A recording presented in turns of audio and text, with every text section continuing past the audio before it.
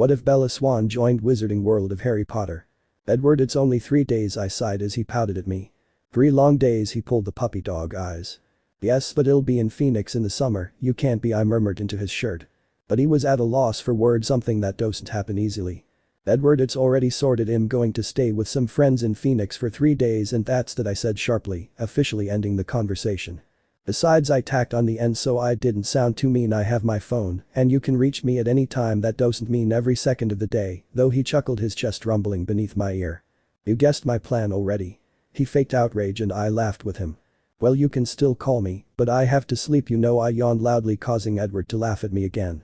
He sighed and began stroking my hair. We were laid on the sofa, it was 4 o'clock, Charlie was still at work and I wouldn't see him until I came back, but we had already said our goodbyes. I got Dumbledore's owl a few days ago. I appreciated that he knew when the Cullens would be hunting. It would be very uncomfortable if an owl came swooping in my window while Edward was here, he might eat it. He told me all about the Quidditch World Cup and how the Weasleys had tickets and how I could go. I sent an owl straight back with my thanks, even though I was still angry at him. He dumped me here and I have never felt so alone. Hogwarts, the Wizarding World, was my home and that had been ripped away from me. I will be getting a taxi to the Burrow in a few hours and I will spend 3 days there with my best friends and people I like to think as family. It'll miss you, he whispered, still stroking my hair, lulling me to sleep with his voice. It'll miss you too, I smiled into his shirt as my eyes fluttered closed. The next few hours were a different. Charlie was still at work by the time I started to get ready. That wasn't the problem was Edward. Please. He begged as I walked downstairs to get something to eat before I go. He already sabotaged my suitcase and shower, he really didn't want me to go. Edward, I'm going and you will not stop me. I yelled as he blocked the way to the kitchen, his eyes filled with pain, and I was like I usually am when it comes to vampires, confused. What's wrong, Edward, why are you so against me going? My tone softened and I reached up and stroked his cheek to try to get rid of the pain in his eyes. It's just he just came back and he gulped loudly. Well, after everything I did you might find someone else, he said, his eyes closed and his lips barely moving. I sighed, shaking my head, but he didn't open his eyes. I put both my hands on either side of his face, making his look at me when he opened his eyes. Edward, look at me, I said gently, glad when he complied, but not when I saw the pain still there. Edward, listen to me right now, his eyes never left mine. I love you, remember, if anything what happened is a testament to that. After all you did to me, I still love you. See, nothing I do can stop it and I don't want it to stop. Stop worrying, I love you now and forever, only you, I said, probably the most heartfelt thing I have ever said. Before I could move, Edward's lips were on mine with a new fierceness that I eagerly complied with. He wrapped his arms around my waist, pulling me to him as I stretched my arms around the back of his neck. We kissed for a while, but once again his stupid rules ruined it. Still, that was a damn good kiss. We stood in the hallway, still not making it to the kitchen, panting, forehead together, his arms still on my waist, mine around his neck. He let me pass then, but I grabbed his hand and pulled him along with me. After an apple and some general chit-chat, a car horn told me my taxi was here. Edward disappeared upstairs for a second, then reappeared next to me with my suitcase in one hand. Quickly he walked out and put the suitcase in the boot. I turned to look at him, glad that the pain was gone from his eyes. I love you, he told me, but before I could tell him the same he was kissing me again, gentler and slower. This was our goodbye kiss. When we finished, I finally told him I love you. I don't believe I have ever seen him smile like that before. He opened the taxi door and then shut it again for me. As the taxi pulled away, I could tear my eyes away from him, stood outside my house, a sad smile on his face, his hands in his pockets.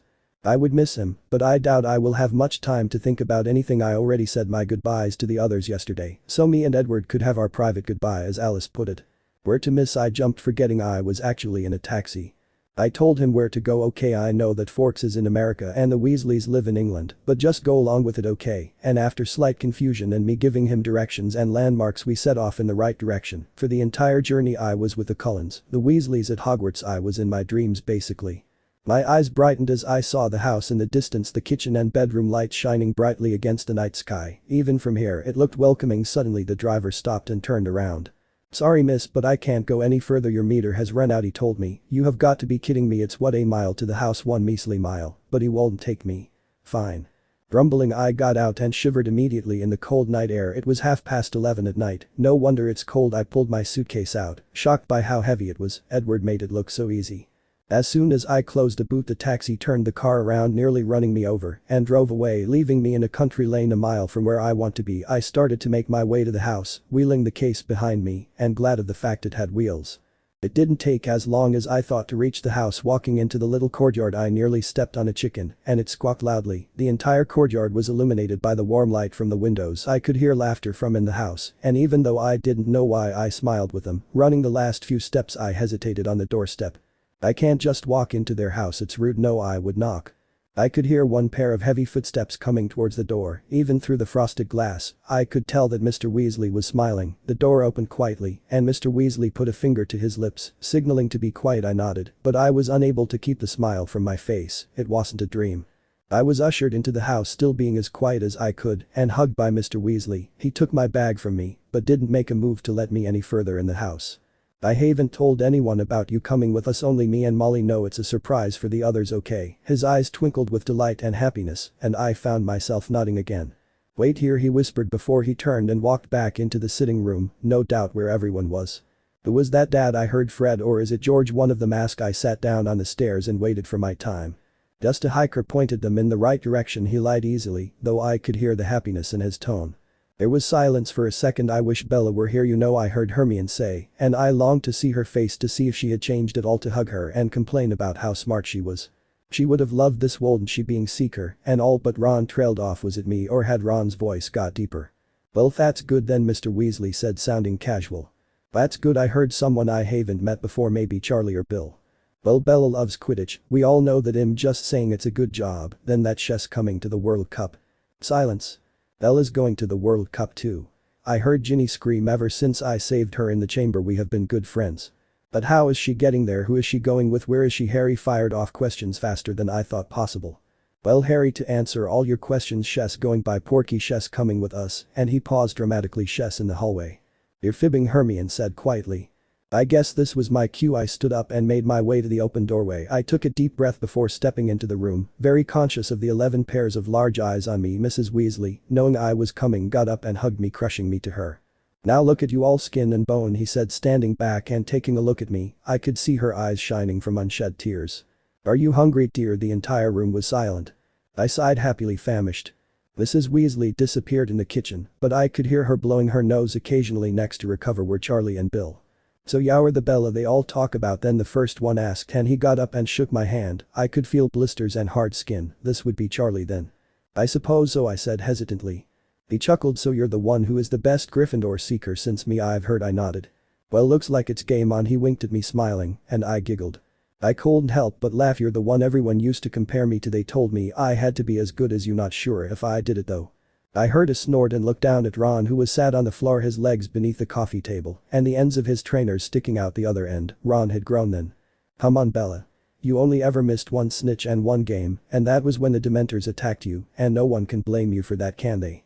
"I suppose not," I shrugged. Finally I looked around. Percy was in the armchair with Fred, and George sat on the armrests. Bill and Charlie were sat on the two-seater, and Mr. and Mrs. Weasley were on the other two-seater. Ginny and Hermione had their backs against Bill and Charlie's settee, carefully avoiding sitting on their feet, while Harry and Ron were sat on the floor, leaning against Mr. and Mrs. Weasley's chair. As my mind was occupied, I realized that Fred and George had gotten up. "Arg!" I yelled through my laughter. One of them had picked me up, hugging me, but also crushing to them, while the other hugged me from behind. I was sandwiched.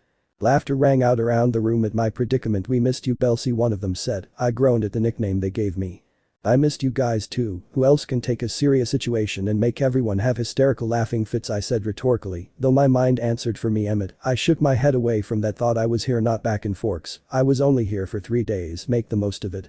Finally they put me down, but I immediately engulfed in someone else's arms. Judging by the frizzy hair, this would be Hermione, and she was crying. "I'm so glad to see you, Bella. I never thought I'd see you again," she sobbed into my shoulder. I couldn't stop my own tears as they rolled down my cheeks, but I let them go. After Hermione let go, but not stop crying, Ginny ran to me and nearly knocked me off my feet. "God, I missed you, Bella," she told me, her voice muffled by my shoulder, but I could hear it cracking. If I wasn't careful, all the females here would end up in tears. Fred and George actually had to pry her from me. Not that I was bothered by her clinging to me. Harry stood in front of me, just looking into my eyes. That was another thing I lied about. I did have a boyfriend. Me and Harry dated for nearly 7 months, but agreed that we should stay friends. It has been difficult going back to being friends after being much more. I walked forward and wrapped my arms around him, squeezing him tightly. Even if I don't love Harry, I still have a soft spot for him. He was probably the most kind and genuine person I had ever met. I could easily hide my tears as he wrapped his arms around me. He dwarfed me now, he was much taller than me, his arms were muscled, and I could feel his chest through his shirt. Harry had definitely grown up. As we let go, I saw his bright green eyes shining with tears before he turned away. Next was Ron. This should be fun. Ron was the nervous one, the scared one. Him and girls did not mix, but ever since Ron and Harry sat in my compartment on the train that very first year, we had been friends. Willie, he stuttered nervously. Oh, stuff it. It only took him 3 strides to get from one side of the room to me. He hugged me, and for Ron that was amazing. He held onto me tightly, burying his face in my hair. Since he was so tall, I wrapped my arms around him, noting how different he was. There was no puppy fat on him anymore. His bright orange hair had dulled to a nice copper, and he was so tall. I mean, he was always tall and gangly, but this was going to extremes. If I didn't know any better, I would say he had some werewolf genes in him. He sniffed as he let me go but took my hand and dragged me back to sit between him and Hermione, both of them taking a hand. It was a few minutes later that Mrs. Weasley came in, the biggest cup I have ever seen in her hand, steam floating above it. Careful now, it's still hot, he warned as she leaned over the coffee table to hand it to me. With this many people in one room you could barely move. I ignored her warning and took a huge gulp. I sighed as I instantly felt warm all over.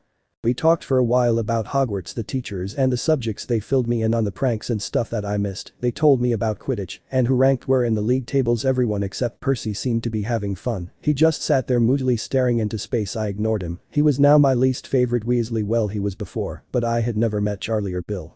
Right, all conversation stopped as Mr. Weasley stood up and stretched. Time for bed. We are all tired. Poor Bella here looks dead on her feet. I felt eyes on me, but I didn't see it. I had at some point leaned on Ron's shoulder and managed to fall into a place between conscious and unconsciousness. "Make," I mumbled out, trying to open my eyes, but I really didn't want to. I heard people moving around me, but Ron stayed still. I felt the ground disappear beneath me, Ron's shoulder now replaced with air. Pretty soon I was leaning on someone else's shoulder, though the gentle swaying as they carried me lulled me to sleep quickly. I didn't even feel the bed beneath me. The morning was bedlam. Percy, Bill and Charlie could all apparate, so they could have a lie in, but not us. Maybe we should have gone to bed earlier, though I can't bring myself to think that last night was one of the best nights of my life. I woke up in a familiar room, Ron's room. I tried to roll over, but something stopped me. I looked behind me to see Ginny squeezed between me and Hermione. It was then I noticed what woke me up. "Come on. You don't want to be late, do you?" Mrs. Weasley said, walking over to the window and opening the curtains. We all groaned and covered our eyes. After several more minutes we trudged out of bed and headed downstairs for breakfast.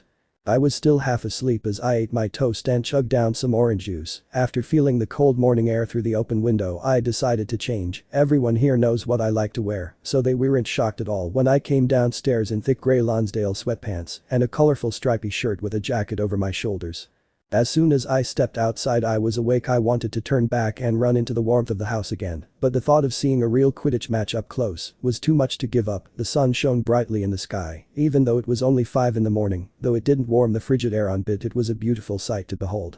Right now, walking up this hill to the Porky, it was easy to forget everything that had happened over the last year. Harry, Hermione and Ron have all grown up now and gotten closer. It was easy to see that Hermione and Ron liked each other, though neither admitted it. Ginny still liked Harry, that was obvious. I just wasn't too sure about Harry's feelings for Ginny. They would be good together.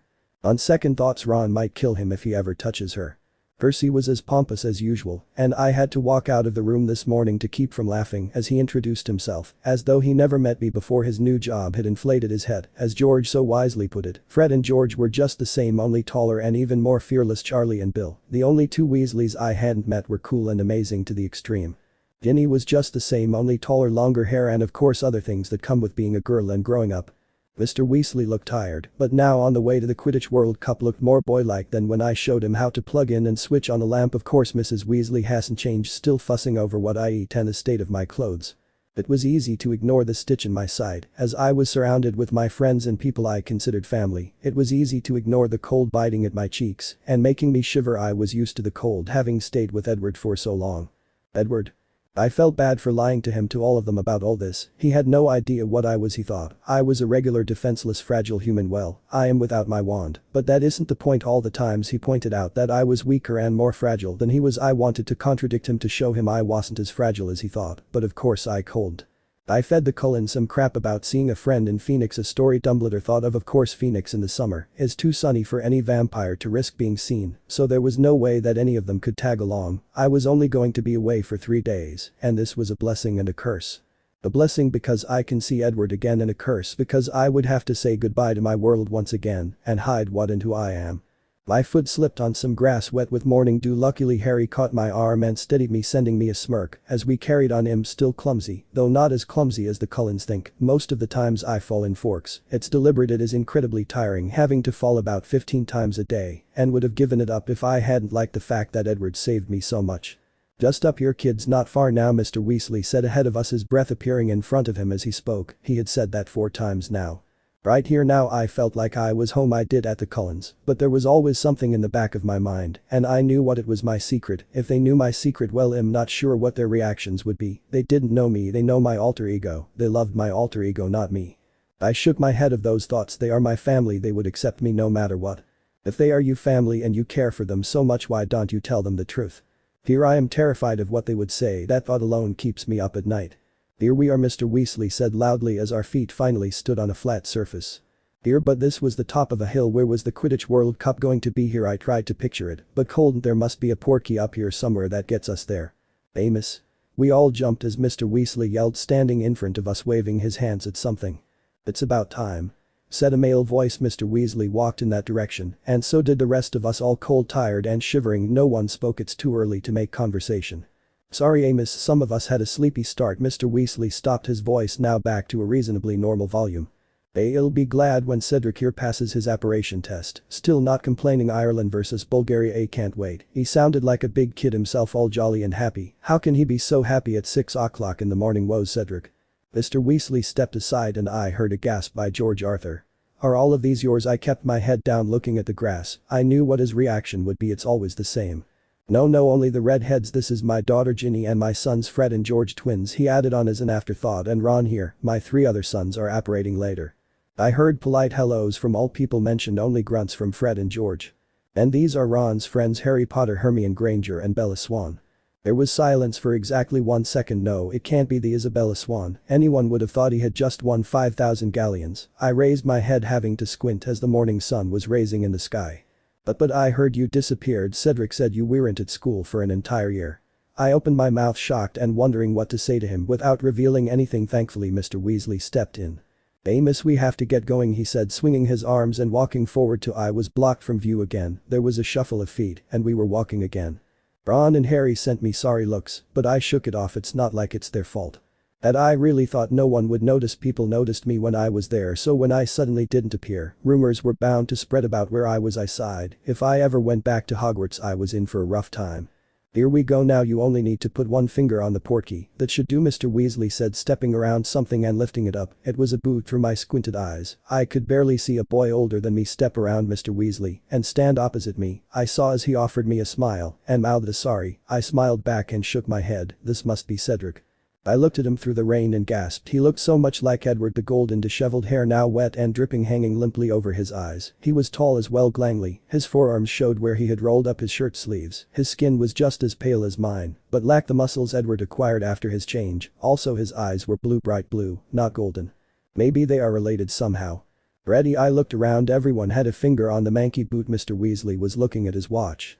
3, 2, 1. His last word was lost in Hermione and Ginny's screams. I was shocked, but this wasn't my first time traveling by portkey. Getting yanked by your navel does tend to shock someone. I felt Hermione and Harry either side of me bumping into me. I looked at them and saw their eyes tightly shut, as were Fred's, George's, Ron's and Ginny's.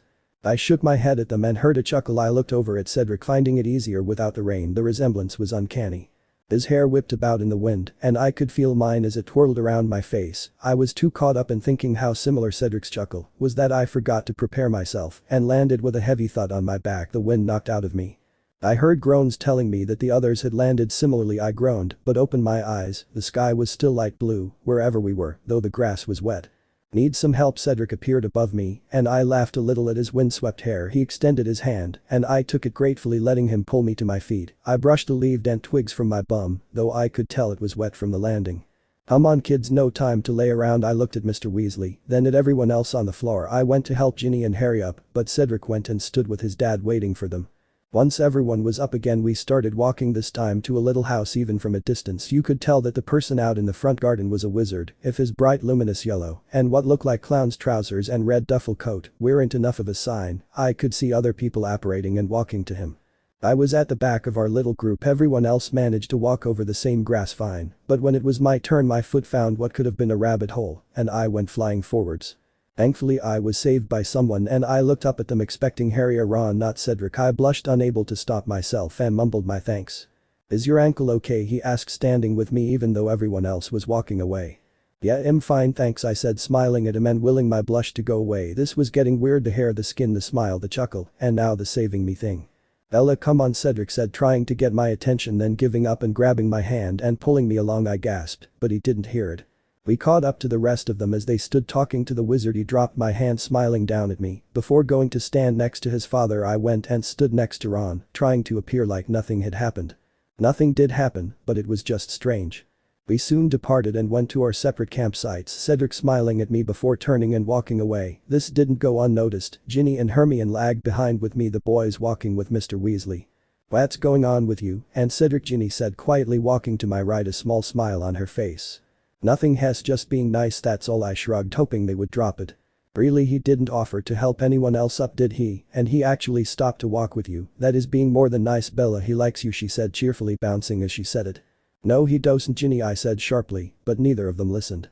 "I think he does, Bella. I mean, you were the only one he actually spoke to." I turned to my left and glared at Hermione. "So he spoke to me? That doesn't mean he likes me," I said, a bit harsher than I wanted to. Hermione just rolled her eyes. "I don't know why you are so bothered, Cedric's well, Hess, rather nice." Hermione sighed, a smile on her face. "Nice isn't the word," Ginny said as though she was out of breath and began fanning her face, and I couldn't help but laugh. "Besides, you're available, go for it," she encouraged. She didn't know, no one did. They knew that the possibility that Voldemort coming back was high, and they knew I had been sent away, but everything else was secret. They didn't know about the Cullens. I'm not even sure Dumbledore knows.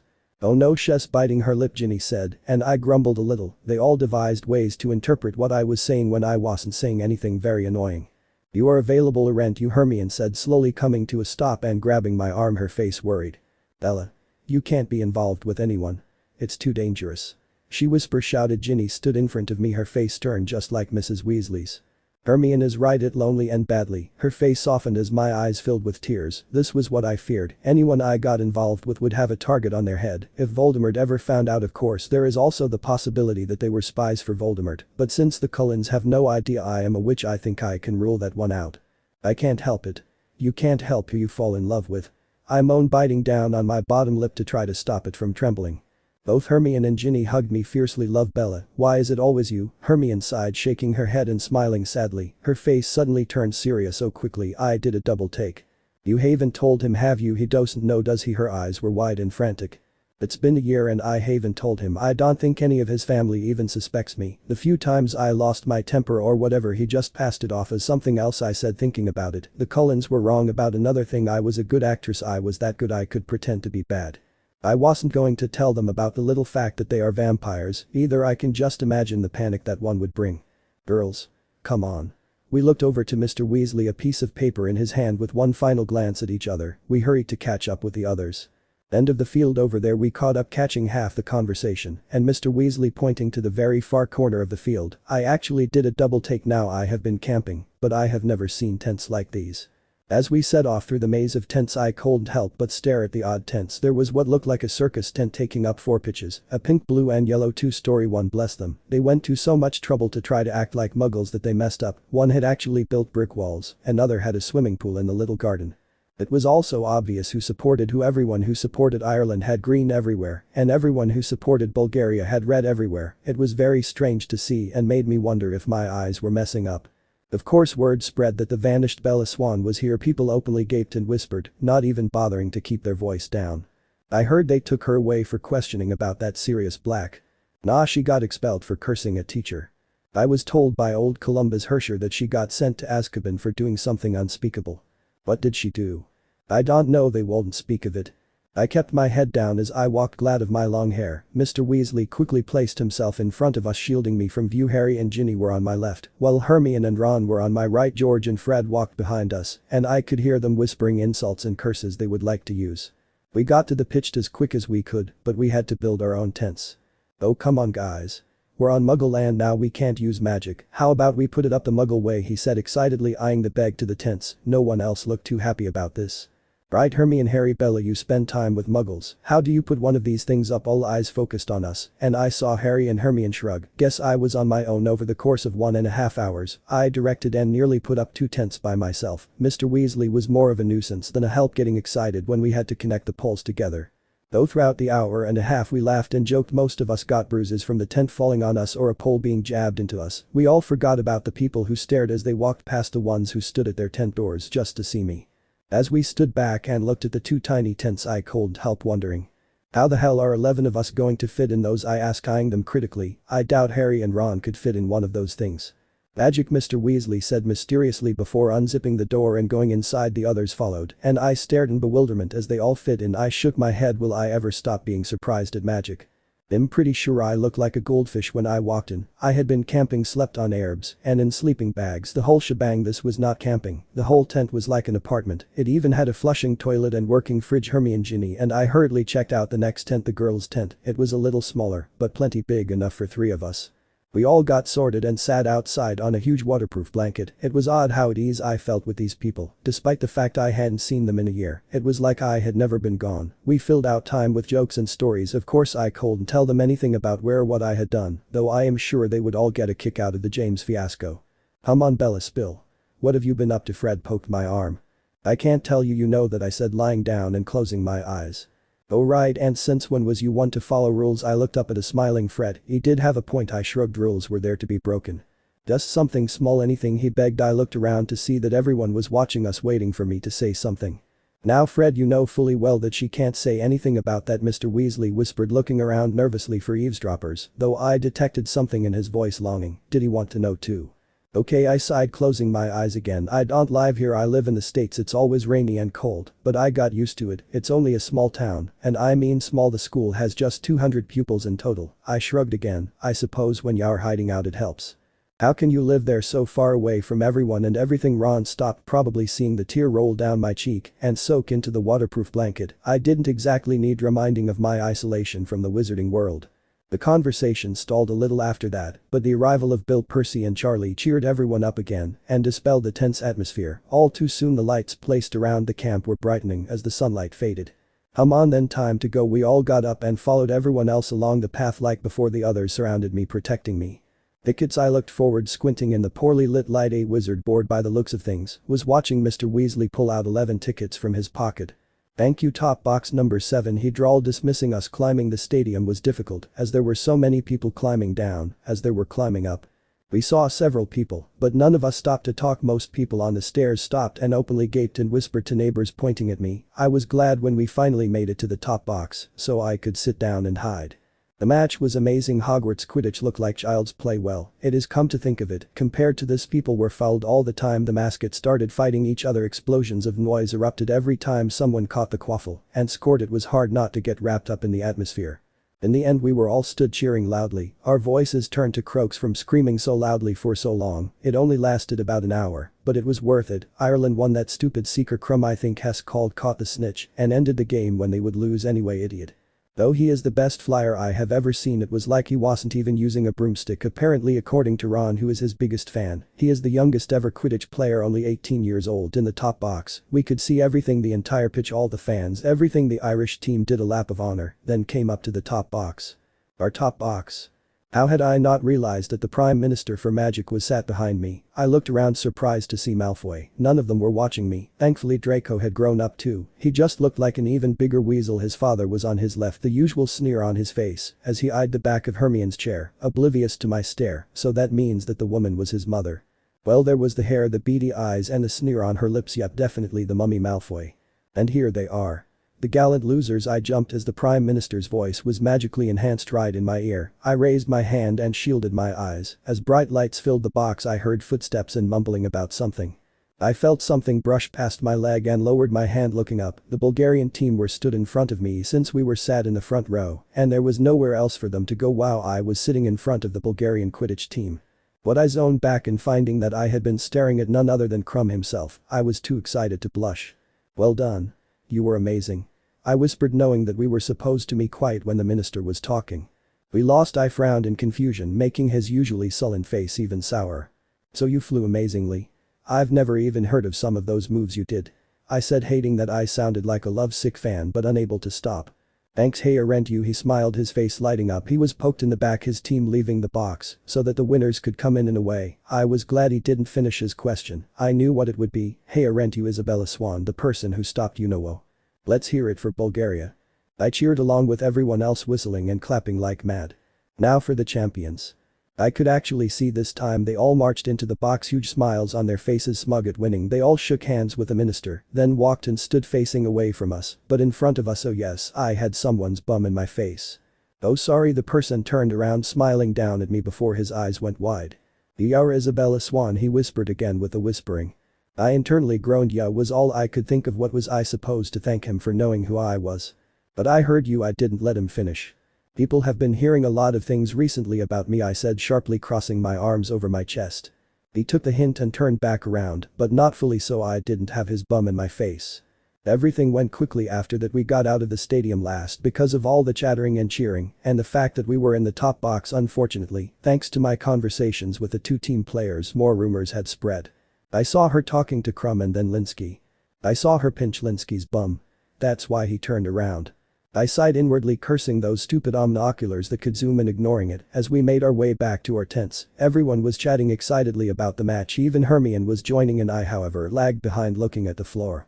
Those people were famous by they didn't have people hating them, spreading horrible rumors about them. Why couldn't I have that just be normal? You okay, Bella? You seem a little out of it. Ginny came and sat next to me on the blanket, everyone else still having the same argument they were having half an hour ago, whether Crumb caught the snitch on purpose, knowing they would lose, or if he knew they wouldn't win anyway, and ended the game quickly. Yeah, I'm okay, I mumbled back, laying down again and looking at the stars. It was 2 hours later when Mr. Weasley stopped the argument and told everyone to go to bed. The entire campsite was still alive and buzzing, and I have a sneaky feeling that no one would be sleeping tonight. I took one glance at the forest beside our tent, its black depths suddenly scaring me a little before I walked into our tent and zipped it closed. Despite all the cheering, laughter, shouting and fireworks, I fell asleep instantly as my head hit the pillow, though I couldn't tell you what I dreamed about. Bella, wake up. Ginny. Hermione. I felt someone shaking my arm and my eyes shot open. Something was very wrong. The cheers and fireworks had been replaced with screaming, and not the happy kind. I could hear children crying, the sound of people running all in one direction away from something. I swung my legs over the bed and stood up, pulling my jacket on. What's going on? I said quickly, seeing Mr. Weasley's panicked face. His eyes shot to me. You have to get out of here, all of you. Go into the forest. He'll come and find you when it's over, he said, hurrying us out of the bedroom and towards the door. From here, I could smell the smoke. What's going on? I repeated, stopping in my tracks. Mr. Weasley paused for a moment, his eyes darting to all three of us. The theaters, he said quickly and quietly. Hermione gasped and gripped Ginny's arm. I nodded, understanding why he was so panicked. Hermione was a Muggle-born, she would be killed on sight. Ginny was a Weasley, a blood traitor, and me, I just ruined their lives and destroyed their leader, leaving them to pick up the pieces. Yuppie. Bill, Charlie, Percy and I are going to help the Ministry. Fred, George, Harry and Ron are already in the forest, he told us, leading us outside quickly. I gasped at what I saw. The cheerful lights had been extinguished. Now the only light was from the burning tents and grass. Everything was destroyed, trampled or blown apart. I looked at Hermione and Ginny, noting their scared faces. I tried to see if I was scared, and I wasn't. I suppose after someone has tried to kill you a few times and failed, you get a little fearless of less frightening things. Go. He urged us, pushing us towards the forest. We ran along with others who were fleeing. We nearly lost each other, but Hermione clung to both mine and Ginny's arms tightly. Once we were under the cover of the trees, Hermione and Ginny lit the ends of their wands. Bella, do yours, Ginny whispered. I can't. Dumbledore took my wand when I was sent to Forks. I haven't had it since I left Hogwarts, I whispered, ashamed. Here I was in the wizarding world, people being hurt, and I was defenseless. Great. Okay, Hermione said, finally breaking the silence. She started walking through the forest, careful to keep an eye on the floor in case one of us fell over. Do you think we should find the others? Ginny whispered from beside me, the light from her wand illuminating her worried face.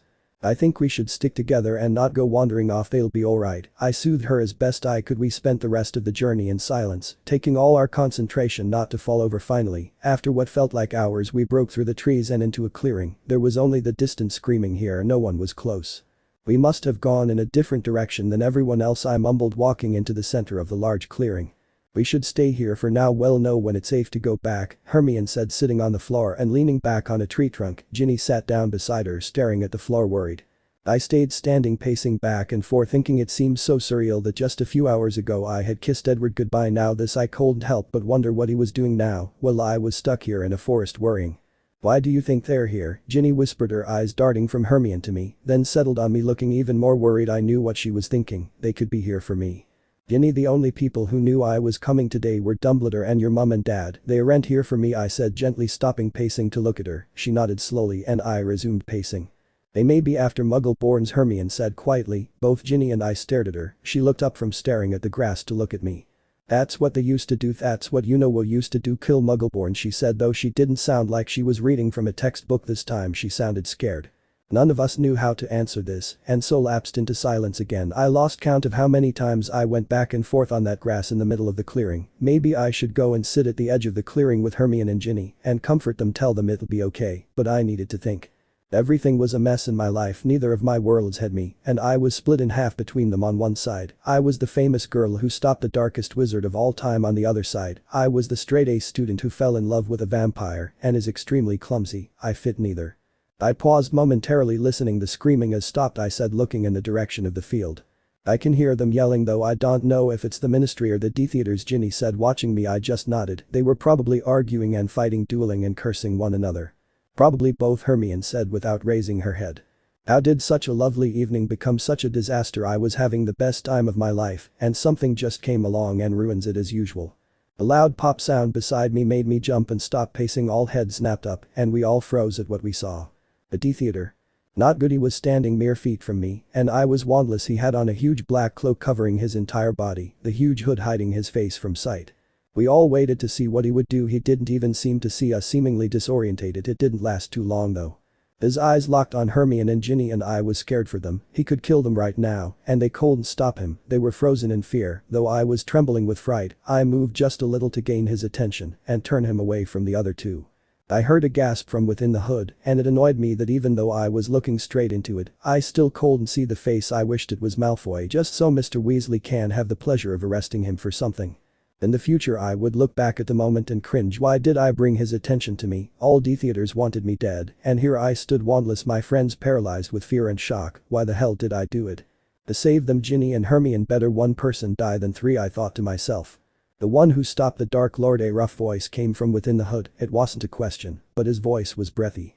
He lurched forward, grabbing my arm in a vice-like grip. I couldn't escape from. I tried to turn to Ginny and Hermione for help, but they weren't there anymore. I felt the awful feeling of being compacted tightly. All the air disappeared from my lungs, though the experience only lasted for less than a second. My feet found the ground again. The person released my arm, but shoved me hard, so hard I went crashing to the floor with a hard thud, my head throbbing and my eyes watering. I looked around me. The theaters, about 20 of them circling me, surrounding me. I was trapped, wandless and severely outnumbered. Not good.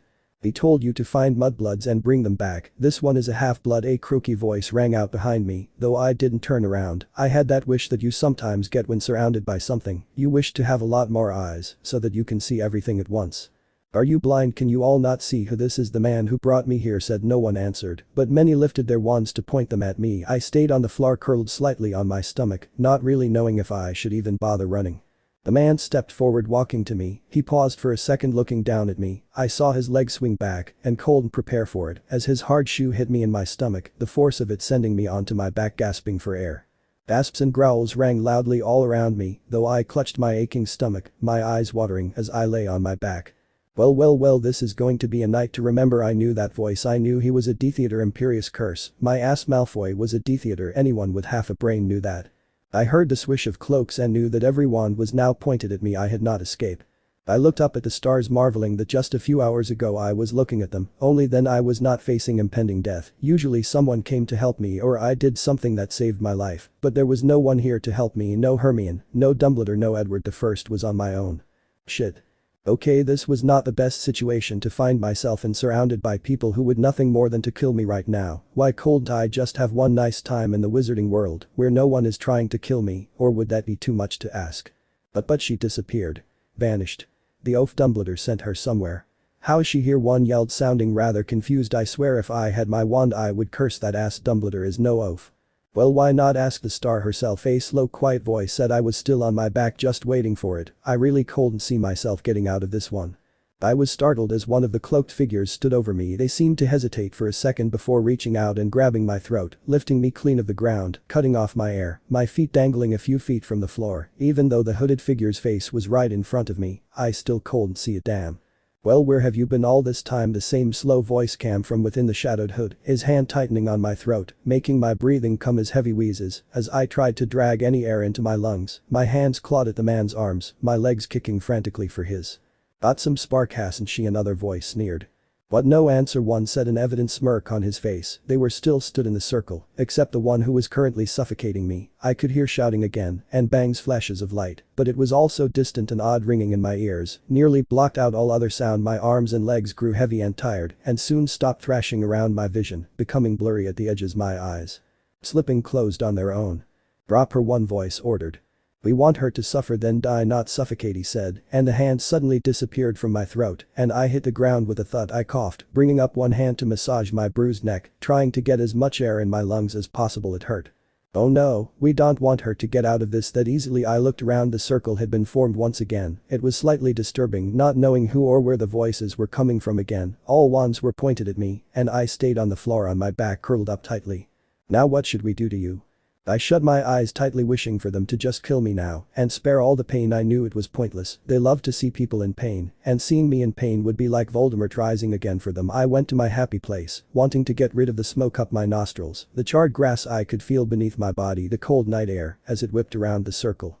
I went to the meadow and of course Edward was there. The sun was shining, he was sparkling. We talked and chatted, me smiled and laughed, we kissed and cuddled. Of course it was too good to be true. Crucio. I couldn't help the scream that ripped from my sore throat, my body twitching involuntarily on the ground. I could no longer feel. All I could feel was pain. All I could smell, taste, see, hear was the pain. Then the pain was gone and my arched back dropped to the ground again, my breathing coming as pants, my chest heaving. Did you like that, little Bella? A high-pitched sadistic voice came from my left. I could hear louder shouts. They were nearer. If it was the ministry, should they be helping me? Why weren't they helping? Hear that, Bella? One said as a loud bang sounded loudly in the now open space, a large flash of light illuminating everything, blocking my view of the stars for a second before it disappeared. That's your precious ministry coming to rescue their ickle little savior, the voice sneered. I didn't reply, just kept my eyes on the stars. I felt the ground vibrate slightly as someone walked towards me, once again breaking up the circle, and once again I was picked up by my throat. Luckily though, this time they set me on my feet, yanking my arms behind me and holding them there, holding my wrists tightly. I feared if he squeezed any tighter he'd break them. Petrificus, Toddless, one said, and I was suddenly rigid. Only my eyes and chest were moving. I watched as the D-Theaters totally abandoned the circle and walked towards me, forming a tint circle around me, watching me. This was it.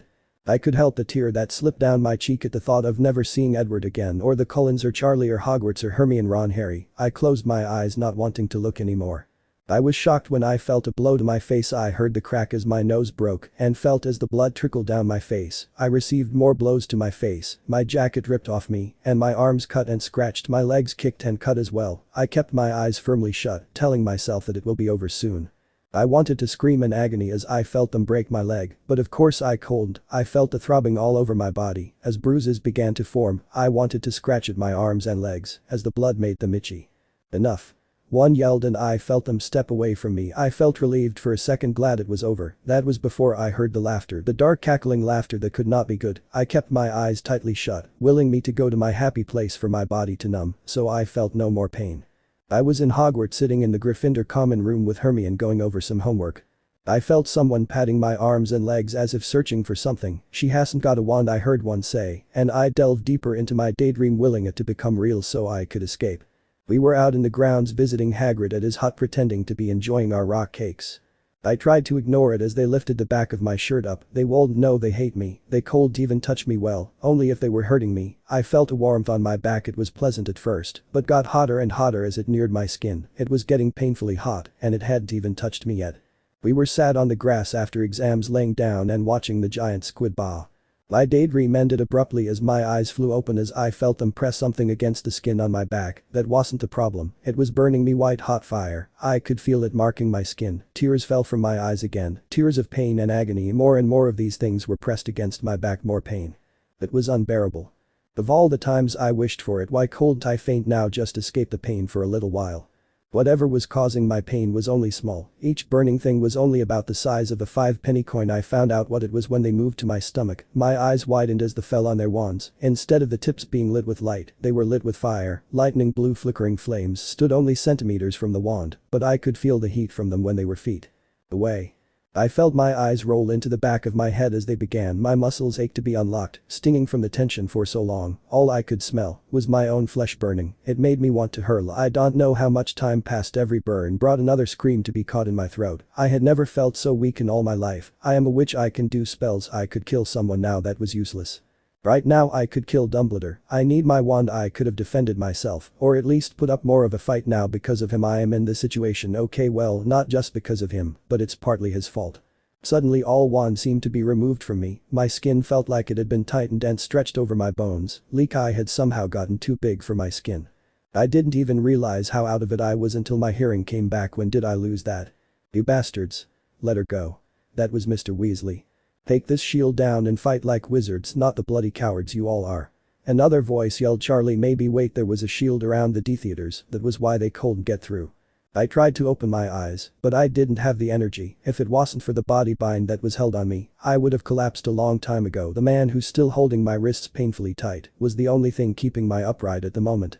My mind and body were drained, I just wanted to go to sleep, to close my eyes and go. I didn't want to fight, I didn't want to be the hero, I just wanted to give up, I couldn't do this. They laughed again, that cold moronic laugh, it rang through the silent night, seeming oddly out of place. Why would we do that? We are having. I felt someone grab a handful of my hair, tugging it painfully, pulling my head that had been bowed up so that whoever was in front of us could see me. Oh, so much fun, the man finished laughing as he spoke, tightening his grip on my hair, making my eyes water with pain again.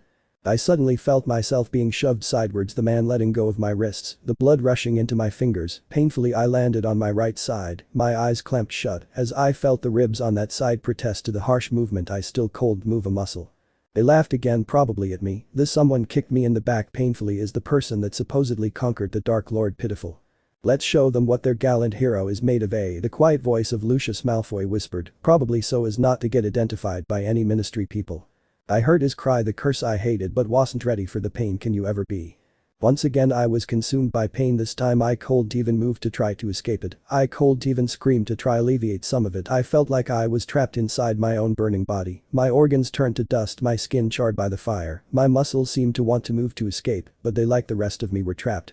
I could hear more yelling, louder, more voices, though I couldn't understand what they were saying because there was so many of them, or simply because I was too out of it to realize. I wasn't sure. Let's see how much she can take before she cracks, another man cackled before the pain impossibly increased. What, they were all going to use the Cruciatus curse on me?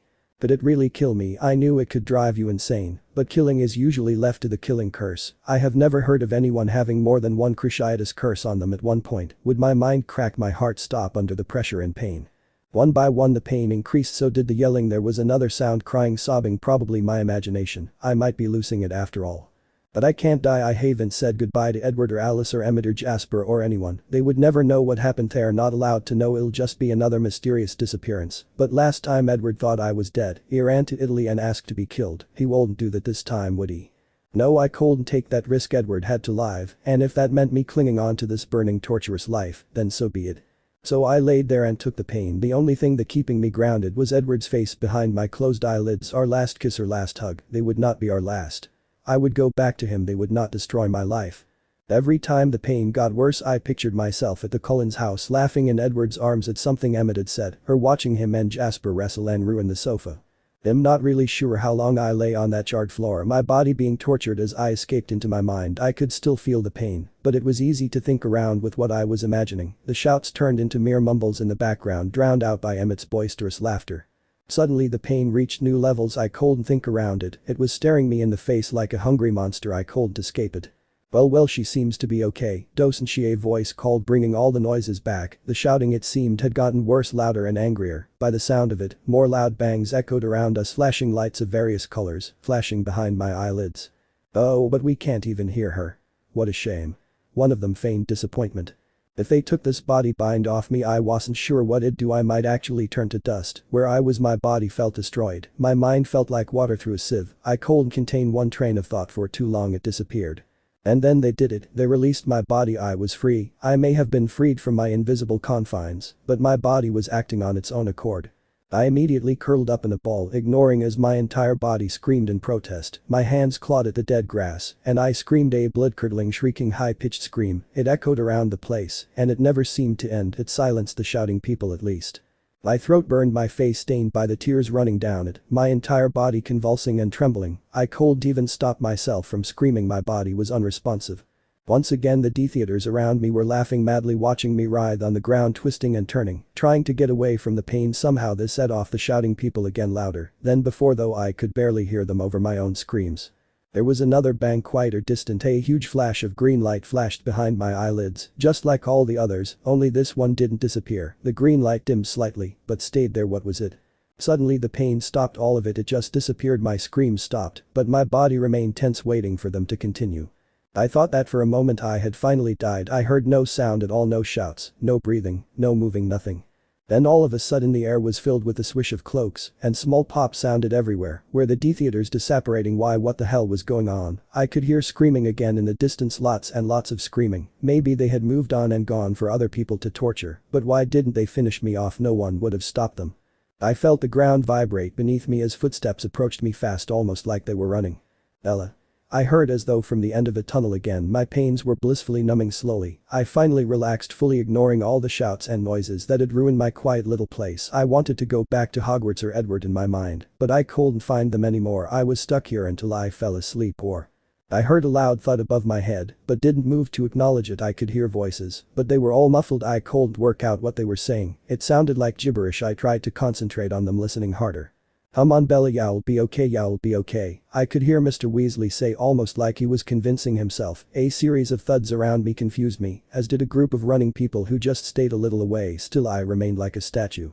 "Come on, Bella, just open your eyes for us." Someone, Ginny, what was she doing here? She was told to run and hide, not run towards the theaters. Her voice sounded rough and thick, like she had been crying. Maybe it was her sobbing.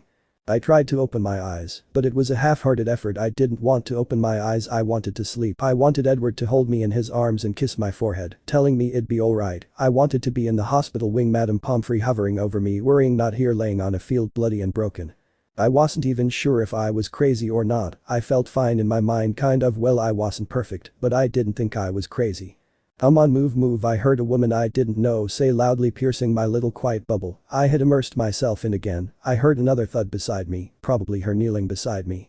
I faded out again, going into my mind where I was safe, where there was no pain. I just remembered my first time I walked through the doors of Hogwarts, the first time Edward and I kissed, the time I fought that troll, when I went home to meet Edward's family, all the good parts of my life, the fun parts, the things I am proud of.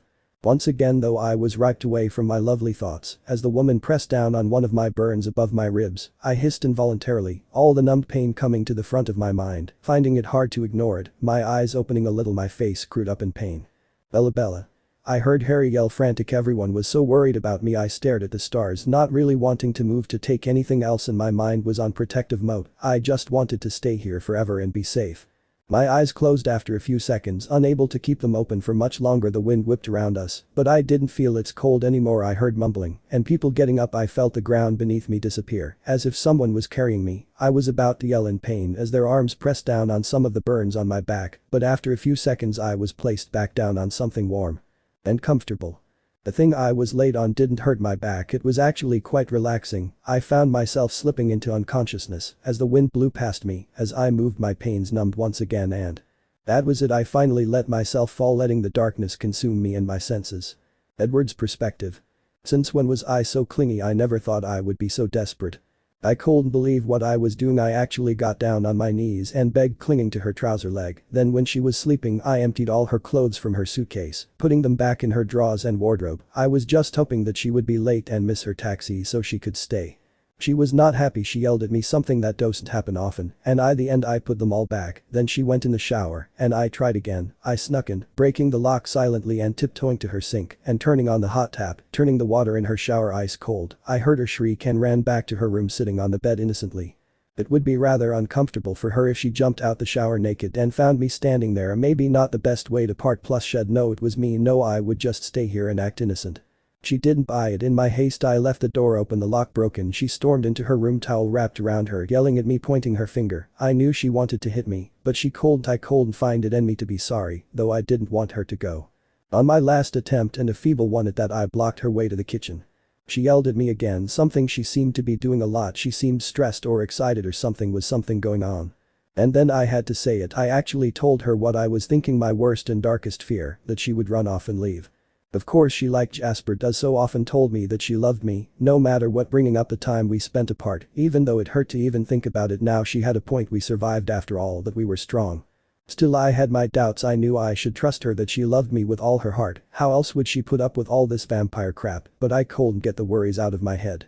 It was the kiss that told me. I could definitely tell she was excited because she never kissed me like this, always respecting my boundaries, or the ones I set up to protect her. I poured all my insecurities and love into that kiss, letting her kill them. I could feel her trying to convince me that she was telling the truth, and I knew she loved me. But once again I had to stop the kiss, those stupid rules. Bella deserved to be kissed like she wanted, not having to worry about venom or getting hurt. She may trust me with her life, but I don't. She tried to hide her disappointment and irritation with a smile, but I saw through it. Yeah, I would like nothing more than to tear down the boundary wall too.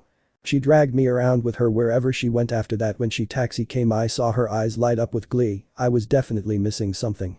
But then she told me that she loved me, and I don't believe I have ever smiled so widely in my entire life, though I could have ripped the driver's head off for what he was thinking. Now if I take that route I could drag this journey out a little, maybe get a little extra cash. I ignored him, not letting him ruin my goodbye. Geez, it was only 3 days. Maybe, but a very long 3 days. Time always seems to go so much slower without Bella around. I sighed watching her drive away, hands in pockets to stop myself from running after her and bringing her back to me. I would let her have her fun with her friends. She doesn't need to be cooped up here. 247, she has nothing to hide, unlike us. As the taxi disappeared around the corner, I turned and walked into the forest behind her house, running home. I couldn't stop myself worrying about things: Bella, what she was doing, where she was going, who she was with. What if they hurt her and I wasn't there to help her, to save her? What if she died? Jesus, Edward, calm down, she'll be fine, I heard Jasper say as I neared the house. Worrying again, isn't he? Rose said from the garage as I walked up the steps to the door. When isn't he? Emmett grumbled from the sofas. How can I not worry? She's gone off for 3 days to Phoenix to see some friends, and wow, I sounded like some controlling boyfriend. Dude, listen to yourself, Emmett smirked, shaking his head at me. Yeah, I know I am a worrier, but something was off about this whole thing. I know, but I can't kick the feeling that something is up with it all, I mumbled, walking past Jasper, Alice and Emmett and sitting on a sofa by myself, putting my head in my hands. What, like she's lying to you or something? Emmett asked, his tone rather doubtful. Yeah, I understood, Bella, cold liar, act to save her life. No, not lie, just not tell me the whole truth. I have never seen her like this, all excited and so serious about going to Phoenix. She yelled at me and got angry every time I tried to stop her, but she never mentioned these friends before. No photos, not phone calls. If they are such good friends, why didn't they keep in contact? She never even showed any inclination to go to Phoenix to see them. Plus Alice didn't see anything about this until a few days ago, and Bella said she decided to go at least a week ago. I kept my head in my hands, mumbling mostly to myself. Yeah, but not even Em had a reply for this one. Edward looked. Jasper sighed. Has Bella ever given you a reason to doubt her? I shook my head. Then trust her. Maybe she wasn't telling the whole truth, but if she didn't tell you, she must have had a reason to. She loves you, she trusts you, and she would never do anything to hurt you, he said. I raised my head to look at him, seeing him resting his chin on Alice's shoulder as she sat in his lap. I know, but what if she gets hurt? It's Phoenix, I can't do anything, I said, getting frustrated at my own ineptness. I have all this strength and speed, and I won't even be able to use it if she got hurt now. For God's sake. What do you expect her to be doing? Bar brawling? It's Bella we are talking about here. She'll probably get there, say hello and sit down and read a book or something, Emmett said, turning the television on and flipping through the channels. I know she won't get herself into the trouble, but she's like a magnet for it. What if other people hurt her? I nearly yelled at him. How can he not care? Emmett paused his channel flicking to look up at me. Edward, if you think like that, then you'd never let her out of your sight. Yes, every time a human steps out of their door, or even when they are in their home, they are in danger. It's the risk they take, you can't stop it. He turned back to the television, leaving me glaring at him.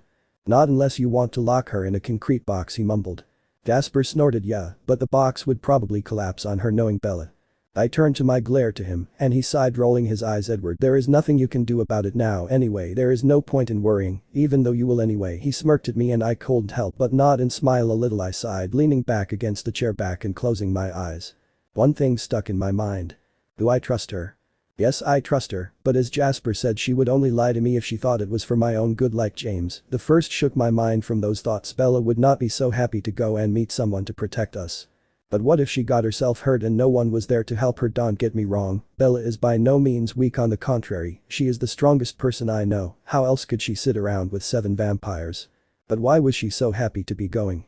What if she found someone else? I won't begrudge her, of course she deserves someone human who can give her what she wants, a home, a future marriage and children. It would be nothing short of what I deserved for what I did to her. It was a miracle in itself that she took me back. If she found someone else I would not stand in her way. Come on, you couldn't even let her go for 3 days without fighting it. Yeah, but if I knew she would be happy then it would be worth it, only I won't give up. I would wait in the background, waiting in case he got bored or ever laid an unwanted hand on her. I would swoop in and take her back. Edward, Jasper moaned, burying his face in Alice's hair.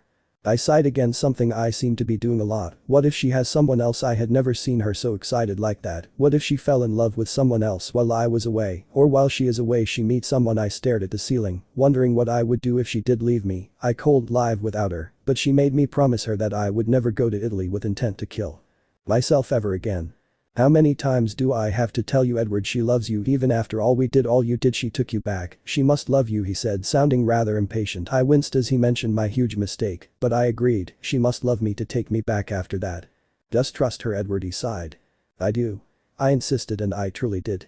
Doesn't sound like it, Emmett mumbled while watching some car chase on television. Trust that she loves you, that she will come back and still love you. Don't underestimate her love for you, he said, raising his eyebrows at me. Don't waste your breath, Edward the First. No, you do. You think that because she is only a human and you are a vampire that your love surpasses hers. In fact, Edward the First, think it's the other way around. Not that you can't love as strongly as her, that she loves you more than you love her. I sat there gaping at him. Everyone in the house froze, waiting for what I would do. I had to admit the thought of ripping him apart, for even questioning my love for Bella passed through my mind. And it's your fault, Edward, and it's up to you to change it. I really wanted to smack that smug expression from his face, even though I knew he was telling the truth. It's trust, Edward. She trusts who? With her heart, with her life. Every time she comes over here she places her trust in your hands, and by extension us, and even after you broke her heart and I felt it, Edward the First felt her pain, but even after that she still trusts you wholeheartedly. Honestly, some may call it stupidity, but he trailed off though I was barely listening. He did have a point, a very valid point. But you won't let her out of your sight. Yes, we know she is human, that she needs protecting sometimes, but she, like other humans, needs to breathe. You keep her under lock and key, telling her where and where not to go. You don't trust her, Edward, at least not as much as you think you do. He was right, he was right. How do I fix it? I whispered, putting my head back in my hands. That's up to you, Edward, but you have to control this urge to protect her. She knows it too. I have felt her irritation when you tell her where to go or what time to be in, but she takes it because she loves you. You can still save her and all that, but humans get hurt all the time, Edward. They do fall down, he said, Emmett nodding from his place on the sofa, remote forgotten beside him. That's got a point, man, he conceded. You're so desperate for her to get all her human experiences, but you stop her from living. She isn't a vampire, Edward. She hasn't traveled the world. She hasn't seen all we have, he said rather wisely for Emmett. I know she's not a vampire, that's one of my worries. Vampires mate for life, but humans they don't, I finished lamely. Edward, let me tell you something, Jasper said, and I felt like he was some sort of counselor. When Bella got off that plane I could feel her love, pain and loneliness all the way from the car park. Just think about it, Edward, you left telling her it was all lies and that you didn't love her, but when you were the one that needed saving, she didn't hesitate, even when she thought that you would just disappear and she would never see you again. She still did it. You need to understand, Edward, Bella's love for you is unconditional to the last. I sat back and thought about it. He was right, of course, about everything I do, no matter how unconsciously think Bella loves me less than I love her, simply because that we experience stronger emotions than humans do. We lapsed into silence again, everyone going back to what they were doing. Rose was still in the garage, Emmett now watching some fighting film. Jasper and Alice still sat on the sofa upstairs, going over plans for a new development. Carlisle was at work, and he will finish at 11 in 5 minutes. Aren't you glad I got everyone to say goodbye yesterday, so you and Bella could have some privacy? The mental question was followed by an image of me and Bella kissing in the hallway, and I couldn't help but smile at the very image of it. Her thoughts radiated smugness. Thank you, Alice, I owe you one, I said, smiling up at the ceiling as I leaned back again, resting my head on that back of the sofa.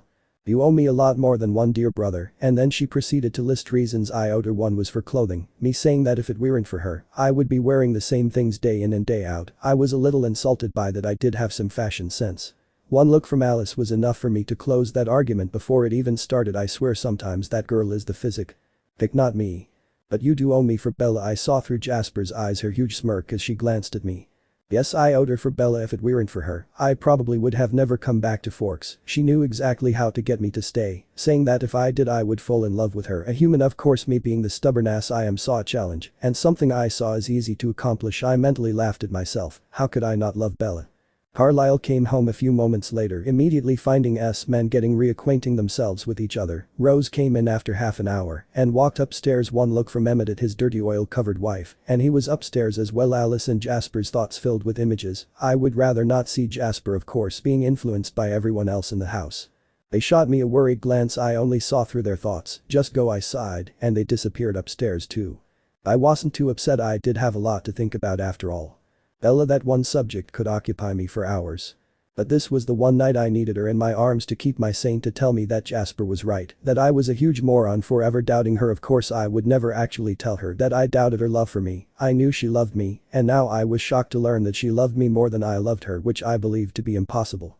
I eventually retired to my room, turning up my music to try to drown out everyone else's pastimes. I usually do, got lost in the music and the rhythm. I lay on the bed. Alice insisted I buy for Bella and stare at the ceiling, thinking of what Bella would be doing right now at 6:30 in the morning, probably in bed sleeping without me. I shook the thought of someone else's arms around her.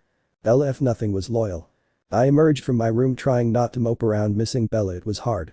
The others tried to take my mind off her. Emmett challenged me to a game of Need for Speed racing. He wouldn't accept that I could beat him every time, so we carried on for 2 hours. Rose came in after that and said she needed help tuning up her car and took the opportunity to tinker with my own vehicle. Following to help Rose out. By the time I finished it was only 6 o'clock in the afternoon. I went back to my room desperately trying to occupy myself. What did I do before Bella? What did I do to stave off the boredom? I did exactly what I was doing now, playing with helping talking, listening to music. Only then I was happy doing that because I thought that there was nothing else that I could do, but now it was so boring without her here. At 8 I couldn't take it anymore. I ran down the stairs and out the door, passing a confused looking and yelling out behind me, going hunting, managing to get it out before the door closed behind me. I had only hunted 3 days before with Carlisle and Emmett, but they would understand my need to kill the boredom. I knew that if anything could keep my mind from Bella, it was hunting. Hunting meant our instincts, our animalistic side coming to the surface. I ran, not really caring where I was going. I stopped as I caught the scent of a deer east of where I was. I set off silently, running and jumping through trees until I got it in my sights. I killed it easily, just like I had done many times before. I stood from my crouch throwing off the carcass and disposing of it nearby. I checked my watch, only 9 I needed to keep my mind from Bella. I ran further out, catching the scent of 2 mountain lions 7 miles from my position. I immediately set out for them, finding the chase more fun than the actual catch with 2 to kill. It was more, well, not exciting, because they couldn't actually hurt you, but well, I don't know, just more, I guess. I killed one while the other attacked me. I managed to keep my clothes tear-free by dodging its huge claws with every swipe. Both were dead and drained after a while, me deciding to drag out the fight a bit to make it last longer. I buried the bodies and set out again, not really sure of when I would stop. At least my eyes will be a very golden color when Bella gets back. I had just caught the scent of a herd of elk when my phone vibrated in my pocket. I straightened out of my crouch, hoping that it wasn't one of my brothers, joking at my expense again. I wasn't too shocked to find it was Jasper who had texted me, but I was by what he put. Home, no, Ellis had vision of Bella not good. From Jasper. I was running before I had even read the first line. Her very name stood out among everything else. It was the first thing I saw. I couldn't help but feel annoyed at Jasper yesterday. He gave me a huge lecture about what I should do, and now he can't even tell me what the problem with the love of my life was. I told them something would happen even though I didn't believe it myself. It's 3 days, for God's sake. It had only been 1.5. I checked the clock on my phone. 2 in the morning. What could be wrong with Bella? Was 2 in the morning. Diseases ran through my head, my medical knowledge now coming back to bite me in the ass. People that could have hurt her. Someone might have broken into where she was staying and hurt her. I couldn't help but growl at that one. If anyone touched her, they were dead. I ran through the door, nearly taking it off its hinges, immediately running to the sofas where everyone was sat around staring at Alice. I immediately knelt in front of her, my heart breaking at her face. She was scared, and nothing scared Alice like this, not unless. Alice, what happened? I couldn't help the tremble in my voice, but this time no one made fun, they understood. They closed her eyes, shaking her head. It doesn't make sense, Edward. The first aunt understand. Her thought sounded quiet and guilty. Something was definitely wrong. Show me, I nearly growled, wanting to know what was going on. If she was in danger, I don't care what the weather was, I was going to save her. Jasper growled warningly at me, but neither me nor Alice heard it. Bella, she immediately drew my gaze, though for the first time I didn't want to see. She lay on her side not moving at all, her face covered in blood, a broken nose from the looks of it. Why wasn't she moving? There were a circle as people standing around her, all wearing black cloaks. Since when do people wear cloaks? They were all facing Bella, all their faces hidden in the darkness of their hoods. All of them had one hand extended towards the center of the circle towards Bella, but no, it couldn't be in their hand was a stick. Was this some kind of game? Alice, I don't understand. What are they doing? Why are they holding sticks? I yelled, confused and frustrated. Bella was obviously hurt, not moving at all apart from her chest as it rose and fell with every breath. I needed to understand. They heard her. Edward, it doesn't make sense, he whispered, and I closed my eyes, letting the vision playing in her mind take over mine completely. The people around Bella were laughing darkly at Bella. They found this funny. I heard shouting now. It had been there before, but I dismissed it. There were people stood around one side of the circle about 15 foot from the people in cloaks. All of them were yelling madly, shouting at the people. I couldn't pick out one voice among the crowd, but I did hear someone sobbing. A small red-haired girl sobbed. While yelling, a middle-aged looking man yelling at the circle of people while holding the girl back. One of the people in the circle stepped forward, turning to the crowd of people who quieted waiting. This, I growled as they kicked Bella in the stomach hard. She never moved. Is the person that supposedly conquered the Dark Lord pitiful? He sneered. Who the hell is the Dark Lord? Bella conquered him. What the hell did that mean? Let's show them what their gallant hero is made of. A quiet voice said only to the other people in the circle. Crucio? He yelled, pointing his stick at Bella fiercely. The yells started again, fiercer, madder, only this time they begged for them to leave Bella alone. I looked back at Bella, but she still wasn't moving. What the hell? Let's see how much she can take before she cracks. Another person from the circle said sadistically, happy as he took a step forward, pointing his stick at her. What does that mean? How much she can take before she cracks? The shouting became even worse, people firing light. These people had sticks too, but bursts of light came out of the ends of them, but stopped at the same distance every time, like there was a shield. Every time one hit the shield it made a huge bang, so overall it was nearly deafening. The sobbing became louder from the girl, the red-haired man beside her given up restraining her to shoot light like the others. One by one the people in the circle cried the same thing, pointing their sticks at Bella, the crowd shouting louder and angrier every time. Bella still hadn't moved. If it wasn't for the occasional rise of her chest, I would have thought her dead. Not one muscle twitched, her eyes closed, not moving behind her lids at all. Finally the last person said Crucio, and they all stood there sneering and laughing as Bella remained immobile. What was so funny? Bella, if anything, looked asleep. Everyone began shooting light from the ends of their sticks, shouting things I didn't understand. Flashes of blue, red, white, green illuminated the scene. It was a mess. I could see a forest in the distance, fires everywhere burning whatever had been there. These people definitely were not good.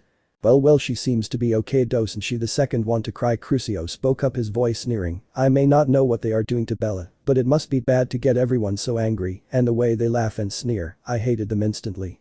Oh, but we can't even hear her. What a shame. One of them feigned disappointment, and I wanted to kill them. The crowd fell silent once again, waiting, their chests heaving from anger and shouting. The same one cried something, and I saw Bella's body change demeanor. She was trembling fiercely, so much so that I thought her body would fall apart. Her hands clawed at the ground beneath her, as if keeping her grounded. She curled herself up in a ball and took a huge breath. All of this took under a second to do. The crowd still silent. And she screamed, her eyes opened wide and full of tears and pain, and she screamed. It froze my heart to hear that blood-curdling shrieking scream. I had never heard such a pained and agonizing noise in all my existence, not even when I hunted humans did they make that noise.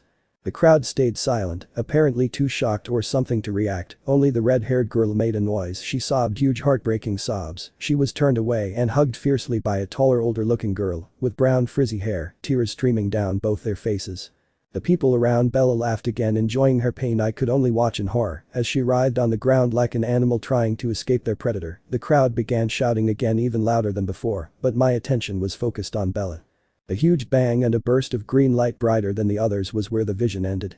My vision cleared and I found myself still staring into Alice's eyes. Our eyes were locked, equal in our pain, understanding and confusion mirrored in both. When did you see that? I said quietly, though fast, not wanting to waste time. 10 minutes before we called you. We tried to contact you, but you were too far away and didn't have any signal, Jasper explained, and I nodded, never taking my eyes from Alice's. When is it going to happen? I said between my teeth, not really wanting to know but needing to. In 10 minutes, she said quietly. There was still hope then. If she had another vision, some other outcome, then it would be okay. That didn't happen. It doesn't make sense, Edward. How can those sticks do those things? Why did those people want to torture Bella? Why was Bella there anyway? Because that Edward was definitely not Phoenix. XXX. So these sticks what shot light from the ends of them to the people in cloaks, Carlyle said, his thoughts doubting our sanity. We told them everything, Alice having to do most of it as I was too well, I just couldn't say it. That's right, Carlyle. Alice, have you had any other visions of Bella since? I asked impatiently. No, nothing, she whispered, her eyes still filled with tears that would never fall. But if Alice doesn't see another future, then that is going to happen, Emmett pointed out, shock and outrage clear in his voice. Look, things like this just don't happen. It's not possible. Rose yelled over all of us, though none of us were talking. We were still sat around on the sofas, me and Alice sat with each other, only us truly understanding what happened. Bella was being tortured by those people. She was hurt and broken, and they did that to her. I don't see imaginary, Rosalie. I see reality. I see what could happen. If that could happen, then it is real. There is no doubt about that. Alice shouted at Rose, standing up angrily. I was with her, seeing your love or best friend tortured and hurt, then being told it isn't real when you know it is a little angering. Though I wished Rose were right, Bella couldn't be hurt. So I guess Edward was right after all. Bella is lying to us, Emmett said, frowning. No, remember what I said, whatever she is lying about, she would only lie for a reason, Jasper pointed out, and I felt gratitude for him sticking up for Bella. He sent a small smile in my direction as he felt my emotions. Is she? We all turned to Esme, who looked more flustered than I had ever seen her. Well, you said she was bloody and in pain, and if Alice can't see her future, does that mean that she's dead? She gulped, turning into Carlyle's arms and burying her face in his chest as she sobbed. We all stayed quiet, not truly knowing the answer. Bella won't be dead. She couldn't be. Bella had survived so much: James, Laurent, werewolves, vampires. She had to survive this. She had to come back to me. I heard the mumbling again, heard the shuffling feet. I could feel the bandages, the bet and the pain, though now reduced to an ache that covered my entire body. It seemed it still hurt greatly. This had happened a lot over however long I had been like this. I could remember what happened, everything unfortunately in good detail. I know I must be pretty badly hurt, and the fact that I couldn't move told me how weak I was, but I kept on waking up only for a few seconds, sometimes minutes. The most annoying thing, I couldn't do anything. I couldn't speak, couldn't open my eyes, I couldn't even listen. It was all foggy, and I couldn't even understand what was being said. I just waited for the inevitable time when I would be sucked back into my dreams where the pain was gone and everything was okay. I could feel myself slipping again, and I let myself drift away once again, hoping that I would eventually have the energy to open my eyes. XXX. I was surfacing again, and I couldn't help but get annoyed. Couldn't I just stay asleep until I have enough energy to wake up? My lovely dreams keep getting interrupted and lost in my mind. The first thing I noticed then I woke up this time was a hard pounding in my head, making me want to go to sleep even more. I had a monster headache. Why, I have no idea. I haven't hit it, I haven't even moved. Maybe a D-theater came back and tried to kill me by hitting me over the head with something. On the upside though, the body ache was gone. I just felt like a lead weight instead. Still, it's something right. The second thing I noticed through the pounding was the voices. They were there again, only this time it was different. This time I could understand the people that were talking. I told him it was stupid. Did he listen? No. I heard Mr. Weasley whisper, shout, his voice gradually getting louder. SSSHHH, Arthur. Mrs. Weasley reprimanded. He probably thought he was doing the right thing, Mr. Weasley, Hermione said, sounding quiet and tired, her voice close like she was sat right beside me. I was glad she spoke quietly and softly, and for that I am glad. Oh yes, he always does. But look at the cost of his mistake this time, eh? He was yelling now, but no one tried to interrupt. I understood totally. Mr. Weasley never got angry, and when he does, you know it must be serious. She'll be okay, Arthur, the healers, they say she has a strong mind. She'll be okay, Mrs. Weasley said, and I heard sobs from somewhere. That's not the point, Molly. She could have avoided this if. Now listen here, Arthur Weasley. Mrs. Weasley's voice dropped to a whisper, but a harsh whisper. You can point fingers all you want, but it won't change anything now, will it? All we can do is help everything get back on track, her voice getting louder and sadder towards the end. What the hell was all that about? Why was Mr. Weasley so angry at a D-theater? No, it couldn't be one of them. Would never have thought he was doing the right thing, as Hermione put it. Who made a mistake? What's it got to do with me? I need answers. And all these thoughts are not helping with the headache. I heard footsteps walk away and it was silent again. She is going to be alright, isn't she, Mum? Poor Ginny sounded so broken and scared. She was there, she saw it. Ah, poor silly Ginny. Her and Hermione should have stayed in the woods. Didn't they understand how dangerous it was for them to stand there mere feet from people that could kill them? I suppose they were with the ministry, so it was slightly better, but still. She will be. Ginny, you heard the healers, her mind is okay. That in itself is a miracle. Never heard anything like it before, they say, Mrs. Weasley replied, her voice getting irritated at the end. Well, it is Bella after all, right? She's always doing the undoable. I heard Ron's voice, low and tired, sounding a distance from me. Breathy chuckles came from people around the room, more than I thought. 7 actually. Where the hell was I? Remember that time you 3 flew Dad's car into the Whomping Willow in your second year? That was classic. One of the twins' voices rang through the silence. More laughter rang about the room, louder, like they actually meant it, though I heard a tut probably from Mrs. Weasley. She didn't comment. What about the time she faced all those dementors? Hermione pitched in. More laughter, the very sound of it made me want to smile and laugh with them. Not to mention all the times Shess faced oh, I swear this girl just can't die. One twin said. Really Fred, have some respect. Mrs. Weasley said sternly, but I was with the twins. Come on mum, even you can't deny that one. One twin said, cheekiness back in his voice. How many is it now? Well, fears the time when she was a baby. The time with Quirrell. The time with the diary. Does the time Wormtail count? He isn't Yeah, but Hess, one of his cronies, isn't he? He works for him, it counts. Right, so that's 4 and now this. This girl's got as many lives as a cat, Ron said, and more laughter filled the room. They didn't even count the first time I played a Quidditch match, and Quirrell bewitched my broom, the Whomping Willow, all the dementors trying to suck out my soul 3 times. They do have a point, don't they? If only they knew. Well, first there's Edward, the fact he wanted to suck me dry that first day, then James, then Jasper, then Laurent, then the whole Paul thing where he attacked me. That's not even counting all the things not related to the supernatural, Tyler's van and those men at Port Angeles. That's a lot more than 7 lives. Yeah, someone up there must be looking out for me. I lay there just content to hear them being happy, laughing, even if it was at my expense. I realized a few more things as well. While I lay there, it was warm, so I was inside, and there were lots of footsteps, so it was a busy place. I also realized that someone was holding my hand. A part of M was disappointed when the hand was warm when I wanted it to be cold, but I shook that thought away. Edward or any of the Cullens for that fact know nothing of this world, of this part of me and my life. He wasn't here, he was in Forks. I had zoned out for a bit and I cursed myself for it. I didn't want to miss anything. It wasn't really my fault. I couldn't really control my mind at the moment. I felt all I don't know. My mind felt weaker. My thoughts were fuzzy, sometimes frustrating, definitely. Any change was all of the sentence I caught when I woke up. No, still unresponsive, Mr. Weasley said to someone. He must have come back at some point. Well, whoever it was didn't reply, but fading footsteps told me that they had left whatever room I was in. But the sudden surge of energy, I tried to open my eyes. I couldn't. It was quite unnerving actually. I felt trapped inside my body. My mind was okay, I think, but my body was a dead weight. Maybe if I could just twitch a finger. I heard a gasp telling me that she had felt it. Bella, can you hear me? Her voice was closer now, rushed and panicky. What are you doing, Hermione? She can't. Harry started saying, his voice sad. No, she just moved. Her hand, I felt it. She said hurriedly. God, I wanted to hug her. Just open your eyes. Go on. Open. Damn it, just open the eyes. It was a miracle. I could see tiny slithers of light as I opened my eyes a tiny bit. Wherever I was, the ceiling was blue. That was all I could tell you. I opened my eyes further, resisting the urge to close them and go back to sleep. This tiny little movement had tired me out already. Bella. I blinked, taking about 3 seconds to force my eyes open again. When I opened them again, turning my head slightly so I could actually see them, the first thing I saw was 8 faces staring at me, mouths open and eyes wide. You can close your mouths now, I croaked, my voice sounding horrible. The grating noise of my own voice made my headache even worse, and I groaned quietly, closing my eyes again. What is it? I opened my eyes, and they immediately went to a frantic Hermione who, like I suspected, was sat on a chair directly beside my bed. Headache, I croaked again. I saw her nod, her eyes filling with tears. The healer said you would have a pretty bad one. They had to well fix some parts of your mind. I blinked, becoming more awake now. I tried to absorb that bit of information, but my mind was still slow.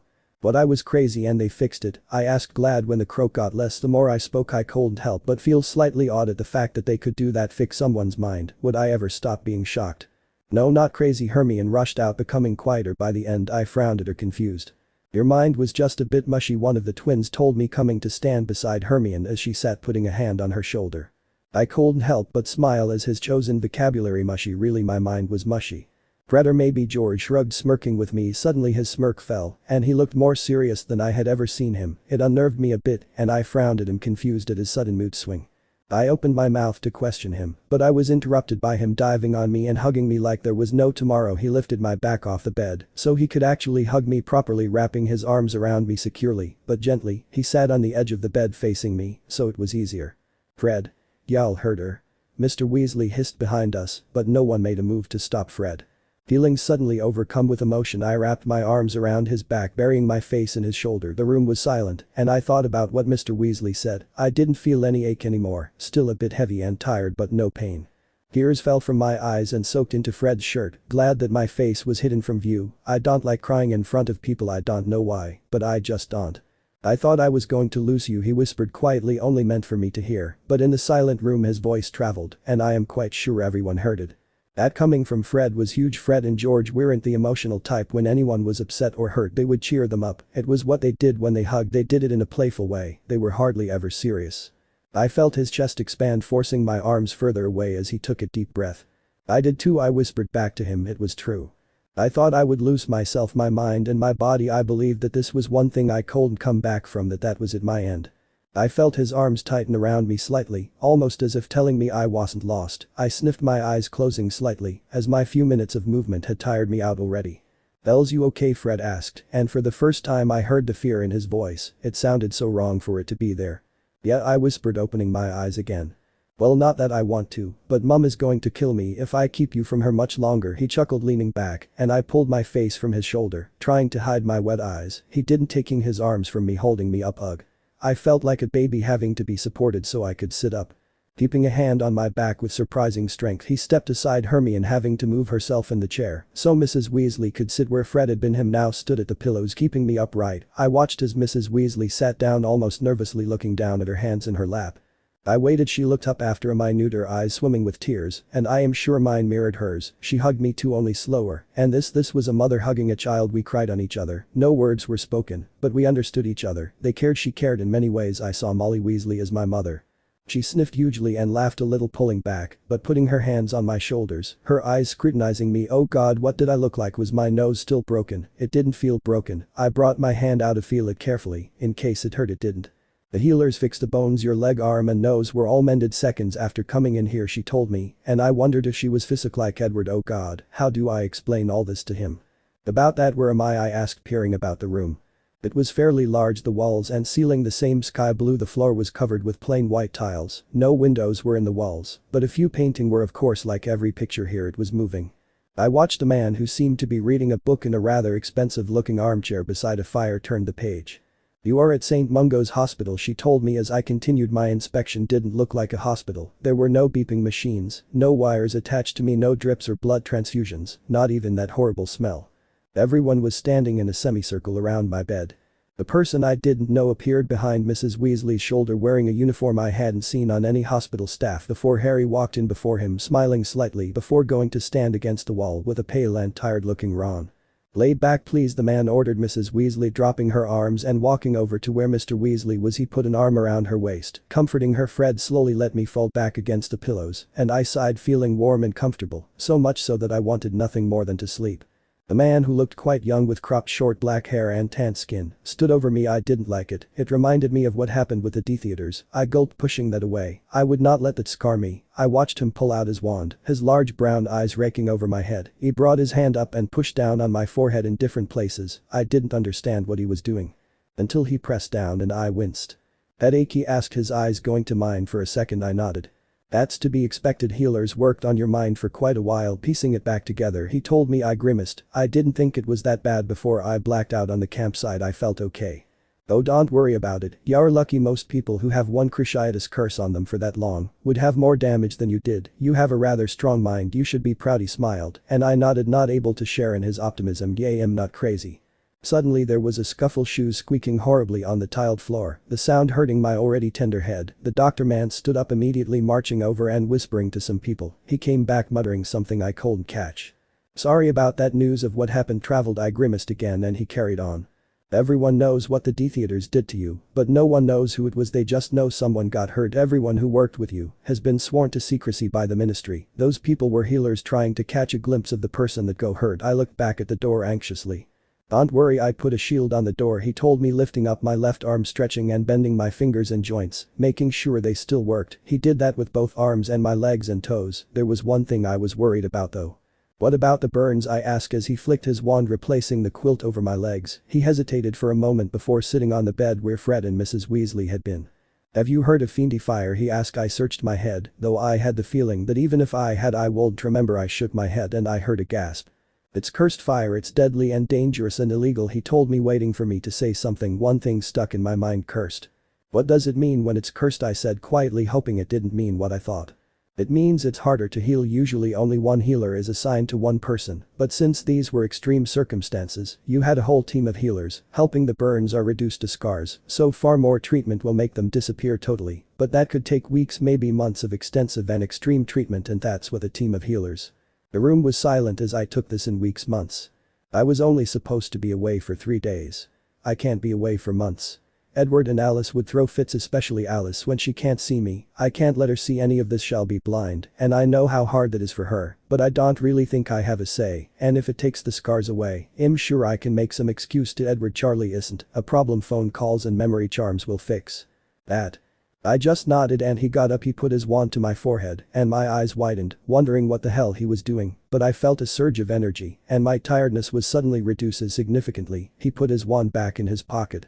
Your mind is in the process of healing. It will be slow and fuzzy when you think sometimes, but that is to be expected. You may feel slight disorientation when waking up or find it hard to stick to one train of thought, he told me, and I nodded, understanding exactly what he meant. He turned and walked towards the door, but not before saying quietly, "You truly have the strongest mind I have ever seen. You aren't just a name, Miss Swan." He smiled encouragingly and walked towards the door. He hesitated, his hand on the door handle. "You should know," he said, turning around looking at Mr. Weasley as well as me, "that we have set up security around this entire ward. Spells and wizards have been placed everywhere. No filthy Death-Eaters will get in here. I would bet 1,000 galleons on that." He looked at Mr. Weasley seriously, both nodding slightly before the man walked out, closing the door behind him. "They think they'll come and finish me off?" I asked doubtfully. Mr. Weasley's eyes shot to mine. "You don't think so?" he observed. "No, I don't. I have been walking around for 15 years so far with this over my head, and they haven't tried to do me in so far. The only reason they did this time was because of chance. It was pure chance that Death-Eater disapparated in our clearing, the one I was in now. That chance is gone. They won't bother. It was just a spur of the moment thing," I sighed, letting my own logic calm me. "You all look so tired," I mumbled, looking from face to face. All sported blue bags under their eyes, drooping and watery eyes, all leaning on something or someone. No one contradicted me, so they knew I was right. "Please go get some sleep," I begged them, feeling awful that I had been the one to cause this. To my shock, they all nodded, murmuring in agreement. All but Hermione. She pulled the chair back to its previous spot beside the bed and sat down. The others hesitated but walked out slowly, yawning all the way. Just before Mr. Weasley walked out, he picked up something off a table beside the door, turning to me. "Oh, your shiny thing keeps vibrating. We tried to talk to it in case it was scared, and its name flashed on the tiny screen. It told us its name was Edward, but Hermione said to leave it alone," he told me, looking at the thing worriedly. "It's okay, Mr. Weasley, I'll sort it out." I smiled, trying not to laugh as he put it back down on the table and walked out, shutting the door with a soft click. I looked back at Hermione, who was wearing an amused expression. "It was your phone," I tried to tell him, but he didn't understand. We chuckled a little. "And I suppose Edward is the," I nodded, and she got up and retrieved the phone, handing it to me as she sat back down. I slid the silver phone up in my hand, remembering when I told him that he can always call me. He was the one that gave me the thing. I read the little box on the screen and rolled my eyes. 38 missed calls from Edward. "Wow, needy," Hermione said, frowning at the screen. I laughed a little, shaking my head. "Worried, he worries about everything." I rolled my eyes at the truthfulness of my statement. But I wiggled the phone in my hand. "I know in hospitals in the Muggle world you can't use phones inside." I didn't know if that applied here. "Sure, as long as you've got a signal," she said, shrugging. "Do you mind if I stay?" she asked. "No, you can stay." I was planning on telling her the whole vampire thing anyway. Someone needed to know. I pressed number 1 Edward on my speed dial and put the phone to my ear, waiting for him to pick up. Laid on that bed, Hermione watching me, one hand holding the phone to my ear, my other twirling the edge of the quilt between my fingers. Just hearing Edward's voice will make me feel better. After 4 seconds, I frowned at the ceiling. He never took this long answering, not when it was me. He usually picks it up before the first ring has even finished. Maybe he went hunting and forg. "Ella, is that you?" His velvety voice came across the line, and I felt myself relaxing even more. I couldn't understand why he was so panicky though. Did he miss me that much? "Yeah, it's me. Don't you have caller ID?" I joked, but he didn't laugh. Something was wrong. "Ella, are you okay? Are you hurt? Where are you?" His frantic voice, rushed and worried, scared me. Did he know something? No, he didn't know anything of this world. Was he just worried about me being away from him? "Yeah, I'm fine, Edward." The first chuckled, trying not to make it sound forced, as the fear was setting in. Hermione frowned beside me, confused to my mood change and what I was saying. "I'm not hurt, and and Phoenix." I shot Hermione a look and she smothered the giggle that had been brewing. The only reason the cover story was me going to Phoenix was because of the Order of the Phoenix. It was an inside joke, an answer hidden in plain sight, because I was with members of the Order under their protection, the Weasleys. "Are you sure?" "Well, I'm sure. I would know if I was hurt and where I was." Edward the first chuckled, but underneath I wanted to cry for misleading him. I hated having to lie to him. The silence from him concerned me. "Edward, are you okay?" I waited for his answer. Please let him just be paranoid. He can't have found out about this. I heard him take a deep breath and remembered that if something was wrong, the rest of the family will most likely be there listening to everything I say. "Oh great. Alice had a vision," he said quietly. My throat seemed to close, my heart suddenly trying to beat its way out of my chest. She had a vision of me being hurt, no. But my mind is shielded, she couldn't have, unless my defenses dropped when I was being tortured. Oh my god, if she saw that my cover is blown. I have to answer him, be calm, be casual. Okay about me, I asked, trying to keep my tone light, but my hands were shaking. Hermione took the one fiddling with the quilt and held it tightly. I tried to smile at her, but I'm not sure what it looked like. Yes was all he said, his voice seemed rough. I hope he didn't see me getting tortured. What happened then? I gulped, shaking my head as Hermione opened her mouth to ask a question. He would hear everything she said, they all would have. Well, he took a deep breath again. You were in a field or something, it was nighttime or early morning, there were people around you all in black. My eyes widened. How much had he seen? There were others as well, but you were hurt, Bella, you were covered in blood on the floor and you weren't moving. His voice shook as he spoke. That was when I had been frozen, that must be when they used the Cruciatus curse on me. I cringed at the thought of him seeing anything like that. I just prayed that he didn't see when they took the spell off me, and I screamed. I couldn't think of a way to cover that up. But these people, they had sticks in their hand and they were saying weird things and lights and stuff was coming from them. Then the people in black each said the same thing, a word I don't understand, and pointed their stick at you. I closed my eyes trying to keep my tears at bay. He had seen it was over. Then they said something and you moved. He stopped again and I cried silently knowing he saw it. You screamed, Bella, you were in so much pain. I didn't need him to tell me that. Bella, we don't understand. Alice saw no other outcome, so that must have happened, he said quietly. What could I say? No, it didn't. She is imagining things, they won't believe me. Alice sees what happened, she sees reality, not imagination. Even if I did lie about this, they would be suspicious from now on. Edward I was glad my voice didn't reveal the fact that I was crying. In Phoenix, not in any fields, with my friends watching a movie. Fine. I wanted nothing more than put my arms around him, because I knew that until he saw me and held me he wouldn't believe a word I said. Edward, trust me. I nearly yelled, the silence telling me he didn't believe me, no matter how much I understood that it did hurt. Okay, that wasn't a yes, but it will do. When will you be coming home? I wanted to tell him that I was home, but I couldn't. One of my homes was here in the magical world, another was in Edward's house, Charlie's house, and Edward's arms. I don't know, Edward I might stay a little longer than planned. My eyes shot to Hermione and we shared a worried glance. How much longer? His voice had that edge to it, that impatient give me the answer or I will break something edge. Well, I looked at Hermione searching for help, but she looked as blank as I did. I'm not sure, Edward, if I plan on spending any more time here. I'll call you, okay? It's not like you can't talk to me. I tried to soothe him and I could tell it wasn't working. Bella, give me a time scale, are we talking days, weeks? He almost growled the words and I hated what I had to say. Maybe months, I whispered, and I closed my eyes waiting for the onslaught of questions and shouting. More tears fell from my eyes and I felt Hermione squeeze my hand reassuringly. Months, he whispered back, sounding more broken than I have ever heard him. I'm sorry, Edward, and he would never know all that I was apologizing for. Just call me, okay, he said, sounding desperate but resigned. He was giving up on me, on us. Edward I love you, you know that I just have to deal with some things over here. I tried to sound like I was telling the truth, but I wasn't sure how convincing I sounded. I know I love you too, he whispered like he was never going to see me again. You're my entire life, Edward, you're the reason I go on. I watched as Hermione's face went from confusion to realization to questioning. I nodded at her and she gaped at me. In that time when I thought I was going to die, the only thought that kept me sane and clinging to life was Edward, the thought of returning to him. I'll miss you, he whispered. Yeah, so will we. Ow. What was that for? I heard Emmett say. Am I on speakerphone? I said, laughing as they all mumbled a guilty yes.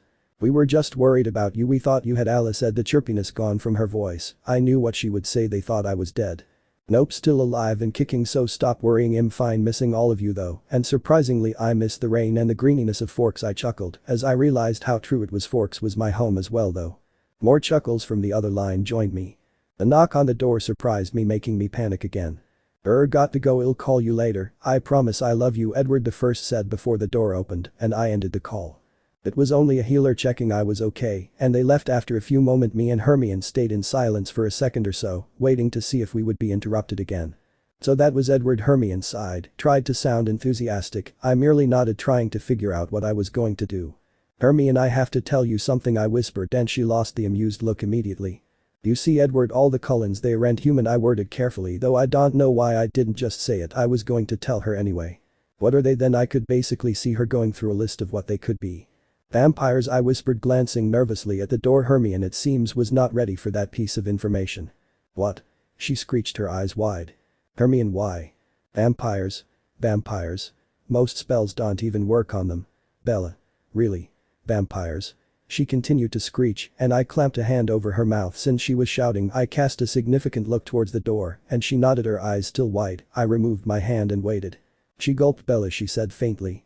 They aren't the usual vamps, Hermione. They hunt animals, not humans. They have amazing control. The leader, Carlisle, is even a doctor. He has never tasted human blood. I complimented them, trying to get her to see reason. Well, that's something, I suppose, and it explains how they don't know about you. Only a few vampires actually know and enter the magical world, she told me, and I remembered the blood-flavored lollipops and honeydukes. Okay, so you talk about this Carlisle's control, but what about Edward's? Her eyes were sad but interested. We had begun studying vampires with Professor Lupin, but we never actually got to finish it. All we covered was diet and how to recognize one. Well, he was changed by Carlisle. He was the first one. He has killed people before, but he has never hurt me, not even in the beginning. I smiled as I thought of how proud I am of him. What do you mean in the beginning? Well, I looked at her and realized she would weed it out of me anyway. I am Edward Singer. I wasn't sure if she knew what that meant, but her gasp told me differently.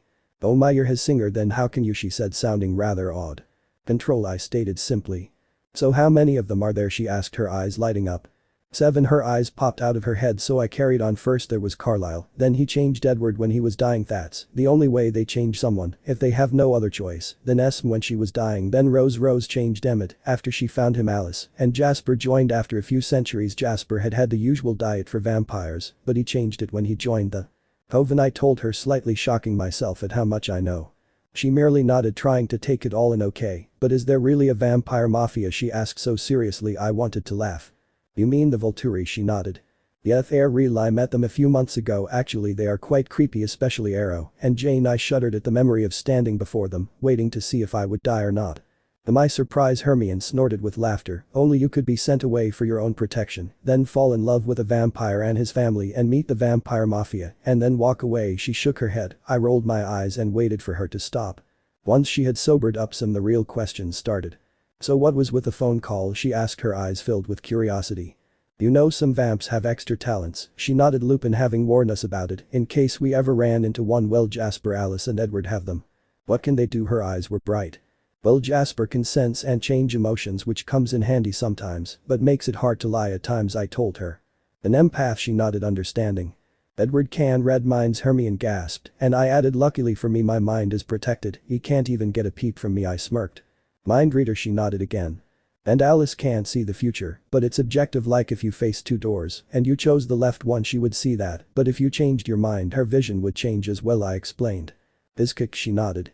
Yeah, my mind defenses block out her ability as well, and in the beginning she thought I was going to die all the time, so on the odd occasion, I let her see me doing something that a muggle would do, but like when Dumbledore sent me the owl to invite me here, my mind was shielded, so she didn't see that. She nodded, waiting for me to carry on. Well, it seems that while I was being, I didn't know how to say it. Well, anyway, my mind was weakened, and it seems my defenses were down, and I sighed, kneading my forehead with my hand. Alice saw it, Hermione gasped, and I nodded. And because Edward can read minds, he saw it too. I grimaced at the very thought. How much did they see? She whispered, just as horrified by this as I was.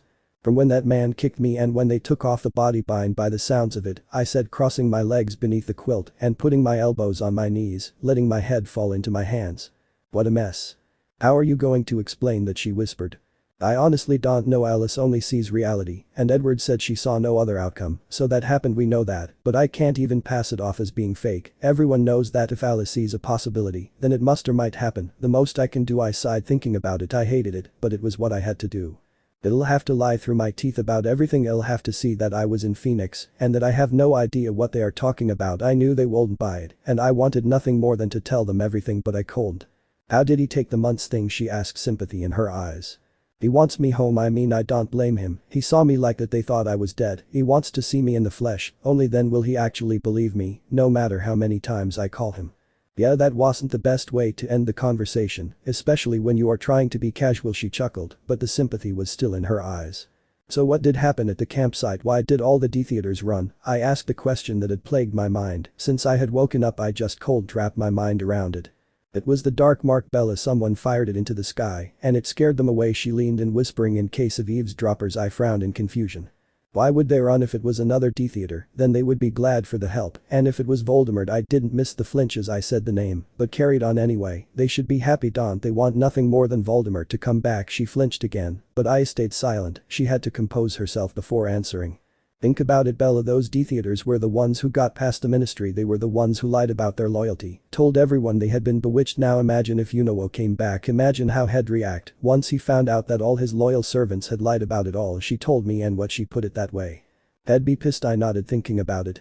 Yeah, he would, and they were scared of that, so they ran. Besides, most of them have got their hands in the ministry's pockets and are now respectable wizards that have made a life now. If Yunowo came back, all that will be destroyed, all their lives and all they have acted and taken so long to make for themselves, she explained. So it comes down to the fact that they were scared. I snorted with laughter, though I knew it wasn't funny at all. It was just that these people, they stuck fear in the hearts of every man, woman and child who knew who they were. They brought death and destruction wherever they went back when Voldemort was powerful, and now to hear that they ran away like scared children at the possibility of seeing him again. I laid back and looked at the ceiling. Remember when everything was so much easier, no double lives, no people trying to kill me, I asked her, making it rhetorical. Bella, someone has always wanted to kill you, she chuckled, and I joined her. Yes, my head would always have a price on it seems, if not Voldemort then his cronies, and if not them then the Volturi. Okay, I didn't say it was easy, just easier, you know. My voice sounded sad even to me. We lapsed into silence, and I saw Hermione try to smother a yawn with her hand. Hermione, go get some sleep, I told her softly. She shook her head. Don't make me get out of this bed and march you there. I faked being stern, everyone knows I can't do it. She giggled a little, but conceded and got up, hugging me fiercely before walking out. With no one here and nothing to occupy my mind, my eyes closed of their own accord. The surge of energy the healer gave me got now. I let my mind and body relax, letting the darkness consume me once again. We know what you are. Witch. Edward spat the word at me. Please. I begged him to understand. You lied about everything. You're a freak. You don't belong here. I don't know you. He screamed at me. No. How can I love someone I don't know? His eyes were black, emotionless and blank. Bella. Wake up, come on. My eyes popped open, seeing Mr. Weasley occupying the chair Hermione had sat in earlier. Look, we don't have much time, he said, looking down at the watch on his wrist, and I saw a baseball cap with Cubs written on it in his hand. Here he pulled back the covers and set me on my feet, waving his wand over my baggy white shirt and trousers that patients wear here, replacing them with jeans and a plain purple-blue shirt. A thin black jacket appeared around my shoulders. What was going on? He crouched down in front of me, now at my eye level, holding on to the tops of my arms. I frowned at him. Bella, I heard every word you said with Hermione earlier, this Edward and the other vampires. He shook his head sadly. Bella, you can't be involved with them, any of them, you know this. You have to stop it before someone gets hurt, he told me, his eyes sad and sympathetic. You want me to break up with him? I whispered, shocked and appalled yet still half asleep. Bella, think about it, both of you will only get hurt in the long run, he told me, standing up and clearing his throat. I kept staring at where his face had been. I can't break up with Edward, he was my lifeline, the only thing that kept me sane through all this. Maybe if I just told him then. No. He shouted, looking me straight in the eye and making me feel rather childish somehow. Bella, if they find out about you, God knows what they would do. There is a reason not many vampires know about our world. Once they find out about our power, they want it for themselves. I heard you had met the Volturi, I nodded. Imagine if they caught a witch or wizard, imagine how they would use them. I shuddered at the thought. The Cullens won't do that. I yelled back at him. Can you be sure, absolutely sure, that they won't run from you, sure that they will stay and listen? He found my weak point. I didn't know what they would do. Exactly, Bella, I'm sorry, it's just the way things have to be, he said hurriedly, checking his watch again. Look, we only have a few more minutes left, he said, looking at the door again. Dumbledore sent an owl to me with this, it's a portkey, back to wherever you were, he told me, not looking at me. No. I yelled at him, this can't be happening. Belle. You can't just show me all this, let me in again after 2 years, and then rip it all away again. I screamed again. Bella, it's out of my hands. When will I ever see any of you again, eh? Maybe 10 years. 20. Bella, please, Jew. What about my stomach? They haven't even finished. I screeched. They were going to send me away with all these scars. Dumbledore says that it will have to do. Fine, I spat. Where's my wand? I waited for him to hand it over, but he didn't. You're sending me back to that backwater place, defenseless, no witch or wizard for miles, with no wand or anything. My voice now reaching new levels of loudness. Bella, please, there is nothing we can do, Dumbledore says. Oh well, if Dumbledore says it's the right thing to do, then it must be. Look what his last decision got me nearly dead. I seethed, seeing how Mr. Weasley flinched away from my voice, but I couldn't find it in me to care at the moment. Look, you have 30 seconds, he said, putting the cap on the bed so that if I don't hold it, he doesn't go to Forks instead. I knew it was pointless to argue. The one thing that annoys me the most is how everything is out of my hands. It's my life, my wand, my magic on the line. Shouldn't I be making my own decisions for my safety? No, they get made for me. I turned away from the man my anger had been aimed at and snatched up the hat glaring at it. "See you later, Bella," I heard him say quietly. "No, do you think I will be allowed back in the wizarding world after this? I will probably never see any of you again, and who knows, maybe the D-theaters will find me in Forks and finish me off. There will be no ministry there to stop them this time." Tears sprang to my eyes, tears of sadness, of betrayal, tears of loneliness and tears of anger. "I didn't even get to say goodbye," I whispered, but I didn't get to hear Mr. Weasley's reply as the hat glowed and I felt that familiar pull at my navel. Going back to Forks, back to my double life. Part of me was happy I would be able to see Edward and Alice again, but I would have to endure all the questions, and I would have to lie through my teeth, and I just prayed I could hide my emotions well enough for Jasper not to call my lie. My feet touched the ground, but since there was no other people to knock me over, I stayed upright. I was in a forest, but I could see my house just through some trees. I was close to home then. I was used to the Porkies now and threw the cap into a bush, walking away. I didn't know what time it was here, but it was cold, cloudy and grey as usual for Forks. I zipped the jacket up, sticking my hands in my pockets to try to warm them up. I walked slowly, dragging my feet all the way from the forest to my backyard to the front door. I retrieved the key from under the eave and unlocked the door, sighing when the warmth hit me, kicking the door closed behind me. I went to the kitchen. I stood in the middle of the kitchen, full of muggle things, toasters, fridges, microwaves. It made my anger all that worse. Grinding my teeth together, I stomped upstairs, threw off my jacket and collapsed on my bed and screamed into my pillow. It didn't help at all. The anger and frustration just got worse because I couldn't do anything about it. I yawned hugely but got up and went to the bathroom. I needed to see what I looked like, just in case it was different. I was shocked at my reflection. I looked no different than I did before. My scar was still invisible by magic. My nose was the way it used to be, no sign of being broken at all. I checked my neck for any bruises, but found only slightly raised skin that was sensitive to the touch. I bent my leg, glad when it didn't hurt at all. Then it was the big one. I gulped before lifting my shirt up. Tears sprang to my eyes as I saw my ruined stomach, small circular scars, the skin shiny and slightly pink. I slowly turned in the mirror, not able to hold in the tears as I saw it. They were all over me, and I yanked my top back down in disgust. I looked back in the mirror and saw what I felt like: tired, angry, alone and defeated. And I ran over to the toilet and spewed up all that was in my stomach. I got back up and cleaned my teeth, washing my mouth with mouthwash to try to get rid of the taste. After my stomach had settled and it had been flushed away, I sat on the floor with my back against the radiator crying. The famous, powerful Isabella Swan. Yeah, right, if anyone from the wizarding world saw me now, they wouldn't recognize me. In the wizarding world I am strong, confident and independent. Here I was shy, quiet and still independent, but more dependent on others than I used to be. Now my worlds are crashing together and I have no idea what to do. With that in mind, I sniffed and stood up. I am not weak. I won't let this get me down. No matter what happens, I will not crumble. I remembered something at the last minute and opened the little medicine cabinet and got out some pills to help with the headache.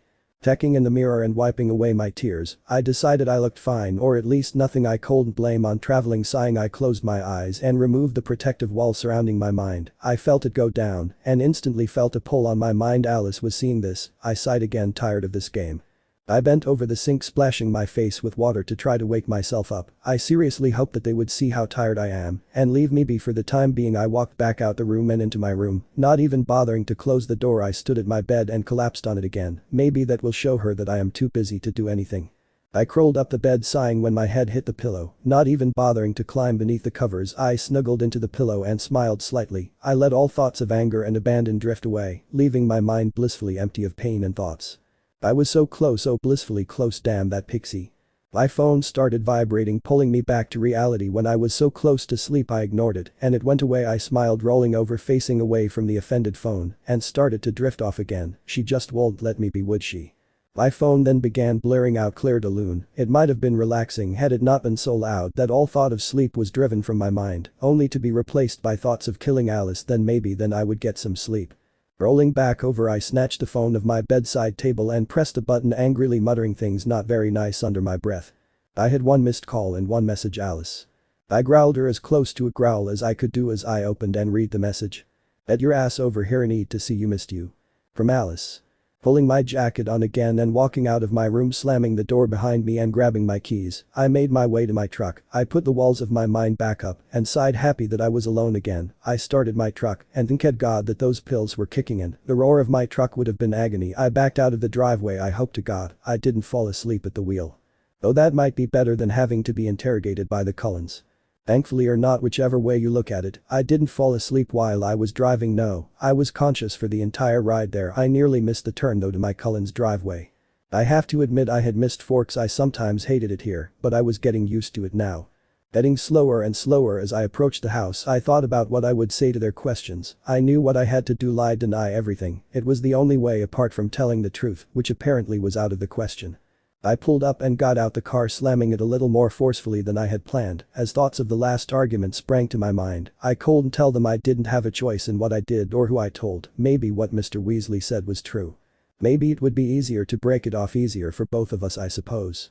The very thought had tears springing in my eyes and my hands shaking. I remembered what happened last time one of us left, but I understand now. I understand how he felt. He left to protect me, and I could do the same with him. I could leave to protect them all, but could I actually do it? I'd have to lie just like he did. I couldn't tell him the real reason, that if Voldemort found out about him, he won't hesitate to kill him. Oh, and by the way, I'm a witch and Voldemort killed my parents and wants me dead. No. Could I really put Edward through the pain he put me through? I won't wish that on anyone, but if it was done to protect them from me, from others of my kind, from my world. I felt that familiar tug on my heart as I thought about leaving him. The pain ripped away at me again, and I felt my own arms circle my waist in an effort to keep myself together. Why, for the love of all magic, was I falling apart in front of the love of my life's house? Now when I needed my best poker face on, and to be able to lie without fault. My mind really was a mess, though it is supposed to be healing. Bella. I heard someone call, but it wasn't the one I wanted. I ignored it. I bit my bottom lip to try not to cry out in pain or release the sob that was building. I could feel my body trembling and the tears rolling down my cheeks, then falling from my jaw and hitting the grass. I knew I had only taken a few steps from my truck and hadn't moved since that first thought about leaving him. Bella. I heard another voice call, and this time I couldn't ignore it. I needed him.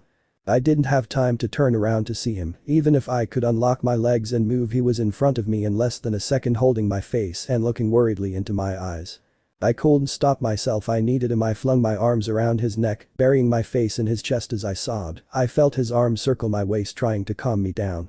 How did I deserve someone like him? He thought he was the monster, but I had lied to him so much, deceived them all into thinking I was someone else. I should leave him. It would be better for him. He could find a pretty vampire woman. He wanted someone that could keep up with him, match him in knowledge, speed and strength, someone who can be there without causing all his family discomfort from the burning in their throats. But I can't leave him. I could fall apart. I just couldn't do it. What can't you do? Edward asked softly, rubbing my back soothingly, though for once it wasn't helping at all. I shook my head. I couldn't explain it to him. Even if I was allowed, I don't think I could. My mind was a mess right now. I could barely think straight anymore. I felt Edward pick me up and carry me somewhere, vaguely noticing the footsteps of the others. I continued my little breakdown, my face still in Edward's chest. God, I bet I looked horrible right now. Wait, if my mind was a mess then. I checked the wall around my mind, glad that it was still there. I couldn't afford for Edward to hear any of what was in my mind right now. I ended up curled up on Edward's lap, my face now transferred to his shoulder. The others left, apparently to give us some privacy. I don't know why they bother. We all know that they will eavesdrop anyway. I said before, I hate crying in front of people, but crying in front of Edward or any of the Cullens was even worse, because they don't understand. They can't cry, and that makes it all uncomfortable. I only cry here when I actually fully break down.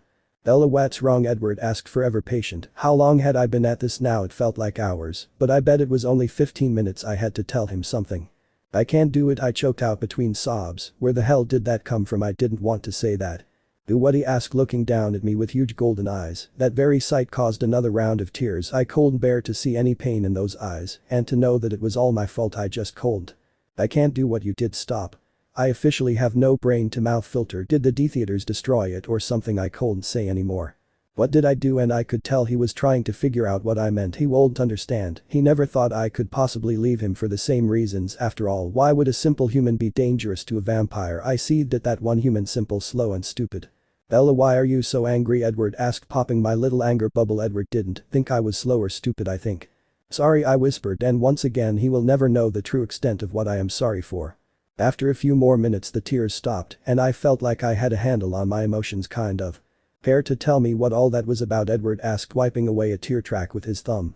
Going a little loopy. Sorry, I attempted a smile, but he shook his head, so I gave up. He didn't know how true that statement was. Maybe I was crazy. Stop apologizing, Bella, you have nothing to be sorry for, he said strongly, and I knew better than to argue. We sat in silence, me trying to get my breathing back to normal and feeling quite embarrassed about my little show. Edward was there trying to help me calm down. The silence wasn't as nice as it used to be. It was filled with questions and hesitation, and from me, fear. We tried to make small talk, but we both knew we were avoiding the subject Allah summoned me here for. And so I waited for the dreaded question, the one I knew what coming. "So what did happen in Phoenix?" he asked, and I heard not a sound in the entire house. Before there had at least been footsteps or mumbling. The silence was oddly scary. "Yeah, because everyone can hear what a liar you are." "How the hell do I get out of this?" I stared at the table in front of the sofa we were sat on, biting my lip, doing some serious thinking. My head was killing me now that the pills had worn off so much for lasting 12 hours. "What happened to a few months?" Edward asked quietly. "Change of plans," I choked out between sobs. "Jesus, pull yourself together. You can't afford to lose this now." I couldn't tell him anything, so all I could do was lie. I didn't want to, and I knew I was going to hate myself forever if I went through with it. Could I ever look him in the eye and tell him I love him again, knowing that he didn't know my secret? He trusted me with his secret, they all did, but I can't even tell them mine. If they did ever find out, I knew that was going to be a big subject to overcome if they even accepted me. I looked into Edward's eyes and truly hated myself for what I was about to do. I opened my mouth, but I couldn't find any words to say to him. How do I even begin to lie to him? I cleared my throat, hoping that the accent that came out would be American and not the English I had been using for the past 3 days. My real accent, I liked my American accent, but my English accent felt so much more comfortable to speak with since it was my home tongue. Another thing I changed about me is my scar. It was one of the last spells I did with my wand. I made it disappear, not even a lump or a faint outline, though I have to admit I do miss it sometimes. What to do? Right, for a start I have to move from Edward's lap. I squirmed a little, and he moved his arms from around me, letting me slide off him and to the other side of the sofa, his eyes watching me, the most confused expression on his face. I felt so guilty being the one who put it there. "Ella, why are you so scared?" I jumped as Jasper and Alice walked in, sitting on the sofa opposite us, both of their eyes staring at me. I glanced at him, annoyed at myself that I had left my emotions bare. "I'm not scared," I said, but my shaky voice and the fact that my foot was bouncing on the floor proved me wrong. "Ella, just tell us what happened in Phoenix," Edward said, reaching out his hand to comfort me. I flinched away from him unintentionally and shook my head. "Aunt," Edward the first whispered, "he won't want to touch me or be anywhere near me. Once he found out I was lying, he would know I wasn't telling the truth. He could always read me, and with an empath on their side, my act was as good as dead." I could see his hurt as he put his arm back by his side, his eyes intensely looking at me. They all were. "Nothing happened in Phoenix. I saw my friends, we talked, went out for a bit, then went to bed. The next day I stayed while they went to the beach and read a book, and this morning I decided to come home." I kept my eyes to the floor, and even I could tell I was lying. "Just lying," Jasper said, his eyes narrowing at me. I looked up at him and glared. "Shut up," I said between my teeth, basically spitting the words at him. I knew he could feel my anger and annoyance at him as his eyes widened. I might actually be able to pull this lie off if he wasn't here. I could see Alice's shocked face sat beside Jasper, but my eyes were locked on Jasper's, trying to silently get him to understand how much I need this. I looked back at the floor, trying to rein in my anger that had been aimed at the wrong people today. First Mr. Weasley, now Jasper. Man, I need a holiday or some nice relaxing tablets. "Ella, what the hell is going on?" Edward asked. He too was shocked by my little anger outburst. "Nothing is going on." I tried to keep my voice light and quiet, but it ended up sounding very pissed and dangerous. I was seriously not in the mood or condition to be arguing and fighting with them. "Something is going on, Bella, and we know it. You weren't in Phoenix. We know that much, at least you were in a field or something, and you were hurt and bleeding." "Alice, do I look hurt?" I nearly yelled at her. I couldn't do this. I was going to end up telling them or breaking off any connection to them. The latter would be the best choice for them. The first would probably end the same way anyway, them running away or pushing me away because of what I am. I felt trapped. If I tell them the truth, I lose them. I lie to them, I lose them. "No, but maybe you went to the hospital and..." "Alice, if I was that busted up, do you think I would be allowed out of the hospital? The worst I did was hurt my ankle when I tripped," I told her quietly, happy that I had told her at least one truth. "Fine," Edward dismissed it, and I felt myself relax a bit. "Were you near any fields then?" I turned to him, frowning in confusion. "Well, maybe you went near a field and then changed your mind at the last minute." He looked doubtful himself at that, but I was grasping at straws. If I went along with it, it would be the perfect alibi. I didn't get hurt, and I avoided it at the last minute. Yes, that would work. I opened my mouth, but Jasper beat me to it. I might actually decide to beat him in a minute. "No, they don't have fields anywhere near," Bella said. She was going, besides by the emotion she was giving off, she was going to lie about that too. Jasper said, our eyes meeting again. "Asshole. I couldn't take this. Anything I said would be lie, and they won't believe it anyway, so I won't say anything at all. Maybe I could do what Mr. Weasley said, after all, distance myself from them." Glaring at Jasper, I stood up. I couldn't stay here and lie anymore. I couldn't handle all these questions, and they knew I was lying anyway. What was the point in even trying? I turned away to leave, but I only got as far as the hallway, still a good way from the door, when someone grabbed my arm and spun me around. "Where are you going?" Edward asked, and I could tell he was angry with me. If his voice wasn't enough, his eyes were slowly darkening as well. I told him shortly, my anger and irritation leaking into that one word. I tried to get my arms from his grip, but he wouldn't let go, and that annoyed me even more. My head was now pounding horribly, a result of swearing at Jasper and Edward constantly in my head for quite some time. "Let me go," I spat at Edward, his eyes getting even darker than before. I wasn't scared. If he did kill me, he would only save the D-theaters a job in the end. "Not until you give me some answers," he spat back at me. "Wow, our first real argument. You were hurt, we all know it, but I don't know why you're lying about everything," he growled at me, tightening his hold on me. "If it hadn't been for the pain I had suffered days ago, this would have hurt quite a lot." "I'm not lying. I wasn't hurt." I screamed at him. "Why couldn't he just let it go?" "Stop lying to me." He yelled right back at me, and right now all I saw was hate and anger towards this vampire. He was going to ruin everything. I could feel the panic rising in my throat. My life was coming apart. It seems dramatic, I know, but if I lost the Cullens, I would lose my hold on this life, and I can't even go back to the wizarding world. Basically, I won't have anywhere to go. I have to do something. Why don't you trust me? I screamed at him, thinking of another way to go at this. Have you thought that just maybe I have a reason to keep secrets from you? That I want to tell you but I can't? Do you think I enjoy all these sneaking around and keeping things from you? I don't have a choice. This is for yours and your family's protection, for you, not me." I screamed in his face, getting angrier and angrier all the time, trying not to give too much away. Well, the little devils in my head started with the jackhammer. I held my breath, realizing I had said too much. My anger suddenly pushed aside, waiting for the questions and laughter. "What protection? Why are we in danger from you?" From my eyes went to Carlisle, who was walking down the stairs with Esme. I knew what he would say, and my anger boiled over. "A human. Just a small, insignificant, weak, defenseless human," I sneered, saying what they all knew. "You have no idea. You don't know anything." I screamed. Rose and Emmett appeared further up the stairs. Carlisle and Esme had frozen on the stairs at my screaming, their eyes wide. "Then tell us," Emmett said, like it was the simplest thing ever. "I can't." I screeched. I felt Edward tighten his hand on my arm, and my eyes shot to him, glaring at him. "If he hurt me, I swear I will hunt down my wand and beat his ass, love of my life or not." "Has someone hurt you, Bella?" "Someone in Phoenix," Edward growled at me, and I rolled my eyes at him, really wishing he was human so I could slap him. "Yes, someone hurt me, but you can't do shit about it because you have no idea who they are, plus the fact that they could kill you with a flick of their wand." I almost laughed at that thought, not that thought of them being killed. I wasn't that angry.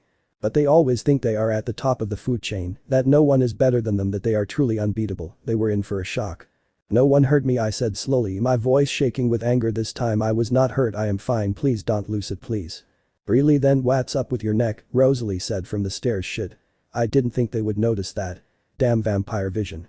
"Nothing," I said sternly. No one believed me. Edward was in front of me in a second, but his eyes were on my neck. His hand reached up slowly and pressed against one of the raised parts of skin, the place his index finger had been. I couldn't hold back a wince as he pressed down too hard. Would it have been too hard to let me heal a little more? Did I have to leave the hospital then? "This isn't nothing," he growled, bringing me back to the present. I realized his arm wasn't holding me anymore and took a step back away from the 7 vampires, all staring at my neck. I had to say the sight was quite unnerving, especially since they drank what was currently passing through veins in my neck. No one moved to stop me, so I turned and walked to the door. My hand was centimeters from the handle when I was spun around once again and was pressed against the door Edward was holding, pushing my body against the door. I couldn't move.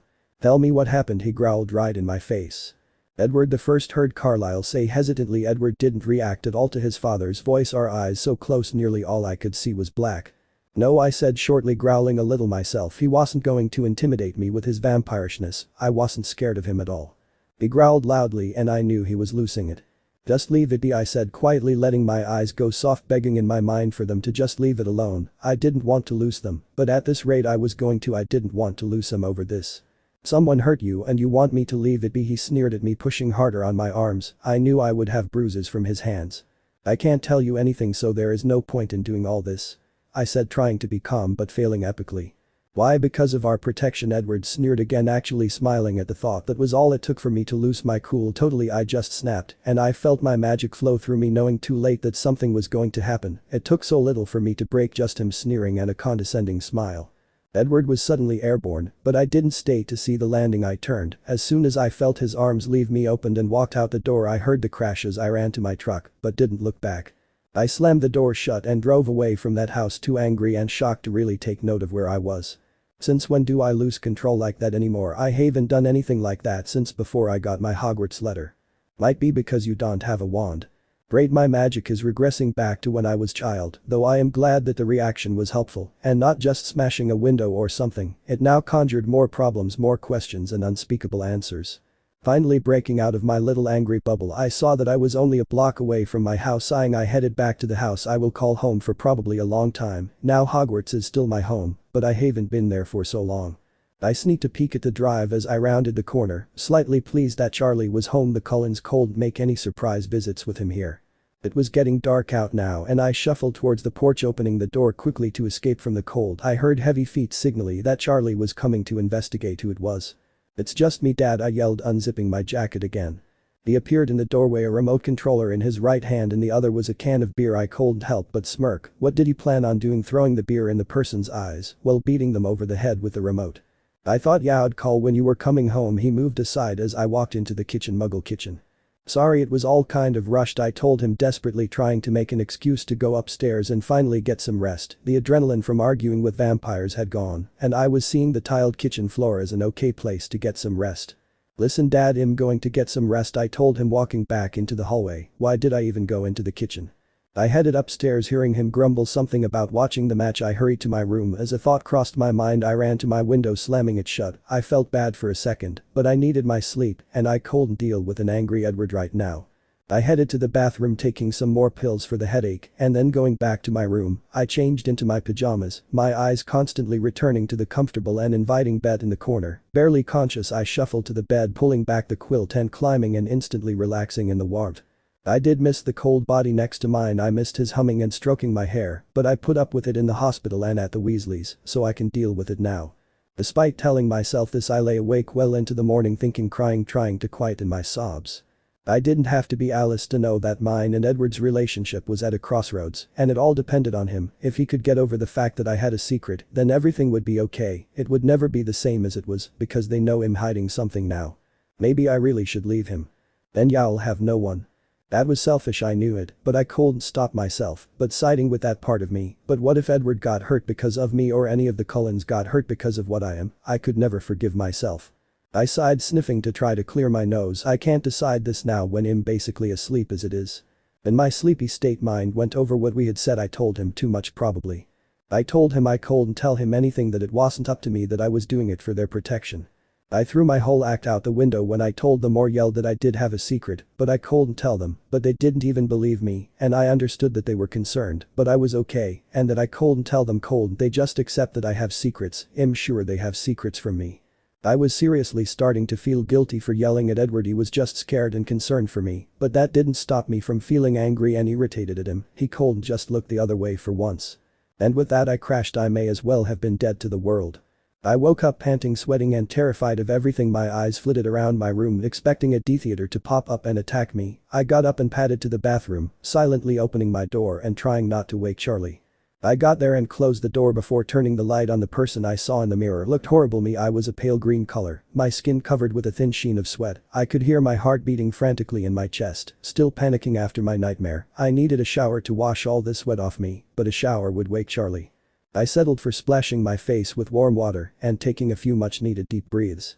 But I knew what I needed. I needed Edward here to hold me and tell me it was okay, but of course he wasn't. Even if he was here, he wouldn't understand any of this, and he would be more curious than anything. I couldn't go running to Edward every time I had a nightmare. I was a big girl now, and I could look after myself. I headed back to bed, tired again yet terrified at the same time. I contemplated sleeping with the light on, but I was no child. I slipped under the covers, quickly burying my face in my quilt and closing my eyes shut tightly. I couldn't get the image of D-theaters from behind my eyes. I fell asleep, praying I had some sleep tonight. When I woke up, I wished I could go back to sleep. My head was still pounding, and I hoped that my mind will heal fast. Rolling over, I had to cover my eyes from the glare of the sun that shone through my curtains. Wait. Sun? Could this be real? Could the sun actually be making an appearance right now? It was a miracle. There was another reason I was so happy about the sun. Charlie was going to work today, so that meant that vampires would have a free rein to come and go and piss me off to their heart's content. But with the sun here, they were trapped inside their home, and I was safe from them. Sighing happily, I stood up, stretching my arms above my head. The lack of snores told me that Charlie had already gone to work, and I was home alone. I nearly skipped to my bathroom, a huge smile on my face, as I thought of what I could do with my free day. My smile fell as I looked in the mirror. My arms. Large blue bruises shone on both my arms, lines of them, and I could even see where his fingers had been. I glared at them, but I couldn't hold back the tears. We were falling apart because of this secret. It was tearing us apart, and I truly didn't know if we would survive this. Wiping away my tears and suddenly hit with a rather mean idea, I lowered the barrier around my mind. I felt the familiar tug on my mind, and so I concentrated on the bruises, even poking them with my finger. I knew it was mean and underhanded, but he had to see what he did to me. He was an ass yesterday. I put the shield back around my mind, making sure that she wasn't there anymore. Sighing at my ruined mood, I stripped off, jumping in the shower. I wandered back into my room afterwards, towel wrapped around my hair. As I walked to my window, the sun was still there, though I expected it to disappear any time now. This was the time I missed my friends and my school. I looked over at the calendar on my wall. 1st of September. I truly wanted to cry. I should be on the Hogwarts Express with them, laughing and chatting with them, not stuck in Forks, hiding from my vampire boyfriend and his family because they couldn't find out about my secret. Maybe I was a little extreme yesterday with the yelling and obnoxiousness, but the fear of them finding out what I was gripped me, and I couldn't control my panic or anger. I walked downstairs, running a brush through my hair as I read Wuthering Heights again, not having to hold it open because the spine was ruined. I ended up curled up on the sofa, a blanket around me as I read. The silence was nice compared to the noise at the hospital and the shouting at the Cullens. I suppose this was as much as a holiday as I was going to get. Even though I loved Wuthering Heights, I had read it so often I could nearly recite it backwards. My mind kept wandering. Edward wasn't Edward yesterday, that person. I didn't know them. He didn't care about hurting me, yelling at me, and the way he sneered about the protection. I didn't even recognize him in that second before he went flying away from me. Maybe it was because he cared about me that much that he got angry. Maybe. I couldn't wrap my mind around it, so I did what the psychologists tell you to do: put yourselves in their shoes. Okay, Edward goes off for 3 days hundreds of miles away. I watch as he is tortured and then have to hear that I may not see him in months. When I come home that same day, I ask him about it and he didn't tell me anything. He lied instead, and I knew it. In honesty, I would have done the same thing as Edward, though perhaps not so much anger hurt him. We could never be the same again. He knew that there was something between us now, something big, and he knew I wouldn't tell him. He wouldn't trust me anymore. None of them would. The realization hit me then.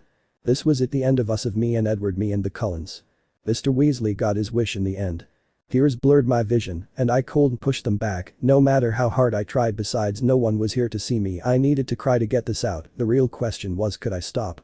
I put my book down and slid down the sofa, so I was laid on my side looking at the blank screen of the television. My life was like that television. It flits from place to place. Other people control it, and when it's all too much it breaks. Wow, did I just relate to a television? After a while of crying, I wiped my eyes and stood up. I needed food even if I was falling apart. After a chicken sandwich and a packet of crisps, I busied myself with cleaning the pots and cleaning up the kitchen, keeping an eye on the window, waiting to see if the sun would betray me. It didn't. The sun stayed shining in the sky all day, keeping its protection over me. It was night. I was dreading no sun could save me. I heard Charlie open the door, calling that it was only him. The sun couldn't save me, but Charlie could. I stayed up with Charlie until I couldn't even keep my eyes open. He ordered me to bed, and I didn't even argue. I kissed his cheek as I walked to the door, making him blush at the outwardly display of affection. I don't know what made me do it, but I really did appreciate Charlie, even if he wasn't my real father. Charlie stopped me as I was halfway upstairs. I hoped it wasn't to question my kiss. "You're still going to school tomorrow?" he asked, frowning at me because the light in the hallway wasn't on and I was a mere blob in the darkness. I groaned internally. School. I couldn't hide from the Cullens at school, and I couldn't at any time lose my cool. "Yeah," I sighed sadly. "Why did you think I wasn't?" I asked, frowning back at him in the darkness. "Well, you look a little ill actually. I was wondering if you wanted to get checked at the hospital." I saw Charlie scratch his head nervously. I smiled a little to myself, so embarrassed to show that he cares. "No, I'm fine. I don't think the trip to Phoenix agreed with me." That's all I told him, carrying on my way upstairs. I took the time to brush my teeth and wash my face before bed. I glanced into the mirror and blinked a few times. I could understand why Charlie thought I was ill. I was thinner than I was, even I could see it. My skin had paled another shade and now held dark bags under my eyes. My eyes were bloodshot and watery, but that might be from the crying. I did look ill. Sighing and telling myself that I couldn't do anything about it by worrying and staring at my reflection, I walked back to my room, changing into my pajamas, turning my light off and climbing into bed, setting my clock to wake me up for tomorrow. I fell asleep almost instantly, the crying and everything tiring me out, despite having done nothing all day. XXX. I threw the clock at the wall when it woke me up the next day, falling back onto my pillows when it didn't shut up. I wish I had my wand to shut it up one spell, and the dreaded thing could be silenced forever. Sighing, I got up, shuffling over to it and pressing the button to shut it off. The high-pitched squealing noise stopping immediately. Time for school. I may have been excited about it, I would have been excited about it if it had been Hogwarts not Never Forks High School, and especially when I know that I am going to get attacked by 5 vampires whenever they can manage it. I got dressed trying to think of what I would do when I see them, ignore them if I did talk to them, and Edward acted like he had the other day. I would lose it again. I couldn't do that in a school full of muggles, not in front of people who could never know my secret. It was a miracle the Ministry of Magic hasn't stepped in yet. Dumbledore probably sorted it out. I scowled at the thought of Dumbledore as I climbed in my truck, apple in hand. I hated him sometimes, thinking he was always right, so powerful, but I truly loved him like a father at other times, his wisdom, understanding, love and acceptance. I was deep in thought as I parked my truck in the car park, taking bites of my apple. I still sat there though, putting my apple core into the little ashtray in the front of the truck. I really shouldn't have shouted at Mr. Weasley like that. It wasn't his fault, all this mess. A wave of guilt crashed over me, and I felt tears well up. I wiped my eyes quickly, sniffing. I was never this emotional. These stupid mind wounds, why couldn't they just heal? I didn't like being emotional. I now have a short fuse and cry easily. Well, I actually do have a short fuse, and it takes a lot not to yell at Edward a lot more often. Irritation took hold me, thinking of how many things annoy me about him. Condescending, hypocritical, masochistic, patronizing. He treats me like a child, thinks I can't do the simplest things for myself. I felt my hands grip the steering wheel as I glared. The nothing in particular. Sometimes I really disliked him, not hated, despite what I felt like the other day. I don't hate Edward, he thoroughly pisses me off, yeah, but I don't hate him. Feeling that oh so familiar feeling, I turned to my left, looking out my window. I wasn't shocked to find all the Cullens stood around their car watching me. I really wanted to just swear at them or something, they were so annoying. No, they were my family, I loved them. They were my enemies, they needed to be pushed away, I should hate them. It was a love-hate relationship, I concluded. Feeling very confused, annoyed, nervous and scared, I did what came natural. I turned to the windscreen and bashed my head on the steering wheel. I kept my head there, trying to hide for a while and try to calm down. Only a few seconds later I heard a knock on my window. I groaned, praying to God it wasn't Edward or any of the Cullens. The car might just explode. I peeked up, forcing a smile on my face as I saw Mike Newton stood outside my truck. He opened the door himself, frowning at my hands that were still clutching the steering wheel. I glanced over to the Cullens that I could see over Mike's shoulder, still watching and now frowning at us. "Hey, how was your summer break?" he asked, way too cheerfully to be allowed this early in the morning.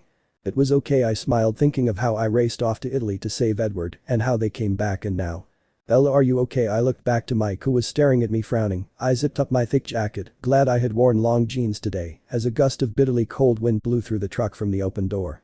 "Yeah, why wouldn't I be?" I smiled again, forced. I wanted to go home and take some more pills. This boy was giving me a headache. It might be the head bashing on the steering wheel though. "Well, you just whacked your head, and well, you don't look so good." I looked at the floor as he said the last bit. Great, so he was watching me to him, and the Cullens should form a club. Fine, traveling doesn't agree with me, that's all." I smiled, grabbing my bag from the seat beside me. "Oh yeah, you went to Phoenix, I remember you telling me when we were at work. How was it?" he asked, stepping out of my way as I jumped down from my truck. I shrugged as I turned and locked my truck, pocketing the keys. "It was okay, met up with my friends again. I missed them a lot," I said quietly, and I'm not sure Mike heard it. I'm pretty sure the Cullens did, though I glanced at them as we walked towards the school. They were all locked in conversation, but they all simultaneously looked over at us. It was slightly creepy. Mike followed my eyes and frowned, turning back to me as we walked. "Please don't say anything.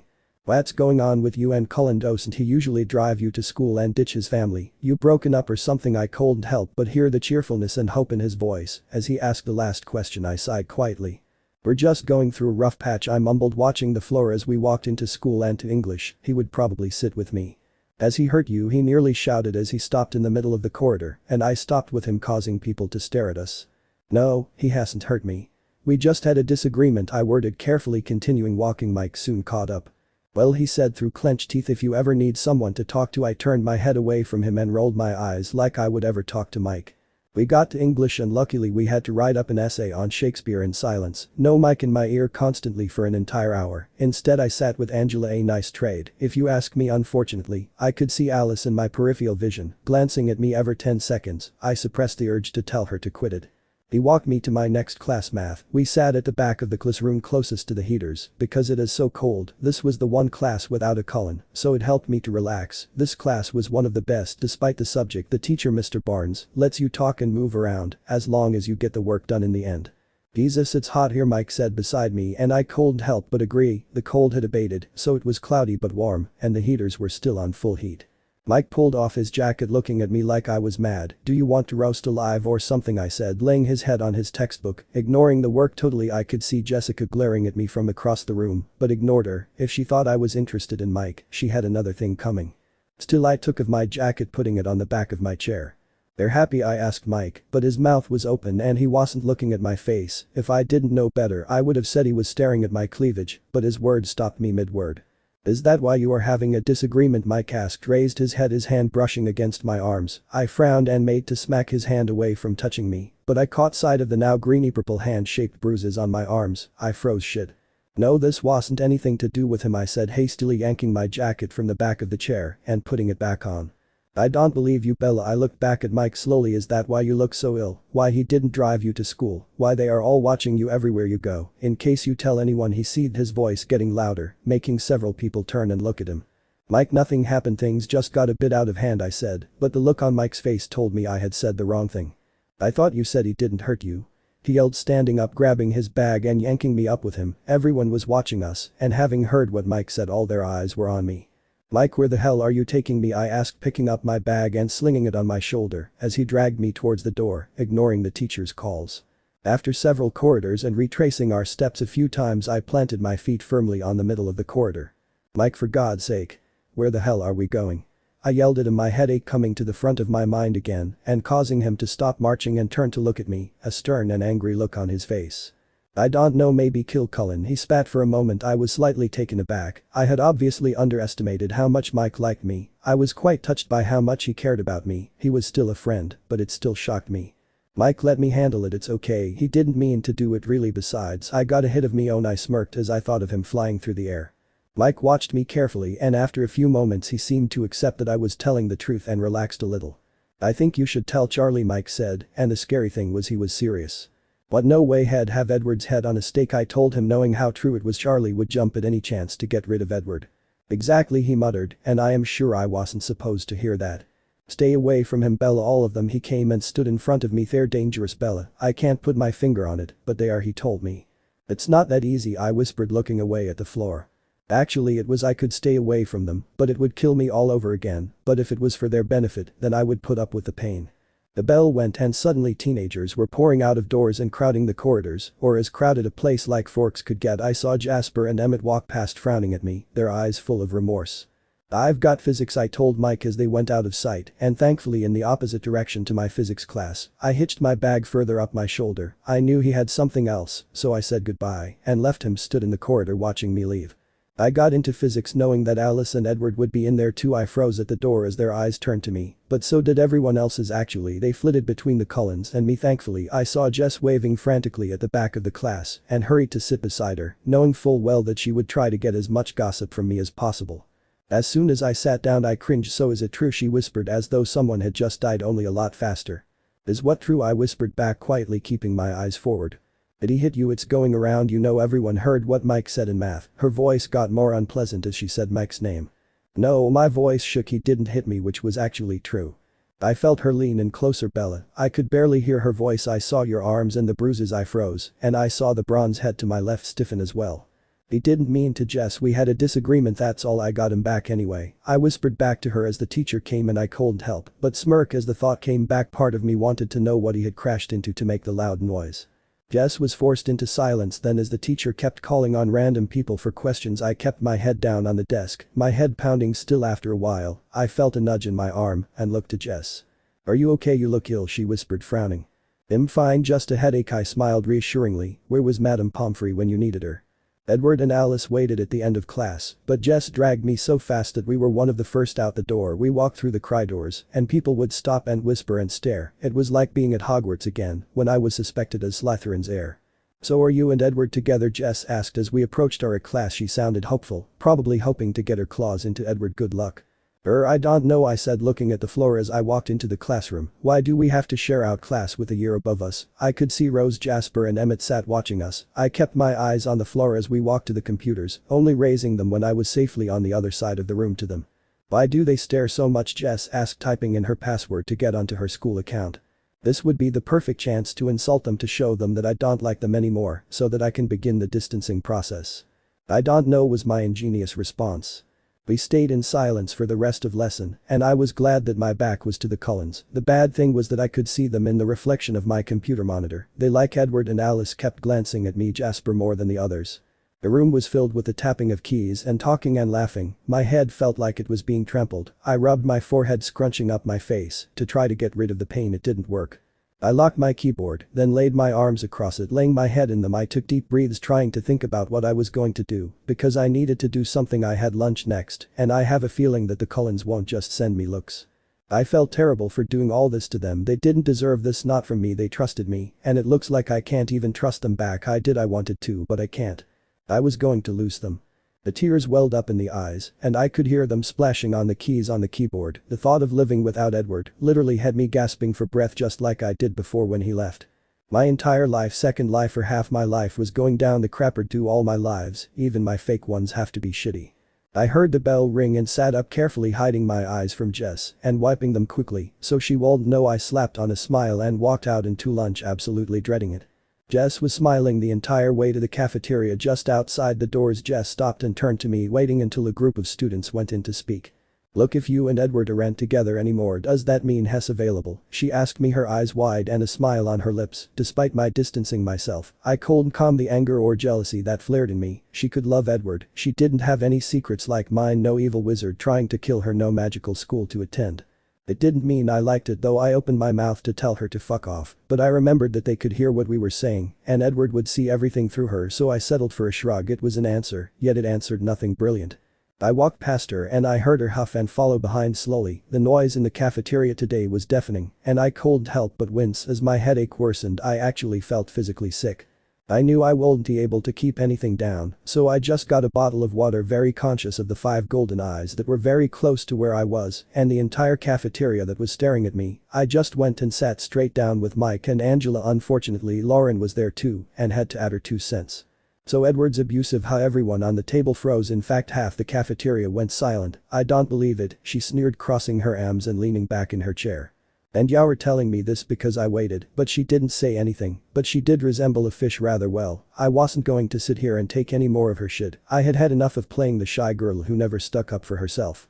"Lauren, I don't give a flying shit if you believe it or not. It's got nothing to do with you," I told her, trying not to lose control of my magic again. I heard chuckles from around us, and I could see that everyone on our table was staring at me, shocked by my language. Oh yes, Bella Swan can curse with the best of them.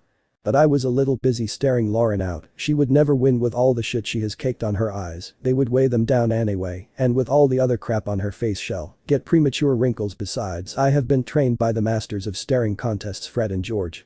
Without taking my eyes off her or blinking, I undid my bottle lid and took a mouthful, swallowing it and putting it back on the table and resuming our little stare off. It was surreal, like one of those things you see in a corny Disney film. The entire cafeteria was silent watching us, and it was as if whoever won would be crowned queen or something. After about 1.5 minutes, I was now smiling nicely at her, and she was glaring at me, and she blinked. The entire cafeteria seemed to take a breath at once. I chuckled, shaking my head slightly. "Lauren, don't try on big girl pants when they don't fit," I said in a sweet voice. Contrasting to what I said, laughter surrounded us, and I smirked at her. She glared at me, her eye twitching. "Oh, I would love to hex that girl." Suddenly the laughter died down like someone had just died. I saw Mike glare at something behind my shoulder, Lauren batting her eyes and smiling seductively. It actually looked like she had a fly in her eye. I knew who it was before they even spoke.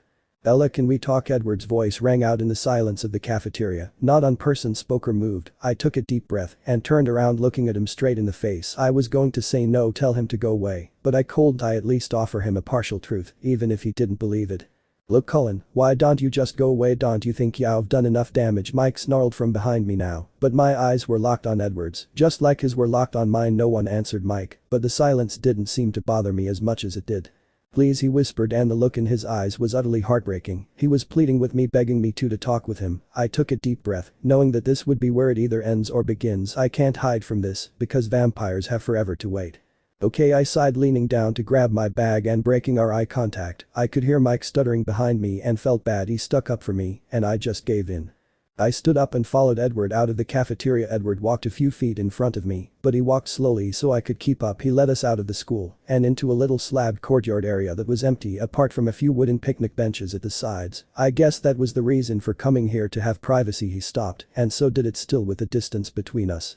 Edward, I'm sorry, I began, but he interrupted me. He turned around frowning as he watched me. I lowered my eyes to the floor. What have you got to be sorry for, he asked softly, walking up to me and lifting my chin. I was shocked to say the least. I thought this would be interrogation time.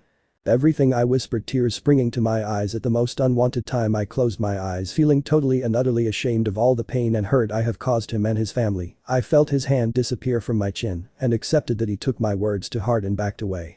What I didn't expect was to feel him pulling me to his chest and wrapping his arms around me. I should have pushed him away, then told him it was over and that I never wanted to see him again, but I couldn't do it. I let him comfort me, letting my tears spill over and stain his shirt. I'm the one that should be apologizing. I hurt you. He pulled me from his chest to touch the tops of my arms with his hands, his eyes swirled with golden torment. I would have done the same thing if I was in your shoes, I told him, looking up, but finding his figure blurred by my tears. It's no excuse, Bella, he told me harshly, looking totally ashamed of himself. Edward, if you had disappeared and I had seen you hurt or something like that, then came home injured and refused to tell me anything about it, I would be pissed too. I sniffed. I do understand why you did it. He pulled me back to his chest and squeezed me tightly. You curse a lot, don't you, he chuckled, and I laughed a bit. Bella, I pulled away this time, taking a look at his face and dragging him over to one of the wooden benches. My legs were hurting. I sat down and leaned my back against the wall, one leg beneath the table, one on the other side of the seat. Edward mirrored my position, only facing me. I could tell that this was it, no more skirting around the subject. This was it, make or break. Once we were sat down and turned to look at Edward, prepared for rejection and anything else he may throw at me. Well, not prepared, because you can never be prepared for that, just willing to accept it. Bella, I understand that you have secrets, he said, taking deep breaths even though he didn't need to. And I understand that maybe you don't want to tell them to us. I do want to tell you, but I can't. I'm not allowed. I told him, trying to get him to understand. I do trust you, Edward, with everything. I want to let you in. I have wanted to tell you ever since I found out what you were, but… Edward nodded. Listen, Bella, he said, taking another deep breath. I gulped rather loudly. When you went, I ran home, and as you can expect, I worried about you, but there were some things that Jasper said, and they were true, he told me, never looking away from my eyes. You have never given me or any of us reason not to trust you or ever doubt you. He told me that you would never hurt us, and if you did lie to us, you would have a good reason to. I opened my mouth, but he held up his hand. Please let me finish, he asked, and I nodded, waiting for him to carry on.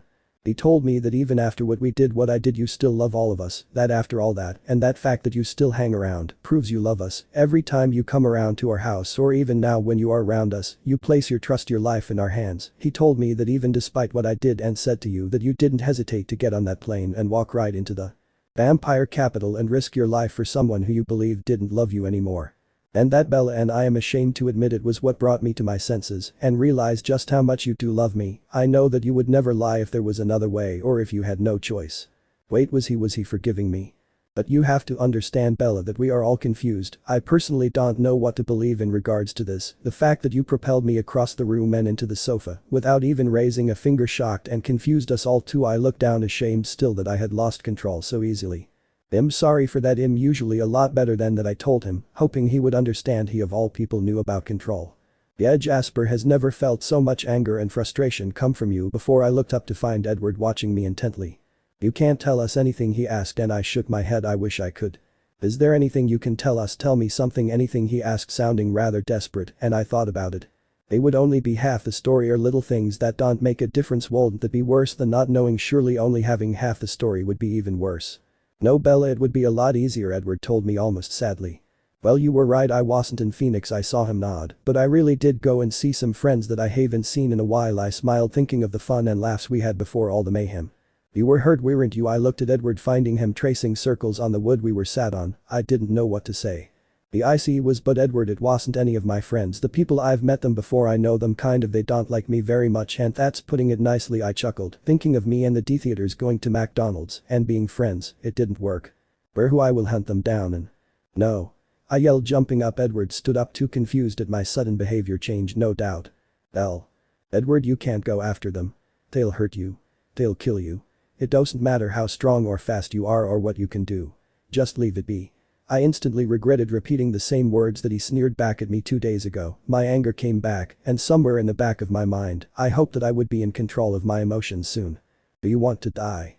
Do you have a death wish? I screeched at him. He took a step towards me, and I took a step back, so my back hit the wall. I couldn't honestly remember why I was angry with him. I wasn't angry with him, I was just angry. He took another step towards me, putting his hands either side of the wall, trapping me there with him. My chest heaved from yelling, and his eyes bore into mine. "I don't care," I whispered to me, but I was too shocked and angry to be dazzled by his scent. "How can you not care? They could kill you. And they won't just stop at you, you know they would kill your family too. They've done it before. You're just stupid," I said, glaring at his face that was inches from mine. I thought back to my earlier insults and used them. "You're just a condescending, hypocritical, masochistic, patronizing ass." My word was suddenly cut off as Edward crushed his lips to mine, growling slightly as he pushed me harder against the wall. Not painful though, guess he was going to be careful about that from now on. Still fuming about what an idiot he was, I wrapped my arms around his neck, grabbed a handful of hair, and tugging on it hard, I saw him wince slightly and let go, running my hands through his hair. Instead I swore he growled a little, but it was more of a purr. He learned his lesson. I pulled his closer to me, never stopping the kiss. I knew that I couldn't actually force him to do anything, not without my wand anyway, but he complied anyway. I pulled away slightly. "Promise me you won't go after them." I kissed him again briefly before pulling back. "Promise me."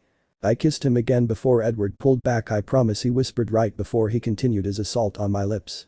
I let my anger drift away as Edward kissed me, removing his arms from the wall to wrap them around my waist and pull me to him even tighter. There was only one problem: if I didn't get air pretty quickly, I was going to pass out. I had to pull away but kept my arms around his neck and my hands in his hair. We were both panting as we leaned our foreheads together, hot and cold. "You're beautiful when you're angry," he whispered to me, and I couldn't help but blush. "Except when you're angry with me too." We both chuckled and we heard a cough. I didn't really care who it was, but with our eyes so close together, it was hard to miss the eye roll. "Alice," he said as his form of a greeting. "You do know that Mike is planning on getting a gang of people to find you and beat you up for kissing her like that?" Alice said, sounding very superior, and I heard several chuckles. "Great, his whole family was here." Fantastic. "How did he?" Edward asked, never removing his arms or turning to face Alice. We were staring into each other's eyes, frowning at each other. "How did Mike see that kiss?" I heard Alice sigh dramatically. "Honestly, Edward, do you not know this school by now? This is the cafeteria courtyard that is right in front of the cafeteria window," she said, as if we were dumb. Edward closed his eyes and groaned. In me, I was as high as a kite. I wasn't going to lose Edward, even after everything. I couldn't care less who saw us kissing. If I was playing my part correctly, I would be blushing like mad right now, but they knew something was off anyway. No need to lay it on so thickly anymore. I bit my lip to keep from smiling, but Edward saw it when he opened his eyes. "And what, pray tell, do you find so funny, Miss Swan?" he asked in a rather good English accent. Mine was better. I didn't answer because I honestly didn't know. I just giggled madly, thinking of Lauren and Jess' faces when I see them later. They won't be happy. "Are you ever going to move?" I heard Rosalie ask, but even I could hear the amusement in her voice. Edward and I shared a look and shook our heads, smiling at each other, still slapped against the wall. "Do I have to drag you away from each other?" Alice asked, and I heard someone cracking their knuckles. My grin widened as I grabbed Edward's hand as tight as I could. They would not separate us. Edward rolled his eyes at me, pulling away. I couldn't help but frown until he pulled me with him, crushing me to his side. I didn't mind. "Jasper," I looked to him, smiling slightly, "I believe I owe you." I watched his eyebrows shoot up and his face cloud with confusion. "Why?" "For Edward the First," said simply, and I swore I saw Alice and Edward chuckle to each other. "I would have to ask about that later." "And I'm sorry for snapping at you before," I said, looking at the floor. "Ella, look at who I live with," he said, smiling at me, and I smiled back. "I'm used to it. You have to be when you live with 6 stubborn vampires," he chuckled, and I nodded, sending him waves of gratitude. He smiled at me wider than before, feeling my emotions now. So I turned to Emmett, who was suddenly picking me up. I couldn't help but squeal, making the others laugh at me. "Ella, you can suddenly kick Edward's ass, have a bad-ass temper and curse in everyday conversations. Why didn't I know this before?" Emmett asked, faking being hurt, still holding me and smiling hugely. I just rolled my eyes. "I did not kick his ass, just, well, what did I do?" "Yeah, you kicked his ass. Well done, by the way," Rose chuckled from behind me. It was amazing that they were talking so casually about me flinging Edward across the room. That isn't normal, and they are just ignoring that fact. I wasn't going to complain, it made my life a hell of a lot easier. "Why can you insult Edward and get away with it, and we can't?" Emmett pouted, and I laughed. "Well, you can if you want a big kiss." I made a kissy face, and Emmett looked disgusted. "You? I do not kiss guys, no offense Edward, but dude, you aren't my type." He finally let me go, and Edward grabbed my hand again, pulling me to a picnic bench. "How long can you go without blinking?" he asked randomly. I frowned at him. What a strange thing to say. "Yeah, 'cause you totally beat Lauren," Emmett told me, sitting opposite me and Edward with Rose beside him. She seemed to be smiling at me now and more friendly, and before she even complimented me, maybe we were getting somewhere. I dunno, I've never timed myself," I shrugged. Stare at me and it'll count, I won't cheat, I promise, Emmett told me, smiling cheekily. I nodded, closing my eyes and opening them again and staring at Emmett. I sat there smiling and letting my mind wander while staring at him. Holy shit, Bella. That's more than 3 minutes. Jasper gasped in bringing me back to earth. He was now sitting beside Alice on the other seat on the table. I shrugged again, keeping my eyes on Emmett. Just then they began to burn. I needed to blink. It hurt. Ow, I said, trying to resist the involuntary blink. Damn. I blinked. I rubbed my eyes vigorously as they watered, the others laughing at me. Suddenly all the laughter stopped and instead the table was filled with growling. I stamped on Edward's foot to try to get him to stop. Humans do not growl. What's wrong, I asked, looking at all of the matching angry faces of the Cullens. I understood a second later.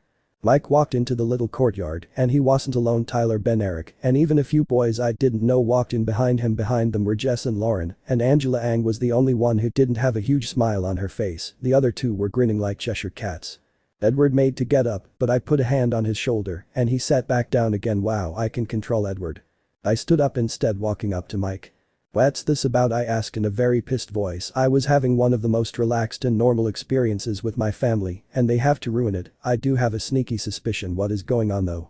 We are going to teach Cullen a lesson for messing with you, he said, simply looking past me at the table where they were all sat. I took a glance at the cafeteria window and saw what I expected. Every eye was turned to the window. Even the kitchen staff were watching. Of course they couldn't hear anything, which would be better in the long run. I told you, Mike. I took a step towards him, taking him by surprise, that it was an accident. He has apologized and explained. This is none of your business, I snarled at him, sounding more like a vampire than girl. Mike was taken aback by my words but stood his ground. You forgave him? He yelled in my face. Oh, it was on. Yes, Mike, I did. What the hell has it got to do with you? You're not my dad. I screeched back at him. What about when he hurts you again, he asked, lowering his voice, but his jaw was locked. He was angry.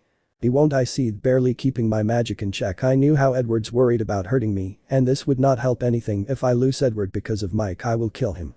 I don't need you to protect me, Mike. I'm a big girl. Now, I sneered at him, and if you hurt him or any of them, I will personally see to it that you never have kids, I whispered to him, but I think everyone heard it anyway. I knew that none of the boys out here would be able to hurt any Cullen, but if they even tried. Move, he ordered me, glaring down at me. No one tells me what to do if he puts on finger on me. And he did. He put his hand on my arm, probably going to move me out of the way. He didn't even get that far. I fisted my hand at my side and swung it at his face. Hearing the crunches, I hit his nose. I hope that doesn't bleed. It might be hard for the 5 vampires behind me. His nails dug into my arms through the cotton of my jacket as he staggered backwards and then forwards again, and to make my promise true, I brought my knee up and hit him hard, squarely between the legs. I ripped my arm away from his grip, rubbing it slightly. He stood for about a second, his face white, but then he fell backwards, whimpering on the floor like a little kid curling up in a ball. The entire courtyard was silent for a second as I turned to the other boys who accompanied him. Anyone else want to go at Edward or a Cullen? I glared at them. All of their mouths were open and their eyes were wide, except Angela. She was the only one smiling this time. Since no one answered, good, then piss off and take the dick with you, I told them, watching with my arms crossed over my chest as they moved forward and grabbed Mike, dragging him away while keeping their eyes on me, probably thinking I would attack them or something. The boys disappeared, now supporting a groaning Mike. Jess and Lauren followed, glaring at me as they disappeared around the corner. They sent angry looks to Angela, who was totally ignoring them, to smirk at me. I sighed and cocked an eyebrow at Angela. I have been waiting for that ever since you got here, she admitted, running up and hugging me tightly, laughing.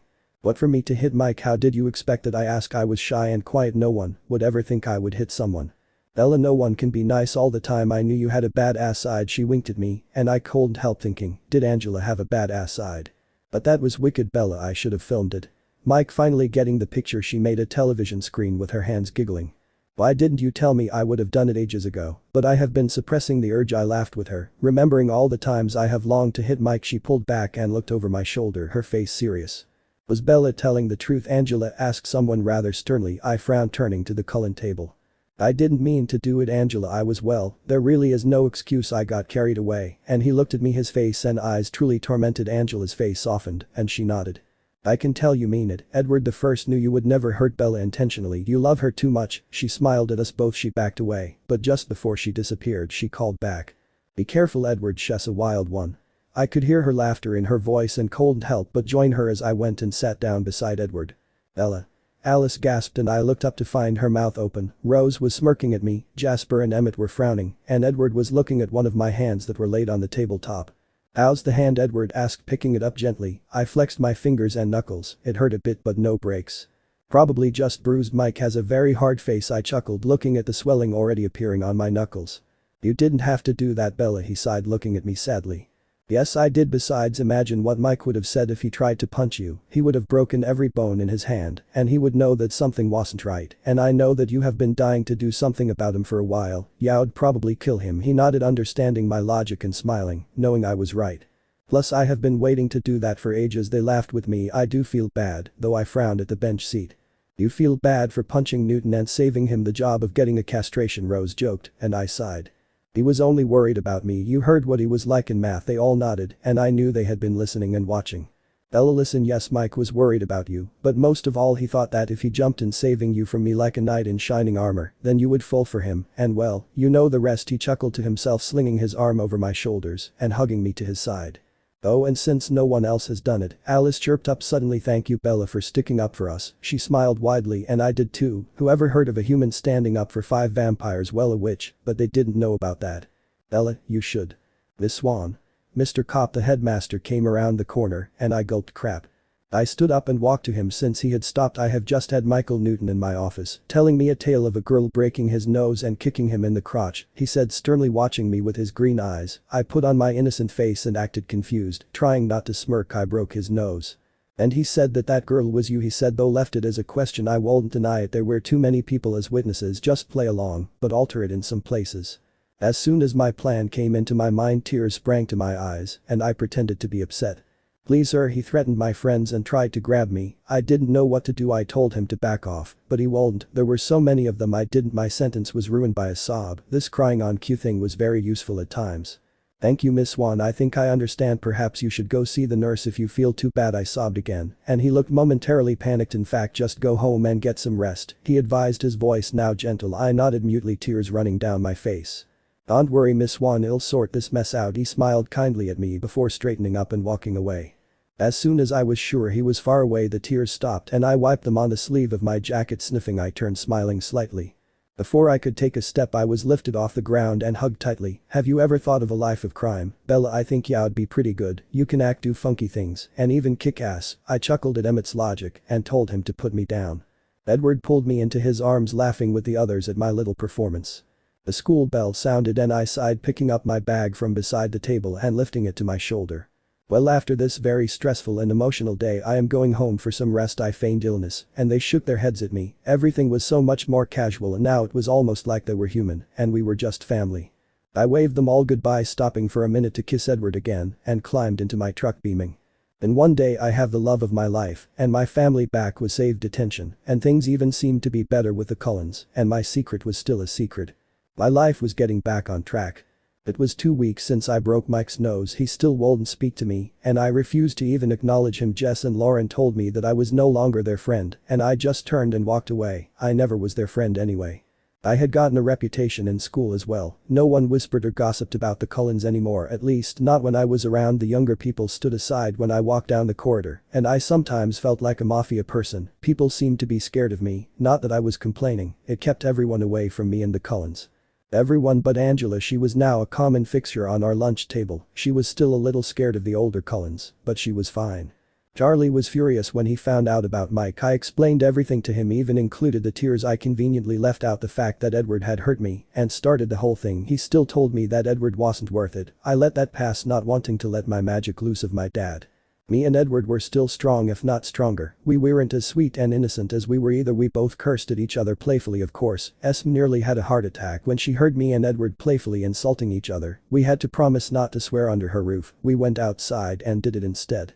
Me and Jasper were closer now as well. I think at some point in all this I earned his respect somehow. He talks to me now, we joke and laugh. I even played against him on some driving game on Emmett's Xbox. He won. There has been no talk of what happened that night, no questions, nothing. It was nice to put it out of my mind for a while. I could immerse myself in this life and actually believe it is real. I heard a rumbling noise and screwed my face up against it. I was at Edward's house, Alice having begged my dad to let me stay over. Of course, no one can resist Alice when she gets going. It was Monday, the first day of our week off after only a week at school. We had a week off. I wasn't going to complain. Sorry, Edward mumbled, stroking my hair. Yes, I was sleeping at 1 in the afternoon. I kept having nightmares, and no matter how long I sleep, I'm always tired. Edward hasn't asked why I have them, and for that I am glad. We were in Edward's room laid on his bed in each other's arms. He wasn't sleeping of course, but he said he won't be bored. What's going on? I mumbled back, sitting up and rubbing my eyes. Edward sat up with me, knowing I won't be falling asleep again anytime soon. Sleep was hard enough to keep, finding it was near impossible. We are having a problem downstairs, he frowned, sighing and standing up. They want my help with it, he sighed again, and I got off the bed too. Boo. Alice. Jasper rose and Emily answered, what would require 5 vampires? What's going on? I asked as he walked to the door. We have a rodent problem and they can't get it, he chuckled, shaking his head. I froze for about a second. A rodent, Arad, it could be scabbers. I rushed after Edward, shocking him, and I grabbed his hand and walked out of his room with him, trying to be calm. The person who betrayed my parents could be under this roof right now. You sure not squeamish, he grinned as we walked down the first set of stairs. I shook my head. I had dealt with rats in potions, care of magical creatures, and transfiguration. Besides, I had faced tougher adversaries than rats. We walked onto the landing hand in hand. It's only an owl. I froze as I heard Edward mumble it. He didn't say that. No, it's impossible. But what? I asked quietly, prepared for him to have said something totally different. I have been away from the magical world too long, and now I am seeing things from it everywhere. An owlet got in somehow and they can't get it down. Jasper wanted to. Well, we are vampires and we hunt animals, and he took a deep breath, but I was barely listening. They were going to kill it. Well, I told them they couldn't, and then they said that if they couldn't that I could at least offer my help. He finished. He was going to kill it, my connection to the magical world. It may just be a stray owl. My negative side thought yes, but since when do owls fly into vampires' houses on their own free will? They are animals after all. They will feel the fear of being around them, and they were nocturnal. They should be sleeping. I ripped my hand from Edward's, running down the stairs faster than I thought possible. Touch that bird and I will kill you. I screamed as I skidded around the corner, the result of only being in socks on wooden floors. I ran through the door and burst into the kitchen, facing 4 very surprised and confused vampires. I waved off their questions, leaning on the counter and trying to regain my breath. After a few seconds I could breathe normally again, and I stood up straight. Edward stood watching me from the doorway. Where is she? I asked because I hoped it was one particular owl. Any owl would be nice, but… She Emmett raised an eyebrow at my word choice, but it was too late to go back. But then where? I asked, getting impatient. He pointed to the top of the fridge freezer, and I nearly groaned. It was really big, as in it nearly touched the ceiling. The only reason they got it was because of me and the fact that if they needed anything from the top, they could just jump.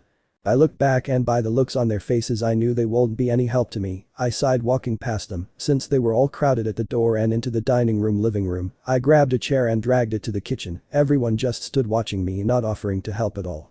I pushed it up to the kitchen counter near the fridge. If I stood up on the counter, I would be able to reach the owl. With that in mind, I stood on the chair carefully, seeing if it could take my weight. When it didn't collapse, I turned my body, careful not to move my feet from the little square of cushion I was stood on.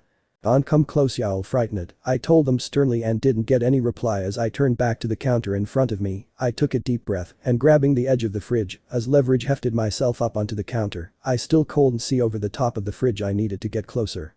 I heard several gasps as I walked along the counters towards the fridge in socks. Not my brightest idea. The counters being made out of marble didn't help either. I slipped a few times, but didn't fall. The cupboard all along the walls made me walk close to the edge of the counter.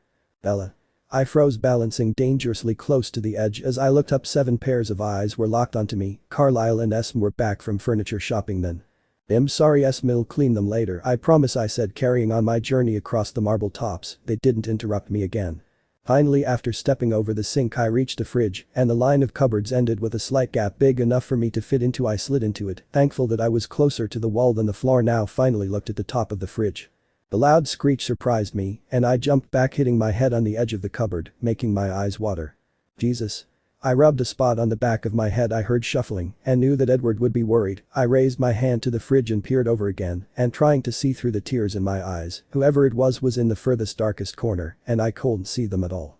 Loud hisses and screeches came from the corner. The poor creature was obviously terrified. I stretched my hand out towards them, hoping that the fact that I was human would comfort it a little. I yelped as I felt something sharp connect with my finger. Hey. I said, annoyed as I rubbed my finger. It didn't hurt now, but it came sharp. I looked up from my finger and froze. Hedwig. I whispered, my eyes as wide as the owl's. Here she was right in front of me. Her hisses and screeches stopped, and her eyes slowly got wider and wider.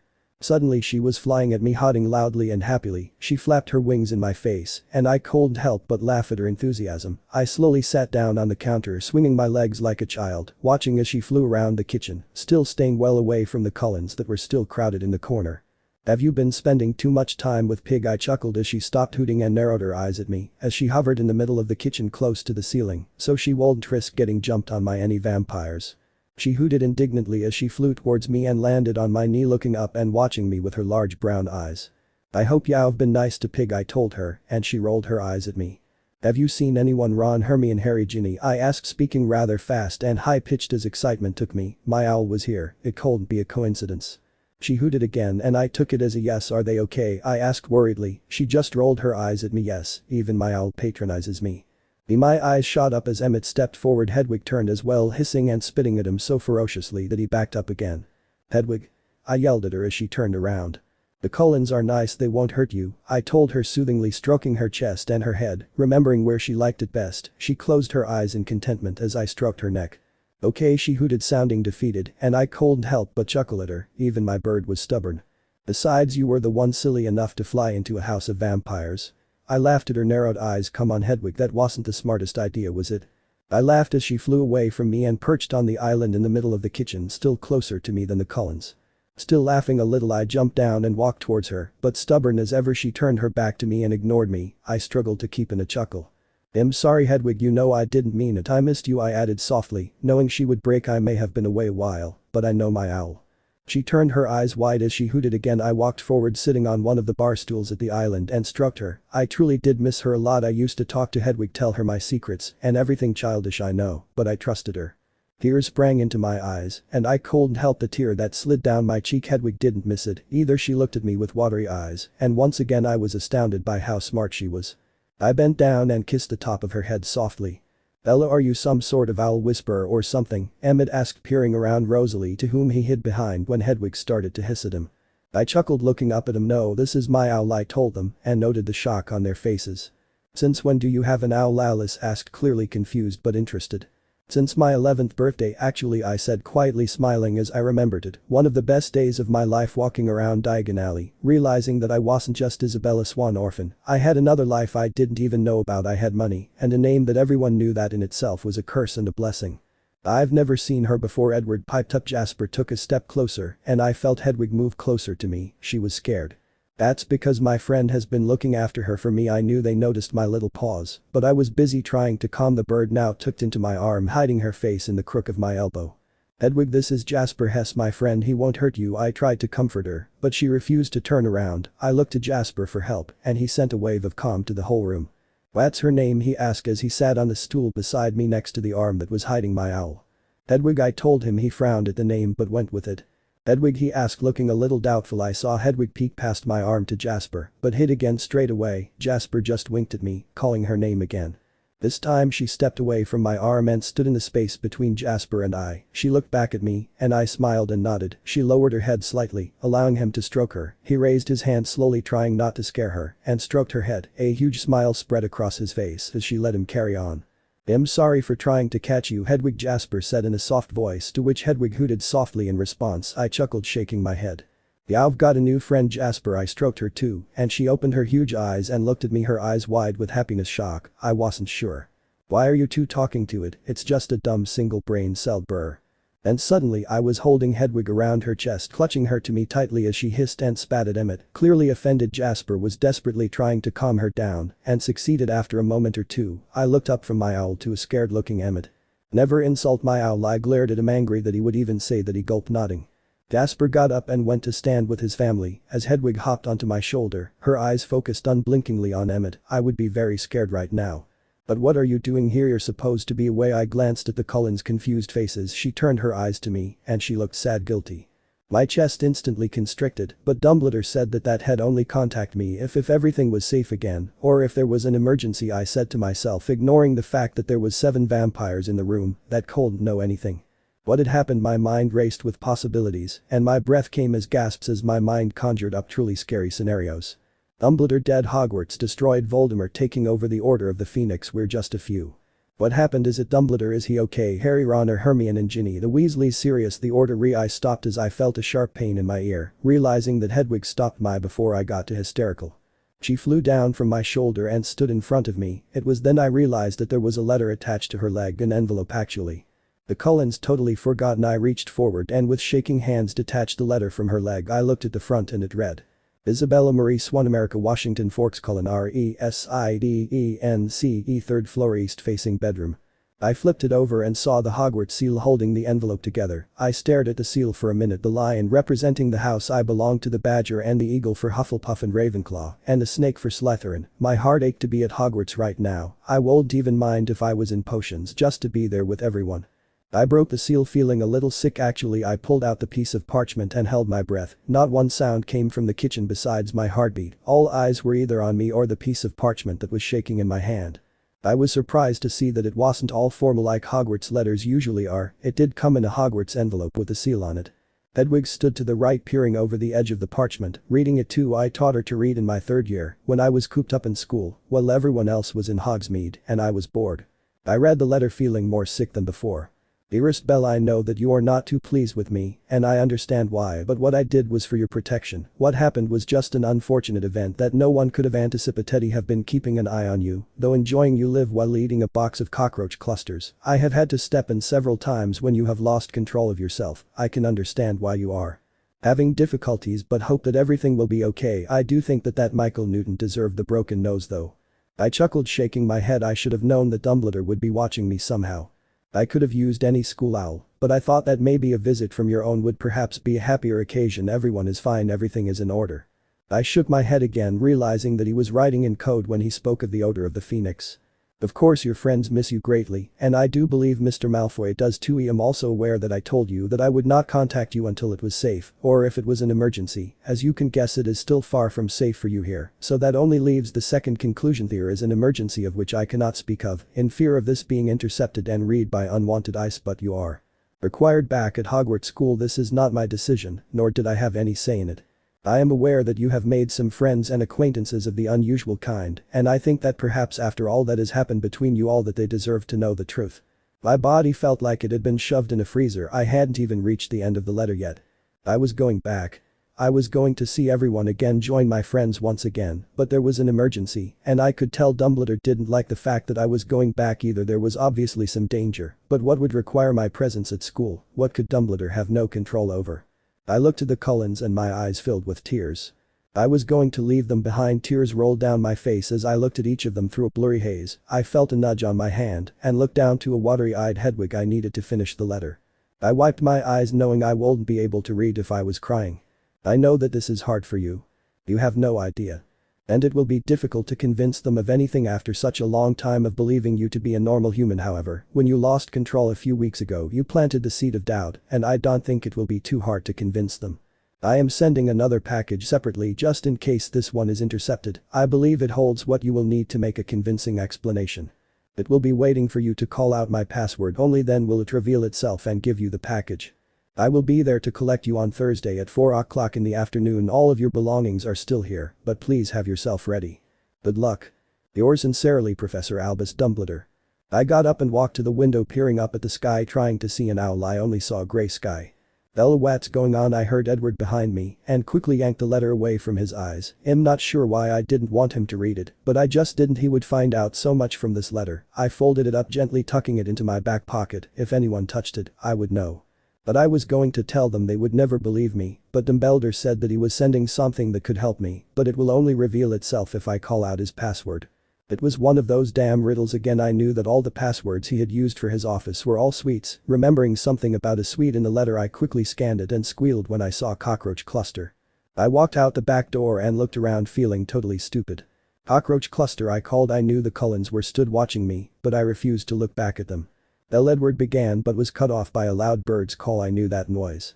I saw the handsome bird flying around the treetops before heading towards me. His red and gold plumage was beautiful, and I wondered if he had had a recent burning day. He squawked again as he soared downwards, settling on the same shoulder Hedwig had been on only minutes before. I petted his feathers, smiling happily. Hello again, Forks. I should have known Dumbledore would have used him to give me something. "I hear you have something for me," I said to him, and he flew off from my shoulder, soaring way above me, circling me. I saw something, then it was big and bulky, and it was falling towards me. I quickly held out my arms to catch the parcel before it hit the floor. I looked at it for a second before looking up again, only to find the sky empty. I sighed. That bird was as mysterious as his master. I squeezed the bulky package, surprised to find that it was empty. My heart sank, but it was Dumbledore we were talking about here, making sure that the Cullens couldn't see anything. I ripped one side the packaging and peeked inside. The squeal that came from me was nothing anyone had ever heard before. I know I hadn't. I was acting like Alice, jumping up and down, clapping and smiling and laughing. "My wand," he gave me my wand. I spotted another piece of parchment and reached into the bottom of the package and pulled it out. "Dear Bella, I know how much you have missed your wand, and I trust that you will use it wisely. Since school has started, magical limitations have been lifted, and you may use your wand freely. I am trusting you to use your magic only when necessary. I hope this will help you to explain. Yours sincerely, Professor Albus Dumbledore." The cough brought me back to the present, and I quickly hid my wand down my shirt, sliding it down, so my bra was keeping it in place. It would make sitting down hard, and it was cold, but I was guaranteed that no one would find it zipping up my jacket, so they couldn't see the long bulge now in my shirt. I turned back around. My smile fell instantly. How the hell do I do this? Dumbledore has basically forced me into this. He has sent me an owl and a phoenix in my wand. I had to tell them something to explain all this to them. I walked towards them, keeping my head down. As I reached them, I looked up into the eyes of my family. I have something to tell you, to show you, to explain," I gushed out, and I wasn't sure they would understand what I was saying. Carlisle nodded, letting me inside first. Jasper frowned at me, confused by my sudden change in emotions. I was terrified, excited, guilty, but ecstatic. Yeah, even I was confused by it. I didn't want this to be all formal, so I sat down on a sofa watching the floor as my hands shook. "I think I'm going to puke up at some point." "What's this about, Bella?" Carlisle prodded after they had been seated for a while. Edward was holding my hand tightly in his, and I didn't have the strength to push him away. I was ready to burst into tears and never stop. He was the only thing grounding me. Be what I can't say what I am. About the weird stuff that's been happening. I stood up, letting go of Edward's hand. As I began pacing around the room, I spotted Hedwig perched on the back of a dining chair, watching me with sympathetic eyes. Maybe I could just take out my wand and do a spell. Yeah, I'll give them a heart attack. Or I could just tell them. I stopped and turned to look at them, all confused, and I even saw traces of fear in Edward's face. "Okay," I took a deep breath, looking at the floor and fiddling with the edge of my sleeve. "Well, you're vampires," and I shook my head. "Wrong way to start. I'm not normal, and not that way either. I'm not exactly human." I was stopped by a loud growl. I wasn't surprised to find that it was Edward. "Don't joke about these things, Bella, it's not funny," he snarled, standing up and heading upstairs. "Will you just listen, for God's sake? Before you go running off to sulk." I yelled at him, truly angry and hurt that he won't even listen to me. Everyone else was just staring at me, trying to see something different about me. Edward sat down again but looked ready to run at any time. I stayed standing and continued pacing. "I'm not a vampire, don't worry. I think you'd know," I added, and they all nodded. Edward somewhat reluctantly.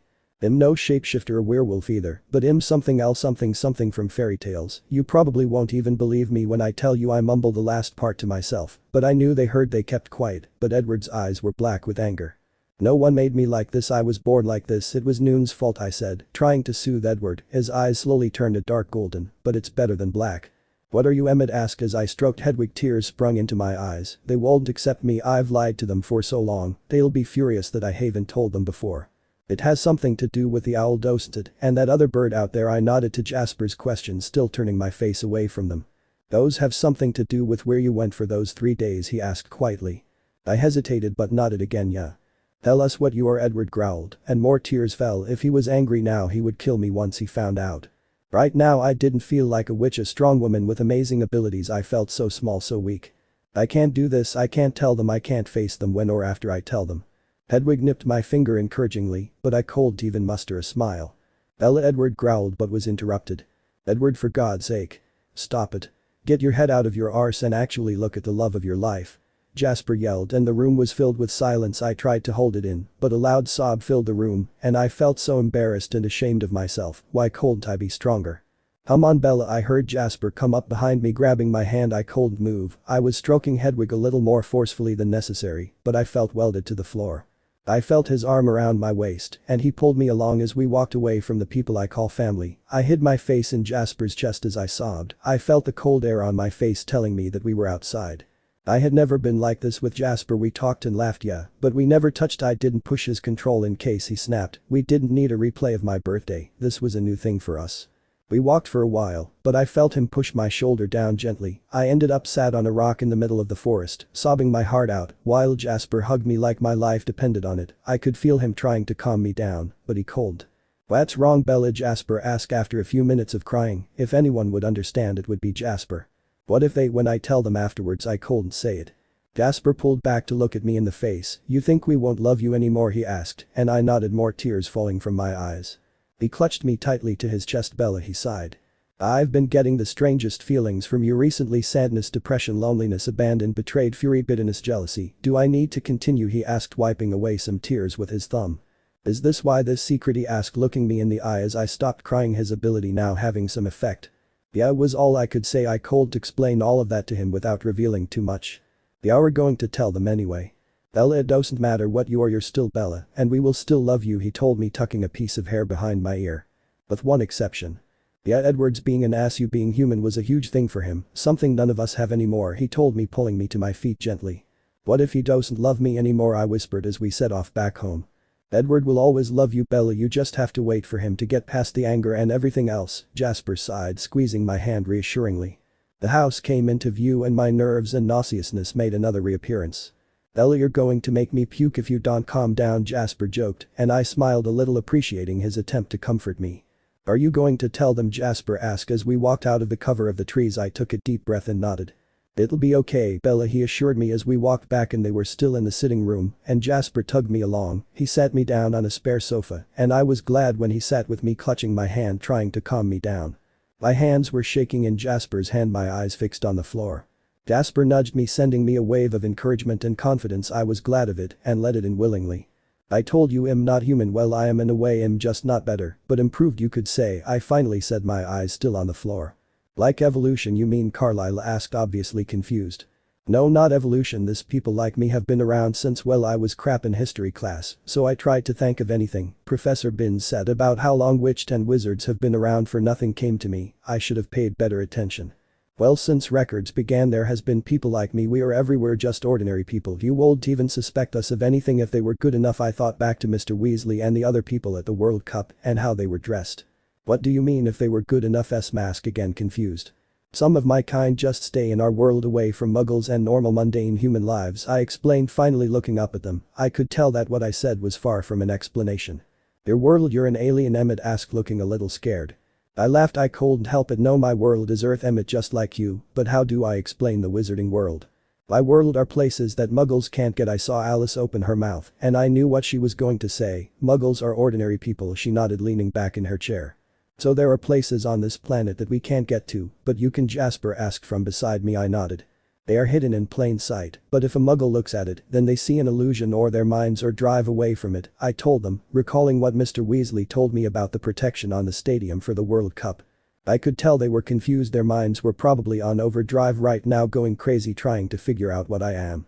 "I'm a witch," I mumbled, hoping against hope that they wouldn't hear me. Of course they did.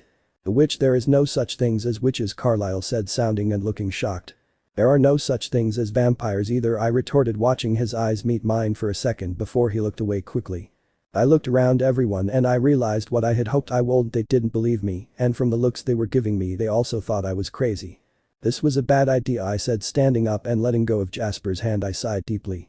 "Well, goodbye," I told them as I walked towards the door. My heart was breaking, and I couldn't deny that I was hurt. How could they not believe me? I felt something around my wrist and turned around slowly. "What do you mean goodbye?" Jasper asked, his golden eyes apprehensive. "That letter I got with Hedwig was from the head teacher of Hogwarts, a school that teaches magic. I was sent away for, well, it doesn't matter now," I said sadly. "I won't burden them with my problems anymore. Anyway, I'm going back on Thursday, so I've got 3 days left here," I told him, watching his horrified expression. "Yeah, I'll be back though, right?" he asked slowly. I thought about it. The next holiday was the Christmas holiday. I would be kept in the wizarding world and would never be allowed anywhere without someone there to protect me. I doubt I would ever step foot in Forks ever again. It was too dangerous to go to the same place twice. "No, I won't be coming back ever," I told him, my eyes filling with tears again. I refused to look over at the Cullens, who I knew were watching us. "Well, never see you again," Jasper whispered, his own eyes filling with moisture. Was Jasper crying or as close as a vampire gets? No, I shook my head. "Not after Thursday. The house was silent for a second, and I knew I had to do something. I'm sorry for everything. I know I've caused nothing but grief and anguish for you and your family, just my presence caused you all pain, I said, referring to the burn they felt when I was near. Hedwig suddenly flew over Jasper and landed on my shoulder, hooting softly, the noise echoing in the large high-ceilinged room. Everything seems to be against us in the end, I said, more to myself. The thing with James, Laurent and Victoria the Volturi, would have been alright if I had had my wand, I mumbled to myself, frowning as I knew I was right. I could have easily taken James out with my wand. I'm sorry. Emmett came walking up to me and Jasper, and he let go of my wrist. Stepping back, Hedwig dug her talons into my shoulder, still angry and scared of Emmett. But a wand, he asked, sounding very amused. I reined in my anger. The fact that he was laughing at me being a witch had me gritting my teeth to not lose control. I'd have to build up the restraint I once had all over again. Maybe once I started using magic again, it would be okay. Yes, Emmett, a wand, I said between my teeth. It was the package the phoenix dropped outside, I told him, glaring at him for making fun of me. The phoenix, as in the creatures that Carlyle started. Their tears heal wounds, they can carry heavy loads when they die, they are reborn from the ashes. Yeah, Forks was a phoenix, I said to Carlyle, looked shocked at my knowledge of them. He belongs to Professor Dumbledore, the headmaster of Hogwarts, I added on the end.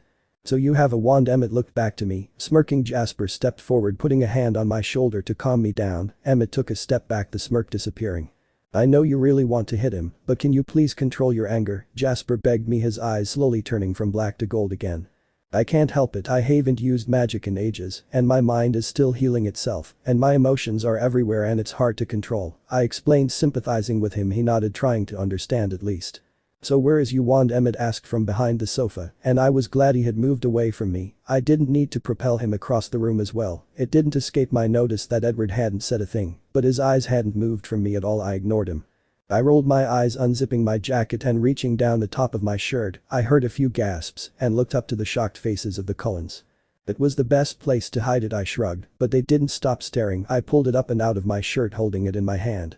I got that feeling that I did when I first held it. The warmth rushed through me, making my body tingle. It seemed my wand was as excited to see me as I was to see it.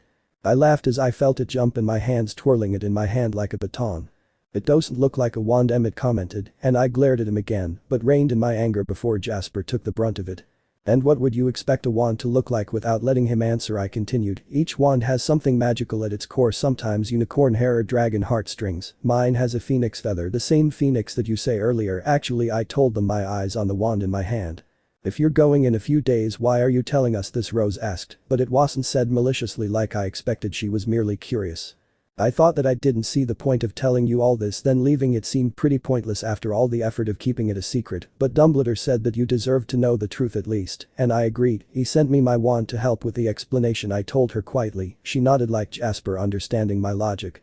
They didn't believe me. I knew they didn't. No matter what I said or what I did, they would always see the human Bella. This was pointless.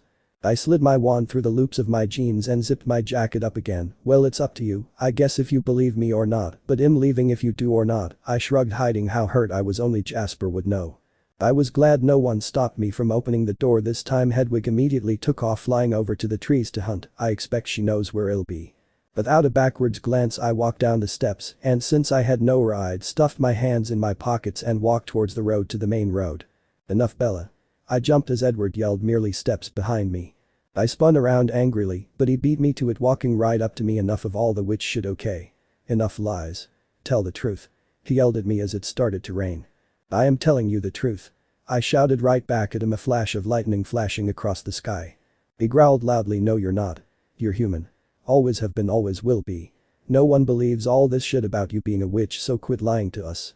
I gulped, tears springing to my eyes. I knew it was true, but having it said like that hurt even more. The rain poured down even heavier, feeling like bullets as it hit my jacket, instantly soaking straight through to my skin. I just nodded, turning around and walking again. He didn't believe me, none of them did. For once I was glad of the rain, it hid my tears. Why are you doing this? He yelled again as he came to stand in front of me, blocking my way. I'm not doing anything, I said quietly. I couldn't fight with him, it was over me and Edward. Nope, just Edward Cullen, Bella Swan, we weren't together anymore. His eyes darkened, but I didn't care. He could do what he wanted to me. I was already hurting enough, as it is. Physical pain would just be another addition. I sighed. Please move, Edward the First asked quietly as I looked up at him. His jaw was set, his hair was stuck to his head and in his eyes, but I had never seen him this angry. Edward, you don't believe me, so what's the point of sticking around? I won't be the butt of your jokes as you laugh at me. I told him, not having the energy to yell. I was too tired, the nights of nightmares were catching up with me. Suddenly he grabbed me just like he did before. Those bruises were gone now, and it felt like he was making new ones. Why are you doing this? He asked again. I stayed silent watching him.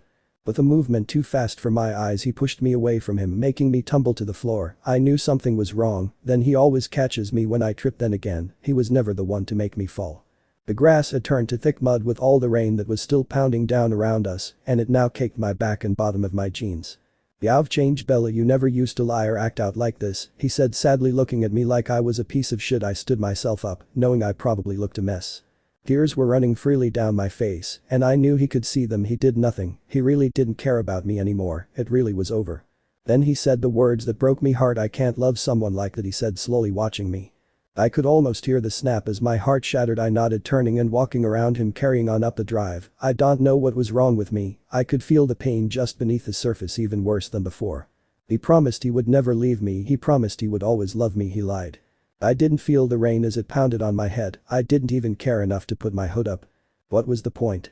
I carried on walking, not really caring where I end up. I just walked. There was no Jacob to save me now. He told me this would happen, I should have listened. Ella. I ignored them. I didn't want to care anymore. It had my heart broken once, and I was stupid enough to give him my heart all over again. How had I been so stupid? I felt someone's arm on my shoulder, but I felt on walking. I didn't care who it was. Cullen, they were probably here to laugh at me. I thought, I hope they would understand, they themselves are mythical creatures. Why is it so hard to accept the fact that I am too? Ella, please wait. Why? I saw something stand in front of me, and I stopped. I watched the ground. I couldn't take any more hurt. I just cold.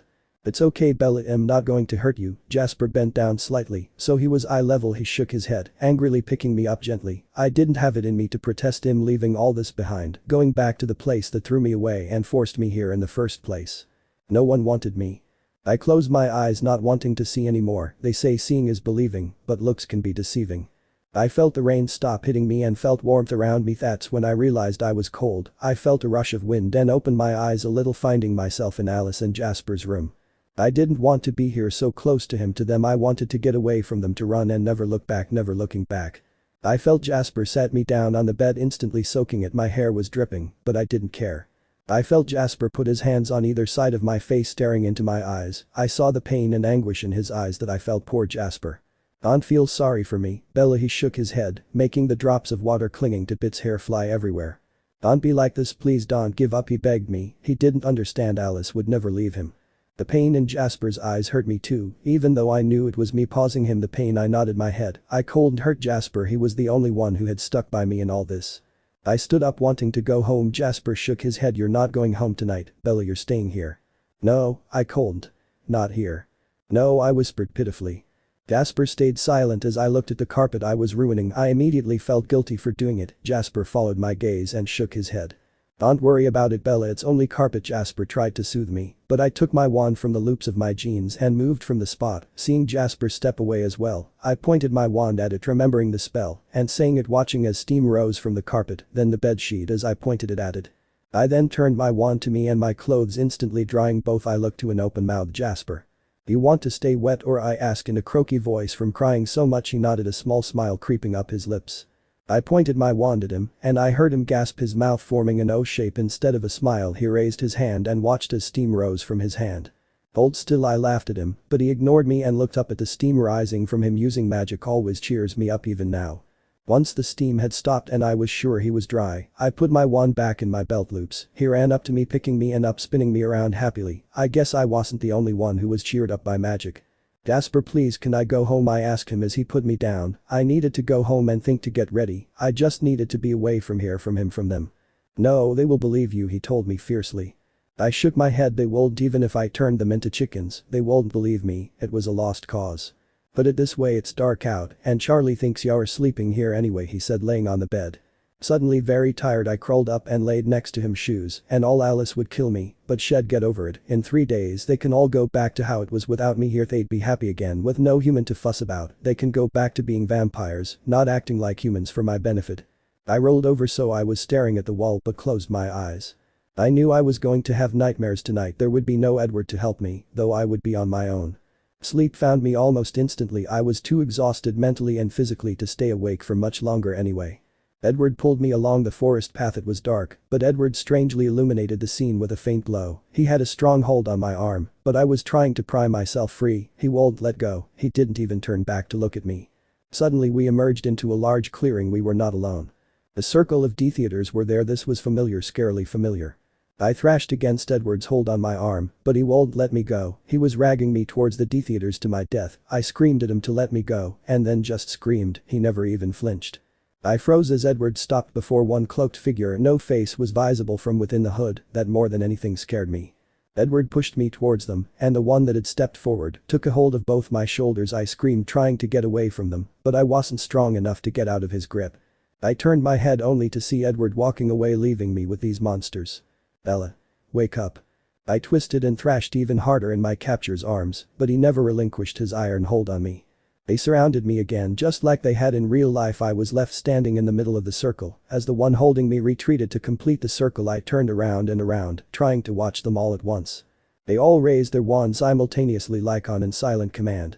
Avada Kedavra, a horrible voice said, sounding more like a snake than a man. I screamed one last time as I saw the flash of light shooting towards me. Bella. My eyes shot open as I sat bolt upright staring in front of me at darkness. I was vaguely aware of the tears running down my cheeks and my entire body trembling violently, but I wasn't thinking on that. Betrayed. He had betrayed me to the D-theaters. Was that how I felt that he betrayed me? He betrayed my trust. Definitely. Would he really hand me over to them? Honestly, I didn't know anymore.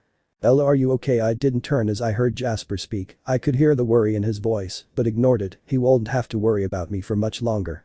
I silently laid back down and stared the ceiling, unable to stop the tears or the shaking. God knows what I had said this time. With a dream like that, who knows, they won't understand any of it anyway.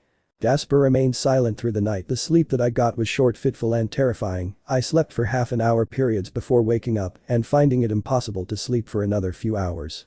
I was seriously debating sending a letter to Dumbledore asking him to connect the house to the Flu network for a moment so I could get out of here quickly. Light slowly crept into the room, but I kept my eyes on the ceiling.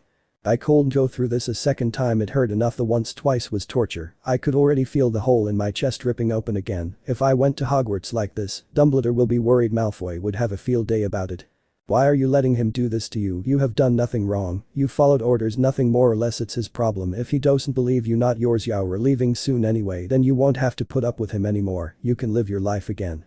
I loved that little voice in the back of my head. It was always so strong and determined. I usually ignored it, but I think I will listen to it this time. I have very limited time left, and I would not let him ruin it for me. None of them believed me except Jasper. Well, there is no reason I can't tell Jasper all about it then. Sitting up in bed and pushing the quilt off me, I walked over to the window. It was cloudy, the sun trying to break through the clouds but not succeeding. I turned to see a very worried Jasper sat on the end of the bed watching me like I was going to fall apart. What time is it? I asked, thinking of what I had to do. It wasn't only the Cullens I had made friends with, I needed to sort things out with Jacob as well. 8:30, he told me, obviously confused by my seemingly random question. I patted my pockets, finding only the letters in there. Can I borrow your phone? I asked Jasper. He frowned but reached into his pocket, bringing out a little black flip phone and throwing it to me. I caught it easily. Years of being a seeker on the Gryffindor Quidditch team have helped my reflexes. Remembering Jacob's number from all the times I called him when the Cullens weren't here before, I dialed and waited. I leaned against the wall beside the window, tapping my foot impatiently against the carpet. Who the hell is calling this early in the morning? I smirked as I heard Jacob's deep voice crackle across the phone line. Sorry Jacob, the first won't keep you. I just need Seth's number, I said with a smile on my face. Seth would understand. Okay, got a pen. He gave me the number, telling me that if I ever called that early again he would eat me whole. I laughed as I put the phone down. There would be no goodbyes for me and Jake. That would be the last time I would talk to him. I dialed the number and waited, hoping that Lee didn't pick up the phone. Luck was on my side. Hello, a very chirpy voice said from the other line. Hey Seth, it's Bella, I said happily. Seth has phased a few weeks ago, but he was still the little kid to me. Can we meet up? I have to tell you something. Explain something, I said, seeing Jasper's brow crinkle up with confusion. Sure now, he asked hesitantly. Sure, can I meet you at the border on the road leading into La Push? I asked, feeling honestly excited that I could finally tell someone that would understand. Sure, I'll be there, see you. Bells. The line went dead as he hung up. I smiled, throwing Jasper his phone back. Why are you going to meet a werewolf? He asked as I walked into their ensuite bathroom. I looked a mess. I splashed my face with water trying to calm my hair. Once I looked reasonably fit to go outside. To explain I've told you but Jacob and the pack need to know as well Seth will understand I nodded heading towards the door. I'm coming with you Jasper told me and I turned around again. Why? Because despite him being your friend he is still a young werewolf he'll just tag along, I won't get in your way he said, asking me more than telling me. I nodded I needed a ride anyway. Can you give me a ride there I asked as we walked onto the landing thankfully no one was around that might be uncomfortable, especially since they think him nuts. We walked downstairs and outside I shivered as I walked towards the Jasper's blue very shiny car I didn't know what make or model it was I didn't care enough to find out. We climbed in and drove the border silently there was nothing to say. Jasper pulled up getting out the car slowly, since there were cars passing beside us I got out too looking around. In there waiting for you come on Jasper said walking forward with me following him. We ended up deep in the woods the trees so close together that there was nearly no light at all, Jasper took my hand at one point so he could help me along, telling me to dodge things if needed finally we walked into a largish clearing and Jasper let go of my hand, letting me stand beside him. I waited and smiled as Seth stepped out of the trees on the other side in his human form of course I was thankful he had brought a shirt and trousers, hugging a half-naked Jacob was okay, but I didn't know Seth that well to hug him with no shirt on, but thankfully he did have a shirt on. Seth. I yelled happily stepping forward. Els. He yelled back running to me I saw Jasper take a step back as Seth picked me up and spun me around both of us laughing. Jesus Seth what happened to the cute little kid I laughed as he put me down again. He pouted I'm not cute anymore, he started to pretend to cry, I rolled my eyes at him and smiled. What's with the entourage he asked looking to Jasper and offering a small smile which Jasper returned. You know what they're like I waved it off and he nodded smiling still Seth wasn't easily wound up he was too easygoing. He grabbed my hand pulling me down to sit on the floor. So what's going on he asked stretching his legs out in front of him. I'm leaving. He looked up at me frowning Charlie hasn't told Billy any. That's because Charlie doesn't know I told him waiting for a reaction. No offense Bella, but Jacob is your best friend, why are you telling me he asked sitting up straighter. Because you are the only one that would understand I said watching him to see if he realized or not. I sighed him going where your cousin Penelope is. The clearing was silent for a second as he thought about it, his eyes widened and he smiled hugely. You're going to Hogwarts. Yara which his voice quieted as he asked the second question looking honestly confused. Yeah I heard Penelope talking about a Seth and Lee and then I heard about a family called Clearwater on the res and thought about it, I said laying back and looking at the sky through the trees. Jacob will do his nut you know Seth said laying next to me putting his arms behind his head to act as a pillow. Yeah I know but can you explain that I'm alright and was I asking too much? Sure but you know Jake he'll probably send out a search party for you he chuckled. I sighed listen you know about magic right? He nodded. Well when I leave everyone's memories will be modified and erased of any mention of me, no one will even remember me apart from the pack and the Cullens, because the magic won't work on you, Jake will freak out when he goes to Charlie's asking about me and finds that all trace of me has gone, I grimaced thinking of how confused and frustrated he would get. I'll try to explain it to him Seth promised. A loud howl to my right made me sigh Seth and I both stood up brushing the grass and twigs off us. He was suddenly hugging me fiercely and I hugged him back I would miss him all of them. He ran to the other side of the clearing I'll miss you Bells you made everything more interesting around here. I laughed as I realized that it was true all the bad stuff around here happens because of me. Say hi to Penelope for me. He yelled before disappearing. After a second Jasper came and stood next to me Hess gone.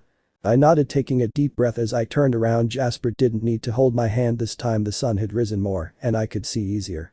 In the car Jasper finally piped up so what was that about I looked over at him but his eyes were on the road. I can't explain this to Jake he'd go crazy, Jasper nodded, he would get angry and phase that would not be a good idea. But Seth's cousin Penelope goes to Hogwarts, I knew he would know about it because she talks about how close she was to Seth and Lee and she used to spend a bit of time in La Push I told him as we pulled up outside the house again. We both got out, but I didn't make a move to go inside, I couldn't go in there with all of them, not believing me Jasper seemed to be on my wavelength. Want to go somewhere else he asked looking very concerned. I smiled a little pointing to the roof of the house he looked up shaking his head before picking me up and slinging me onto his back, he climbed the wall in a few seconds, everything blurring as he climbed with his vampire speed and strength. He put me down far from the edge of the roof in the middle. I frowned at the wet roof pulling out my wand and doing what I did last night, a lot more steam rose this time, but I laid down looking at the clouds as they moved slowly across the sky, I saw Jasper lay beside me doing the same as me putting his arms behind his head as a pillow and looking at the sky. I've never been up here before he said quietly and I hummed in response. We stayed silent for a while and it was nice I almost forgot about all the crap going on right now, but I could never escape it. So Jasper said, and I could see him glancing at me from beside me. Tell me something I didn't know, he said, and I looked over at him for a second before looking back at the sky. Well, believe it or not, I'm actually English, I told him, hearing only silence from beside me. I'm impressed, I've never heard you falter with the accent, he complimented me. Thanks, but it's like yours. After a while the American just comes out automatically. I chuckled as I saw his face. I had spoken that whole sentence in English. It felt strange to be speaking like that, but it felt right. I like it suits you, he smiled at me before looking back at the sky. So where are you from in England? I was raised in Surrey, Little Whinging number 4 Privet Drive, I told him, not knowing where I was actually born. You can Google map it if you want, it's the one with the big shiny car in the drive, I said, smiling. Why would I Google map it? I looked to Jasper to see he was confused again. I wasn't talking to you, I smiled, and he did too, knowing I was actually speaking to everyone else that I knew were listening. Anything else, he asked, sounding quite excited. One thing sprang to mind. Well, I'm not as clumsy as you all think I am, I said. Already my voice was defensive. He chuckled beside me. I noticed when you caught the phone easily and didn't trip once when we walked in darkness in the forest. He laughed a little. Why did you do it then, trip so much? I shrugged. It was part of the act. Be shy, blush easily, clumsy and a pushover, I said, remembering what Dumbledore told me. It was very hard, but I got there in the end. I smiled at my acting skills. Anything else? Jasper, there are loads of things you don't know about, I sighed, knowing it would take days to tell him everything. But one of the biggest is, I hesitated, swallowing the lump in my throat. Charlie and Renee aren't my parents. Jasper coughed beside me. I'm sorry, he said, sounding shocked. They both had their memories modified to include me from when I was born. I know it's wrong, but tears sprang into my eyes. There's no harm done. When I leave, their memories will be modified again, and my existence will be erased. They will never know about me, I whispered. I truly saw them as parents, and to know that in a few days they won't have even heard of my name, it hurt. Jasper wrapped an arm around my shoulders, hugging me while we were still laid down. What happened to your parents? He asked quietly. They were killed, murdered in front of me when I was 1. Thanks to events since then, I remember what happened, I said, a single tear running down my cheek. Jasper stayed silent, letting me carry on if I wanted, but not if I didn't want to. The wizard and evil one wanted my parents and me dead. He found them one night, and I took another deep breath, remembering it from the Dementor attacks. My dad told my mum to run, that he would fend him off as long as he could. I sniffed, remembering the voices in my head. He was killed quickly. My mum grabbed me and ran upstairs. He found her easily. She put me down in my crib and stood in front of me. Jasper squeezed me gently. She didn't need to die, Jasper. He told her that if she stepped aside and let him kill me, that he won't kill her, but I sobbed. She didn't move. She stood in front of me and he killed her. She died to try to protect me. I cried heavily. I never got to mourn my parents' death. I didn't dare speak of it at the Dursleys at Hogwarts. I was too busy to even think of it, but recently my parents have been on my mind quite a lot. I can't help that. When I look at Charlie, I wonder what my dad would have been like now. Why did he want you dead? Jasper asked slowly, trying not to set me off again. I wiped my eyes, slightly embarrassed by my outburst of emotion. I opened my mouth to tell him the very long tale of Voldemort, but was interrupted by a very loud scream. I stood up immediately. So did Jasper. What's going on? I looked to him, but he shrugged. He picked me up before jumping back to the ground, landing so gently that I barely felt it. He set me back on my feet and I ran into the house, ignoring the fact that everyone inside thought I was bonkers. I ran to the living room, where all the Cullens were stood against the far wall, their eyes wide and staring. The room was filled with a strange green light, and I skidded to a stop. The fireplace. This have something to do with you? I turned to Jasper, who had a small smile on his face. I was grinning hugely, and ignoring the rest of the Cullens, ran to the fireplace, dropping to my knees as I stood in front of it. Inside was. My grin widened even more. This would be so very helpful and save a lot of time. I reached into the fire once again, ignoring the gasps and shouts to tell me to stop. I stood up with a large thing in my hand. I walked over to the dining table, letting it go and enjoying seeing it hover above the tabletop. Jasper came up behind me, peering at it from beside me. There is something inside it. He pointed to a piece of parchment that was indeed inside it. I reached my hand in and pulled the parchment out, reading it to myself, while Jasper read it over my shoulder. Dear Belle, I know you are having some trouble, so I sent you this to help you. The Cullens' fireplace has been temporarily connected to the flu network, and so I have provided a bag of flu powder in case of emergencies. Do no use in any other situation. Yours sincerely, Professor Albus Dumbledore. What does he mean? I know, Jasper asked beside me, and I smiled wider. Dumbledore is unique. It's best just to go along with it, I advised, and he nodded. So what is this thing? He asked, taking a closer look at the contraption hovering on the table. This. I folded up the note in my hand as a pensive. The what? I turned to Jasper, my grin now hurting my cheeks. He grinned too, no doubt feeling my own emotions, but the confusion in his eyes was unmistakable. I didn't care about the other Cullens that were currently gaping at us and the floaty bowl thing above the table. The pensive. I squealed, actually jumping up and down. Where did that come from? I have no idea. Jasper laughed a little, putting his hand on my shoulder to calm me down. Yes, I got that bit, but what is a pensive?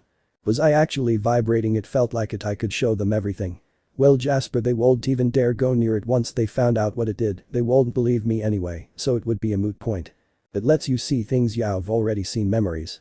I squealed again in a girly high-pitched voice, unable to calm myself down. So we are going to see your memories? He frowned a little, obviously confused. Yep, I popped the pea, giggling again.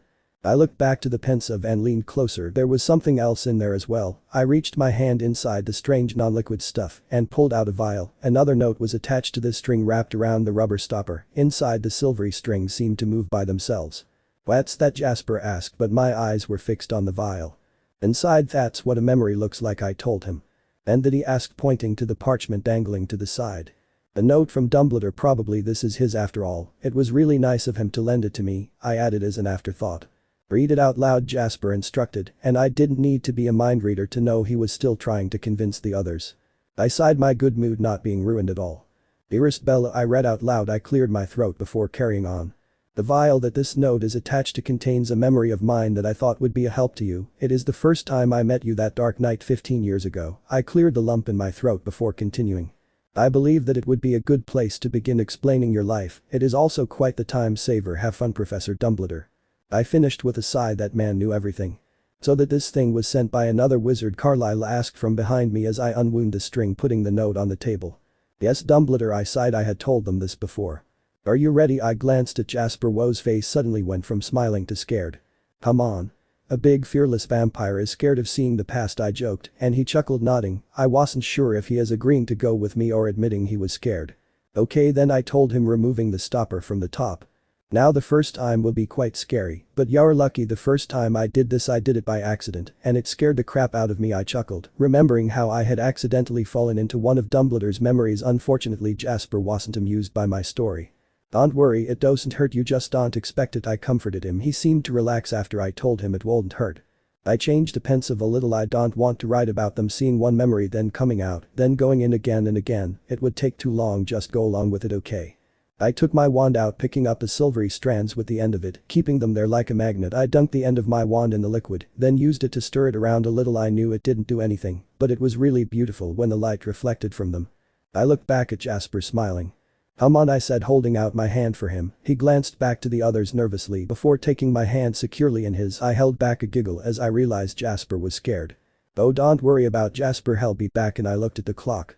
Well, however long it takes to show him, he will be back in one piece, I promise, I told them, not meeting their eyes before turning around again. Jasper, relax, I've done this loads of times before, I whispered, squeezing his hand slightly. He offered a small smile in return. I had done this before, just before I left Hogwarts. Dumbledore offered to show me memories of my parents, happy memories, sad memories, memories of them fighting with each other, hugging and kissing, memories of them dueling with Death Eaters, fighting hand to hand to them at some points as well. I was no stranger to this pensive. Knowing all I had to do was touch the surface with any part of me, I raised my hand, flattening it out. My hand almost touched the surface of the water when a shout made me jump back, almost landing on Jasper. What if we want to see it too? Asked a rather shy-looking Alice. Why would you want to? I spat at her, noticing that Jasper didn't come to her aid to defend her. I hope I don't cause a rift between them. Ella, we do want to believe you, we do, it's just difficult, she said quietly, watching the floor intently. What, so owls, phoenixes, wand spells, green fires and receiving thing from fireplaces and floating memory devices aren't enough for you? I asked her angrily. She opened her mouth several times, her eyes meeting mine briefly before she looked away. I didn't even look at any of the others before turning around. I made to put my hand in the pensive, but a tug from Jasper's hand still holding onto mine pulled me back again. If you want to come, don't be long or you'll miss half of the memory, I said angrily, rolling my eyes as Jasper nodded in his approval. He really wanted them to believe me, I guess. I took one last look at Jasper and smiled, trust me. Finally, I put my hand into the liquid, feeling the familiar falling feeling, and the floor disappeared from beneath our feet. Jasper clung onto my hand tighter, almost hurting me. We landed silently and I could hear Jasper breathing heavily beside me. All around me, black smoke was turning into objects, cars and houses materialized out of nowhere, and I let go of Jasper's hand to take a good look around. We were stood in the middle of the road in front of the house I grew up in. It had the same flowers hanging, basket curtains and nets. All the lights inside the house were extinguished, as were all the other houses on the road. The only light was now coming from the street lights dotted around the street. I jumped when I heard a voice behind me. "What the hell?" Emmett yelled as he spun around. I hid a grin as he looked so scared around him. The others all stood wide-eyed and gaping. "Ellie, I'll have to narrate." Jasper's voice had returned to its usual tone, having gotten over the shock and fear. "Right, well," I glanced around smirking as I realized that this place never changed. "You are currently in Surrey Little Whinging Privet Road." I pointed to the road sign at the other end of the street. I turned around fully so I was facing all the Cullens. Number 4, I pointed to the house behind them, watching them all turn around. As I was telling Jasper earlier, my parents died when I was 1. I took a deep breath. That was this night. This was where I was brought after a friend pulled me out of the destroyed house. These people were my only family. I had to come here. I told them, not really paying attention to them. My eyes were fixed on the cat that was sat on the stone wall of my old house. "That wasn't it cold, be Professor McGonagall?" Smiling, I squatted down directly in front of the cat, finding it a little creepy when its eyes slid straight through me as they scanned the street. "Since this is only a memory, no one will be able to hear, see or feel us. If you try to touch someone, your hand will pass straight through them," I told them as I stood up and walked back to where Jasper was stood peering around the street. "You grew up here?" he asked rhetorically, pulling face that I couldn't help but laugh at. Suddenly the cat moved and a quiet pop came from around the corner. "Dumbledore has just apparated here. That's where you disappear in one place and reappear almost instantly in another." "I can't do that," I said sullenly, and I could have sworn I heard Jasper laugh at me. Not a second later he rounded the corner. He stood at the corner, pulling out what looked like a cigarette lighter. The put-outer I had inquired to its purpose when I had seen it in Dumbledore's office once. One by one the streetlights went out. I huffed loudly, irritated since I couldn't see anything. "Lumos," I said quietly, the tip of my wand lighting up and illuminating quite far in the darkness. I watched as Dumbledore sat down on the wall beside the cat, busying himself with a sweet. I shook my head. "Dumbledore and his sweets. Fancy meeting you here, Professor McGonagall," he said without looking up from his suite. I heard gasps from around me as the cat transformed into Professor McGonagall before our eyes. With a flick of my wand, I paused the memory, glad that Dumbledore showed me how to do this before. "Okay, so Professor McGonagall," as I began, but Emmett jumped in, his eyes locked on the woman. "Shapeshifter," he gasped without looking up from the woman on the wall. "No, she is an animagus. She can turn herself into a cat at her own will. She is in full control of it, unlike the shapeshifters in La Pushesse, the transfiguration teacher at Hogwarts," I told them, flicking my wand again, making the memory resume.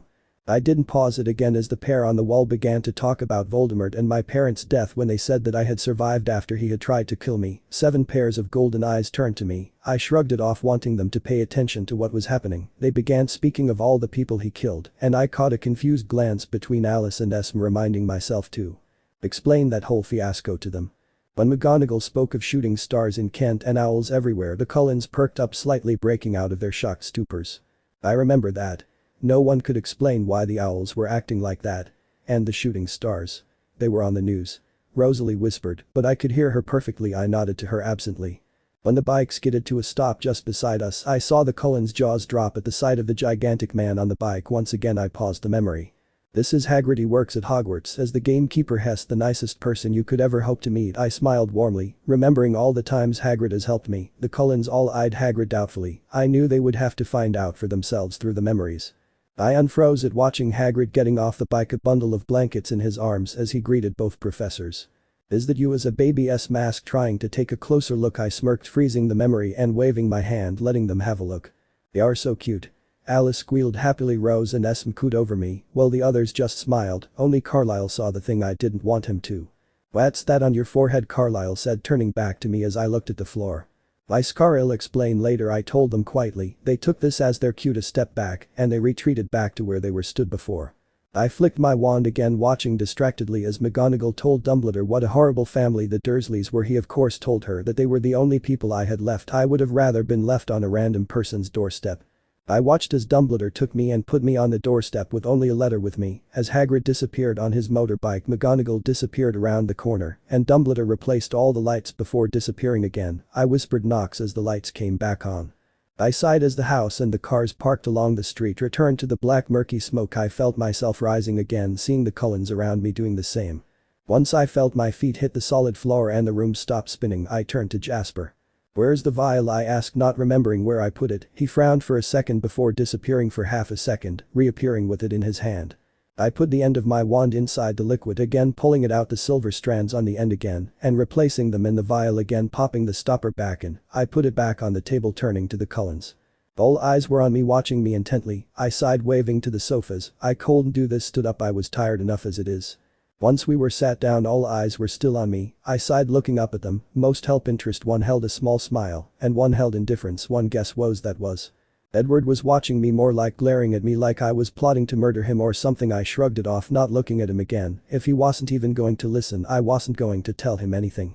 So first things first, I said, slowly waving my wand at my forehead. I knew I had done it when I heard them gasp. I looked up at them, finding all of their wide eyes on my scar. I was used to it by now, but it was slightly annoying still.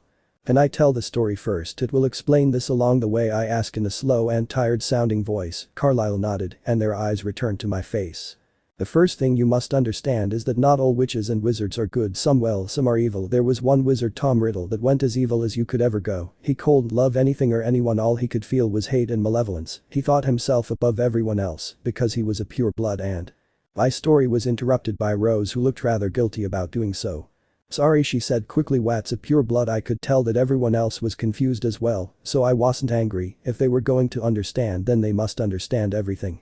There are three, I thought about it, well, really four types of witches and wizards. The first is pure blood, that's where you have no muggle blood in you, or at least not for quite a few generations. Next is half-blood like me, that's where there is muggle blood in you. It's not necessarily a direct relation like a parent. Both of my parents were witches and wizards, but I am a half-blood, I explained. Because my mother was a muggle-born, that is where neither parent is a witch or a wizard, and there has been no magical blood in your family, but you are still a witch, I told them, seeing them nod as they followed. The last, well, it doesn't even count as a type, it's a squib. Squibs are kind of like the opposite of muggleborns, a person with magical parents and family, yet have no magical talent. Wats, so ever squibs are quite rare like muggleborns, I told them, thinking of Hermione and Filch. It doesn't matter if you're a muggleborn or a pure blood, it doesn't affect your magical capabilities. One of my best friends is a muggleborn, and she is the smartest person I know. I smiled once again, thinking of all the times she had done my homework for me. Anyway, back to the story, I said after a second of silence. Some purebloods think that because of their blood, they are higher class than everyone else. I shook my head sadly. That's what Voldemort, as he later called himself, thought. He thought himself better than everyone else. He went to Hogwarts. Dumbledore himself taught him. He was quite clever and powerful apparently, and this only fed his ego. When he grew up he wanted even more power. I sighed. All the people he killed from his misguided beliefs. Word began to spread about Voldemort. No one knew he was Tom Riddle, only that a very strong evil wizard was out there. He began to search for followers, people that thought like he did, believed what he did. And what was that? I looked up at a very serious and interested Alice. That muggleborns were unworthy of learning magic, and they have no place in our world. I took a breath. That they should be killed. That's evil. Rose whispered scandalously. He was, I nodded sadly. And people actually followed him, masked, sounding horrified. Could they actually be believing me? Sometimes they did, other times they were just scared and went along with it for the security. Anyway, I said after a pregnant pause, he didn't just knock on doors and ask you to join. He would threaten you and your family if necessary. He went in search of the strongest, most powerful ones, but like all evil, there were people willing to fight him. I smiled. Dumbledore, the most powerful sorcerer in the world, was and is the only person Voldemort is scared of. Dumbledore set up an army of sorts, a band of witches and wizards that were willing to fight him and his followers. They called themselves the Order of the Phoenix. My mum and dad, head boy and girl at Hogwarts and close to Dumbledore, were in the order. I looked at the carpet, trying not to let my emotions get the best of me. I swallowed hard. Maybe it was because of their power or their closeness to Dumbledore, but Voldemort tried to recruit them, I said quietly. The Cullens remained quiet, thankfully waiting for me to continue. They refused, of course, but Voldemort, I took a deep breath again. Well, you don't say no to him. Dumbledore, knowing what was going to happen, sent my mum and dad into hiding and set up a secret keeper to once again. I was interrupted, but I was expecting this time. What's a secret keeper? Carlyle asked, looking and sounding totally enthralled by my tale. It's a very strong and powerful bit of magic. You see, a secret is told to someone, only one person, and only if that person tells someone can people actually find out. Mine and my parents' whereabouts were told to a family friend. I sneered, the word making the Cullens frown. Even if Voldemort had walked through the house himself, turned the house upside down, he would have never found us. We were put in a safe house, and no one knew where we were. We were safe. But then their friend ran to Voldemort and told him where we were. There had been a spy in the Order for a while apparently, but they had been unable to find them. It was him. He was just waiting for the time that he could go and run to Voldemort and tell him where we were. I spat angrily. Why would he do that? I thought he was their friend. Emmett asked, shocked that anyone could do such a thing. No, he wasn't. He was weak, a poor wizard, and hid behind stronger friends. Voldemort was getting stronger and stronger, and he saw an opportunity to get in with him, be his star pet. How could he refuse? I said angrily. Jasper put a hand on my shoulder, calming me down. I nodded my thanks, and he let his hand slip off again. Well, Voldemort went to the house himself, and I gulped. Well, you heard what I told Jasper, I whispered, tears once again clouding my vision. What's with the scar? Emmett asked rather quietly. I sniffed, clearing my throat and my head of those thoughts. Just like people, there is a dark side to magic, the dark arts at Hogwarts. We only learn how to defend against them, but in other magic schools, they actually teach them how to use it. I shuddered as I thought of practicing the Cruciatus curse.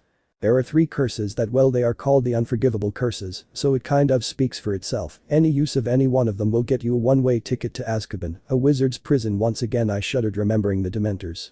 The first is the Imperious Curse. That curse was used a lot by Voldemort to control people that resisted him. It allows the person to control another person or thing completely. Their thoughts, their mind and their feelings are all under their total control. You can break it depending on how strong your mind is and how strong the wizard is who cast it. The second is the Cruciatus Curse. I heard Alice gasp, but carried on. It inflicts the most severe pain. I can't describe it. It's kind of like Jane's ability, but I can't exactly say if it's worse or not, I told them, watching their looks of horror. The third is also used a lot by Voldemort. It's the Killing Curse, and I'm sure you can guess what it does. I sighed. 2 words, that's all it takes to kill someone. There are a lot of potions and spells that can heal the most severe wounds, but nothing and no one can save you. If you get hit by the Killing Curse, it's instant and irreversible death. There is no coming back. That's how he killed my parents. That's what he used to try to kill me, I finished quietly. But you said that anyone that gets hit with it dies if you got hit with it, then Jasper asked from beside me. No one knows for certain. Dumbledore thinks it's because of love, I told them, my voice filled with doubt. Love? Carlyle asked in the same voice.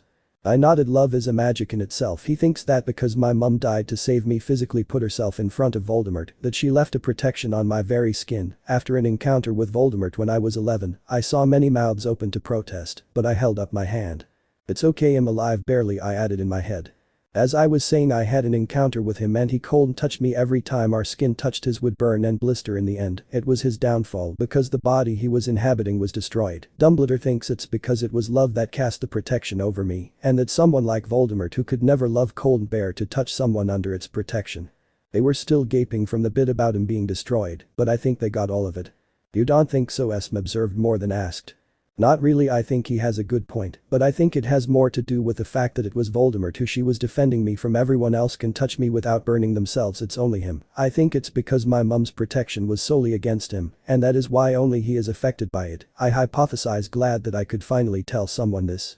Many nodded, others just sat there with thoughtful looks on their faces, and Edward, his face was impassive as always. We lapsed into silence for a while, all thinking about what was said. So this Voldemort still wants you dead? Rose asked, and I laughed humorlessly, leaning back in the chair.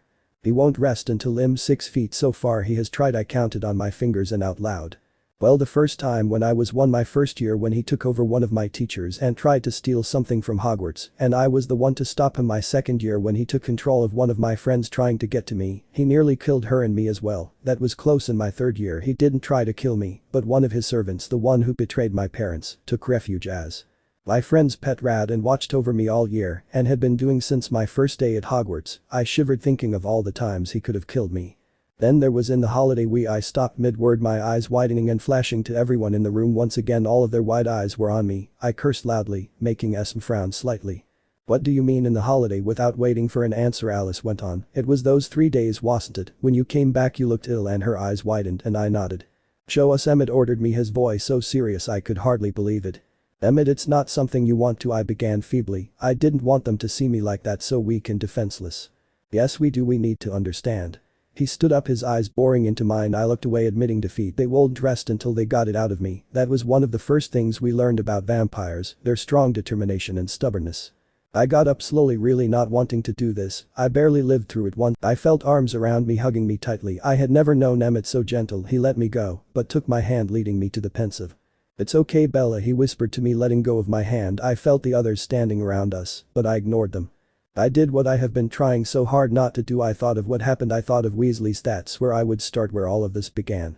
Putting my wand to my temple, I brought out the silvery strands. With shaking hands I put them in the bowl, but didn't take the time to enjoy the colors. I looked at them like the plague. I cold. I felt someone's hand in mine and looked up at Jasper's small smile. He could feel my fear and my reluctance. "Trust me," he whispered, and I nodded reluctantly. He put his hand on the liquid, and I felt the ground disappear from beneath my feet. Jasper's hand stayed in mine. Even as we landed on the ground again, the others stood in a line with me and Jasper at the center. The scene had already been created, and we were now standing in the middle of the Weasleys' courtyard. "Where are we?" Emmett asked from the end of the line. "I thought it'd start from the beginning. This is where I went after I got in the taxi," I said, turning as I heard the squeaky wheel on my suitcase. Everyone else turned as well and gasped. But. "Yeah, that's me," I said lazily. Rose stepped out of the way as the other me nearly walked into her. Didn't she realize that I would have just walked through her? We watched as I hesitated on the doorstep but knocked a second later.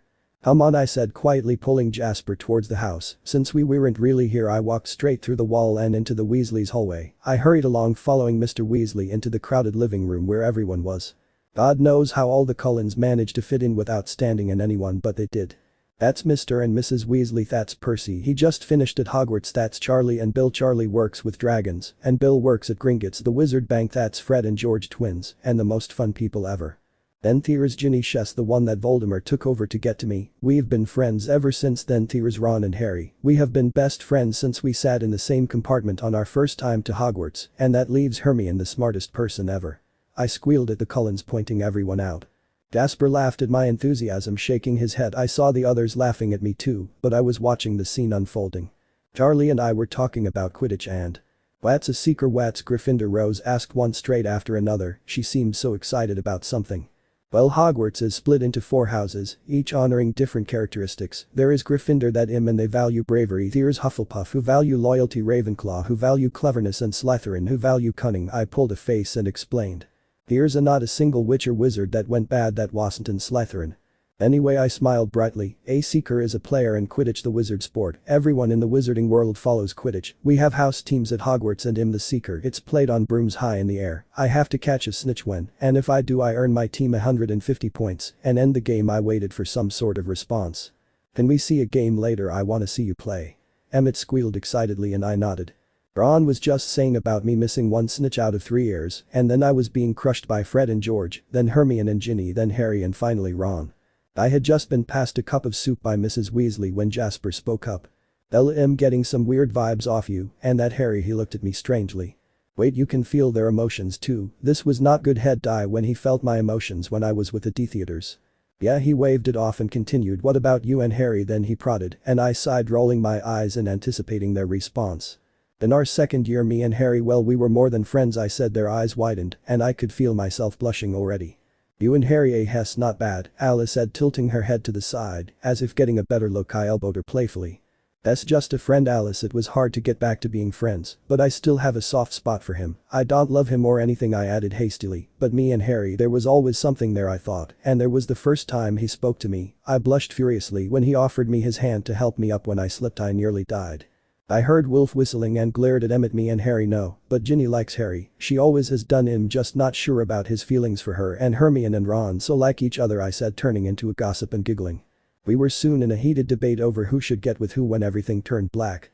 "What's happening?" Emmett asked, sounding rather frightened. I giggled a little, but felt a poke in my ribs and stopped. "I fell asleep," I said, rubbing my sore stomach. I put my wand to my temple again, thinking about what I wanted to see. I pulled the memory out, letting it float away and enjoying watching it expand and turn into shapes and people. "Where are masked?" "Ron's room." "Me, Ginny and Hermione," I said, watching Mrs. Weasley try to wake us up. It took some time actually. Emmett laughed as I trudged downstairs, cursing under my breath, so Mrs. Weasley won't hear me. "I'll skip this bit. It's just us all walking up a hill," I said, picking out the memory of us at the top of the hill. The scene changed once again and I jumped again as Mr. Weasley shouted. "Oh my God." Rose said rather loudly. I looked back at her, but she was staring at Cedric. "Yeah, I was wondering about that. It was so weird," I said, but not to Edward. We walked closer, but the Cullens froze as Amos said my name like a kid on Christmas. "How does he know your name?" Jasper asked. "When Voldemort didn't kill me, the spell rebounded and hit him instead. His body was destroyed, but his soul carried on. He disappeared for quite a few years. People thought it was because of me that he disappeared, and so I became famous. Everyone knows my name in the wizarding world." I grimaced. "Wow," was all the response anyone could think of. We followed them as they walked to the portkey, and I knew what was coming. "Why are they standing around that manky old boot?" Emmett asked, looking at the circle of people around the boot like they were crazy. Because it's a port key at a set time it will transport itself and anyone who is touching it to its destination. It was the easiest way to get to the World Cup without muggles. Getting suspicious wizards from all over the world are coming after all, I told them as Mr. Weasley was counting down.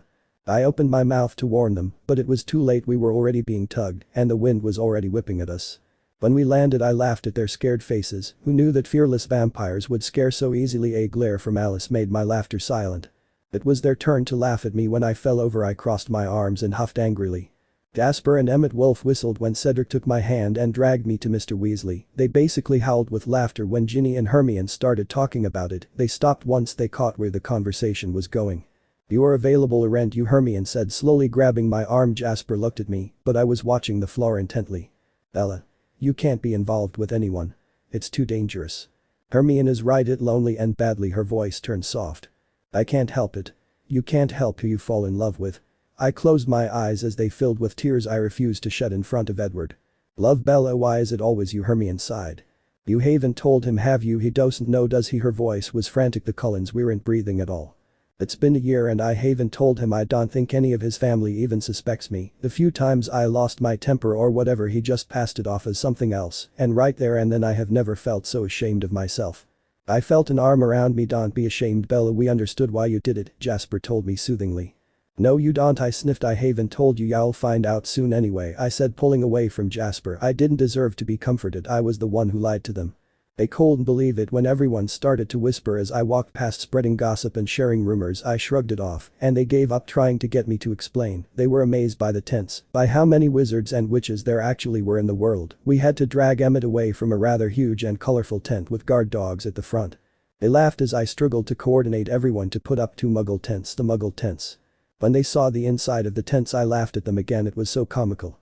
Soon we were all stood in the top box. I turned to Emmett. "You wanted to watch a Quidditch match? Well, here's the World Cup. After this Hogwarts Quidditch will look so childish."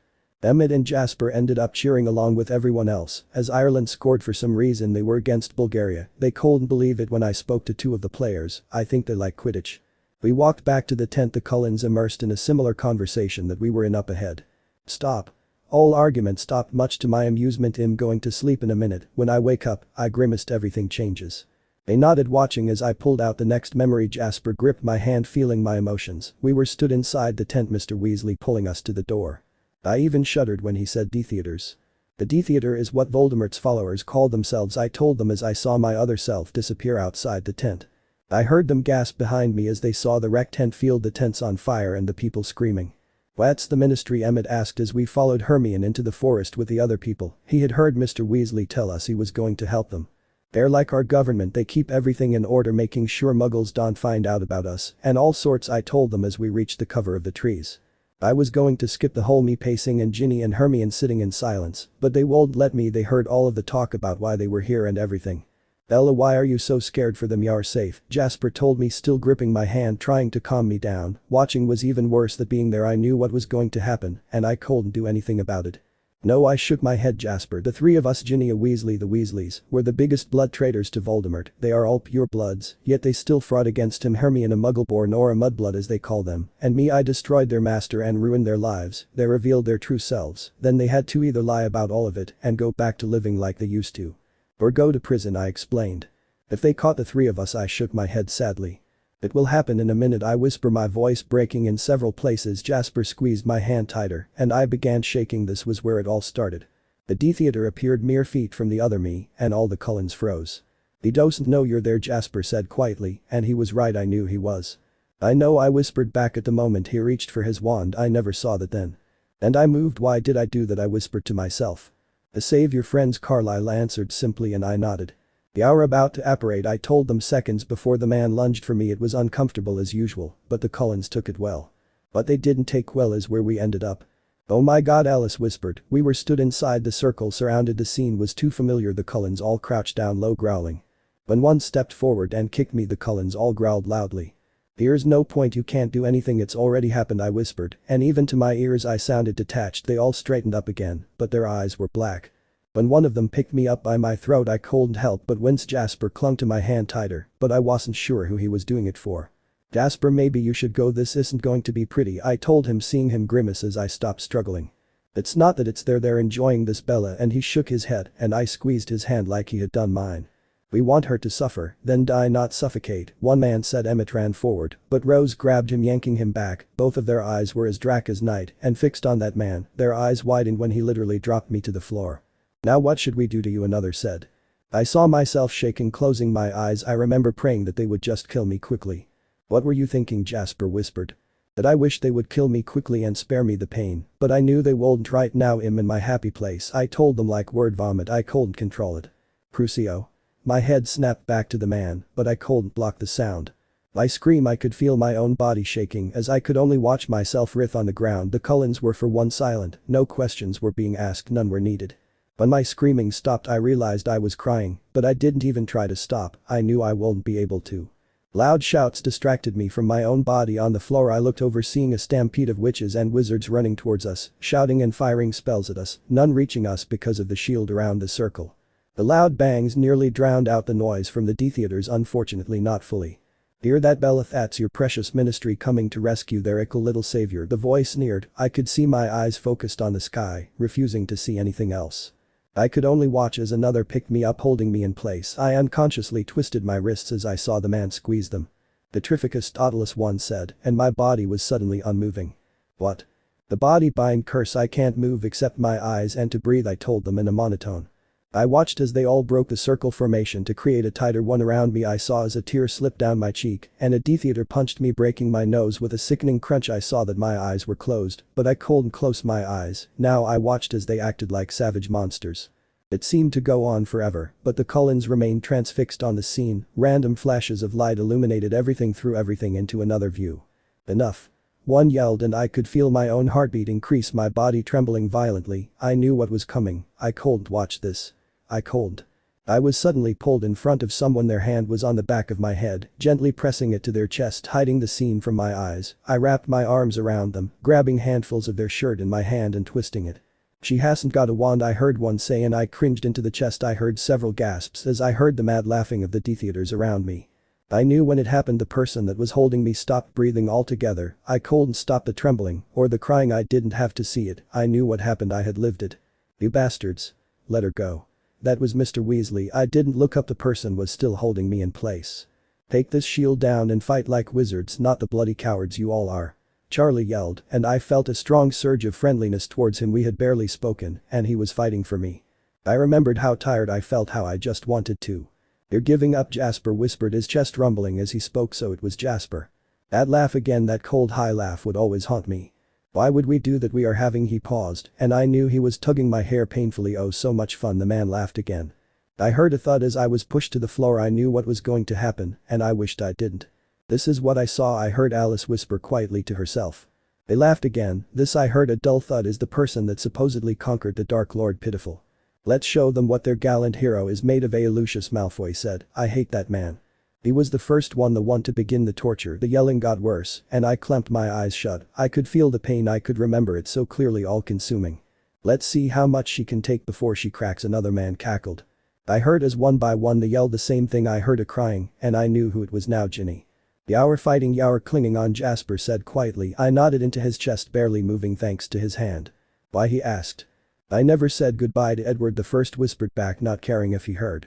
Well, she seems to be okay, doesn't she? A voice called over all the shouts and bangs of the ministry that were trying to get to me. Oh, but we can't even hear her. What a shame. One of them feigned disappointment. I clung tighter to Jasper, nearly ripping his shirt in my hand. That scream, my scream, every other noise disappeared other than that. It filled every cell of my body, every nook of my mind. The D-theaters were laughing again, the people starting screaming at them again, and I just screamed. Jasper was shaking as well. I could feel him trying to control it like I was. Neither of us could do it. I heard a loud bang, but didn't look up. Jasper still restraining me. He finally removed his hand from my head, and I stepped back and turned to look at the sky. The dark mark was hanging there above us. I saw all the D-theaters look at it for a second before all disapparating before my eyes. I lay unmoving on the ground, even I thought I was dead. Bella. Jasper tugged on my hand, but I didn't turn around. He was suddenly crouched in front of me, staring up at me. Let's go home, Bella, he said gently, but I didn't move.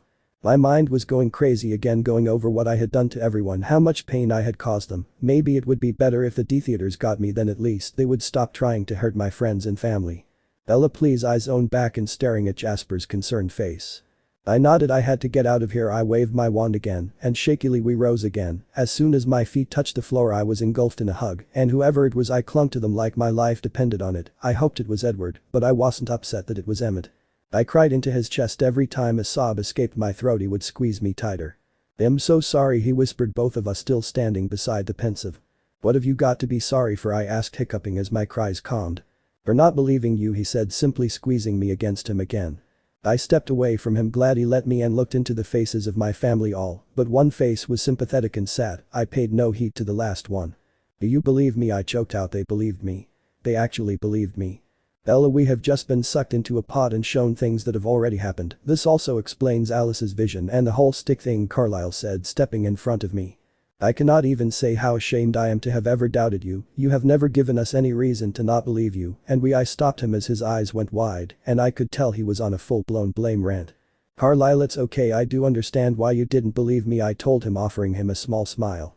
"How can you accepted us straight away," Rose said, staring at her feet. "Yeah, but I always knew what you were. You, on the other hand, have believed me to be a normal human for a year and a half. I understand that it's hard to accept that someone you knew has a huge secret and isn't what she says she is," I explained, sighing. "That doesn't mean anything. We still should have believed you," Alice said, looking at me with watery eyes. I knew what she wanted. I opened my arms for her, and she ran into them, a mere blur to my eyes. I hugged her tightly as she sobbed, clutching my shirt tightly in her iron grip. I looked at Jasper. He looked torn, his eyes never leaving his wife. I quickly passed her to him, smiling a little and thankful that they would be okay after all this was over. I hugged everyone, nearly everyone. Edward stood at the back, his face blank and his hands shaking at his sides. I didn't have the energy to argue with him anymore. "I only have 2 days left." Just as I was going to go for a nap, he spoke up. "No. How can you all believe this? It's all bullshit." He yelled, his black eyes fixed on me. All fatigue was erased from me as anger boiled inside me. "What more do you need? I've explained everything. The vision. The weird stuff. What more proof do you need? You got sucked into a pot, for God's sake." I yelled at him, storming past the Cullens that had moved to surround me. If Edward even dared to try to hurt me, there would be a lovely Edward-shaped hole in the wall this time. "You're human. Nothing more. Stop lying." He screamed right in my face. Despite all the anger I could feel tears stinging my eyes. "What about you? You lied. You told me you would always love me. That you would never leave me. That you would never break my heart again. You lied." I screamed right back at him. It didn't faze him at all. "How can I love someone I don't know?" I flinched away from his pompous voice, and he noticed. "What, can't handle the truth? You're just a little girl who likes attention and is willing to go to any lengths to get it," he said sharply and nastily. A lone tear ran down my face, but my anger surpassed by hurt. "Attention? You think I liked having to lie to you about everything? You think I want to be taken away from everything and everyone I know? I thought you were supposed to be smart, not a dumbass." I yelled at him. I saw his sick smile fade as his anger got the better of him. I watched his hand twitch at his side and flung a shield into him, knocking him backwards into the coffee table. "Damn. I missed the wall. Don't you dare touch me." I screamed, not lowering my wand. I kept it pointed at him as he got up, crouching low to the ground, as if to attack. "Idiot. All of this is a lie. You're all fools for falling for it." He sneered behind me to his family. I heard growls, but no words. I suppose they were all mentally insulting him. "What more do you need?" I asked, shouting once again. "How about some real proof? No illusions or tricks, real physical proof." He smiled again, that sadistic smile that turned my blood cold. He stood from his crouch. He thought he had won. He was so frustrating, so infuriating. I felt my anger boil over totally and knew what was going to happen before it did. I was the only one who didn't flinch as all the windows in the room exploded outwards and inward, shards of glass casting bright light around the room. From the sound of it, all of the windows had been smashed. He'd fix them later. I stuffed my wand into my pocket, unzipping my jacket and throwing it aside roughly. Edward continued to smirk as he watched me, and I wanted nothing more than to wipe it off his face. The others were still frozen from my little outburst. I didn't even hear them breathe. I gripped the edge of my shirt and yanked it up, ignoring when the fabric protested against my hard grip. I heard gasps from behind me, but I kept my eyes forward on Edward. His smile slipped away to be replaced by a look of horror.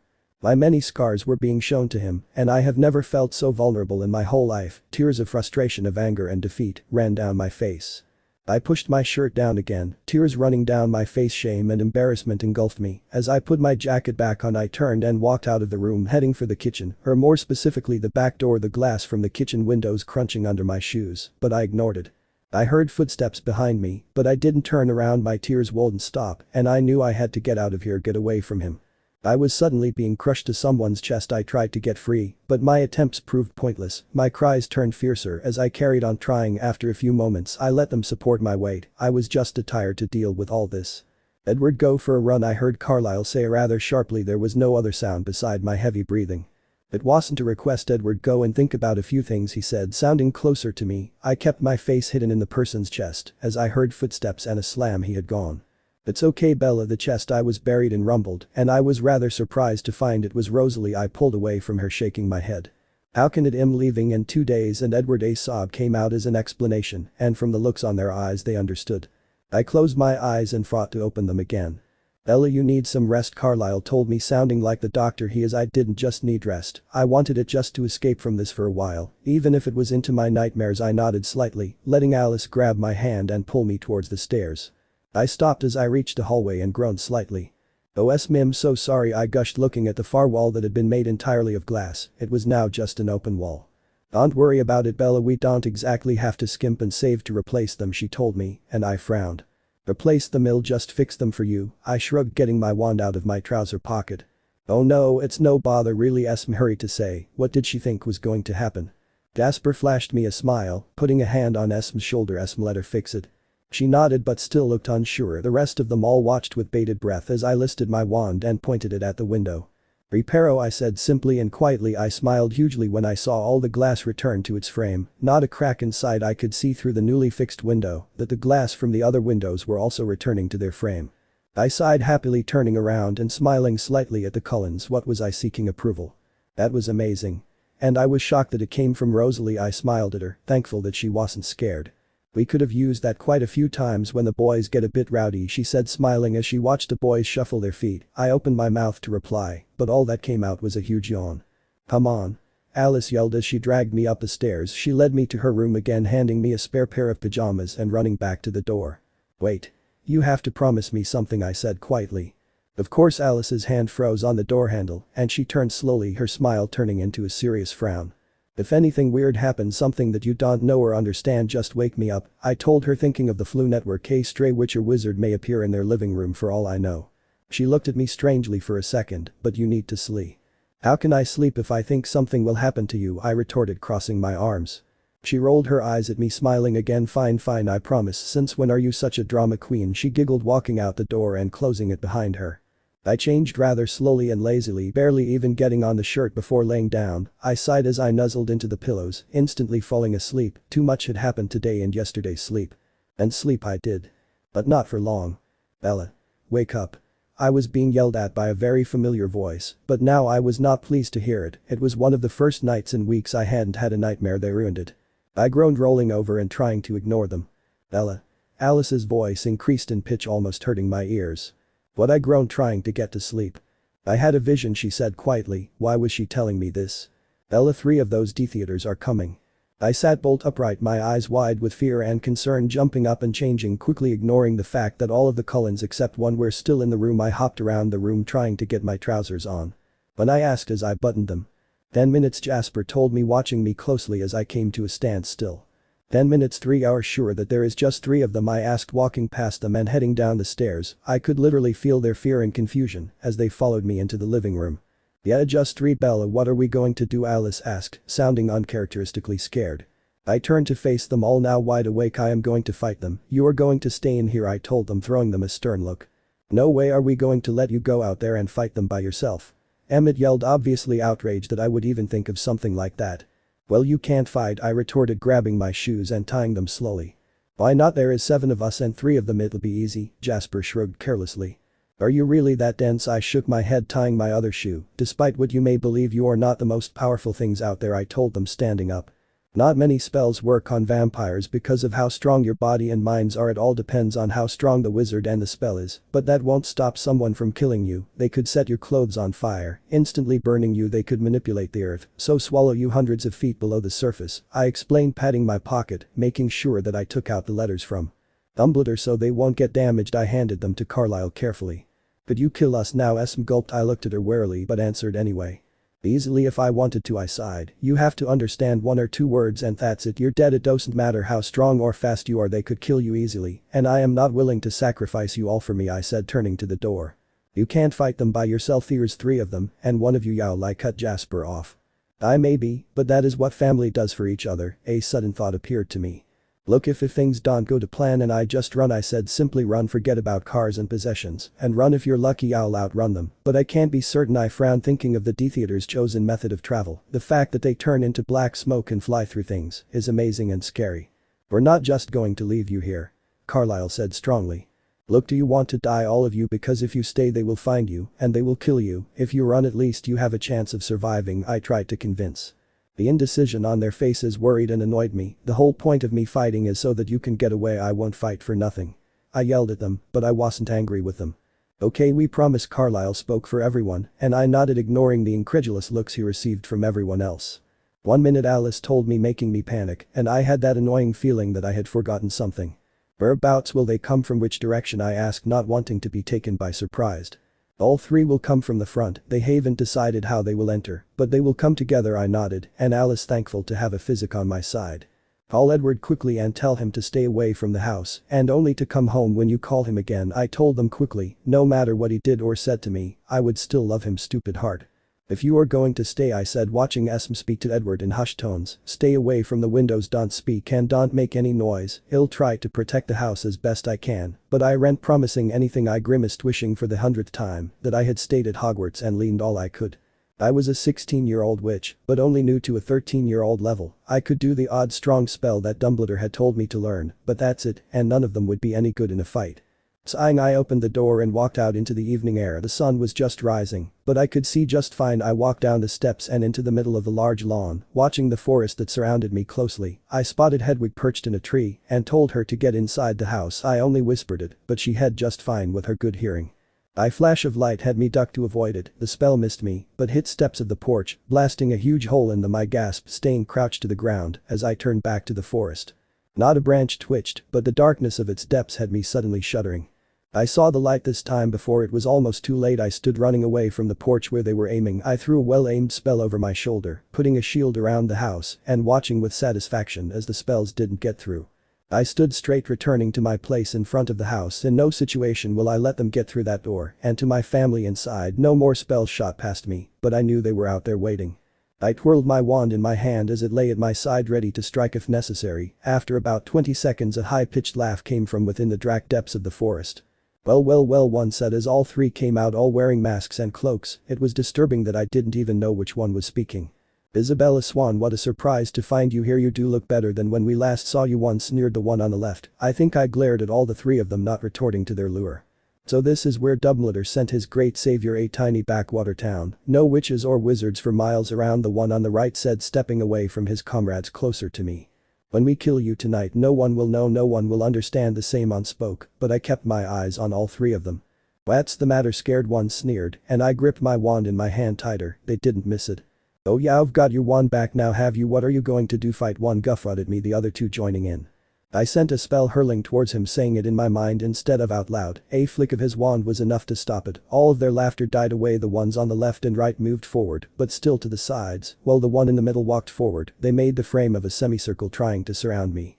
I flung a spell at the middle one. He casually flicked his wand, making it fly back at me. I dodged it easily, hearing a dull thud as it hit the shield. Then it started. I was suddenly fending off a constant stream of spells and curses, all the while trying to get some of mine to them. I kept my ground, not moving from the front of the house. I took a step back closer to it when they got too close for my liking. I managed to hit the one on the right, sending him flying backwards into a tree. The spells stopped for a moment before they both snarled incoherently before sending more spells towards me. The one I hit got up quickly, retaking his place and firing spells at me left, right and center. For one of the first times I felt fear take me. There were 3 of them, one of me. They were experienced wizards, and I am a young witch. I couldn't win this by myself. I saw one edge close to the house, and I turned all of my attention to him. I ran towards him, wanting him to leave the safe area, but got hit. All the wind was knocked out of me as the spell hit me in the stomach, sending me backwards through the air. I took the shield down quickly, but regretted it. I felt the window of the room smash behind me as I flew through it, glass sticking into my back painfully. I landed on my back, thinking a spell to soften my landing. I got up quickly, not even brushing off the glass from my hair and clothes, as I ran back out the window. "It'll fix that later," I said over my shoulder as I jumped from the ruined frame onto the grass below the window. Glass littered the grass and plants, but I was instantly shielding myself and firing spells as fast and powerful as I could. I managed to get back to my place in front of the house while still defending myself. Smoke now nearly blocked out my entire vision. Bright flash of light illuminated the swirls of smoke as they were hurled towards me. I was knackered, to put it bluntly. I have been dodging, running and flinging spell after spell at them, while also trying to keep their curses from hitting me. My little nap earlier had worn off, and I knew I couldn't do this much longer. They knew it too. "What's wrong?" Tired One snarled, sending a flash of green light towards me. I bent my back slightly and felt the spell miss me by millimeters, feeling it as it rippled my jacket. "Who were you speaking to earlier?" One asked, his body almost hidden in the smoke. I could only make out his huge black cloak. "Who are you hiding?" another voice asked, and panic struck me. The Cullens had to get out of here now. I made the mistake of thinking for a second, switching from the instincts I had been going with thus far. I wasn't ready as the curse hit me, and I didn't feel the ground as my knees shook and were unable to keep me up. My body was convulsing, my hand grasping tightly at the wand in my hand, my other grabbing handfuls of grass. All the spells stopped flying at me, and I saw the black shadows becoming clearer as they approached me. "Such a brave child," one sneered, kicking me in the stomach in the exact same place I had been kicked previously. Maybe it was the same person. I ended up on my back again, convulsing as the curse was still held over my mind and body. After having so many on me, I guess this didn't seem that bad. This was so similar to what had already happened, it was scary. "Let me hear you scream," one said, appearing in my line of vision as I looked at the sky or tried to. The smoke was drifting away, but it was still obstructing my view of the sky. I had been holding in my scream because no matter how much it didn't hurt compared to the last time, it still hurt like shit, so I screamed, not because he told me to, but because I had to get it out. I felt my back arch off the ground, my arms and legs twitching, my eyes rolling into the back of my head. As the world darkened once the light came back, I curled up on my side, trying to turn into a ball and protect myself. I didn't feel brave for doing this for my family like I had done before. I felt stupid and weak and stupid. Then it stopped. I slumped back to the ground, my eyes barely open, my scream dying in my throat. "Run," I whispered croakily. Hopefully they were already gone, but it not then. Now was the time to go. This was it. I felt my wand disappear from my grasp. Vulnerable, stupid. Such a naive child, such a stupid childish dream of fighting and hoping to win. Children need to be taught, one said, sneering every word at me. And one began but was cut off by a very loud growl that was either a very pissed werewolf. If it is, then it's probably Jacob, or a pissed vampire, but all the vamps are inside the house. Not all of them. My eyes opened widely as I realized who it must be. I was right. I opened my eyes soon enough to catch Edward crouching in the shadows behind the D-theaters, then pouncing on them from behind. A fight ensued, and I was filled with hope. Maybe we could all survive this. I sat up just in time to see Edward grab my wand and throw it to me. I caught it easily, attempting to stand up, but being thwarted by a D-theater. The other two were concentrating on getting Edward out of the picture, but this one won't leave me be. We threw spell after spell at each other, though all of mine were small childish spells, and his were curses. We were matched, neither getting a hit on the other. I kept one eye on Edward, seeing if he was okay. The two D-theaters were circling him, throwing spells at him too, but they all bounced off his skin. His clothes on the other hand were wrecked. I was concentrating on my own fight when I was distracted. A scream, his scream, Edward's scream. I don't know where I got the energy or power from, but the spell I threw at this annoying man get through his shield and sent him soaring through the air. I waited a second to see if he was going to get up, but as I saw a trickle of blood from his forehead I went on. I allowed myself a glance at Edward and regretted it. He was on the floor clawing madly at the earth, twitching and convulsing. His scream of pain was too much. No one, least of all him, should be in that much pain. The two D-theaters were too preoccupied with torturing Edward to notice me there. I aimed my wand at the torturer's back, thinking it, so he won't know. He went soaring through the air head first into a tree. Unlike the other one who still sat slumped at the base of a tree, he sat down, but didn't make a move to get up. I was so pleased that Edward had stopped screaming that I missed the third and final D-theater's turn to me, his wand raised to strike me. He was suddenly ripped from my sight, and I saw a black blur go flying towards another tree, this one collapsing under the strength of Edward's throw. Without even looking at Edward, the first turned to the other two D-theaters to the left of us. The second one had gotten up but was swaying dangerously, while the other one was still motionless on the floor. I walked up to the second D-theater, grabbing his wand from his loose grip easily and backing away quickly. I walked to the first and found his wand a few feet from his body. I turned to get the other ones, but I saw Edward stand up with it in his hand. Even though he was on the opposite side of the huge lawn to me, I tossed both wands in my hand to him easily. I lifted all three D-theaters to a pile at the edge of the forest, none of them moving very much, but all of them groaning. Sometimes I swayed a little on my feet, the effects of the cruciatus curse having weakened me even more in my sleepy state. Renervate. I said, pointing my wand at the one on top. His eyes opened slowly, and he blinked several times, looking around dumbly. When his eyes found me and Edward standing before him, he made to get up, but one flick of my wand had him staying where he was. "You will leave," I said, strongly glad that my voice didn't betray my fatigue. "All of you now. You can't make us do anything, filthy mudblood." He spat at the floor at my feet. It was insulting to call a Muggleborn a mudblood, but to call a pure or half-blood a mudblood was one of the worst things to call them. He was basically saying my parents and my blood was dirty and foul. Instead of kicking or screaming at back him, I turned to Edward, plucking the man's wand from his grip and turning back to face him. His eyes widened as he saw it in my hands. "How could you like to be wandless, weak, useless to Voldemort?" I suggested, seeing as he flinched when I said the name. "Imagine what he'll say when he hears that 3 of his servants cold to even finish off a teenage witch and a vampire." I clicked my tongue as I heard his breathing accelerate. "I wonder what he'll do to you," I said, slowly letting that thought sink in before continuing.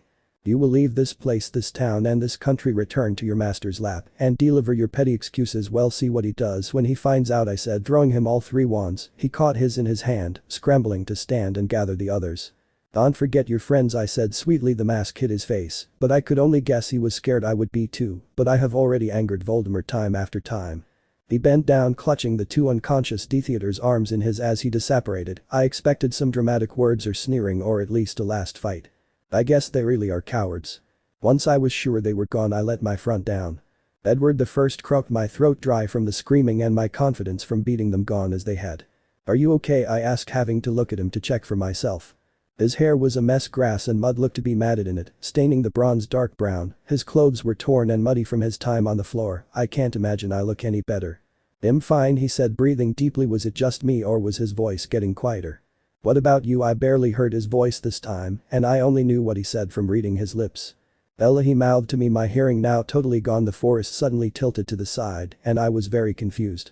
I felt the ground disappear beneath my feet, the forest being replaced by the sky. Why was I looking at the sky? I fought to regain my hearing, wanting to know what was going on. I found it surprisingly difficult to make my way back to the surface, and also being surprised to find my eyes were closed. "Bella, can you hear me?" I felt cold fingers on my forehead, on my wrist and my neck. "She's exhausted, Carlisle. The only reason she could do all that was adrenaline. She needs rest, and plenty of it," I heard Jasper say, but his voice was somewhere above me. I cracked my eyes open a little, unable to open them any wider. My entire body felt too heavy to lift my arms, dead weights at my sides. I had felt this before. All that was needed was that entire body ache, and the memory would be complete. "Bella." Carlisle appeared to my left, but I could barely move my head to look at him fully. "You're okay, Bella," he nodded, but I think he was trying to convince himself more than me. I nodded too, because I would be okay. It wasn't as bad as before, and I got over that, I think. "Bella, after what happened before, what did they do to help you? You must have gone to a hospital," Carlisle asked, his voice and face full of concern and panic. I nodded again and tried to speak. "Wizards," I croaked out. I didn't like how his face fell when I said that he knew he couldn't do anything to help me, and I knew that that would hurt him. "It'll be okay, I've had worse." I smiled a little, knowing how right I was. Carlisle relaxed a little, but his face was still concerned as he hovered next to me. "Thank you," he said, suddenly his face serious but contained it. "For what?" I croaked back. "For defending us, for fighting for us, for everything," he said, leaning forward and kissing the top of my head gently. "Well, it was about time I saved you, don't you think?" I retorted, smiling widely. "You were amazing, Bella," he said quietly, his eyes full of awe and amazement. "Thanks," I mumbled. "You should be thanking Edward the First. Would have been a goner if Edward hadn't shown up," I said truthfully. "No, I should be the one thanking you." I jumped as a soft voice came from behind me. Edward took Carlisle's place in front of me, watching me with large soft eyes. "If you hadn't stopped them," he shook his head sadly. "I felt like I was losing my mind," he admitted in a mere whisper. "I know the feeling," I admitted, to a small comforting smile on my face. "Bella, everything," I said. "What I did." He ran a hand through his hair as I waited. "If it had been any other situation I would have told him to fuck off, but not now. He saved me even when he was supposed to hate me. He saved me, and I saved him as well. Nothing I can ever say or do can make up for what I did. You were right, Bella. I promised you that I would never hurt you again, and I broke that promise. All the things I told you, that I didn't love you, that I couldn't, it was a lie, Bella. They were all lies," he said desperately. "I don't know why I acted like that. I was an ass, a jerk, whatever you want to call it, and I know I have already asked you to forgive me once before, but I am such a selfish creature that I hope that you can do that again, that we can spend the little time we have left together in happiness, not at each other's throats." He didn't meet my eyes as he spoke, but kept them on the front of the sofa cushion. Edward, his eyes shot to mine. "You're an ass, a jerk, a dick and a fucking arsehole. I hate you when you go all evil, Edward, and I would like nothing more than to curse your ass." I smirked at his shocked face. "You know that, right?" I smiled as he nodded. Good, because despite all that I still love you, I sighed. No matter what you do, I will always love you, no matter how much I hate you. I paused to pull a face. Does that even make sense? I asked him, seeing his dazzling smile. I'm guessing it did. Yes, it does, he admitted, his eyes sparkling with relief. But we only have one day left, I choked out, realizing I had slept into the early hours of Wednesday. Nothing can tear us apart, Bella, not what we are, time or distance, he told me, grabbing my hand strongly in his eyes boring into mine. Our love is forever, he whispered, his voice soft and silky, so soft that it made me even more tired. Sleep, he whispered to me, stroking my hair softly. We don't have enough time, I muttered, but my eyes won't open. As long as you get better, any time will be enough, he told me, kissing my forehead. I snuggled into the sofa for a while, but I couldn't get comfortable despite my exhaustion. I couldn't get to sleep, it was very frustrating to say the least. I heard a chuckle, probably at my expense. The top half of my body was suddenly lifted up slightly, then set back down. I was confused until I realized that the sofa wasn't this lumpy or cold. Edward pulled me onto his lap, and I curled my legs up next to him, snuggling into him. I smiled to myself, feeling that sleepy haze cover my senses before I fell under completely. I love you, I whispered in a sleepy slur. I didn't hear his reply, but that night my dreams were free of fear and darkness. No Death-Eaters or Voldemort tried to kill me, no Edward to hurt me, only Edward to save me, to hold me tightly and kiss me, telling me he loved me. I had never loved a dream so much as I had loved that one. Waking up in Edward's arms was a very pleasant feeling, way better than the others I had been getting. As I woke up, I remained still even though I had woken up, the only movement being Edward's chest rising and falling as he breathed. If I didn't know better, I would have said he was asleep, his steady breathing indicating that. I sighed happily, smiling into Edward's chest, snuggling in again. I felt Edward's arms tighten around me slightly in response. Someone must have been down and gave me a blanket at some point in the night. I could feel the soft fabric around my body shielding me from Edward's frigid skin. When will he realize I don't actually mind? Awake, Edward's smooth voice melted into the silence of the room, and I began to think I was hearing things. Yeah, I mumbled back, my eyes still closed, and I moved slightly on his chest. Have a nice sleep, he asked, and I felt him kiss the top of my head. Not bad, I sighed happily, not ever wanting to move. What time is it? I yawned, my words becoming distorted as I tried to smother my yawn while still talking. I felt Edward's chest rumble as he chuckled at me slightly before answering, it's about 7:30 at night. My eyes flashed open as I sat upright. Bella, what's wrong? Edward's face held so much worry and concern I thought he may explode if it wasn't removed. Charlie, I whispered, I had been away for nearly 2 more days than planned, he must be doing his nut by now. Relax, Alice took care of it, Edward told me, pulling me back so I was laid on him again. We remained silent for some time, each thinking about what was going to happen and what I had already shared. Is he really not your dad? He asked quietly, running his hands through my hair. No, I still think of him as one, though, I told him, my eyes on the shadowed ceiling. Are you okay? I asked, sitting up slower this time, raising a hand and putting it on his cheek, looking for any injuries. As soon as our skin touched, his eyes shut and he leaned into my hand, smiling slightly. Imperfect, he whispered quietly. I ignored the fact that my heart warmed at the fact I made him feel like that. I rolled my eyes from before. I mean, are you hurt? I know you got hit by the Cruciatus curse. I frowned at him, watching him flinch at the very mention of it. He opened his eyes sheepishly. I'm fine, though it's not an experience I plan on repeating, he told me, and I nodded, stroking his cheek with my thumb. Thank you again, I don't know if I could have stood that much longer, he admitted, his Adam's apple bouncing as he gulped. But when Jane, I asked.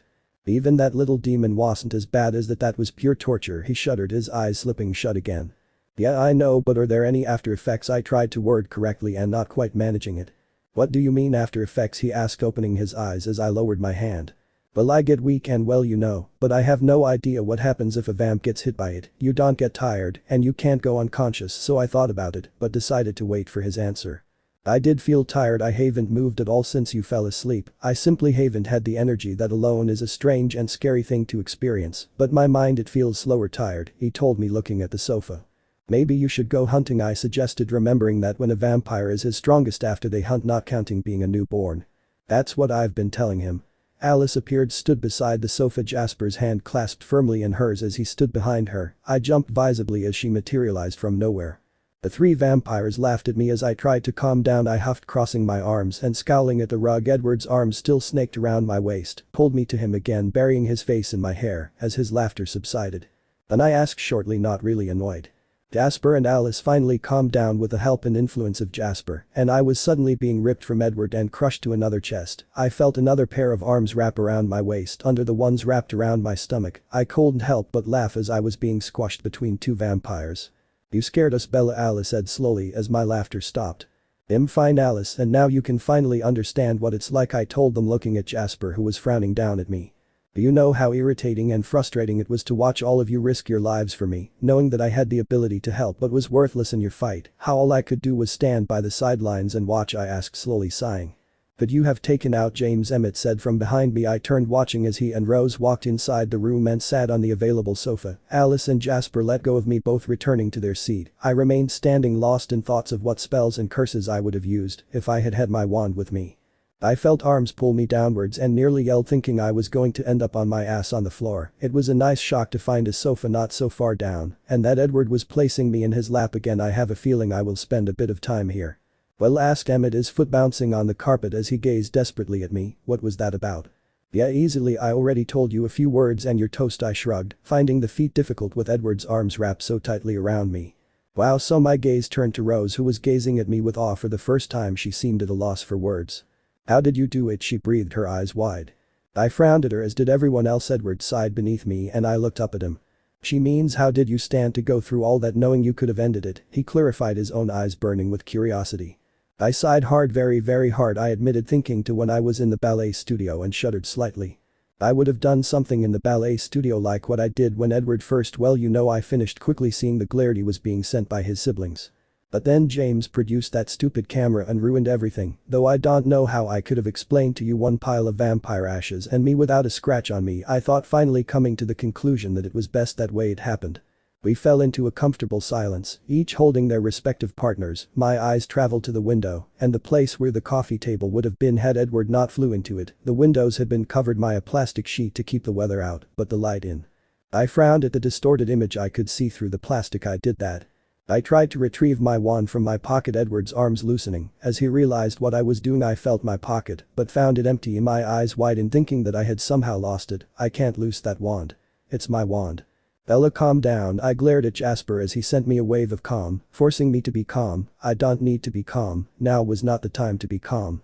I vaguely realized that Carlisle and Esme stood in the doorway watching me with concerned faces, while everyone else remained still, their eyes following me. I suddenly saw it and my heart lightened considerably. Your wand was a part of you, and that was the only reason I didn't snap those Death-Eater's wands in half, though it may have been a good idea. I stood up excitedly but stopped as I realized that a hand was holding my wand. That hand was connected to an arm that was connected to none other than Jasper. He stood immobile, but his smirk annoyed me no end. I stalked over to him, snatching the wand from his grip and pointing it at his chest threateningly. I smiled a little as his eyes widened and the smirk slid straight off again. That was so not funny, I told him through narrowed eyes, trying to keep a hold of my irritation while Jasper was sending me so such happiness. I began to think about bunny rabbits and rainbows. Why do you want it anyway? He asked when he was sure I had calmed down my huge smile, giving me away. Carlisle and Esme sat down on the other sofa watching mine and Jasper's exchange with interest. Everyone was. I will always want my wand, it's mine, I told him, indignantly twirling it between my fingers. Besides, I told you I would fix the window, didn't I? I've broken enough of them as it is. I chuckled, turning to the plastic-covered window. This time no one tried to stop me, watching with rapt attention. Slightly amused by their interest, I flicked my wand lazily at the plastic, enjoying seeing it instantly disappear before my eyes. Reparo, I said through a yawn. I waited, confused as to why nothing had happened. I heard a shriek and turned to Rose, who was turned to the door with wide eyes. I followed her gaze and shook my head. The glass was flying through the air from the kitchen's direction, instantly replacing itself inside the frame. When the last piece was in, I sighed, smiling hugely and needing no influence from Jasper to do so. I twirled my wand again, thinking that it may become a habit. I put my hand to my mouth as another yawn made its presence known. You really should get some more rest, Bella. I opened my watery eyes, seeing 7 pairs of now blurry golden eyes watching me carefully. I just slept a whole day away. I said, exasperated. I only had limited time left. I walked over to Edward, plopping down in his lap again and leaning back on him. It didn't escape my notice that he still hadn't moved. What time is it? I asked, yawning again. 8, Emmett answered, his voice low and sad. Yeah, I'd miss you too. I turned my face into Edward's chest as I felt the tears coming. Maybe it would have been better if me and Edward hadn't made up. This wouldn't be as hard. I pushed that thought away. If me and Edward had gone away hating each other, we would have both regretted it for the rest of our lives, or in his case, existence. I heard light footsteps, and I knew we were alone when Edward kissed my hair again. I let out the sob I had been repressing. I wrapped my arms around Edward's neck as he crushed me ever closer to his own body. I felt his own sorrow as his body convulsed with silent sobs. Neither could offer words of comfort to the other, but his presence was enough to comfort me. "What did you mean before when you said you couldn't do what I did?" he asked, his voice thick with emotion as he swallowed, not letting me go to look in his face.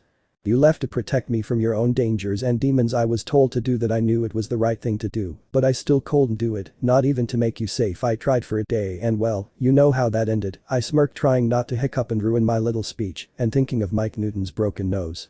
Edward remained silent for a while, and I worried I had said the wrong thing. Maybe I shouldn't have told him I was thinking of leaving him. "I'm glad you couldn't," he finally whispered, nuzzling my neck. "Yeah, me too," I replied vaguely. "We only have 20 hours left," I mumbled into his chest, already falling asleep. "Get some rest," he whispered, swallowing loudly as though his emotions were getting the better of him. "Hunt," I tried to sound demanding but came out as a slurred thing. "When you're away," he mumbled, but instead of keeping me awake his voice lulled me to sleep. The nightmares returned again that night. Only this time Edward was fighting them with me, and I had my wand, but I couldn't do anything. I would only stand and watch, unable to move at all as they killed him, their sick laughter filling my ears as they turned to me. "Bella." I heard Edward's voice laced with fear and concern as I snapped my eyes open, staring at the chest in front of me. "Are you okay?" he asked, his eyes set unblinkingly on me as my chest heaved and I tried to calm myself down. "Yeah," I breathed, my heart rate returning to normal in my chest. "Do you want to talk about it?" he asked. I shook my head in response. How could I begin to explain the terror these nightmares provoked to anyone else? They would seem trivial, yet they plagued my mind. I rubbed my eyes, still tired, but knowing I would be unable to get any sleep again. "What time is it?" I yawned, stretching despite me loving sleeping on Edward's chest for the past day and a half. My body felt cramped and I longed for the mattress that was upstairs in Edward's room. "7," he answered immediately. I hummed slightly in response. It was a shock to know that by this time tomorrow I would be in England in my dormitory away from my family. "We only have 9 hours left," I sighed, refusing to waste any more time crying. I pushed back the tears, standing up and stretching my arms above my head. I felt grungy, but didn't really want to waste valuable time having a shower. With a smile I pulled out my wand, flicking it over myself. I instantly felt refreshed, even my clothes became smooth and clean, there was no trace of any dirt or grime that should have been there. "Bella." I whirled around, slightly startled to find a rather sheepish-looking family of Cullens stood in the doorway. It was Emmett had spoken, his voice quiet and timid as he watched the floor intently. The image was rather strange but amusing.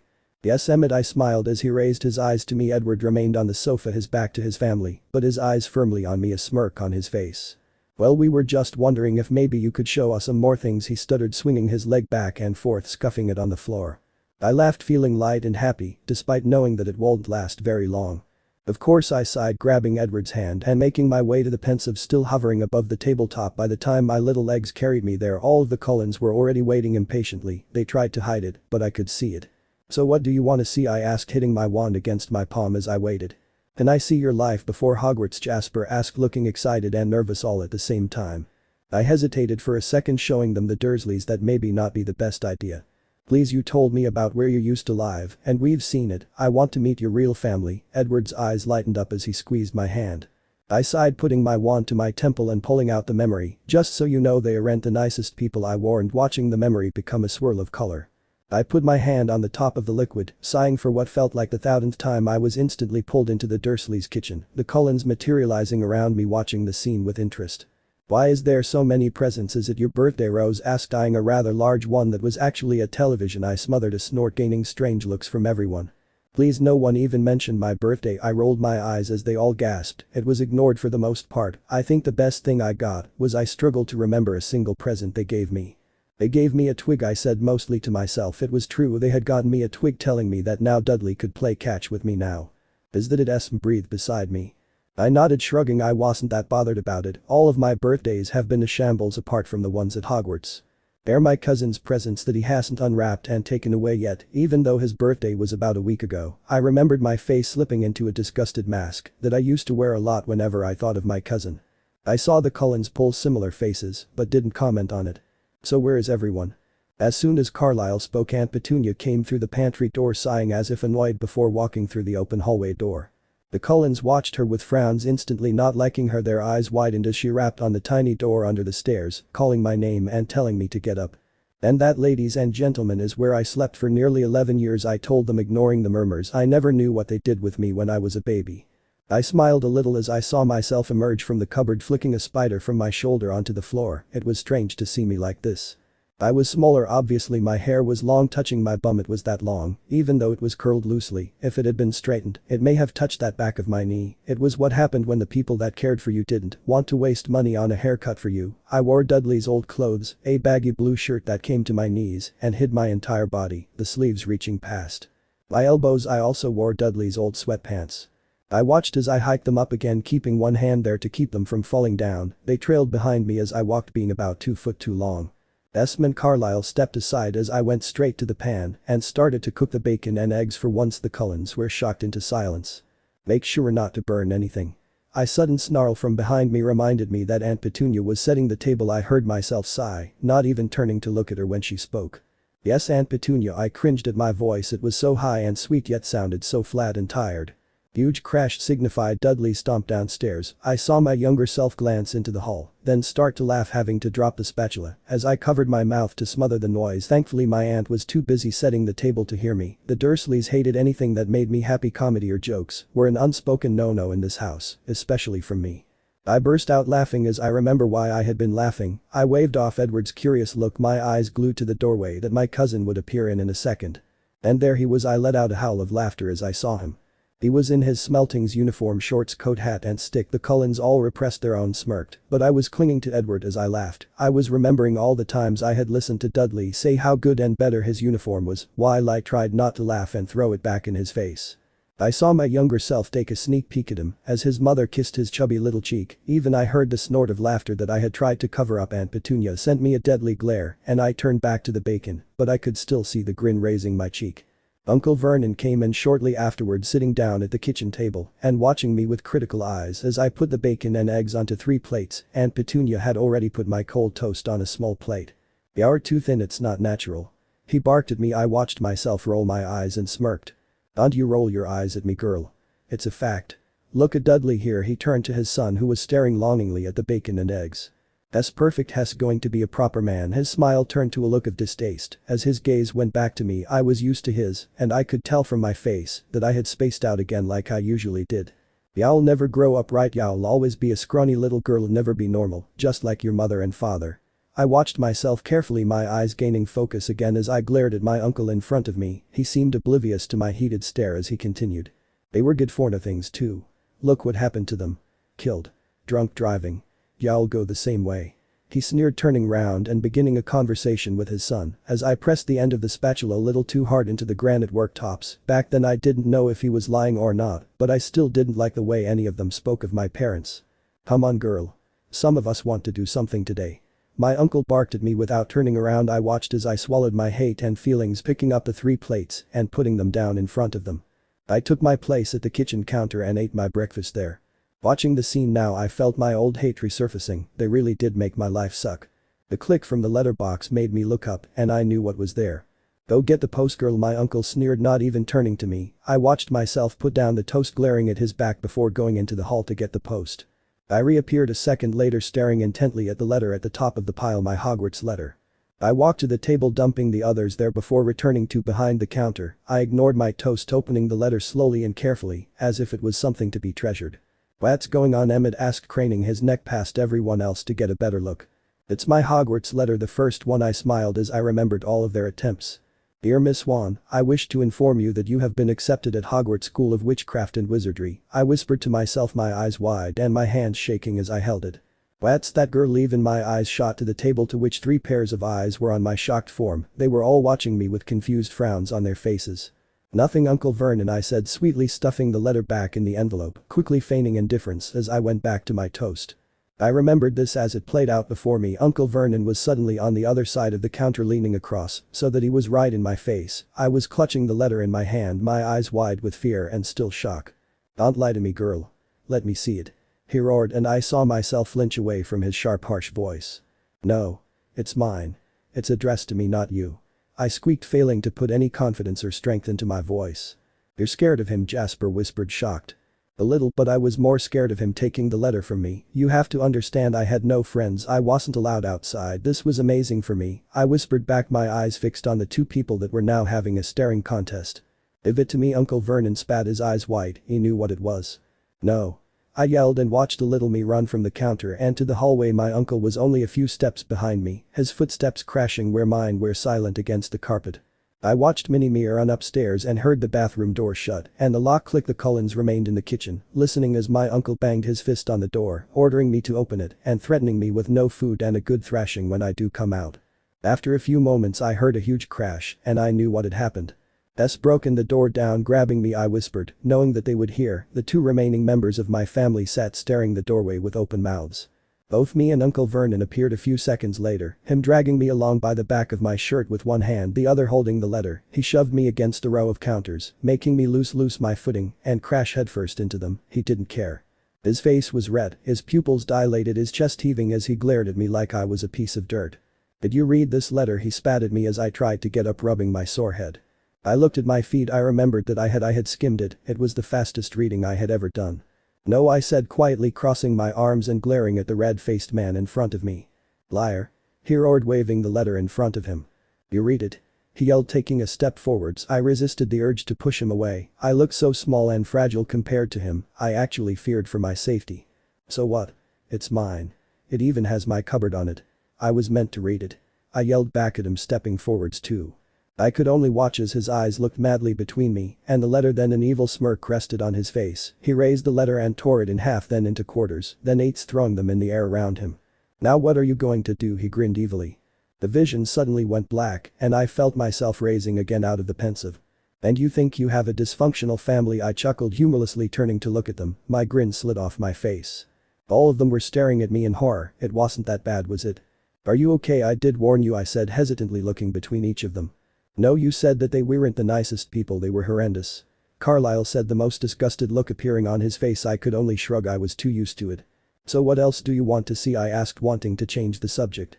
"Did he ever hurt you?" Edward asked, his eyes dark as they bore into mine. I almost lost my train of thought. "What? No, only things like that. He never actually physically hit me or anything." A look at him told me I had said the wrong thing. "Look, can we talk about something else? It wasn't the happiest time of my life, as you saw," so I said, scratching the back of my neck out of habit. "Can we see some of the things you did at Hogwarts?" Masked, her eyes still a bit dark, but she looked excited. "What to show you?" I mumbled to myself, tapping my wand against the side of my head. "The fight with the troll Fluffy, Professor Quirrell, the Mirror of Eris at the Quidditch game," I said to myself, ignoring the listening vampires around me. "Jesus, you had a fun few years." Jasper chuckled, as did the others, though they did look concerned. I turned to him, smirking slightly. "The years that all happened my first year there, don't even get me started on the second and third years." I rolled my eyes, thinking what they would say when they found out I was taught by a werewolf. Their faces were now full of concern and horror, all trace of amusement lost. I laughed at them. I couldn't help it. "Look, the first thing you have to understand, Hogwarts itself is a magical place, and it holds many secrets that no one knows despite its age. If you attend as a student and a teacher, then you are guaranteed a few injuries. The fact that I am rather nosy and on the Quidditch team helped too, though I smiled, wishing I could play." "Show us your Quidditch match," Emmett suddenly yelled, making everyone jump. I giggled, taking out the memory of my first ever Quidditch match against Slytherin. Once again we were sucked into the memory. This time we were in the stands and we were just about to begin. "Where are you?" Rose asked, looking at the crowd around and behind us. I laughed a little, leaning forward and pointing to the ground. "They're the smallest one at the back," I had to shout over all the yelling and noise of the Gryffindors around us. "Wow, you're tiny compared to everyone else," Emmett laughed at me, and I rolled my eyes. "That's because I'm a first years aren't allowed brooms, and so they can't play in the house teams. Professor McGonagall made an exception for me," I added as he opened his mouth to speak. "Welcome to the first game of the year. Slytherin versus Gryffindor." The crowd around us exploded with cheering, waving flags and scarves in the air. I could see Jasper's smile, his body trembling slightly from all the excitement and happiness. "The whistle is blown and the players get ready to begin the game," Lee yelled, trying to make himself heard. I watched as we all rose, me higher than the others, watching the pitch for the snitch. "The whistle is blown again and the game begins," Lee Jordan yelled as the players suddenly dodged in and out of each other. I had to admit I was getting rather into the game and was close to screaming with joy when Gryffindor scored. Edward laughed beside me, watching me with a strange look on his face. "Ella, what are you doing?" I looked over at Alice, who was looking nearly directly above herself. I was currently gliding to and fro around the pitch. "Looking for the snitch," I answered, simply smiling as I did a loop to express my joy at us scoring. "And if you do, the game ends and you earn your team 150 points, right?" Edward asked, and I smiled up at him, nodding. He listened. I watched as I suddenly went streaking across the pitch at full speed, the Slytherin sneaker on my tail, but trailing behind, I let out a roar of outrage as another Slytherin intercepted my path and I was forced to pull up at the last minute, losing sight of the snitch. The crowd around us all hissed and booed, the green-clad students across from us all cheered. That was when it happened. I watched as my broom rose higher and higher, becoming a mere dot in the sky, yet no one else had seen it yet. "Ella, what are you doing?" Jasper asked, shielding his eyes from the sun as he looked up at me. "I lost control of the broom, someone bewitched it," I told them, feeling slightly embarrassed and ashamed that I had to show them this memory. "That's Fred and George Weasley, they're on the team too," as Peter's there trying to help me, but I squinted trying to see. I saw as my broom bucked violently and it flipped me off, so I was only hanging on by one hand. The Cullens all gasped around me, their eyes wide and fixed on me. Every time the broom jolted me they all gasped and I had to restrain my laughter. This was better than a soap opera. And then it stopped. I watched myself swing back onto my broom, the crowds erupting with cheers and applause. The Cullens all screamed, gripping the edge of the railing. As I dived for the ground, I giggled a little at their wide eyes and open mouths, but watched all the same, curious as to what everyone else saw. I watched myself stand up on my broom, arm outstretched towards the little golden ball, feeling rather smug and happy that I could do that, and they thought I had no balance. They all screamed a little as I dived off my broom, landing on the grass on my knees, appearing to be heaving up violently. The entire stand became silent, even the other players suspended in the air watching me on the ground. I watched myself stand lifting a glittering snitch in my hand, the crowd instantly erupt into cheers. The Cullens stepped back away from the rail to look at me. I couldn't keep the smug grin off my face. "What about the troll?" Emmett asked, jumping up and down slightly. I rolled my eyes at him, extracting the memory and watching it take shape. As the Hogwarts' huge hallways appeared around us, I turned to a rather odd pack of vampires. "This," I waved my arms around me, "as Hogwarts. This is my first year on Halloween. Remember, you can't help me in any way. This might show you once and for all that I can look after myself." I'm used turning as I heard fast footsteps. I smiled as me and Harry hid behind a pillar, panting madly, our eyes fixed on the door at the far end of the corridor. "What?" Jasper's question was silenced by a loud roar. They all turned around, their eyes widening as they saw the troll walk, dragging his hands and feet across the floor as he entered the girls' bathroom. "But everyone is a troll," I giggled, seeing their faces. Me and Harry breathed a sigh of relief, planning on running to find the teachers to tell them. We turned only to freeze when a chilling scream echoed loudly around the high ceilings hallway. "Hermione," the both of us said, running now towards the bathroom. I turned to the Cullens, waving them forward as I jogged into the girls' toilets. They appeared around me, their eyes fixed on the scene in front of us. I grabbed Edward's hand, seeing his scared and shocked face. "Hermione, run!" Harry yelled as I tried to distract it by throwing spells at it. Nothing seemed to be working. Hermione was crouched against the far wall, her body shaking as she stared wide-eyed with horror as she watched the troll sway as he swung his huge wooden club around. The troll suddenly raised his club, swinging it into the row of toilet cubicles, causing huge pieces of wood to cascade down upon us. Harry and Hermione shielded their heads, but I saw my eyes lighten, a determined look covered my face. I suddenly ran, taking advantage of the cloud of dust and wooden splinters that were disorientating the troll. I ran between his legs towards Hermione. I grabbed her arm, yanking her away from the wall and around the troll towards the door. The dust settled too quickly, though, the troll's vision clearing despite being dumb. He knew when his victim was escaping and who was to blame. He swung his club at me, his tiny black eyes fixed on my tiny form. I pushed Hermione out of the way as the club came hurtling towards us. Both Harry succeeded in catching Hermione before she hit the ground and nearly dragged her to the open door. I felt Edward's hand tighten in mine, and I understood how hard it was for him to watch, knowing he couldn't do anything to help. I dived away from the club just moments before it crashed on the floor, splitting the tiles with a loud crack. He looked confused as I rolled away, ending in a crouched position, waiting for his next blow to come. He swung his club at me again, but I ducked this time, the club hitting the sink behind me instead. Water rained down on me, soaking me instantly. He was getting angry and frustrated, he was getting desperate.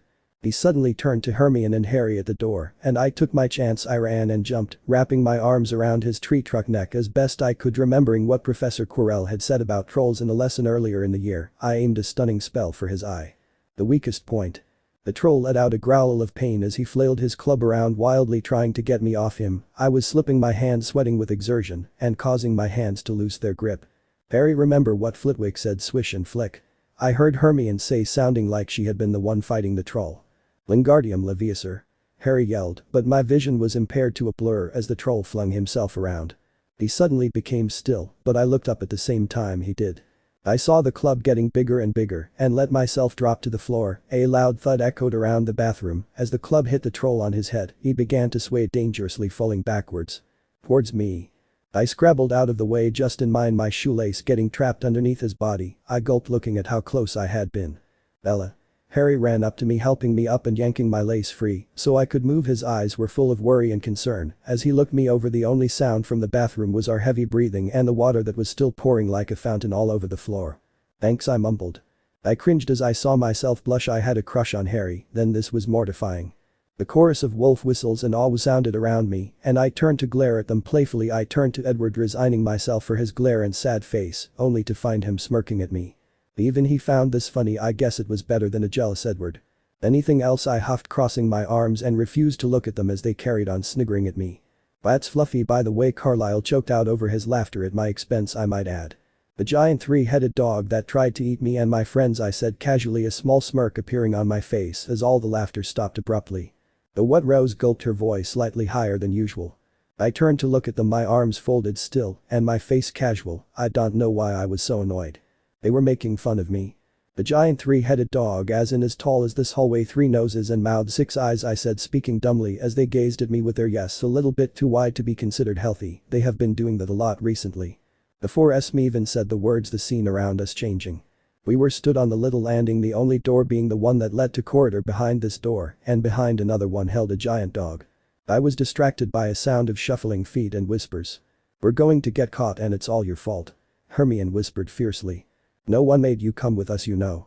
Ron hissed back, sounding rather annoyed. Shut up, will you?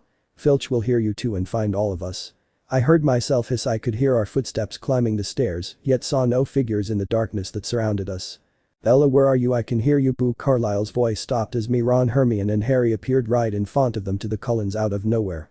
Invisibility cloak, I got it for Christmas my first year here. It has come in useful quite a few times, I chuckled, thinking of how much trouble that one thing caused and how many times it saved me from the consequences. Was there? A eerily familiar voice echoed around the staircases, and I even found myself turning to see Filch puffing his way up the stairs. A single squeak and a shove from me and Harry forced all 4 of us into the stone corridor hidden from Filch. I motioned for the Cullens to follow me as I stepped through the wall, appearing beside the younger version of myself. "That's gone," Harry whispered to me, pushing his glasses further up his nose and ignoring everyone else. "Where are we?" We all turned to Ron, who was now observing a rather large stone pillar with a horrid gargoyle perched on the top. We all remained silent for a moment, trying to figure out where we were, when Hermione gasped. "Oh my God," she whispered, eyes wide and staring at the far wall of the corridor with horror. "It's the forbidden corridor. If we get caught in here, we'll be expelled for sure," she exclaimed, her voice rising as she panicked. I was about to open my mouth to tell her to be quiet, but I froze. "Is someone in there?" My sweet Filch's voice floated easily through the gap at the bottom of the door as he cooed to his cat. "Run!" I shouted, running towards the only way out, even if it was the door that made this place forbidden. Ron and Harry both shoved and pulled at the iron ring that hung as a door handle, neither being able to open it. "It's locked. Now what do we do?" Ron's voice was a hair squeak as we heard Filch jangling his keys and trying to find the right one. "Move over." "Alohomora," Hermione whispered, elbowing Ron out of the way as the door swung open a little. Without a moment's thought, we all piled inside, closing the door quietly behind us and waiting, none of us breathing to see if Filch had heard us. We all crushed ourselves against the thick wooden door, desperate to hear if he was found us out or not. Once again I motioned to the Cullens to follow me as I stepped through the stone wall into the room behind it. "Just a false alarm, my sweet," we heard, but only breathed again once we heard the door close. "Thank God for that," Ron whispered, closing his eyes and smiling a little as he relaxed against the door. "Well, Ron, you'd better start praying because we are going to need a miracle." Harry gulped, his voice sounding rather voiced and unsteady. We all turned, finding Harry staring at something, and immediately froze. It was huge, 6 eyes all fixed on the 4 of us, 4 huge paws, easy enough to stamp and kill us if needed. Its nose sniffed the air noisily and Hermione let out a little squeak again. "Oh now, well, it's disorientated," I whispered, yanking Ron away from the door before opening it. The loud growl and snarling suddenly deafened me. It seemed our luck and time were up. The beast lunged for Harry and Hermione, not being able to reach somehow. I saw a thick chain around its neck held to the wall with an iron loop which was as wide as I was. We ran, slamming the door behind us, ignoring the snarls that echoed and hung in the air, and bolted out of the door. We stood panting on the landing, trying to breathe properly. Well, we went looking for a duel and ended up nearly getting into a fight with a 3-headed dog. Just our luck. Ron whined as I extracted the cloak from the crook of my arm, throwing it over us and disappearing again. I heard our muttering and whispers and once even a loud ouch when Ron stepped on Hermione's foot accidentally. Eventually the Cullens and I were left in total and complete silence. I was actually rather happy here. I could think I was back at Hogwarts the way things used to be. Ella, I felt someone touch my arm and was jolted out of my musings and back into reality. I was going back to Hogwarts, but I would be leaving the Cullens behind. Guilt came over me, but I pushed it away. I won't spend the remainder of my time wallowing. I led us back into the real world again, sighing as I wiped the memories from inside the pensive away. There was no need for me to bottle them, they were already in my mind anyway. I glanced over at the clock, surprised that it was 9:30, already only 6.5 hours to go. I suddenly felt very panicked and sick. How could he expect me to leave everything I knew and loved behind? I thought Dumbledore was supposed to be compassionate and believe in the power of love. It certainly didn't seem like it. Ella, what's wrong? Edward asked, peering down at me. I could tell I was glaring at nothing in particular, but I was just so frustrated with everything. He tells me to leave this Lifia ND, so I do. And now what? Now that I just started to actually live, Hess taking me away from it all. It's unfair and arg. I vented at him, probably acting like a little kid throwing a tantrum, though I doubt any child has thrown a tantrum over something like this. He pulled me over to the sofa, sitting me on his lap again, something he seemed to be doing a lot recently. He wrapped his arms around the front of me, crushing me back into him. I felt his chin resting on the top of my head, and I suddenly felt very small in his huge embrace. Well, I was small, I guess. What did the letter say? He asked suddenly. I patted my pockets a little, but I remembered what happened and looked up, only to find Carlisle stood in front of me holding them out anyway. I sent a smile his way, taking them back and taking the first out of the envelope, taking the chance to reread it while Edward read it. I was about halfway down when Emmett sighed dramatically. Not everyone can read minds, you know. He rolled his eyes at me, earning a slap on the head from Rose. Edward proceeded to read it out to the others. I could feel the eyes of everyone on me, and I knew that they had tons of questions. I doubt they could even understand half of what was said. When Edward finished, he was the first to speak. Right, question number 1. When he is talking about you not being happy with him and your protection, he meant the World Cup. Yeah, I kind of yelled at Mr. Weasley about going back without my wand after I had just been attacked. It seemed too stupid, and it still does. I said some pretty awful things, I said, thinking about poor Mr. Weasley. Question 2. What does he mean? Has been keeping an eye on you. How did he know about you punching Mike? Jasper asked, actually looking around the room for microphones or something. Jasper, magic, it's huge. There are so many different types. I'm not sure exactly. He could have a device, cast a spell or enchantment over me, had owls or even other witched and wizards watching me. I shrugged. It's better to just go along with it. Who's Mr. Malfoy? Alice asked, her face scrunched up. I knew she hated not knowing. It was something she wasn't used to. I chuckled a little. That's Dumbledore's version of sarcasm. Me and Malfoy, we kind of hate each other. It was basically instantaneous. Hess and Slytherin, a pure blood. Once he found out who I was, he tried to recruit me, actually flirting a little too. I laughed harder, remembering his attempts to dazzle me.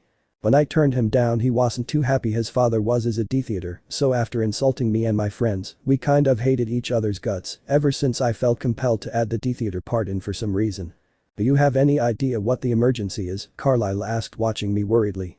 No idea. There is so much about the wizarding world I don't know and understand. He trailed off. If Dumbledore hadn't told you to tell us, would you have? Edward asked me, his voice small and quiet. All eyes turned to me. I am honestly not sure. I don't think I could have gone and not told you, but I doubt I would have worked up the courage to actually come out and say it. I sighed, looking at the carpet. Courage? We've just seen you take on a troll and a 3-headed dog. Emmett squealed disbelievingly. I couldn't help but laugh with the others. Over the next few hours I showed them most of my life. I showed them my second year at Hogwarts. They all flinched when they saw my boneless arm. I missed out the last part of the third year, not wanting them to get all defensive and flustered about me being taught by a werewolf. Thankfully, Edward reminded the others that I needed to eat something. When was the last time I ate? I sat with a plate of bacon sandwiches in front of me, watching the Cullens talk about how cool Hogwarts was. They had only seen 2 corridors, a bathroom and a forbidden corridor. They already loved the place. Another good thing was that they realized that I don't need to be weighted on hand and foot. I could fight my own battles, even if it was with a microwave that refused to open. Edward remained in the doorway, trying not to laugh as I pulled and cursed at the stupid thing. After about 5 minutes, I saw a big button that said push to open. I pushed it, it pinged, the door opened. Edward's laughter couldn't be held in anymore as he leant on the door frame for support. I sent him a glare, shoving my bacon inside, closing it again, punching in the time and waiting. I pushed the plate away from me, crossing my arms and laying my head on them like a pillow. I yawned loudly, unable to stop myself. The conversation was replaced with sniggers as Edward poked me, and I cursed at him. Ella, you need some sleep in a proper bed. Edward whined, his voice not as velvety when my ear were partially covered by my arms. But the proper man, Emmett boomed out, and I laughed a little into my arm. Emmett, do you know what you remind me of? I asked, lifting my head up to look at him. I noticed Edward looked a little hurt. I would put this right. What's that, a wrestler, a Baywatch star, a Tinka Winky from the Teletubbies, I told him, telling the truth. He always reminded me of the big purple one, don't even ask me why. Laughter filled the room, Emmett looking like I just killed his puppy and his kittens. I smiled a little, letting my head fall back into my arms with a dull thud. I guess I was still not in peak condition yet. I'm not sure when my thoughts turned into dreams. The noise suddenly disappeared from my ears, but I barely registered it. I felt like I was floating, and it smelled nice. Even in my sleepy haze, I knew Edward was the one carrying with me. I didn't want to go to sleep in a bed. Last time I did that, the theaters attacked. If anything happened, I had to be here and ready for action. I needed to be on the sofa, even if it wasn't as comfortable as a bed it would do for now. I felt something comfy against my back, something against my left arm, the back of the chair. He put me on the sofa. He listened to me. Wait, can he hear my thoughts, or am I saying all of this out loud? A test is in order. Edward, if you can hear me, pull my finger. Why did I say that? Jesus, I really am regressing into a child, aren't I? I felt no pulling on any of my fingers, so I was on my own, I guess. Sleep, sleep, I need sleep. And it came quickly, dragging me under and erasing all my fear and anger, letting me be at peace for at least a little while. And? Where is my dream? It should be here. Wait, is someone poking me? I asked Edward to pull my finger, not poke me. Ow, that hurt. Revenge will be mine. Well, no more bacon sandwiches for me. Bella, wake up. I could only discern what was said after a few moments. Whoever said it was laughing or crying or something. Bella, wait, I knew what voice it was, oddly familiar. Where had I heard it? It was male, that was all I had. It's not smooth like a vampire's, but it's definitely not Jacob's. He hates the Cullens anyway. What other male was memorable in my life? Only one stuck out in my mind. But it couldn't be. No. Impossible. I opened my eyes, gasping when I saw the bright blue eyes of Albus Dumbledore staring back at me, wearing a smile that was way too big to be a polite one. What's going on? I slurred, yawning and wiping my eyes, having to extract my hand from a large blanket that had been laid over me. Well, Alice is waiting for you to seek revenge. Emmett is hurt that you called him a vampire, a Teletubby. He chuckled. He had obviously been listening. And you have been rather entertaining with your little ramblings on bacon and pull my finger. He raised his eyebrows at me, smiling. I groaned, slumping back into the pillows that had been placed behind my head. Did I say that out loud? I mumbled, covering my face with my arm. I'm afraid you did, Dumbledore said, and even I could tell he was trying not to laugh. It's too early for this, I moaned, feeling the warmth of the blanket making its way up my body as I snuggled further into it. Ella, it's 4 o'clock, he said, his voice becoming serious. The truth hit me like a lorry. Ella, it's time to go. I froze as understanding hit me. 4 o'clock on Thursday. Now I was leaving now. No amount of blanket could help me now. I was freezing. I sat watching Bella fall asleep at the table. I knew she should be in a bed, the sofa, and I cannot be the most comfortable sleeping arrangement. Still, Bella would be Bella, and she was as stubborn as ever. I sighed, watching Emmett pout. Rose, trying to soothe his wounded ego as she tried not to laugh. Bella's little stunt with the Teletubby had erased the tense atmosphere and the anxious thoughts. Unfortunately, Bella was no longer conscious enough to entertain and distract us. Sighing again, I got up and gently pushed her chair away from the table, scooping her up in my arms. I heard her sniff and smiled a little as she turned her head into my chest. Sofa, she mumbled as I froze at the bottom of the stairs. I frowned at her, not sure if she was even conscious. She mumbled it again, and I couldn't deny her, not when we had such little time left. I set her down on the sofa again, feeling a little empty without her in my arms. I saw her smile a little. He listened. I chuckled at her voice. She sounded so shocked and happy even in her sleep. She rolled over, frowning slightly. The entire family was now smirking in her direction, well aware of her sleep talking from her previous days. Pull my finger, she mumbled again, sounding rather serious. I put my hand over my mouth to smother the laughter. Pull her finger, what the hell was she dreaming about? I sat back down after her heartbeat slowed down even more. She was sleeping deeply, now at least I hope deep enough to avoid the nightmares. You don't deserve her, you know, Jasper told me, his arms wrapped tightly around Alice. His voice held no malice or hatred despite what I did to her. I know, I whispered, letting the thoughts that had been trying to get through flood my head. Life without Bella, it was painful even to think about. I had been there before, and I barely made it out alive. What would I do without her? I glanced over to Jasper, offering a small smile as an apology. I sat back in the chair, rubbing my jaw absently. Me and Jasper were close, not as close as Emmett and I, but still close. We argued sometimes, we wrestled with each other when we felt the need, but never had he hit me, never until a few days ago.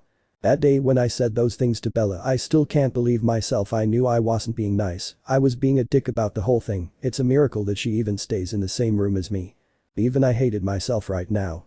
Everyone was like me, well, not as harsh and evil, but on the same page.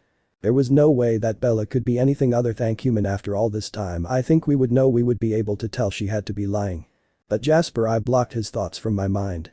He began with trying to get me to listen, to see things his way, to see the truth I know now. I ignored him, concentrating on trying to get Bella to tell the truth. I should have known something was wrong.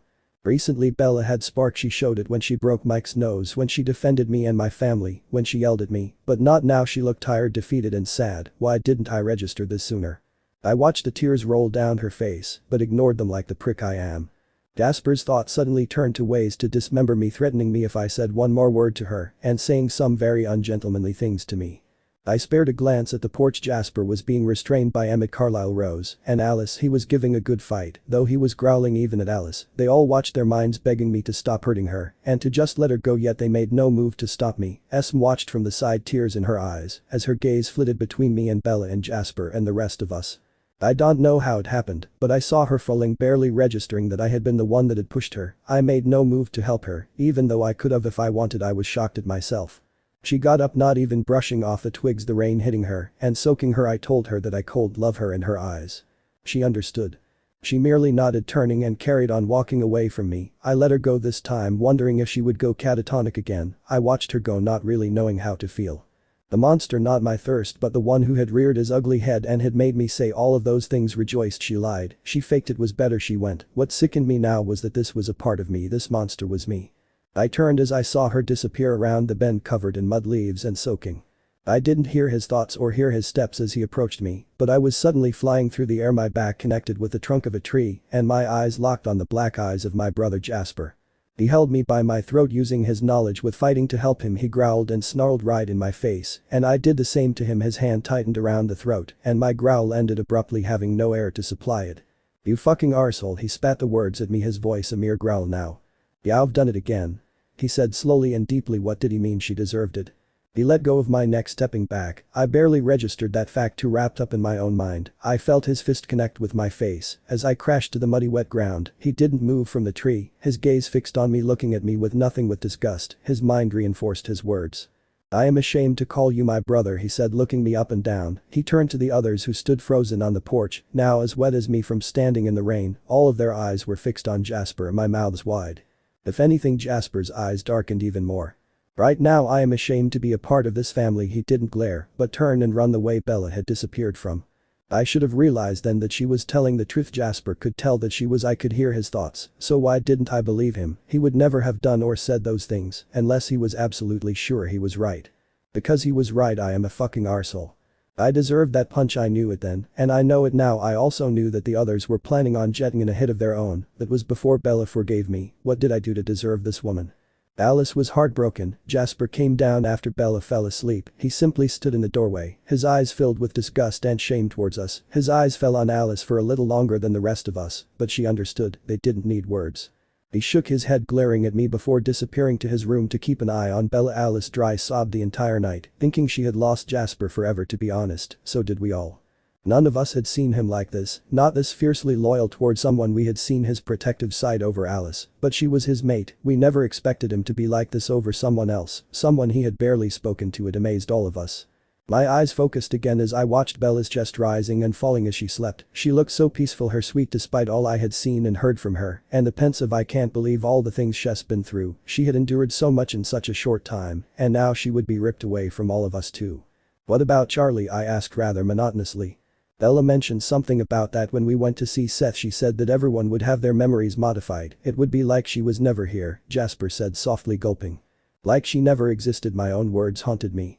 "So we won't remember her at all?" S asked, quietly clutching Carlisle's hand tighter. "No," she said, "that because we have stronger minds and bodies. The spell won't work on us or the wolves in the push, but all the humans would never know," he explained, his eyes focused on Bella too. We stayed silent, watching Bella sleep. She would be gone soon, and I may never see her again. I doubt I could live with that. Bella mumbled something about bacon and said my name a few times. It was bittersweet. The W. We all jumped up from our seats, crouching in front of the sofa where Bella still slept peacefully. We could only watch as the green flames licked higher in the Victorian-style fireplace. I wasn't sure if they were friend or foe, but after what happened with those D-theaters, I wasn't going to take that chance. We all had limited knowledge of the, what did Bella call it, the flu network. All I knew is that people traveled by fireplace. That seemed insane, but after all I have seen these past few days, I actually began doubting if anything was a myth anymore. After about a second a figure appeared spinning on the spot from within the flames. They were merely a blur of color, but I still couldn't help my reaction. I growled loudly and threateningly. I heard my own growls echoed around me by my family, shielding Bella from view. The back of the chair was to the fireplace, but I wasn't going to let them get that far. When the spinning stopped, the person stood still for a moment before turning to face us. We all stopped growling, immediately recognizing the man in front of us. Professor Dumbledore. He stepped out of the fireplace, wiping the soot from the front of his robes. That was new actually, now that I think about it. Bella and her friends all wore robes when they were in Hogwarts. Maybe it's the fashion or something. Even though we stopped growling, we remained crouched in case they were deceiving. One thing I have learned from magic: never trust what you see. I mean you no harm, though I am sure you know who I am from my pensive, he asked, his blue eyes sparkling slightly as he motioned his arm to the floating contraption on the table. He smiled. It was like he wasn't surrounded by 7 vampires. After a second, Carlyle rose from his crouch but made no move to step forward like he usually does when interacting with others. He sent a glance to me and nodded. I guess he was letting me take this one. I rose, reminding myself that this man looked about 80 or 90, not very good in a fight. His eyes lightened as I stepped forward, his smile widening even more. Hello Edward, it is lovely to finally meet you, I nodded, chuckling as I froze. I have been keeping an eye on Bella, and since you and her, he chuckled again, well, I very rarely see one without the other. Something about this man, from his midnight blue robes to his half-moon glasses, just made me trust him. I nodded, thinking it was stupid to introduce everyone when he already knew them. Ah, I see you are all here, wonderful. He bounced on his toes for a moment, his eyes scanning the room. I was shocked by his suddenly light and boyish voice, it contrasted so much with his appearance. One thing bugged me though. I frowned, tilting my head and trying to read his mind. Nothing. Now Edward, my thoughts are private and I like them that way, he scolded nicely, and I gave up trying so hard. He was just like Bella. He chuckled again, glancing around the room appraisingly. Suddenly his face dropped, his eyes and face serious, quicker than I thought possible for a human, much less an old man. He pulled out a wand from inside his robe. He swiftly made his way past us, holding his wand in front of him like a sword. He walked slowly up to the large window overlooking the front lawn. He raised his wandless hand, pressing it against the glass for a second. This has been broken numerous times by magic, he whispered, turning to us. Yeah, once when Bella got pissed at Edward cause he was being a dick, hissed at his language, but the old man just smiled a little. And again after those men came in. What men? Dumbledore cut in, stepping forward towards me, his piercing blue eyes settled on me, and I felt like he could see right through me. 3 of them, they wore big black cloaks and masks. Bella called them. Alice began holding Jasper's hand and speaking slowly. The theaters, Dumbledore said, his eyes settled on something behind my shoulder. Bella. Yes, I answered, even though it wasn't a question. What happened? Tell me everything, he told me, taking another step towards me. Alice had a vision about them coming and woke Bella up. She told us to stay in the house because they could kill us easily and she didn't want us to get hurt, Jasper told him evenly. She went out there alone. He gasped. Chess only has a 3rd-year knowledge of magic. He whispered, his eyes returning to Bella sleeping behind us. It was a miracle she hadn't woken up yet. We stayed inside and she went out on her own. She put a shield around the house. She kept them away from us. She kept on firing spells at them as they were to her, but she never let any past. At one point one of them got too close and they hit her, sending her through the window, Esme explained in her usual soft voice. Dumbledore nodded, taking all of this in. They used that curse on her again, the Cruciatus curse, Rose whispered Emmett, suddenly holding her close to his chest. Dumbledore suddenly walked over to where Bella was still sleeping and knelt on the floor, touching her head gently with the tips of his finger. I watched as Bella frowned for a moment, but a slight sshhh from Dumbledore, and she was sleeping again. What else? He whispered, trying not to wake her. I was out hunting. I heard her screaming and ran here as fast as I could. I managed to get her wand back to her and break the curse, but then 2 focused on me and 1 to her. I tried to keep an eye on Bella, but I was dodging spells all the time. I saw her for a second, but then I got hit. I shuddered at the memory, the burning, the pain, the feeling of my mind slipping away from me.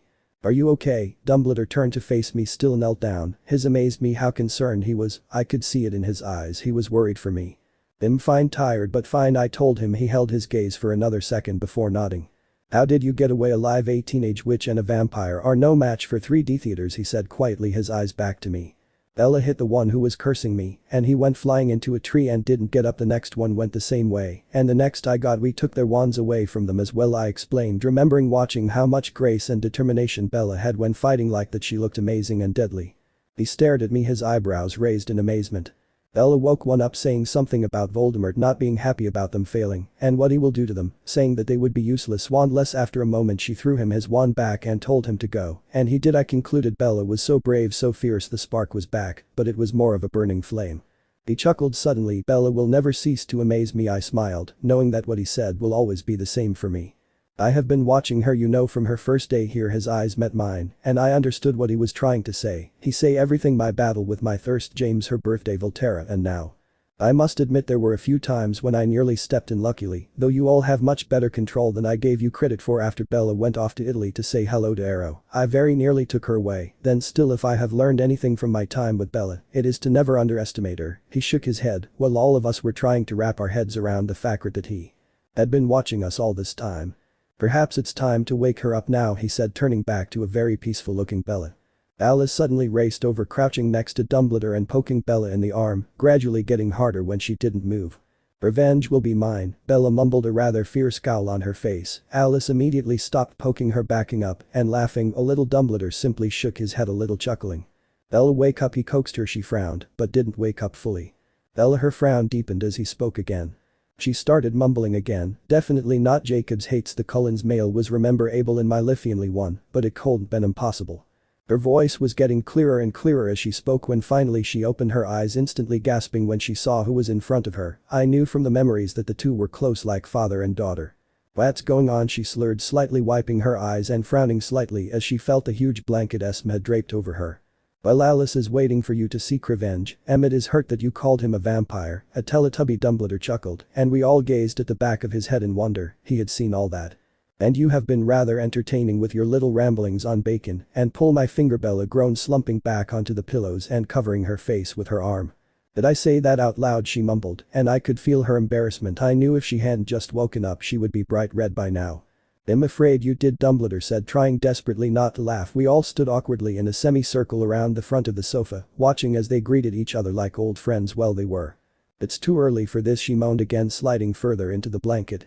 Bella, it's 4 o'clock. Dumbledore's voice lost all humor as he spoke, and I saw Bella stiffen as he said the words I have been dreading for the past 2 days.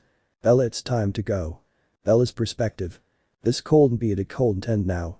I could feel the tears beginning to form, but pushed them back. I could cry all I wanted at Hogwarts. I would not ruin our goodbyes by my tears. I knew the tears would only make it harder for everyone. I looked back at Dumbledore, but ignored the pity and sorrow that they held. I pushed the blanket away, getting up and stretching slightly. I didn't need to, but I was putting off saying goodbye. I honestly didn't think I could say it. Bella, we really do have to be going, he sighed, standing up. There was something else in his eyes, to anticipation. It certainly seemed so by the way they kept on flitting between me and Edward. Why could he be anticipating something? I opened my mouth trying to find the words to say goodbye without actually saying them. It's harder than I thought possible. I stepped forward but never got any further. Esme wrapped me up in a hug, squeezing me tightly. I felt her chest heaving as she dry sobbed, but I kept my own tears in my eyes, slightly blurring my vision. You are my daughter, Bella, no time or distance will ever change that, he whispered, kissing my forehead before stepping back again. I didn't know what to do or what to say. Luckily Carlisle stepped forward next, saving me from my awkwardness. It won't be the same without you here, Bella, he mumbled into my hair, wrapping his arms around me as I did him. I understood the depth of his words. Edward would get depressed again, but if he knows I'm okay out in the world somewhere, then surely he would be okay. Maybe. I never knew my mother and father, Carlisle, but I'd like to think I got a second chance at having some, I whispered as he pulled away. I looked at Esme as I spoke, as well as Carlisle. I meant this from the bottom of my heart. They truly were the parents I have never had. Rose was next, immediately crushing me to her and squeezing me tightly. I didn't hesitate to wrap my own arms around her. Me and Rose had become closer over the last few weeks, and I actually thought of her as my sister now. I'm only sorry that I was too stupid to waste my time hating you for something that wasn't even in your control. She squeezed tighter, and my lungs failed to let in any oxygen for a few moments. You might be shocked, Bella, but I actually respect you. Over the past few days you have shown how brave and strong you really are. You truly are amazing, Bella. She pulled back, her eyes filled with tears that she could not shed, her voice sounding odd as her throat constricted with emotion. Bella, I turned to Emmett as he stepped forward. Rose stepped back again, her eyes on the floor. If this kept on going, I wasn't going to be able to keep these tears in. I have always loved you, you're my sister. My eyes swam at his words. There were no like I was his sister. Blood and genes didn't matter, we were a family in nearly every sense. It's going to suck around here without you, you know. He looked up at me, his eyes filled with unusual sadness and pain. I knew what happened last time we were separated. Neither side took it very well. I walked up to him, not even realizing I was moving, until I wrapped my arms as far around him as I could reach and buried my face in his huge chest. I let my tears fall, not being able to restrain them anymore. Emmett didn't pick me up, spin me around or make me laugh, he simply wrapped his huge arms around my waist. It actually felt like he was everywhere with him being so big and me so small. I could feel my body trembling with sobs, but I bit my lip to stop them from escaping. My tears wouldn't cease, not that the floodgates had been opened. "Oh Bella," I heard Emmett whisper, pulling me back. I looked up at him, unable to see anything more than a big blur. I blinked, sending more tears down my face, but it cleared my vision. He offered a smile, but for the first time he failed. I stepped back. The three people I would probably miss the most. I felt a tug on my heart and throat even thinking about leaving them. Bella. Jasper appeared in front of me, his own eyes filled with unshed tears. He opened and closed his mouth a few times, and he looked frustrated and lost. It was wrong for him to be like that. I wrapped my arms around his waist, hearing his attempts to speak stop as he hugged me back. "Thanks for believing me, Jazz," I whispered into his shirt. I wasn't trying to upset the others, but Jasper didn't hesitate to accept me. He was the one Cullen I knew the least. How things turn around. "You're my sister, Bella. How could I not believe you?" I felt how tortured you've been over the past few weeks, how you get a pang of loneliness or guilt when you're sat with Edward in silence, but even without all that he leaned back, wiping away a tear as it trickled down my cheek. "I would never doubt you." He kissed my forehead sweetly, letting me go, and stepping back I saw him biting the inside of his lip as he gulped. "I love you, Bella." He smiled kindly, or tried to. I didn't even attempt it. A very loud sob escaped me, but I had no time to dwell on it. I was immediately knocked to the floor by a very small and heavy person. For the first time I really didn't care. We stayed on the floor, Alice in my lap, as we cried on each other, or I cried on her. She simply dry sobbed in at my arms. If I couldn't even say goodbye, how could I leave them? What happened to the brave girl who faced Voldemort countless times and brushed it off? "I don't want you to go," she got out through her sobs. I rocked her slightly, but didn't answer. I wasn't even sure my throat would work anymore. "I can't lose you again," she wailed, and I buried my face in her hair to smother the sob. I had the exact same feeling, my sister and my best friend taken away from me all in one for the second time. This is torture. "I'm sorry," I whispered, glad that it actually came out semi-coherent, "and I was sorry that I have came into their lives and caused them all so much pain. When I'm here I hurt them, when I leave I hurt them. Why didn't they stay away from me or me from them?"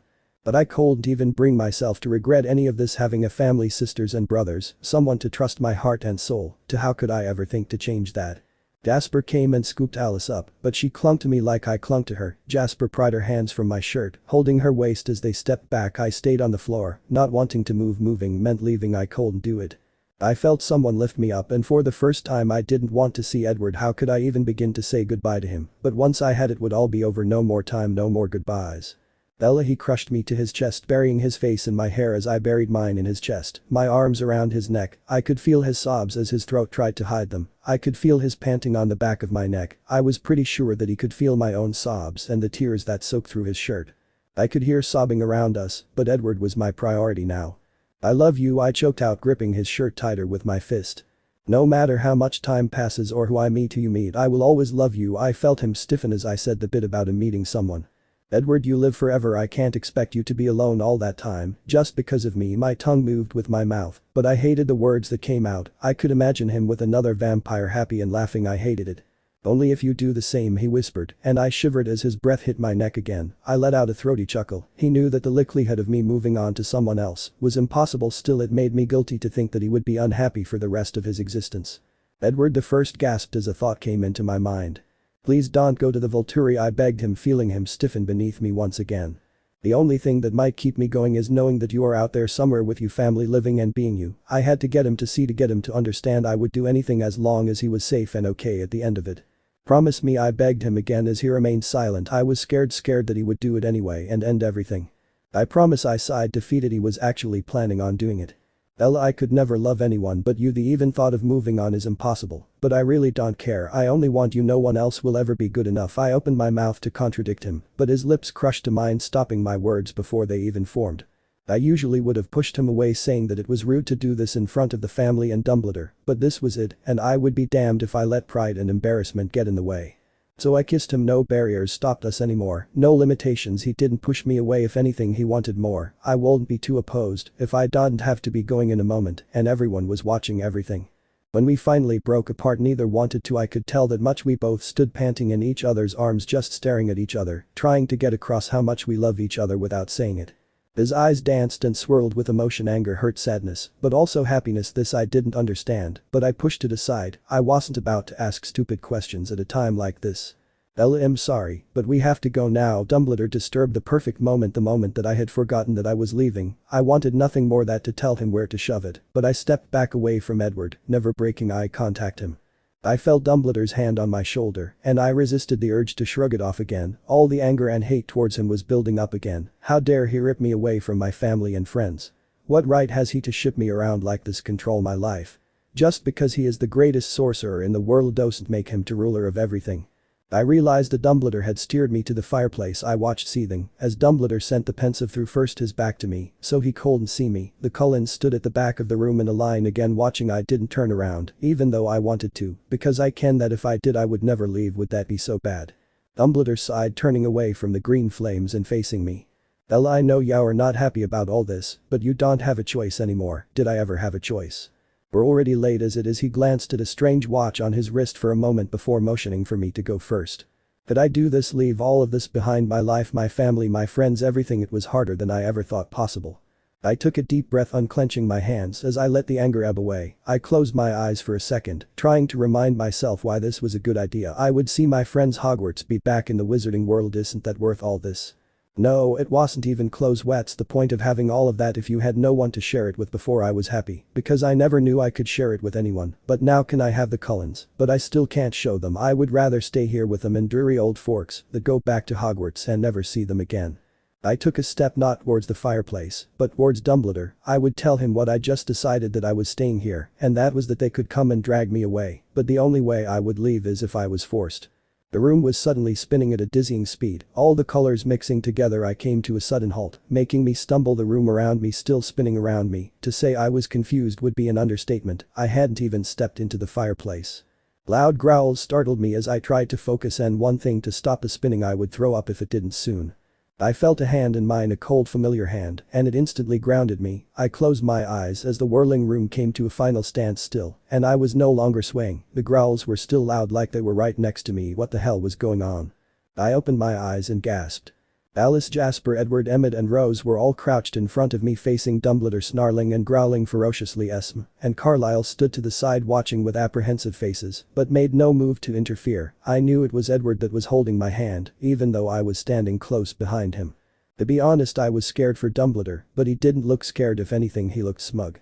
Edward, what the hell are you doing? I asked, my voice barely a whisper, not even audible over the noises that filled the room. The growling stopped abruptly as he turned to look at me, his eyes black. I didn't move back. I wasn't even scared. I knew he wasn't thirsty, he was angry. You can't leave, he can't force you to do anything. He spat at Dumbledore, who simply began humming a tune and swaying slightly. Maybe he is a little crazy. I'm afraid that she still has no choice. She must return to Hogwarts with me. Dumbledore spoke in a melodious voice, sounding way too happy to be faced with 5 pissed vampires, even if he could take them out easily. She won't. We won't let you. Jasper snarled at him, crouching lower as if to attack. I couldn't let them hurt Dumbledore, even if he was an arrogant shit who thinks he knows everything.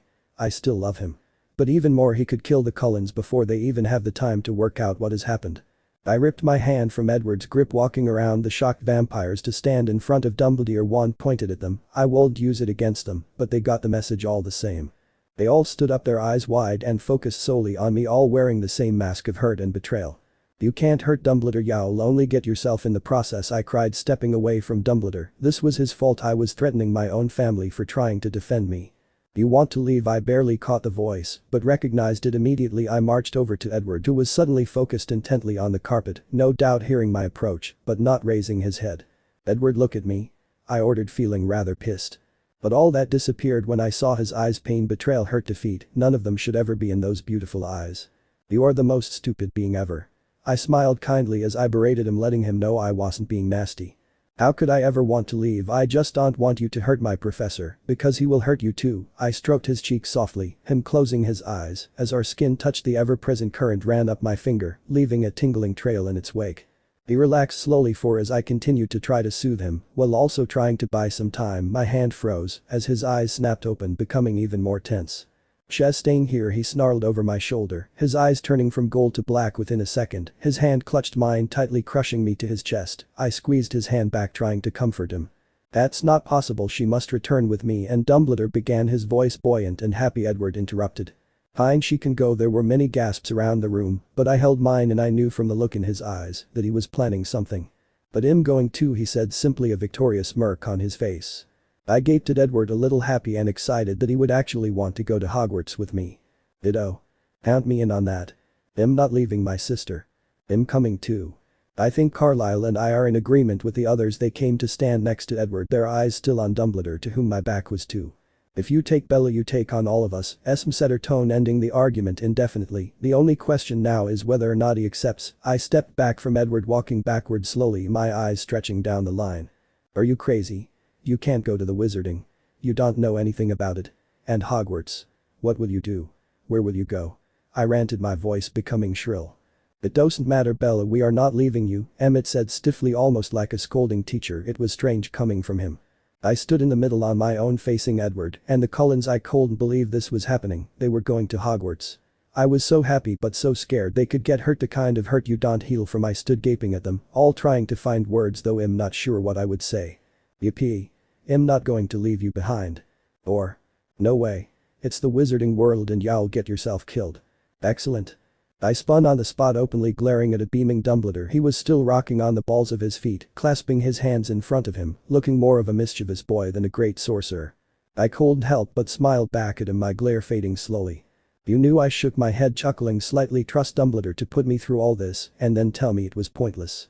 I knew nothing of the sort. His blue eyes twinkled. Ash stopped rocking, his smile growing. No, Alice, he chuckled, opening his arms for me. I ran into them, laughing instead of swearing and hitting him. But how then? I asked him, still curious. I am no physic, but I know a fair bit about vampires. I know that they are fiercely loyal to their mates. I also know from my observing that because of their diet, the Cullens have created amazingly strong bonds with each other as well, so they are just like a family. I knew that if I did ever get you away, they would hunt to the ends of the earth to find you, probably break into Hogwarts if they ever found it, he mused, smiling at them from over my shoulder. But what will they do at Hogwarts? I asked him, frowning as I looked up at him, my view temporarily obscured by his huge beard. I'm sure we will find something for them to do besides vampires have attended Hogwarts school before, he smirked slightly. But of course you knew that from Professor Bin's History of Magic, didn't you, Bella? He tilted his head slightly as I shuffled my feet, looking down. I suppose I was ill that day, I mumbled, causing the professor to chuckle at me once again. No matter, you will not be the last pupil to have learned nothing in that class. He let me go and I glared playfully at him. Hey. I did learn something. I learned that. I racked my brain, a little surprised that I couldn't remember anything. Oh. I learned about the Chamber of Secrets. I squealed, slightly proud that I had learned one thing. I deflated again once I realized that it was one thing in 3 years, not the best thing to be proud of. Nice accent, by the way, he told me, and I blushed slightly.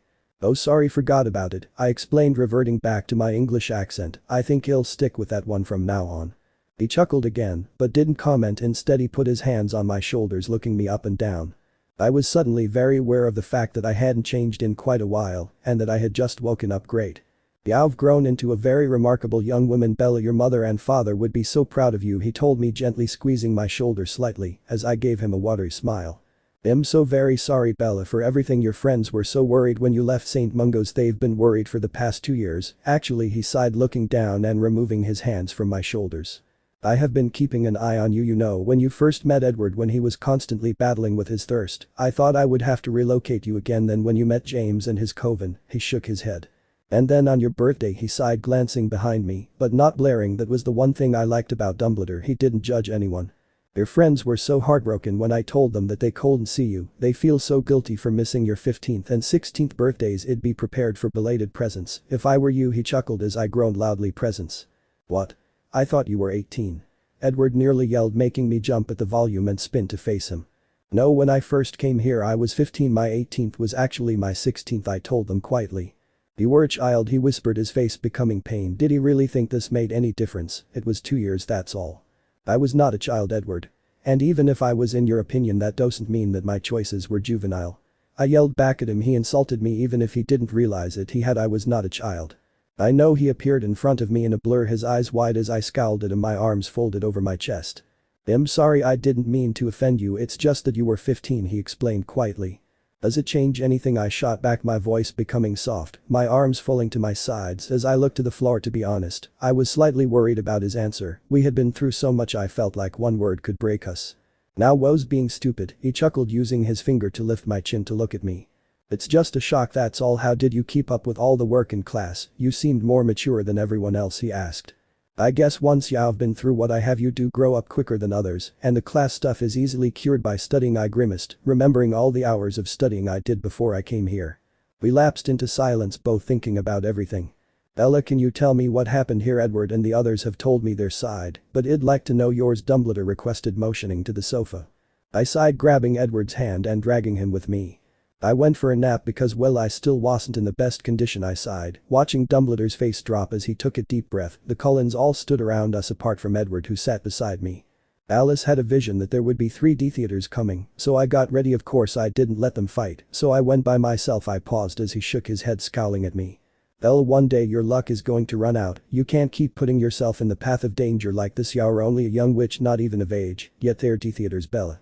They get trained by Voldemort. They don't feel pity or empathy, my old professor told me, getting all flustered. What would you have me do? I was the one they wanted, and if they caught sight of the Cullens they would have killed them in seconds. I wasn't going to put them in danger like that. My voice got gradually louder and louder. You put other people above yourself, he mumbled, shaking his head. He waved his hand for me to carry on, and I sighed, doing as he wished. I spent most of my time dodging and defending. At one point I got flung through a window, but I was okay. Then they hit me with the Cruciatus curse, and they took my wand from me, but then Edward came and threw me my wand back, and we fought again. I felt him squeeze my hand as I mentioned him. Who concentrated on Edward, but one just won't leave me alone. We dueled for a while, but then Edward got hit, and I flung the idiot into a tree. I hit the one who was cursing him, and he went flying too. Edward took care of the third. After a few words they left. I shrugged, slightly shocked that I had fit that fight into a few minutes of speaking. Dumbledore remained silent for a few seconds. He slowly got up and walked towards me, frowning at my head the whole way. Bella, do you mind if he waved his wand towards my forehead, and I shook my head, laying it against the back of the chair and closing my eyes. I felt the pressure of the tip of his wand on my temple. Flashes of fire and burning flesh filled my mind, but I felt a wave of calm envelope me and relaxed, reminding myself that this was Dumbledore. After a few moments the pressure was removed and I opened my eyes again. He was stood over me, a concerned look in his eye. You appear to be alright, but you've been hit so many times with that one curse. He trailed off. I'm not crazy, Professor, I told him imploringly. I'm not saying you are, Bella, but I should have never took you out of St. Mungo's that quickly. He shook his head again. When we return to Hogwarts those scars can be removed as well, he told me, but I was thinking of something else. Mr. Weasley, I sighed, feeling the shame rise in my chest. Ah yes, he came to me in my office at Hogwarts yelling and screaming at me that I was an old fool, that you would end up dead, and it would all be my fault. I saw his eyes fill with liquid and I felt mine do the same. I opened my mouth to speak, but Dumbledore spoke before me. No, Bella, he was right. Leaving you here with no wand, no way to contact us, and no witches or wizards around was probably one of the stupidest things I have ever done. You had every right to scream at me, but poor Mr. Weasley was nearly hysterical near the end. He cares about you so much. They all do, he reminded me, though I knew very well for myself. Professor, I asked a new question suddenly in my mind. How did they know where I was? I thought only members of the order knew. I asked him, fearing his answer. I have thought for some time that we have a mole within the order. I have questioned every one of them extensively, and I found none to be the one I was searching for. Now this I am certain, we have a mole now, but I fear that without naming them, we can do no more than disband the order. He sounded so tired, so old. No. I gasped. You're the only ones who stand up to Voldemort. You can't just stop. Bella, if we don't know who the mole is we can't trust each other. It's already beginning. People are hesitating to share information, keeping secrets, arguing and yelling. Every move we have made has been thwarted. People are losing heart, Bella, he said slowly, his eyes watching his wand as he twirled it between his fingers. I understood what he was saying. But that is what they want, I said quietly and softly. I know that, but what else can we do? He sighed sadly. We both remained silent. I knew what would happen if the order disbanded, even if they didn't know it. People looked up to them, saw them as hope and freedom. If they left, people would lose hope, and Voldemort would have no one to stand against him. He would take over and destroy everything Dumbledore and the Ministry has worked so hard to achieve. Bella, I have to be going now. He stood up, and I followed suit, still immersed in my thoughts, worrying and trying to think of ways to help. Don't let it worry your mind, things will become clear in time. He kissed my head gently before making his way to the fireplace. You never had any intention of taking me with you, did you? I asked as I threw a handful of powder into the fire, green flames erupting from nowhere. He turned around smirking. No, I have arranged alternate means of transport for you and your friends. 2 members of the order will come and pick you up tonight. I have told them that there might be more, but they don't know who or what sort, he told me, stepping into the flames. Can they be trusted? I asked him, stepping forward. A huge smile crossed his face. Yes, they are the ones I trust the most. Keep an eye on the skies, Bella, he told me cryptically before spinning and disappearing with a pop in the fireplace. I watched as the green flames died away, leaving a pile of smoking wood in its place. "That man is weird." Emmett broke the silence, and I laughed at the serious understatement. "The hour going to Hogwarts," I said, mostly to myself, not being able to smother the smile as I turned to look at them all. "The hour going to love it. The lessons and the grounds. The lake. The staircases. The paintings." I squealed, jumping up and down and clapping my hands like a child. Hedwig flew in the window, back from hunting. Probably he had missed everything. "Hedwig." I squealed, making her squeak with surprise. They hooted at me as she sat on the chandelier watching me in amusement. The next 3 hours were a mess. Everyone was somewhere packing. Of course I had no clothes to pack, so I was stuck helping Alice. "What sort of clothes do witches and wizards wear, Bella?" "Everyone I've seen so far has been in cloaks," she asked me, her voice muffled because her head was in her wardrobe. "We do wear cloaks most of the time actually, but we do wear muggle cloths too, like at Hogwarts on weekends and when we visit Hogsmeade." "What's Hogsmeade?" she asked. "The little wizarding village near to Hogwarts. There's shops and a pub there. We get trips sometimes to visit," I explained as I lay on her bed. "Where is Hogwarts?" She emerged from the wardrobe to look at me. "No one knows, so don't go trying to find it," I told her, sitting up and heading towards Edward's room. He was packing up all of his CDs and I just had to tell him. "You do realize that no muggle technology works within Hogwarts?" I giggled at his face. "No phones, MP3 players, some radios and CD players may work, but I'm not sure," I told him honestly, remembering the little radio in the common room. Maybe it had some fine tuning or something. "Can I borrow your phone?" I asked abruptly. Edward glanced at me for a second before tossing it to me. I kissed his cheek before walking out the door and down the stairs into the living room. Dialing the number, I put the phone to my ear and waited. "Hey Bella," was Jake's excited reply. It broke my heart to know I was leaving him behind. Still, he would be better off here with his own kind. "Hey, is Seth there?" I asked, feeling slightly guilty for asking Jake for Seth. "No, look, is there something going on between you two?" he asked me jokingly. "Oh yeah, Jake, me and Seth are in love." Noy laughed with him. I had to ask. He laughed. "Hess on patrol, ill phase, and ask him to come and see you." There was silence on the other end and I began tapping my foot to the rhythm in my mind. Right, his voice made me squeak with surprise. He laughed loudly on the other end. "Sorry," he apologized as he sobered up. "Hess on his way. Is this something you should be telling me?" Bella. All humor was gone from his voice and I was contemplating telling him. No, it was too late now. He won't understand anyway. It would be easier for someone like him just not to know. "Don't worry about it, Jake, go back to your knitting," I joked, getting that free feeling I usually get when I speak to Jake. Yeah, see you bells," he said, putting the phone down. I sighed, putting the phone on the table and standing up to look out of the window. I never said I was at the Cullens, but he would know that, wouldn't he? "Bella. The werewolf is here," Alice yelled, sounding rather annoyed about the whole thing. I giggled as I opened the door. The Cullens all stood behind me. I tutted at them as I walked out and down the steps, looking around. The Cullens remained on the porch, probably not to scare him. After a few moments I heard a shuffle and out stepped Seth. He was holding his hands up, walking forward slowly, watching the Cullens. "I'm not going to hurt anyone," he told them, his gaze flitting to me for a second. He still reminded me of a child. He was only 15, yet he had been dumped in the middle of the werewolf-vampire war. "We know we won't harm you either," Carlisle told him gently. I was slightly shocked that he didn't step forward like he usually does when dealing with the werewolves. Seth nodded a little at Jasper, smiling a little as Jasper did the same. I did what I did last time. I ran the 20-foot or so, jumping into his arms, laughing as he spun me around and laughed with me. "What's with the half-nakedness? Are you trying to get a compliment or what?" I teased him, poking his very warm chest with my finger. He laughed, swatting my finger away and puffing his chest out. "Only if you're offering one." He wiggled his eyebrows comically, making me laugh even more. What was it with werewolves and their humor? "So what's this about, Bella?" he asked, still laughing slightly. "There has been a slight change of plan," I told him, sitting down as he did the same. "You're not going to Hogwarts?" He smiled a little at the prospect, but it faded as I shook my head. "No, I am going, but the Cullens are going as well," I told him, his face scrunched up as he looked at them, then back at me. "Is that allowed?" he asked me, obviously thinking about it. "Yeah, the headmaster just agreed to it. We're leaving tonight," I said, quietly picking at a blade of grass. "Okay, so there will be no more Cullens?" I nodded and he sighed. "You know how this will look, don't you, Bella? You disappear at the same time as the Cullens, and no one even remembers your name." "Jacob's paranoid enough as it is. He'll go crazy," he told me, frowning at the floor. "But won't it be better? No more kids will be phasing, and you won't have to set up a treaty anymore." I tried to get him to see the good side, but it was a weak argument. He nodded, his eyes shooting to mine. "Will this be the last time I see you?" he asked, quietly, looking every bit the child he really was. I bit my lip as tears threatened to spill down my cheeks. God knows I would be hysterical if it was Jake. "Yeah," I whispered. Even that one word caused my voice to break. He stood up, pulling me with him. "You'd better look after her," he warned the Cullens, but not threateningly. "We will, don't worry," Edward assured him. Seth seemed to debate for a second before nodding at them, turning to me. His expression was enough to melt anyone's heart. I was suddenly engulfed in warmth and arms as he hugged me tightly. "It'll miss you, Bells," he whispered, his one voice breaking as he spoke. "It'll miss you too, Seth. I am sorry for leaving you to clean up all this mess," though I said, my voice muffled by his shoulder. "Don't worry about it. From what I've heard from Penny, you have enough mess to deal with where you're going." I pulled back to stare at him.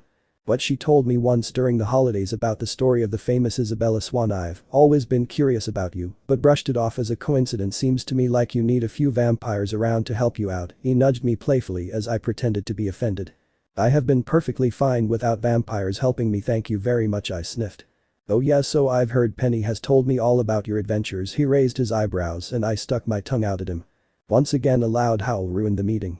"I have to go," he said, sadly hugging me once again before running off into the woods and disappearing. I stood there for a second trying to get my head around the fact that I was going to have to say goodbye to this place forever. I would never see Renee or Charlie ever again. At least I said goodbye to Charlie before I left. Edward stood next to me, taking my hand in his and pulling me to his chest. The sun was just setting, the pink sky partially hidden over the tops of the trees.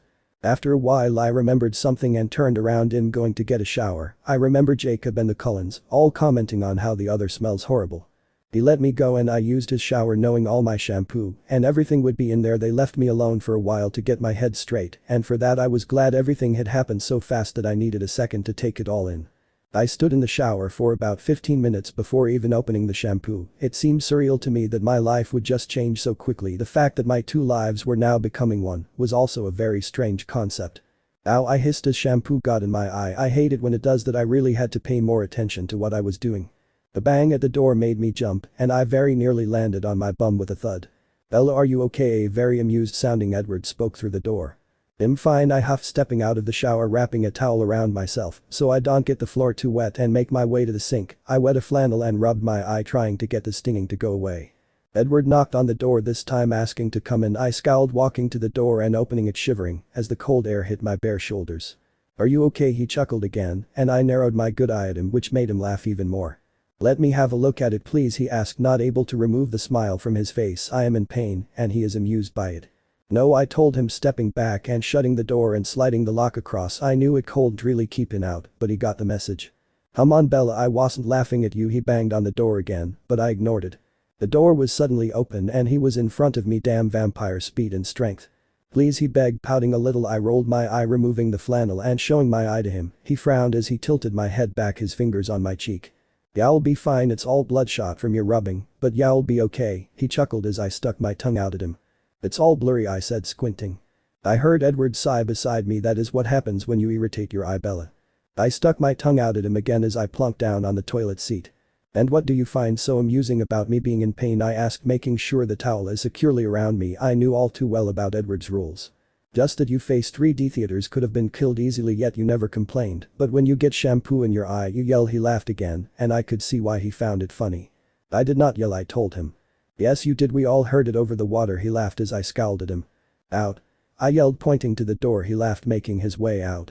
"Don't make me curse that pretty little ass of yours, Edward Cullen," I yelled as I locked the door. I could hear raucous laughter as I climbed into the shower again, but ignored it. I relaxed myself as I cleaned my hair, finding mud and grass stuck in it. I sighed after trying to untangle a rather stubborn knot.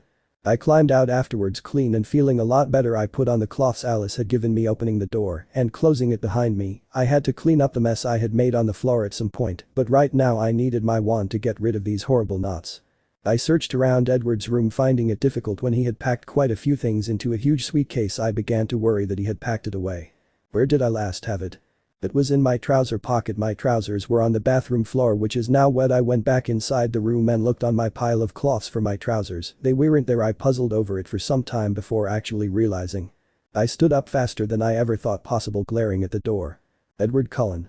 Give me my wand back." I screeched as loudly as I could. Once again I could hear laughter downstairs. "I swear I don't care if I love them or not, they are getting cursed." Edward appeared in the doorway, leaning on the frame. My wand twirled in his hand, that smirk on his face again. "I thought you were going to curse my pretty little ass," he teased, throwing my wand in my air and catching it again. I glared at him, clenching my teeth. "One lesson about witches and wizards: never mess with their wands, they will make you pay for it." "Give me my wand," I seethed, getting rather annoyed that he carried on smirking. "It dude, Edward. Shess pissed at you, although if Shess pissed you might want to give it to her." And Ron Jasper appeared behind Edward, smiling at him. He threw my wand up and down a few times, but I lost my patience. I reached my hand out, my wand automatically soaring out of the air and into my hand. Both boys stood gaping at me as I looked down at the wand in my hand. "I will give you 1 second to run," I said dangerously slowly as I looked up. "One," I whispered, but they had already disappeared. I smirked as I turned to the mirror above the sink. I spent a few minutes using magic to untangle my knots. I smiled again as I finished putting my wand in my pocket, patting it as though I was calming it. I made my way downstairs humming a show tune and skipping slightly. I could feel eyes on me as I skipped past the doorway, but ignored them walking to the kitchen. The last thing I ate was a bacon sandwich. I was hungry. I rustled up a sandwich, eating it in the kitchen quickly before putting it in the bowl and walking through into the living room. I sat down but looked up again once I realized everyone was staring at me. "What?" I asked. "Did I have mud on my face or something?" "You were scary, you know," Rose whispered, sitting down on the same sofa as me, but on the very edge as though she was scared. "Don't worry, as long as none of you ever steal my wand I won't have to hurt you," I told them lightly, noticing how Edward and Jasper remained furthest away from me. "Are you going to curse them?" Emmett asked, grinning wickedly at me. "No, they didn't know, but I will warn you now, wand is special to the witch or wizard it chooses. A bond is created between the two. The only way that bond is broken is when the witch or wizard is disarmed. The one who disarmed then becomes the master of the wand. Unless the person gets it back, this wand is mine, and if you ever play around with it, I will kill you." I smiled sweetly at the end. The room was silent for about a second before I burst into fits of laughter. I clutched my stomach as I slid from the sofa onto the floor. "Your faces," I choked out between laughing. Edward came and picked me up, sitting me down on his lap as I continued to laugh. "I won't kill you, Edward, maybe give you a bat bogey hex, but that's all," I told him, though he didn't look too comforted. We chatted for a while after I calmed down. Everyone was excited about going to this new world, but none of them shared my fear. But I could tell Dumbledore doesn't want me back there. It's not safe yet, but he doesn't have a choice. Whatever is going on, it must be big, I told myself. "Why?" Carlisle asked, the room falling silent. "You have to understand something. Everyone knows Voldemort's name, and everyone knows Dumbledore's name as well. Dumbledore was offered the chance to be Minister of Magic, but turned it down to carry on being the headmaster. Of course we got landed with some idiot who knows nothing about how to run the magical world, and he is constantly pelting Dumbledore with owls, asking him for advice. What Dumbledore says carries a lot of weight in the ministry. If it's out of his control, it must be something huge," I explained, staring off into space. I had never liked Fudge since he refused to believe me, Harry and Hermione about Sirius. Since then he's just making bad decision after bad decision. I sighed, looking out of the window. "I'm going to wait for them," I said, getting up and walking out the door. I sat down the steps watching the sky. The pink had now disappeared. A dark, almost black blue now covered it. Tiny stars were embedded into the darkness, shining brightly in their own right. Edward came and sat beside me, taking my hand in his as he watched the sky as well. We sat in silence for about an hour, the sky now pure black, the only light coming from the open door behind us. It covered part of the lawn and our backs in light and warmth, but the cold bitter night air still bit at my skin. I shivered, but didn't complain. I was jolted out of my thoughts of planning a prank on Emmett with the twins by a huge red light covering us in light. I looked up, having to squint at the brightness. "Why are people letting off fireworks this early?" he asked, shielding his eyes. I jumped up excitedly. "They aren't fireworks." My voice became girly and high-pitched. I pointed my wand at the sky and shouted, "Periculum." I know I didn't have to shout, but I was too excited not to. Edward laughed a little as the sparks that erupted in the sky kept changing from yellow to red, blue and green. He pulled me close to him, laying his arm across my shoulder as I carried on, shaking partly from the cold and partly from excitement. Edward must have said something to the others because suddenly they were stood behind me and Edward on the porch. I was annoyed that the light from the doorway was now obscured, but even if it wasn't big enough so that I could see everything. I could hear the swish of the air and the small thuds as they landed. The Cullens all remained silent, but one glance at Edward's open mouth told me that he had never seen anyone ride a broom before. I remained in the steps with Edward. The first still wasn't sure about this. What if one of them was the mole? What if they both were? Still they remained silent and unmoving, even though I know they were there. I sighed, coming easily frustrated with the waiting Lumos Maxima. I spoke clearly, sending the ball of bright light hovering above the lawn like a disco ball. I gasped as I saw who it was. There stood in front of me with the brooms in their hands were Sirius Black and Remus Lupin. Their arms were in front of their faces to shield them from the bright light, but I would know who it was a mile away. I couldn't help it. I squealed like a little girl on Christmas, jumping up and down. I watched them lower their arms at the noise, smirks appearing on both of their faces.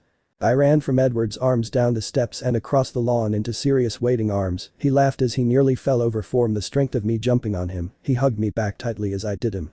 "I missed you, Bella," he told me, leaning back and brushing some hair out of my face. "I missed you too, Godfather," I teased, squeezing him again.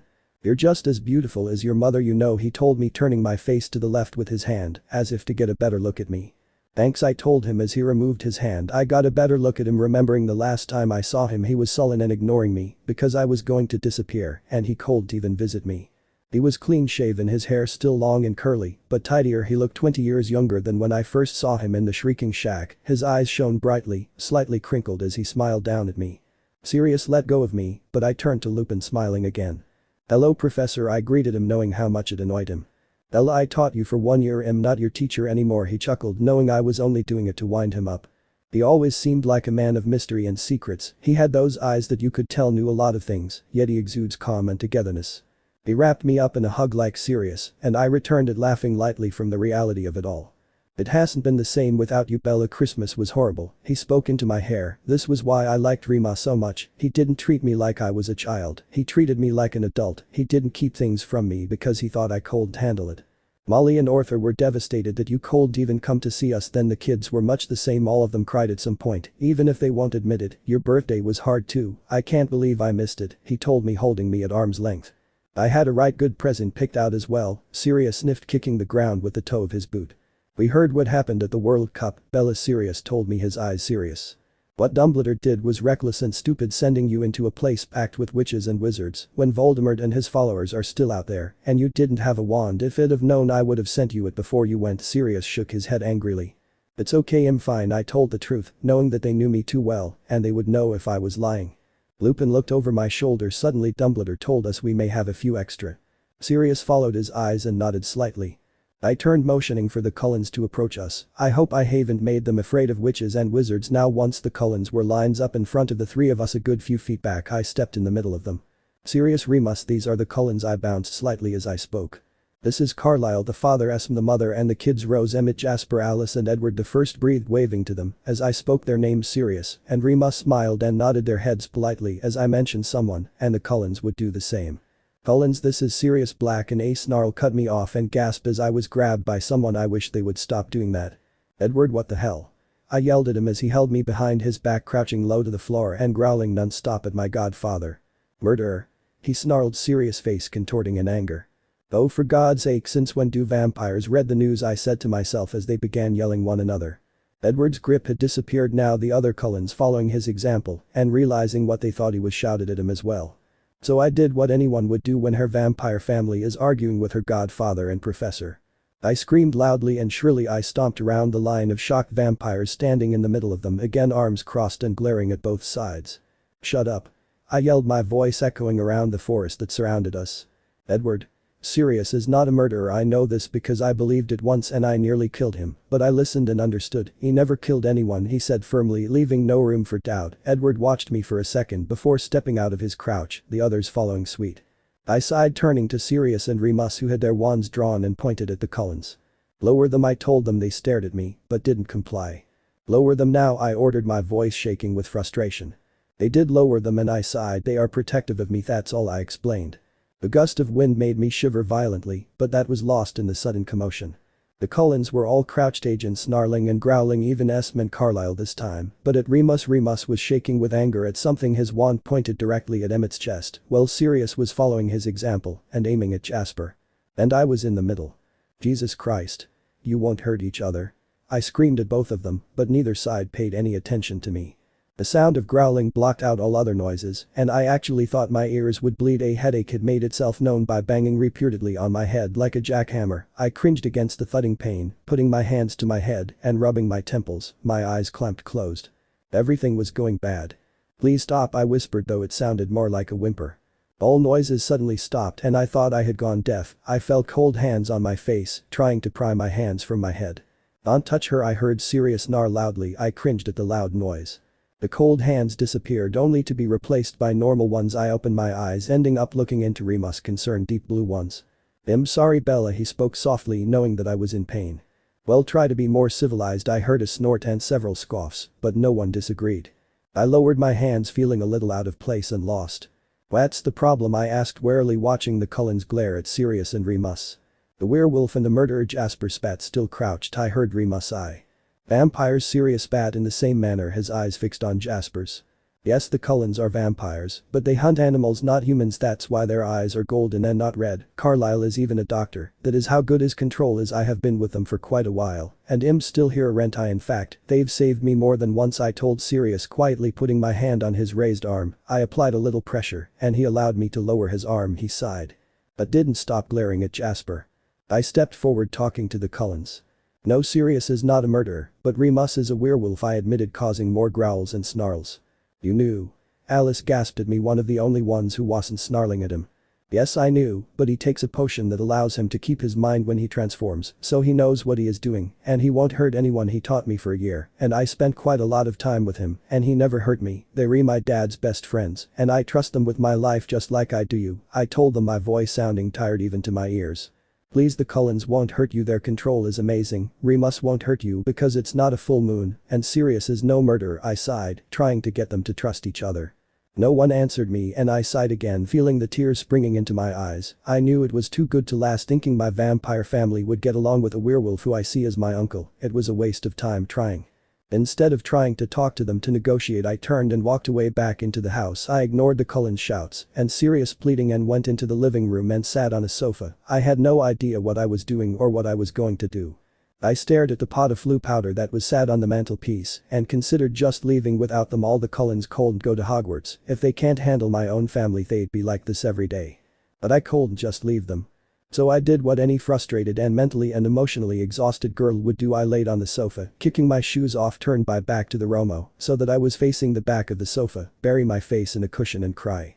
It was the only thing my mind, body and emotions could agree on doing. Bella, I heard Sirius say somewhere beside me. We're sorry, Bella, I heard Jasper say as well. I made no noise, yet the tears wouldn't stop. I have been crying a lot recently. Can't you just get along? I asked through the cushion. There was a moment's pause. Well, try, Bella, but we weren't promising anything. Sirius told me. I suppose it was as good as I was going to get from any of them. I rolled over, sniffing and blinking to try to clear my blurry vision, causing more tears to cascade down my cheeks. Can you not be trying to kill each other every second? I asked, searching the faces of my family. To my left stood the Cullens gathered together as a group, and to my right stood Remus and Sirius. I think we can do that, Remus said, eyeing the Cullens carefully. I sat up, wiping my eyes and feeling rather childish for that display of emotion. The silence was as thick as the tension for a moment. So which one is it? Sirius asked, sitting down near my feet and smirking a little at me. I frowned at him. Remus chuckled. The one you're in love with. Remus smirked like Sirius. Ugh. They are so annoying. Who's to say I love any of them? They may just be friends. I crossed my arms, scowling at them. They both looked at each other, the smirk never fading. Because we know you, they said at the same time. I swear sometimes they have joint thoughts. Which one is it? Remus asked, his eyes going around the Cullens. Edward the First said softly, picking at the hem of my shirt. So we didn't hear that? Sirius teased, even though I know he had. I turned to glare at him before returning to picking at the hem of my shirt. Edward the First love Edward the First told them. Edward, and which one would he be? Sirius asked, the amusement in his eyes never leaving. Before I could open my mouth, Edward was stood in front of me. Sirius stood up, and I did the same. If they were going to fight, I was going to seriously kick some ass. I grabbed Edward's hand as Sirius went right up in his face, looking him up and down, and even poking his shoulder with his finger. Sirius, what are you doing? I giggled, slightly amused that he was doing all of this. Edward simply let him do whatever, frowning and smiling at times. Seeing if he is satisfactory, he told me while tapping him on the head with the tip of his wand. It took me a second to understand what he was actually saying. Now hang on a minute. I yelled, slightly outraged and slightly amused. Are you offering approval? I screeched, stepping between Edward and Sirius. Yes, if I even approve. He eyes Edward critically. You have no say in who and what I date. I don't need your approval for anything. I yelled, slightly mortified that he would even do that. Of course you do. Your father would have done the same, and since he isn't here and I am your godfather, I will do it for him, he said, tapping his wand to the palm of his hand. No, my dad would have the sense to not even go there. Do you think I will stop dating Edward just because you don't like it? I heard Remus sigh, sitting down. He knew that this could go on for a while. I'd sit down if I were you. They can go for hours, he told the Cullens quietly. I watched in my peripheral vision as they all sat on the sofas apart from Edward. If I don't like it, y'all be certain y'all stop seeing him. Sirius pointed his finger at Edward, and I went to slap his hand away, but Edward stopped me by grabbing my wrist in his hand and holding it gently. You can't stop it. I yelled at him, trying to pry my hand free. Oh yes, I will.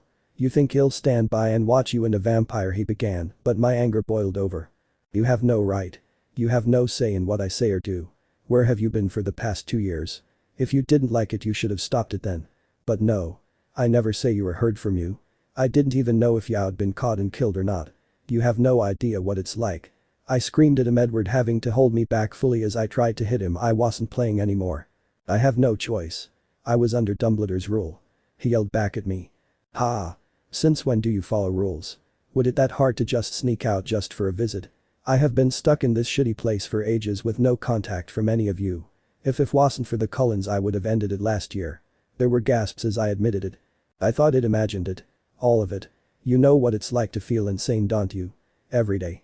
Thinking your life is a lie. Not knowing what is truth and what's not. I thrashed in Edward's arms, but of course he never released me. Of course I understand. I haven't been able to see you for 2 years. It's been torture. I promised your mum and dad I would always look after you, and then you're ripped away from me. Don't even think for 1 second that you were the only one hurt by Dumbledore's decision. He yelled, stepping closer, causing Edward to growl and Remus to stand up, putting his hand on Sirius' shoulder in an attempt to calm him. At least you had your friends and family around you, you had your home. I had to be moved to some shitty town with people I didn't know, have to lie every second of the day, fabricate stories to tell people. At least you could be yourself.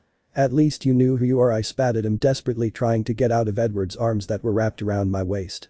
That's not my fault, Sirius said softly, breathing heavily as he looked at me.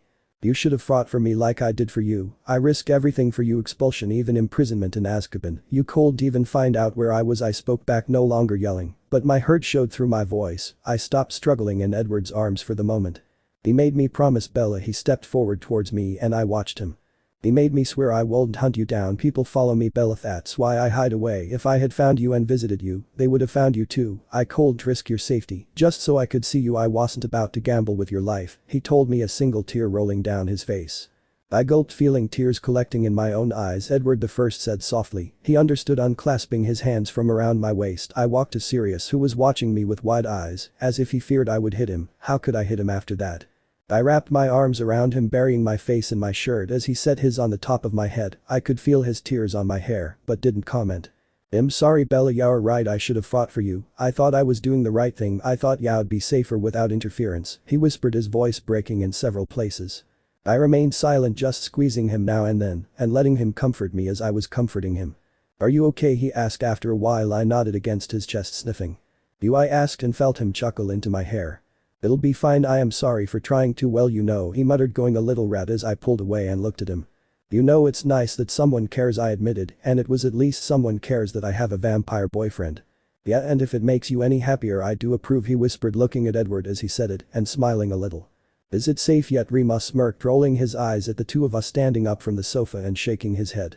I suppose as safe as it ever is, I nudged him in the ribs playfully before walking to Edward and hugging him. He laughed as he wrapped his arms around me, kissing the top of my head. How old are you? I groaned as I heard Sirius ask the question. Edward just chuckled at my reaction. I was changed in 1918 when I was 17, he answered honestly. I heard Sirius hum slightly. That's good, men back then had manners, knew how to treat a woman properly. I buried my face in Edward's chest, groaning again. How are we getting to Hogwarts? Rose asked, no doubt trying to change the subject as well as getting some answers. Well, we aren't going straight to Hogwarts, we're making a stop at the Order headquarters, Remus told us, and I spun to face him. But Dumbledore said that the mole. I began, worried about not only my safety but the safety of the Cullens. Don't worry, it'll only be us there, everyone else has been sent somewhere else, no one knows you're going to be there but me, Remus and Dumbledore, he comforted me. Sirius, we're behind schedule, Lupin said quietly, pointing to his watch. Right, he looked around, this would be better explained outside, he concluded, walking towards the door. I rolled my eyes, walking after him, dragging Edward along with me. Once we were all outside, they finally told us the plan. Here's what's going to happen. Remus will apparate outside with all luggage and 3 people, he turned to check with him, who nodded. All the Cullens looked around nervously, not wanting to be alone with a werewolf, probably. Thankfully Carlisle and Esme stepped forward. How are the others getting there? Jasper asked. We watched as both men smirked at each other before turning away and bending down and turning to face us again. I squinted at it, unable to see what it actually was. I saw Lupin throw it at me and I caught it reflectively. As my hands closed around the handle, I knew what it was. I squealed, running and hugging both men tighter before giggling and jumping around some more. Broomsticks, you have to be kidding me. Emmett watched as both men revealed 4 decent-looking broomsticks in their hands and looking quite sick. Why don't you give them a demonstration? Bella Sirius nudged me, but I wasn't sure. Come on, I've seen you fly, and I know you're dying to get on that broom, so fly, he said simply. And who was I to refuse? I climbed on smiling madly. I looked over to the gaping Cullens and waved before kicking off from the ground. I shot up into the sky faster than I ever remembered, and the freedom of it all made me feel at home. I didn't feel the cold hitting my face or neck anymore, I only felt a peacefulness that I have only ever felt while I have been flying. I did a few loops, went as far up as I could, without finding the lack of oxygen uncomfortable, then diving back down and missing the ground by mere centimeters. The Cullens all gasped every time I did something, and I couldn't help but laugh. "Okay Bella, come on," Remus shouted from the ground, waving at me to land. I went into a steep dive, but landed softly on the floor beside Carlisle. I dismounted, blowing a piece of hair out of my face and shaking my head to make it fall back into place again. "We can't do that," Alice choked as she stared at me with round eyes. "Don't worry, I will put a charm on Bella's broom so that all of these ones will follow Bella's lead wherever she goes. You go, Bella is an excellent flyer, you're in good hands, just make sure you don't fall off." Sirius chuckled at the terrified expressions that all the vampires were wearing. "I think I'm going to go with Esmond," Carlisle Rose said, quickly appearing next to them. "Where's the luggage?" Remus asked, but the three vampires had already appeared with it all, stacking them all on the ground. He whistled, eyeing the pile and shaking his head slightly before they all disappeared with a wave of his wand. "How, no matter how much you don't want to, we have to be touching to apparate," he told them, and I felt a smile tug on my lips at how calm he is being when surrounded by vampires. I watched them all hold onto his arm as he explained how it was going to feel. "The first time it will feel uncomfortable," he put it mildly. He waved at us before departing, but I saw the looks of fear on the vampires' faces before they disappeared. Sirius coughed to get our attention, and he motioned me to come forwards. He held out his hand, and I gave him my broom, watching as he let it float in the air and tapped it with his wand 3 times. He did the same to the other 4, putting them in a diamond formation with mine at the front. "It'll be circling you, making sure we encounter no threats," Sirius told us all, but mainly me. "It'll leave them to you. I'm going to make sure everything is okay," he said quietly before taking off and disappearing into the darkness. I sighed, turning to the vampires behind me, all eyeing the floating brooms with the same fear. "Head on and it'll tell you what to do," I told them, yet none moved. Finally they got on them, Edward behind me to my right and Alice to my left, with Emmett and Jasper to my farther sides behind them. I told them if they were doing it wrong, but all they had to do was sit and hold onto the broom. Still, Em was terrified that his weight would make him fall. I told him that after heavier people have ridden brooms, and it seemed to appease him. Alice ran and shut all the lights off, locking the doors and the garage. I saw her kiss the bonnet of her Porsche, stroking the roof with love. I stifled a giggle, but concentrated on a tree as she walked up and sat down again. Sirius landed beside me and told me a few things. "Look, I know that you have the fastest broom in the world and you love speed, but you have to take it steady. Their brooms are only clean sweep 7s, and if you put too much distance between you and them, the spell will break and they will fall, understand?" he asked. I nodded. I would not let them fall. "If you see something strange, send up red sparks," he told me, and I frowned. "What sort of strange?" "As in theaters, people, spells and objects coming towards you," he explained, watching me seriously as I got on the broom.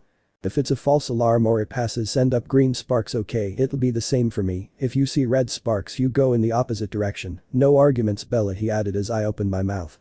"It's your job to get them to safety," he told me, inclining his head to the Cullens. I nodded, though I was not happy about it. I would keep the Cullens safe.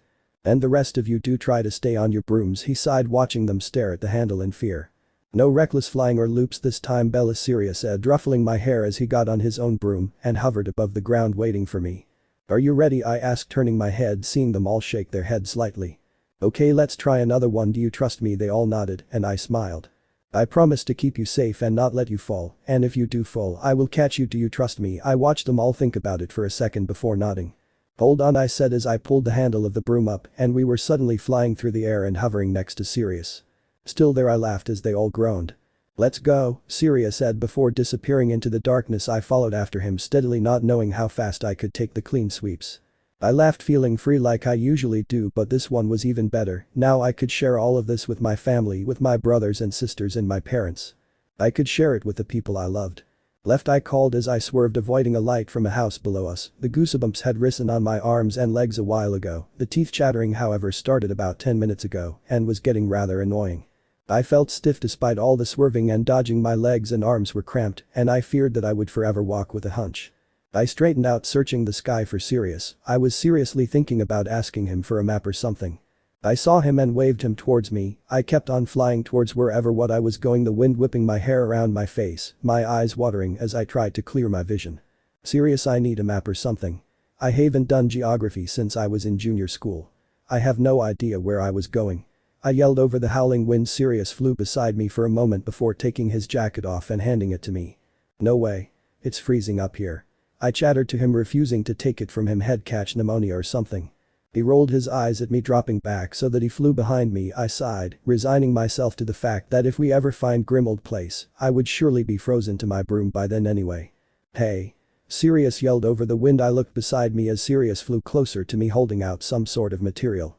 Your boyfriend told me to give you this. He winked as I decelerated, letting go of the handle and taking it in my hands. I realized that it was the coat he had been wearing and smiled to myself as I put it on. It was cold, not having been warmed up by any body heat and being frozen by the wind. Still, it would warm up soon enough, and it protected me from the icy wind. Sirius flew off, sending me a smirk and a wink as he disappeared. Thanks, Edward the First called behind me, sighing as his scent wafted over me. About 10 minutes later I saw Sirius flying towards us once again, a mere discoloration against the inky sky. Here, he said, putting something in my outstretched hand. It was heavy metal and very cold.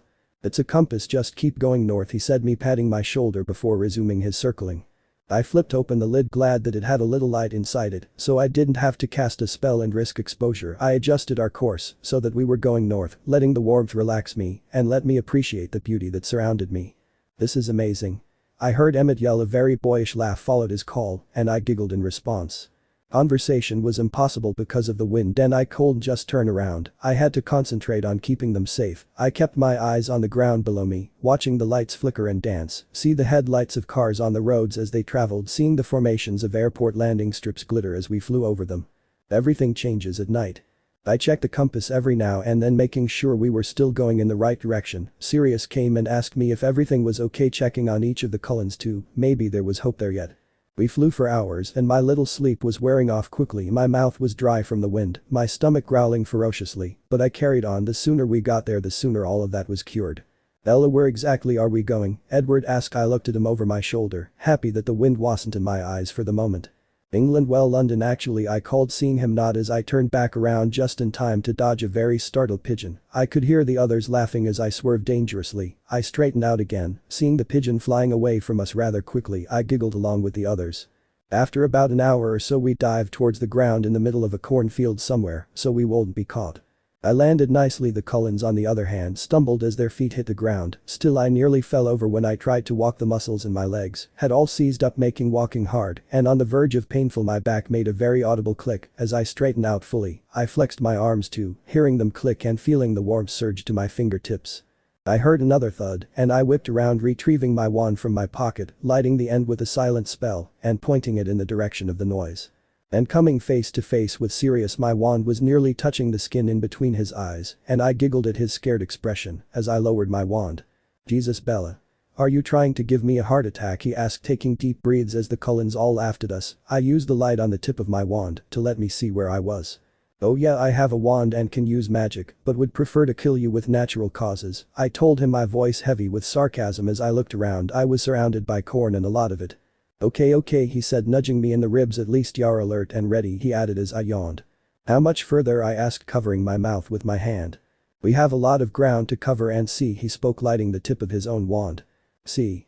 Alice gasped, looking even more terrified than before. Yeah, so don't fall off, but I suppose it won't matter anyway, would it, since vampires don't have to breathe, he commented, smiling gently at a very nervous looking Alice. Jasper put his arm over her shoulder, whispering something in her ear. I watched her calm down slowly, and I really didn't want to know what he was saying to her. Okay, rest is over, let's get going, Sirius said, quickly hopping onto his Nimbus as I groaned, walking to my hovering firebolt. Edward came over and kissed me briefly before hopping on the one behind me. I could not smile as I shot upwards and into the sky. We carried on with the towns. The only signs of them were the street lights and noise of cars. After a while, I realized that the noise had disappeared and there were no lights at all. It was pitch black and I couldn't see anything. I deliberated on whether or not to light the tip of my wand or not. Is anyone around? I asked the Cullens behind me. Not one heartbeat at all, Jasper said to me, yelling a little. I nodded, lighting the tip of my wand. It only illuminated a few feet in front of me, but it was better than nothing. There was still no sign of Sirius, but I didn't worry too much. I knew that if I let myself worry, I would get all flustered and hysterical. I checked the compass, thankful that I was still on the right path. I contented myself by imagining the Cullens at Hogwarts laying next to the lake, sitting outside Hagrid's in the Great Hall. All of the images brought a smile to my face. They wouldn't have to hide anymore. Everyone would know what they are. They could use their speed and strength if they wanted. I knew that they would be fascinated by all the books and things they didn't know, but one of the biggest Things I think would be that they would be able to go out in the sunlight without fear of exposure. It was their idea of heaven and I would be the one to give it to them. A tiny speck of light in the distance caught my attention as it swirled across the ground, illuminating everything it hit. I could see the light reflecting from the black water as they sloshed back and forth. A lighthouse. The sound of waves found my ears, gradually getting louder and louder until I could barely hear anything else. It also caused another thing to happen. I needed to pee badly. Auntful I teased as the ground beneath us was replaced with the shallower waters. I got no response from any of them and chuckled to myself, why were they so scared of falling into the water? It's not like it would hurt them or anything. I flew higher as we entered the area where the light zoomed around, not wanting to be seen by any wandering eyes. I kept to the darkness, unable to keep my eyes from sweeping the skies for Sirius or any threats. I hated to be surrounded by darkness, my senses partially disabled because of it. But the lighthouse behind us, I allowed us to fly lower, the air less chilly. I knew it made no difference to the others, but my skin was frozen and numb. I believe I was turning blue as well.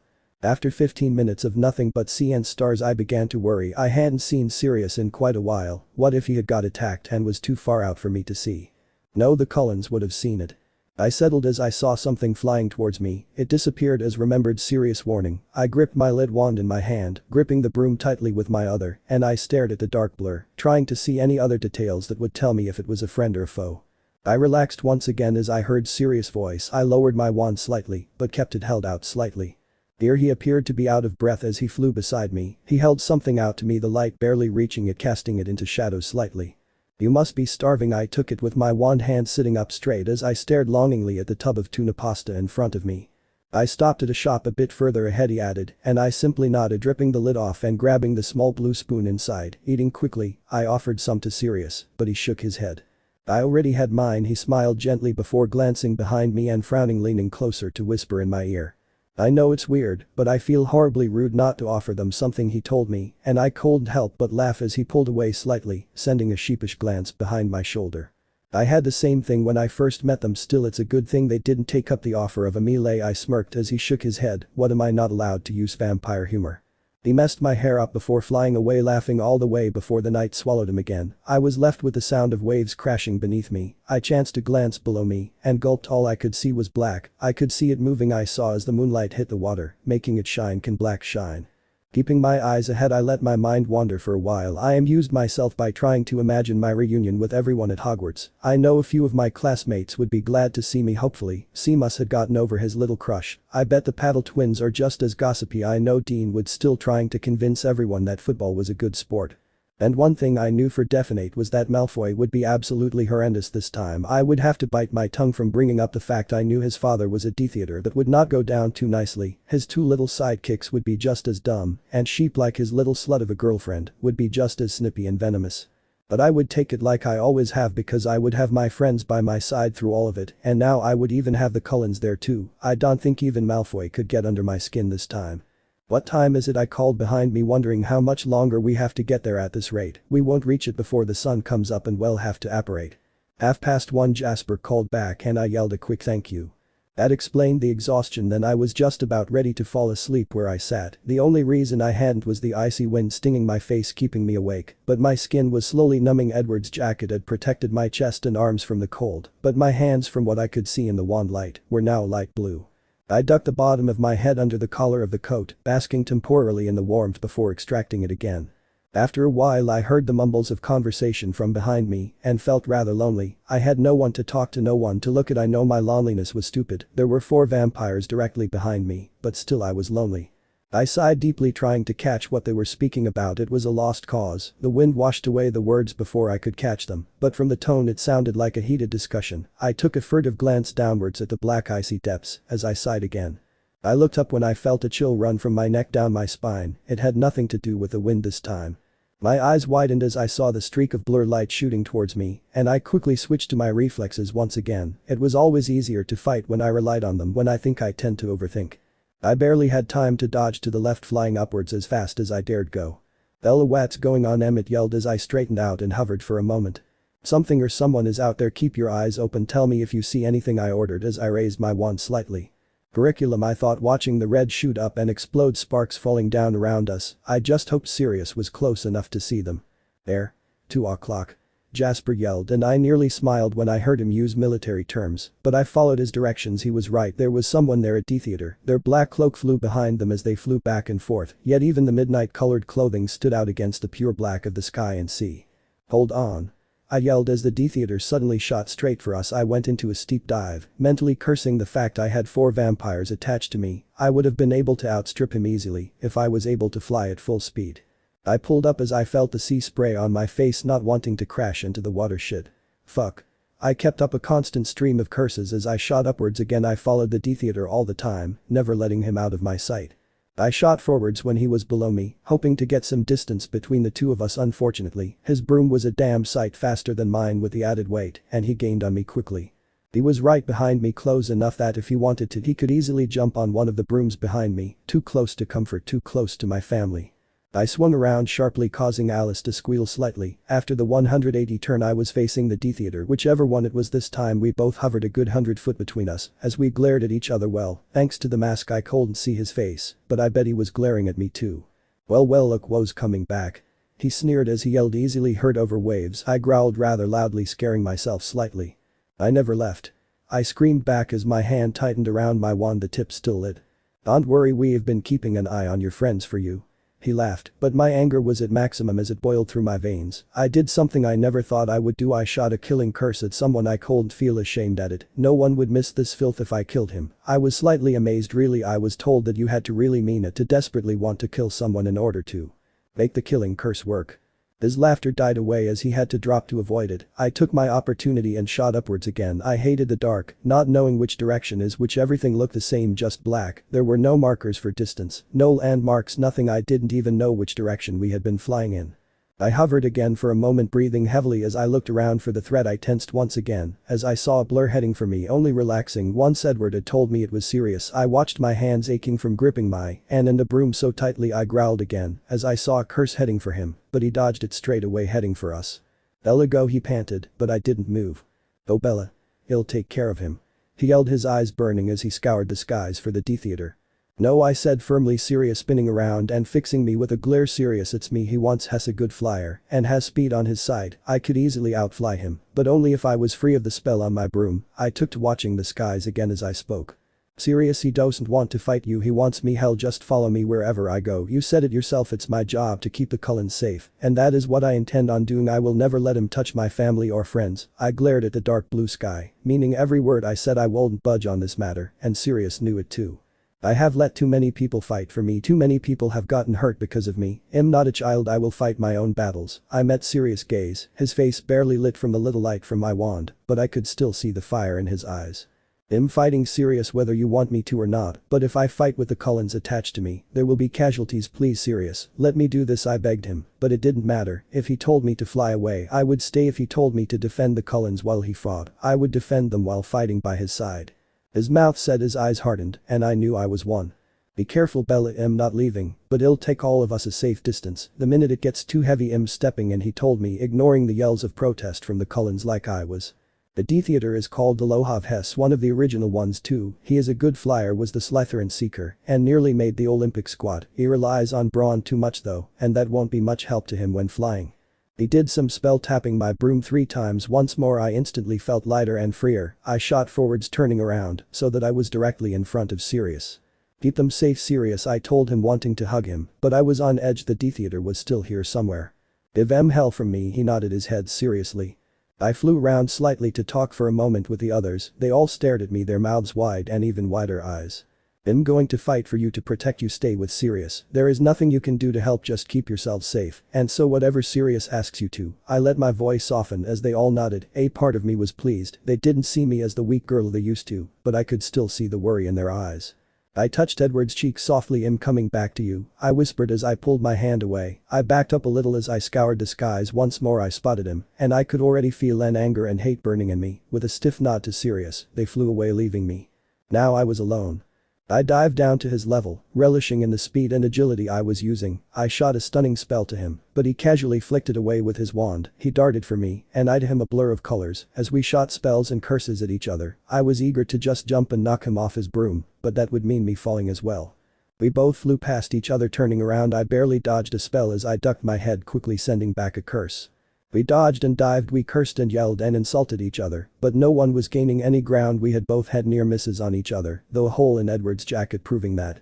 I was below him getting hit in the face with the salty sea spray when I realized he wasn't aiming at me, he was angled away from me, a bright flash of light exploding from his wand and lighting up its path as it darted to an unknown target. There was only one group here besides us, my family, my friends. I will kill him. I watched from the corner of my eye as I rose, the spell being deflected by Sirius forgetting the wand in my hand. I hit him in the face, he nearly fell off his broom, he wasn't expecting it. I took advantage of his disorientation, flying at full speed to the Cullens, making sure they were okay. Has anyone been hit? I asked quickly, Sirius only shaking his head as I flew off again. I regretted my little checkup. I had lost Alohav again. I hated not knowing where he was. I felt like I was surrounded. For all I know, I could be. I flew back and forth and up and down for some time, getting more edgy and anxious as time went on. The space in front of me was suddenly hit up by a blast of light from behind me. I was too late to react or dodge. I felt my right shoulder get hit by whatever spell it was, fiery pain shooting through me, making me dizzy and wanting to scream. I bit my lip as I struggled to keep hold on the broom. Blood seeped through the material of the jacket, soaking down my arm and my chest. "Oh, how I have missed this with you, Bella. It's just not the same with muggles." His voice was close to me, and I raised my head searching for the body. I can't be sure because of the darkness, but my vision was definitely off. Everything seemed blurry to me. "Now there's something that I just can't wait any longer for." I could hear the smile in his voice, but his voice was fading. I was losing too much blood anymore, and I would lose consciousness and fall into the sea, and most likely drown. Before I could even think about healing myself, I screamed. I cut it off quickly, clamping my mouth shut to stop any other noises from escaping. It was that curse, the Cruciatus curse. Why is it always that one can't use others? Yet I suppose I have built up a defense against the spell. Since the World Cup incident, one spell didn't seem to hurt as much as about 20 did, so it was easier to handle. It didn't mean it was any less painful, but thoughts of how much less painful it so compared to that made it more bearable. My hands gripped the broom tightly as I bent over my forehead, touching the freezing wood. I didn't feel it. The pain in my shoulder was pushed to the back of my mind as I struggled to stay on my broom. The very thought was barely discernible. All I could think of was the pain as it invaded all my senses, but I still managed to convince myself that staying on the broom was a priority as well. Dark laughter filled the silence in my ears, and underneath the pain anger boiled. He was enjoying this, hurting me. He was sick monster who took pleasure in everyone else's pain. "You should have stayed hidden," he whispered in my ear right beside me. "But now it's too late." His voice got fainter as he drifted away from me, putting some distance between us. I heard his intake of breath and knew which curse he would say. This couldn't be the end. It can't. Everything was turning up. Everything was going to be okay. Now it couldn't end. Now I haven't even said goodbye to Edward or any of the Cullens. I would not give up. With determination running through my veins, I mustered up the strength to push myself up slightly. Dolohov's laughter still rung loudly in the void of night and darkness, but it made it easier to pinpoint his location without even turning around. I turned my wand in my hand, crossing my arm over my chest and pointing my wand from beneath my arm behind me. "Stupefy," I whispered, trying to hold back the scream in my throat as I unclamped my lips. I was rewarded a moment later with my body and mind free from the curse, a loud thud, an exhale of breath, and about 6 seconds after that a rather loud splash. My mind was free but sluggish thanks to the curse, and exhaustion. My body was much the same. I struggled to sit up, my hands shaking violently on the broom as the pain burned down my arm and brought my shoulder to the forefront of my mind. My eyes wouldn't stay open, my hands wouldn't grip the broom any longer, my legs unclenched their muscles. I had lost too much blood. At least the Cullens and Sirius were okay. I felt myself sliding to the side, falling off my broom. Before I could fall totally, I felt a hand on my left arm pushing me back on my broom as they wrapped an arm around my waist to make me stay there. I was barely conscious, but I was still aware of what was happening. "Come on, Bella, hang in there." It was a man, but the voice was too rough to be serious. "Remus?" I asked. Even to my ears I sounded pitiful. "I'm here, Bells," he told me, and I felt the broom beneath me jostle. I wish I knew what he was doing. "We're taking your broom back. It's faster than mine even with 2 passengers." His voice came from behind me, and I felt my back being pressed into his chest as he leaned forwards. I could feel the wind blowing in my face and hair, but I concentrated on the words Remus was saying. I didn't follow them, I didn't understand them, but I focused on the noise. I fell in and out of consciousness, but the two were so like I got confused as to whether I was dreaming or not. It seemed that time meant nothing to me. I would wake up with the wind pelting my face, sometimes rain, and sometimes I wasn't moving at all. "Bella, we're here," I heard his voice as I resurfaced again. I couldn't open my eyes even if I wanted to. I was jostled more fiercely again, but my feet never touched the floor. I was in someone's arms, and I didn't care enough to find out who. The burning in my shoulder had been reduced to a dull continuous throbbing, but the blood had dried, and my skin and the clothes around it were stiff. Whoever it was that was carrying me was very careful to avoid contact of any kind on my shoulder. I was quickly out of the cold air and engulfed by warmth. A horde of whispers broke out around me, but I couldn't understand what they were saying. It was giving me a headache trying, so I gave up. I was gently laid down on some hard surface, and I found it even harder to remain conscious. Bellamy and Remus are going to heal you, okay, but it's not going to feel nice. I heard Sirius speak, and I wanted to open my eyes to see him. I hope he's okay. This might hurt, Remus warned a moment before the dull throbbing turned into full-blown mind-piercing pain. All thought of anything remotely resembling sleep left my mind as my eyes flew open, and I tried to get away from whatever was hurting me.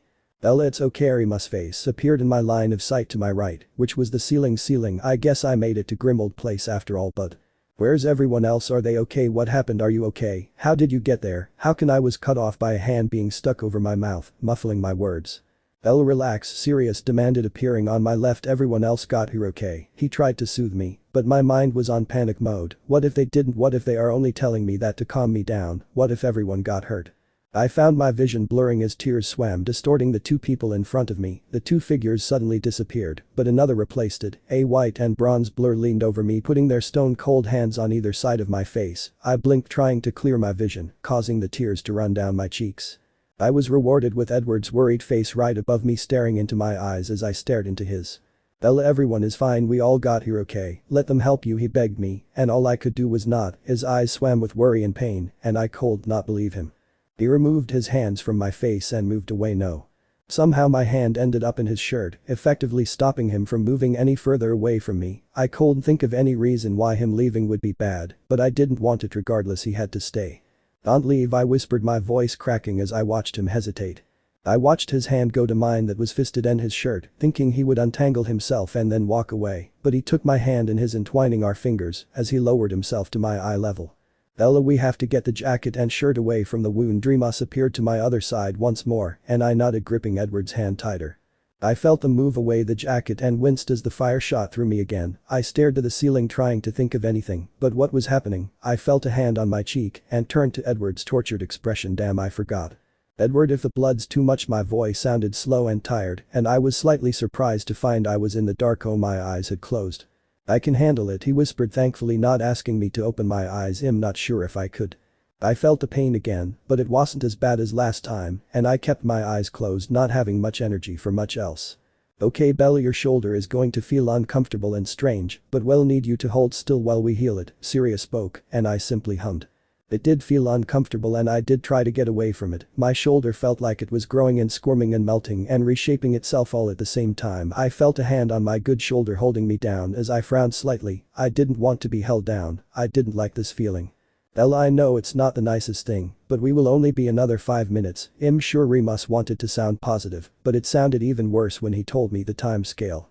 I didn't know what to do. I didn't have the energy to open my eyes, so talking and moving was out of the picture. The only thing left was sleep. Even the word made me even more tired. Sleep, it was a nice concept.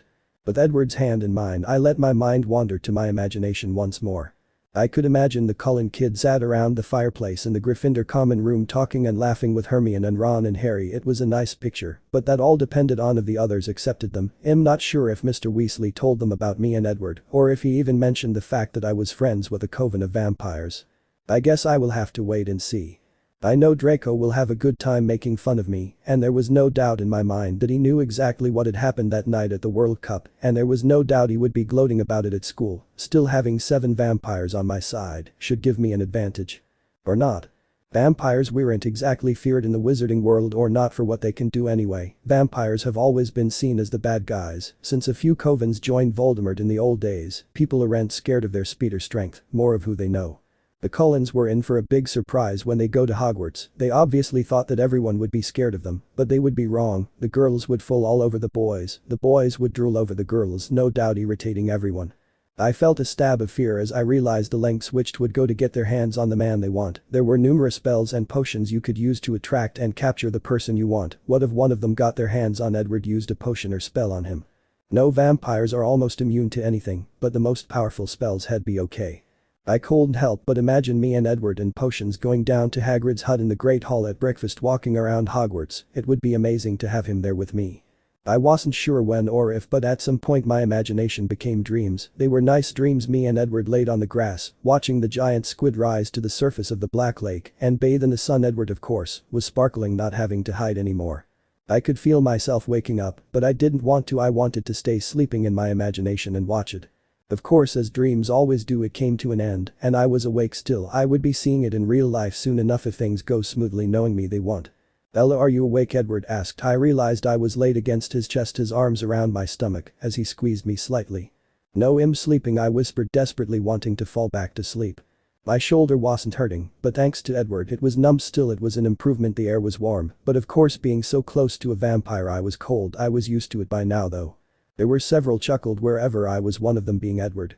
"Nice to know you still have your sarcasm," he laughed lightly, but I still heard the worry in his voice.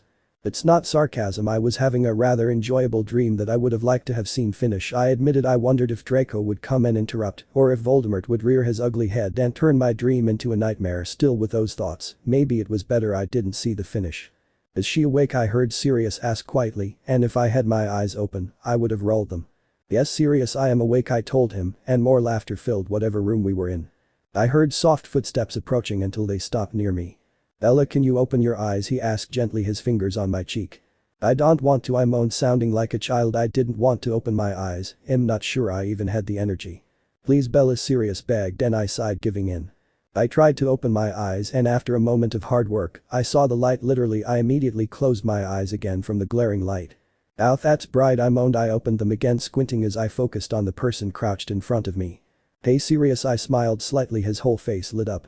I was so worried he pulled me into a hug where I was hanging off the edge of the sofa. The only thing keeping me on it was Edward's arm around my waist. I hugged him back tightly, taking comfort in the fact that he was okay. "What happened? How did Remus get there?" I asked as he let me go, Edward pulling me back to his chest. Sirius sat on the floor facing me and Edward.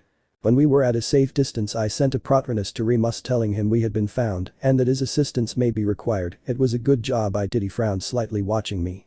"Yeah, I would have gone down with the fishes." I sighed as I realized it was the truth. "So much for fighting my own battles.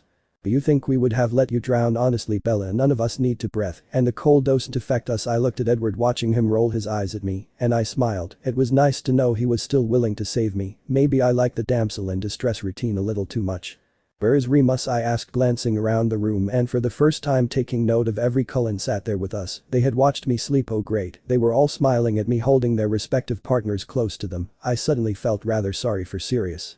"He went to extract aloha from the sea," he scowled, and I heard multiple growls from around the room and one from me. Well, my stomach. The growls were replaced with laughter, and I was glad that my bodily functions at least had some good. Sirius stood up, towering over me, and Edward, as I realized he was sat on a sofa while I was laid on it. I swung my legs over the edge, slowly stretching them slightly. I sat up from Edward's chest, his arms disappearing for the moment. "How's the shoulder?" he asked, squatting down again to my level. I rolled my shoulder. There was only a slight twinge, nothing crippling. "It's fine." He looked relieved. "It took a little more time than we thought. That spell tore through quite a bit of muscle," and he told me, but I cut him off. "Sirius, if you want me to eat something you had better stop talking about torn muscles," and I shuddered and he laughed. "We thought about trying to get rid of a few of those scars too, but we cold." He scratched the back of his head as if he were guilty. "Yeah, I know they used fiendy fire, so it's going to take some time for them to go." I shrugged, slightly mortified that he had seen them. "Those bastards. They used fiendy fire." He yelled, his dark eyes full of anger and hate. I put my hand on his shoulder to calm him down, and I was glad to find that it did. "What's fiendy fire?" Carlyle had the guts to ask as the silence got thick. Sirius still seething. "It's cursed fire. It's illegal, it's uncontrollable, unstoppable, and destroys everything it touches. God knows how they managed to control it like they did, but the healer told me that I would be in St. Mungo's for months of treatment as they got rid of them." I told Carlyle, after realizing Sirius wasn't going to. "St. Mungo's?" he asked, and I smiled, realizing how little I had told him. "It's a wizarding hospital. It's not exactly for broken bones and little stuff like that. They can be fixed in seconds, more for the more extreme cases." I told him, knowing he would love to know all about the medical side of magic. It was sad to know he couldn't do anything, but Reddy couldn't do magic. "Here's a chicken sandwich in the fridge, I think," Sirius mumbled, sitting back down and glaring at the floor. I sighed, opening my mouth, but closed it again. Where's my wand?" I asked, my voice getting high. I remember holding it when I was being cursed, but after that I can't remember. Had I dropped it in the sea? No, I couldn't have. Without a word, Sirius flicked his wand at the doorway. Not a second later, my wand came zooming through, and I grabbed it quickly, smiling again. "Achio sandwich," I said as Edward pulled me back to his chest after realizing I wasn't getting up anytime soon. The sandwich on a small china plate whizzed through the doorway and landed on my lap. As I crossed my legs Indian style I picked up one half, but stopped after a thought occurred to me. "Are you okay for hunting I mean?" I asked looking at their eyes. They were all light golden apart from Edward's. "We all went hunting, but Edward refused to leave," Alice told me kindly bouncing in Jasper's lap. I smiled a little glad I hadn't made a long-term rift between those two by Jasper taking my side, they were truly made for each other. I turned holding my sandwich to my chest so that I was still sat in Edward's lap, but my knees were at his chest. I glared playfully at him looking into his dark topaz eyes. "You need to hunt," I told him poking his chest with my wand making him smile. "I will now that I know you're okay." He kissed my forehead and I giggled slightly picking up my sandwiches taking a bite, not bothering to turn around. I heard a sigh and on hearing the lack of musical quality deduced it was serious. I waited knowing he would speak in a moment. "You too, as much as I don't want to say this about a vampire, but I think Hess a good man for you, Bella. I have never seen someone worry so much since Mr. Weasley couldn't find his plugs." He laughed a little at the end and I nearly choked on my sandwich as I laughed too. Once the bite was swallowed I laughed joke-free. "Mr. Weasley and his plugs. What's so funny?" Edward asked frowning slightly, but the corner of his mouth was pulled up slightly. "Mr. Weasley, some wizards are totally isolated to muggles choosing to stay away from them and remain in the wizarding world all their lives. There are those who flit from the two worlds, but Mr. Weasley lives in England and absolutely loves muggles and anything to do with them. He has a slight fascination with plugs." I trailed off laughing at the end. The Cullens looked slightly confused, obviously not understanding how someone could be so enthralled by a simple plug. Sirius remained silent on the floor, glaring at nothing in particular. I knew it would pass, so I left him to it finishing my sandwich quickly humming as I swallowed the last bite. Yummy. We sat in silence for a moment and it was getting slightly uncomfortable for me, trying to think of a possible conversation starter. I remembered something rather important. "Sirius?" I squealed making Emmett and Esm jump. Sirius simply chuckling. He was too used to my erratic thoughts when like this. "At least Hess not glaring anymore." "I have something to show you," I sang turning around on Edward's lap and getting to stand up. I held out my hands in case I fell, but was glad when I remained upright. Everyone was watching me with mild amusement, even Sirius. "Is it good or bad?" he asked not moving from his position on the floor, craning his neck to look up at me.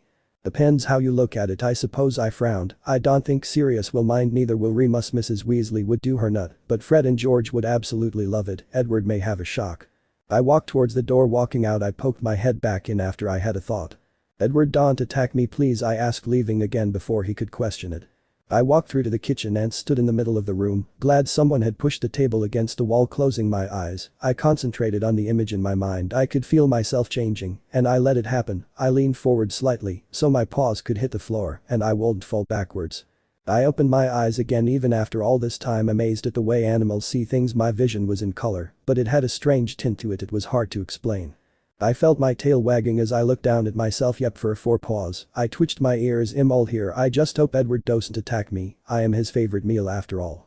You see, I was rather bored for a while so taught myself how to change form. I became an Animagi. Sirius, and my dad did it, why not me? I was slightly surprised when I realized what I had changed into. A lioness. It was a miracle Edward hadn't noticed the center. Maybe he had and he just hadn't mentioned it, but surely if he had smelt lion in my room, a predator, he would ask me about it. Slightly giddy I nudged the door open wider with my nose and slinked into the hallway and paused outside the door. Before nudging that one open too, I stepped into the room a little, but only Edward and Sirius could see me from where they were sat. Edward gasped, as did Sirius. I watched them both for their reaction. Edward simply stared open-mouthed. Sirius on the other hand jumped out laughing loudly. "Ella. We have another lawbreaker in the order I guess," he laughed waving me over as he sat beside Edward. The first heard multiple gasps. As I entered everyone's vision I sat back on my haunches in front of Sirius, watching his eyes scrunch up in the corners as he beamed down at me. He reached out and scratched behind my ears as I closed my eyes. I can understand why animals like that. It felt nice. "Ella." I turned to Edward as he whispered my name. I walked a few steps to where he was sat and sat in front of him waiting. He slid from the sofa so that he was kneeling in front of me, our faces level with each other. He gently reached out and stroked the fur under my eye, his eyes wide as they never left mine. "You're beautiful," he whispered leaning forward and kissing my furry forehead. "Bella's a lion." Emmett yelled, causing me to turn and look at him with narrowed eyes. I growled lightly, baring my teeth as I took one large step forward before leaping at him, landing on his chest. My back paws landed on the tops of his thighs while my front ones dug through his shirt on his shoulders, making me tower over him. To say he looked scared would be a serious understatement. He didn't even try to move out of the way. I growled loudly in his face, enjoying it as his eyes widened even more. I couldn't keep up the angry act as I felt my tail twitch, knowing he would hate it. I quickly licked up one side of his face before leaping off him and back to Edward. The first turned back, watching the huge vampire rubbing his cheek violently, his face screwed. Others simply laughed at the whole thing. I saw Sirius get up and wink at me before he transformed into the dog I have seen many times. The laughter stopped as they watched him. Yeah, it was cool to watch someone change into an animal. Sirius turned and sat facing me as I did the same. I raised my paw to him, holding it in midair, waiting. He barked out a laugh before raising his out and giving me a high five. I heard Edward sigh. I'm translating for Sirius. He wants a competition. Growling, he sighed again as he spoke, but I kept eye contact with Sirius, watching his lips pull back in a doggy smile. I nodded my head slightly in acceptance. I knew this would happen. Sirius was such a child. He started growling loudly. The room filled with the noise. He cut off the noise and looked at me expectantly, like a dog could ever beat a lion. I growled as loud as I could, as ferociously as I could. I won. The others just watched the exchange with smiles on their faces. I watched Sirius change back into a human, laughing all the way. It's not fair. All I can be is a ratty dog and you get a lioness, he chuckled as he plopped back down on the sofa beside Edward. I simply shrugged, or as close as a lion can, noticing the twinge again. I heard the front door bang shut and growled, crouching low to the ground, my eyes on the door. What if it's the mole? I would kill them. Simple as that. They would never touch my family. I felt a hand on my head and growled in response to the unexpected touch, regretting it once I found out it was Edward. Weren't they taught not to touch an angry predator? It's just Remus, he tried to soothe me, stroking the back of my neck. I remained tense, my eyes trained on the door. Thought can be hidden. You can lie with thoughts. It could be an intruder. What's all this racket? If you lot are arguing again. Remus' voice got louder and louder as his footsteps approached. He stood in the doorway, his eyes on me as he cut of his sentence. He stared at me for a moment before sighing, so you're an animagi too, Bella. He moved into the room, leaning on the wall in front of the door. Figures with a father and godfather like Yav. God, I expected no less, he chuckled, and I stopped growling. Being an animal really gets your instincts up. I closed my eyes, feeling myself growing again. I reared up on my hind legs at the right time, so I wouldn't end up on all fours. When the transformation finished, I smiled at Remus as he walked forwards and hugged me tightly. I thought for a minute there we were going to lose you, he whispered worriedly. You can't get rid of me that easily, I smiled sadly as he pulled back and kissed my forehead. How did you do it? It took the others a few years to learn how to transform, he asked as he walked past me and sat next to Sirius on the sofa, me going and sitting in Edward's lap, Edward's arms pulling me back to his chest as he held me. I just got bored and remembered what you told me about it in Dada. I imagined myself as something else and concentrated solely on that. It took a good few months before I actually felt anything, but I cracked it eventually, I smiled as he looked appraising at me. Is that why I smelt lion in your room all those times? Edward asked, sounding rather relieved. Are you telling me that you smelt lion in her room and you didn't even ask her about it? Emma chuckled, and I smirked. I just thought I'd left a shirt there after hunting or something, he shrugged. What were you doing in her room with no shirt on? Sirius rounded on us, and I buried my face in Edward's chest as I blushed. It's all innocent, the first swear Edward said, and even I could hear the smile in his voice. You haven't, Sirius began, but I interrupted him. No, we haven't. I yelled, but it was muffled by Edward's shirt. Laughter rang out around the room, even from Edward. Well, that's good to know, Sirius sniffed, and I pulled out of Edward's shirt, still blushing. We were silent for a moment before a thought struck me and I sat up straighter. Do you know what this emergency is? I asked Sirius and Remus. They looked at each other, something I didn't miss. Sirius' fierce expression melted as he looked at me, pity and sympathy in his eyes. Sorry, Bella, Dumbledore told us we weren't to tell you anything, he said sadly. Why? I'm going to find out anyway. It's my neck on the line, I have a right to know what I'm walking into. I yelled, Edward squeezing me, trying to calm me down. We know, Bella, but Dumbledore said that. I growled in anger, cutting Remus off mid-sentence. Why is everything done to what Dumbledore wants? This is my life. My choices. My decisions. It's got nothing to do with him. I did know I was yelling at the wrong people, but I had had enough of this. Bella, Dumbledore gave everything to keep you safe, Remus said sternly. Yeah, fat lot of good he did. Thanks to him I was nearly killed. And what does he do? Nothing. I screeched, ripped myself from Edward and standing up and walking towards the door. Isabella, don't you dare walk away from me. Remus stood up too just as I put my hand on the door handle. What? Are going to restrain me now too? That's the only thing you haven't taken away from me. Go ahead. See how far you get. I yelled as I walked out and slammed the door behind me. I ran up the huge staircase ignoring the paintings that tutted at me as I ran to the room I had made mine. By the time I slammed the door, tears were running freely down my face. I sobbed as I threw myself on the huge four-poster bed and buried my face in the pillows. God knows what they were telling the Cullens downstairs, but I didn't care. I felt like it was me against them and they were supposed to be protecting me. I felt suffocated. I looked at the painting for a moment. A fat man slumped in a chair, sleeping or not. I could just see his mouth moving slowly, only a little, but then one of his eyes opened and he gasped. They were watching me from the portraits. Anger boiling in me again, I got off the bed, marched down the stairs and opened the front door. Sirius grabbed me before I made it out of the door. "What do you think you're doing?" he spat at me, obviously angry at me for my behavior. "Getting away from you. Having privacy." I spat right back and I ripped my arm from him and walked out the house, down the steps and out the gate. I didn't look back as I walked down the street, seething in anger and just wanting to punch something. I walked for a while, not knowing where I was going at all, just needing the space. There were quite a lot of people around London at this time of day. The sun was high in the sky and I thanked whoever was responsible for changing my clothes. Walking around in a bloody and singed shirt and trousers was bound to gain attention. I looked around, finally noticing I was in Regent's Park. I spotted an empty park bench and sat down, rubbing my face and trying to get rid of the tear tracks. I took a deep breath and sat back, just people watching. For a while I knew I had been childish, but I couldn't handle this anymore. It was like my life wasn't even my own anymore. Everyone had a say in it except me. I kept checking to make sure I had my wand, very conscious of anyone wearing black. I may have been irrational earlier, but I wasn't stupid enough to forget about theaters. I spent most of my day with my head in my hands, thinking, crying, getting angry and glaring at random people as they went past at 4:30. I walked to the tube station, deciding to tube hop. I always enjoyed the tube trains, especially when you could go on any all day with no destination. I went all over, never actually leaving the tube stations, just hopping from tube to tube. At about 8:30 it was pitch black outside and I knew it was time to go back. I sighed, hopping on a tube to go back. It was a 15-minute ride, but it passed too quickly. I shuffled my way up the steps and towards the ticket machines, getting jostled and bashed by other people. I sighed once more as I walked outside. The cold air stung my face. I felt a hand on my shoulder and spun around quickly, my hand going to my pocket to get my wand. The people around us didn't stop or notice anything. They must be blind. "Bella, it's just me," I sighed as I heard Jasper speak, watching him drop the large hood so I could actually see him. I relaxed again, looking at the ground sadly. "Come on Bella, let's go for a walk." He took my hand and we walked towards another huge park. We remained in silence for a while and I honestly didn't know what he would say. "Bella," I spoke with Sirius and Remus, telling them how you felt. He told me as we walked slowly. I merely nodded. I had a feeling he would. "I know you don't like it, Bella, I know how you feel, but they are trying to help," he told me as 3 runners ran past us stepping aside for a moment to let them pass.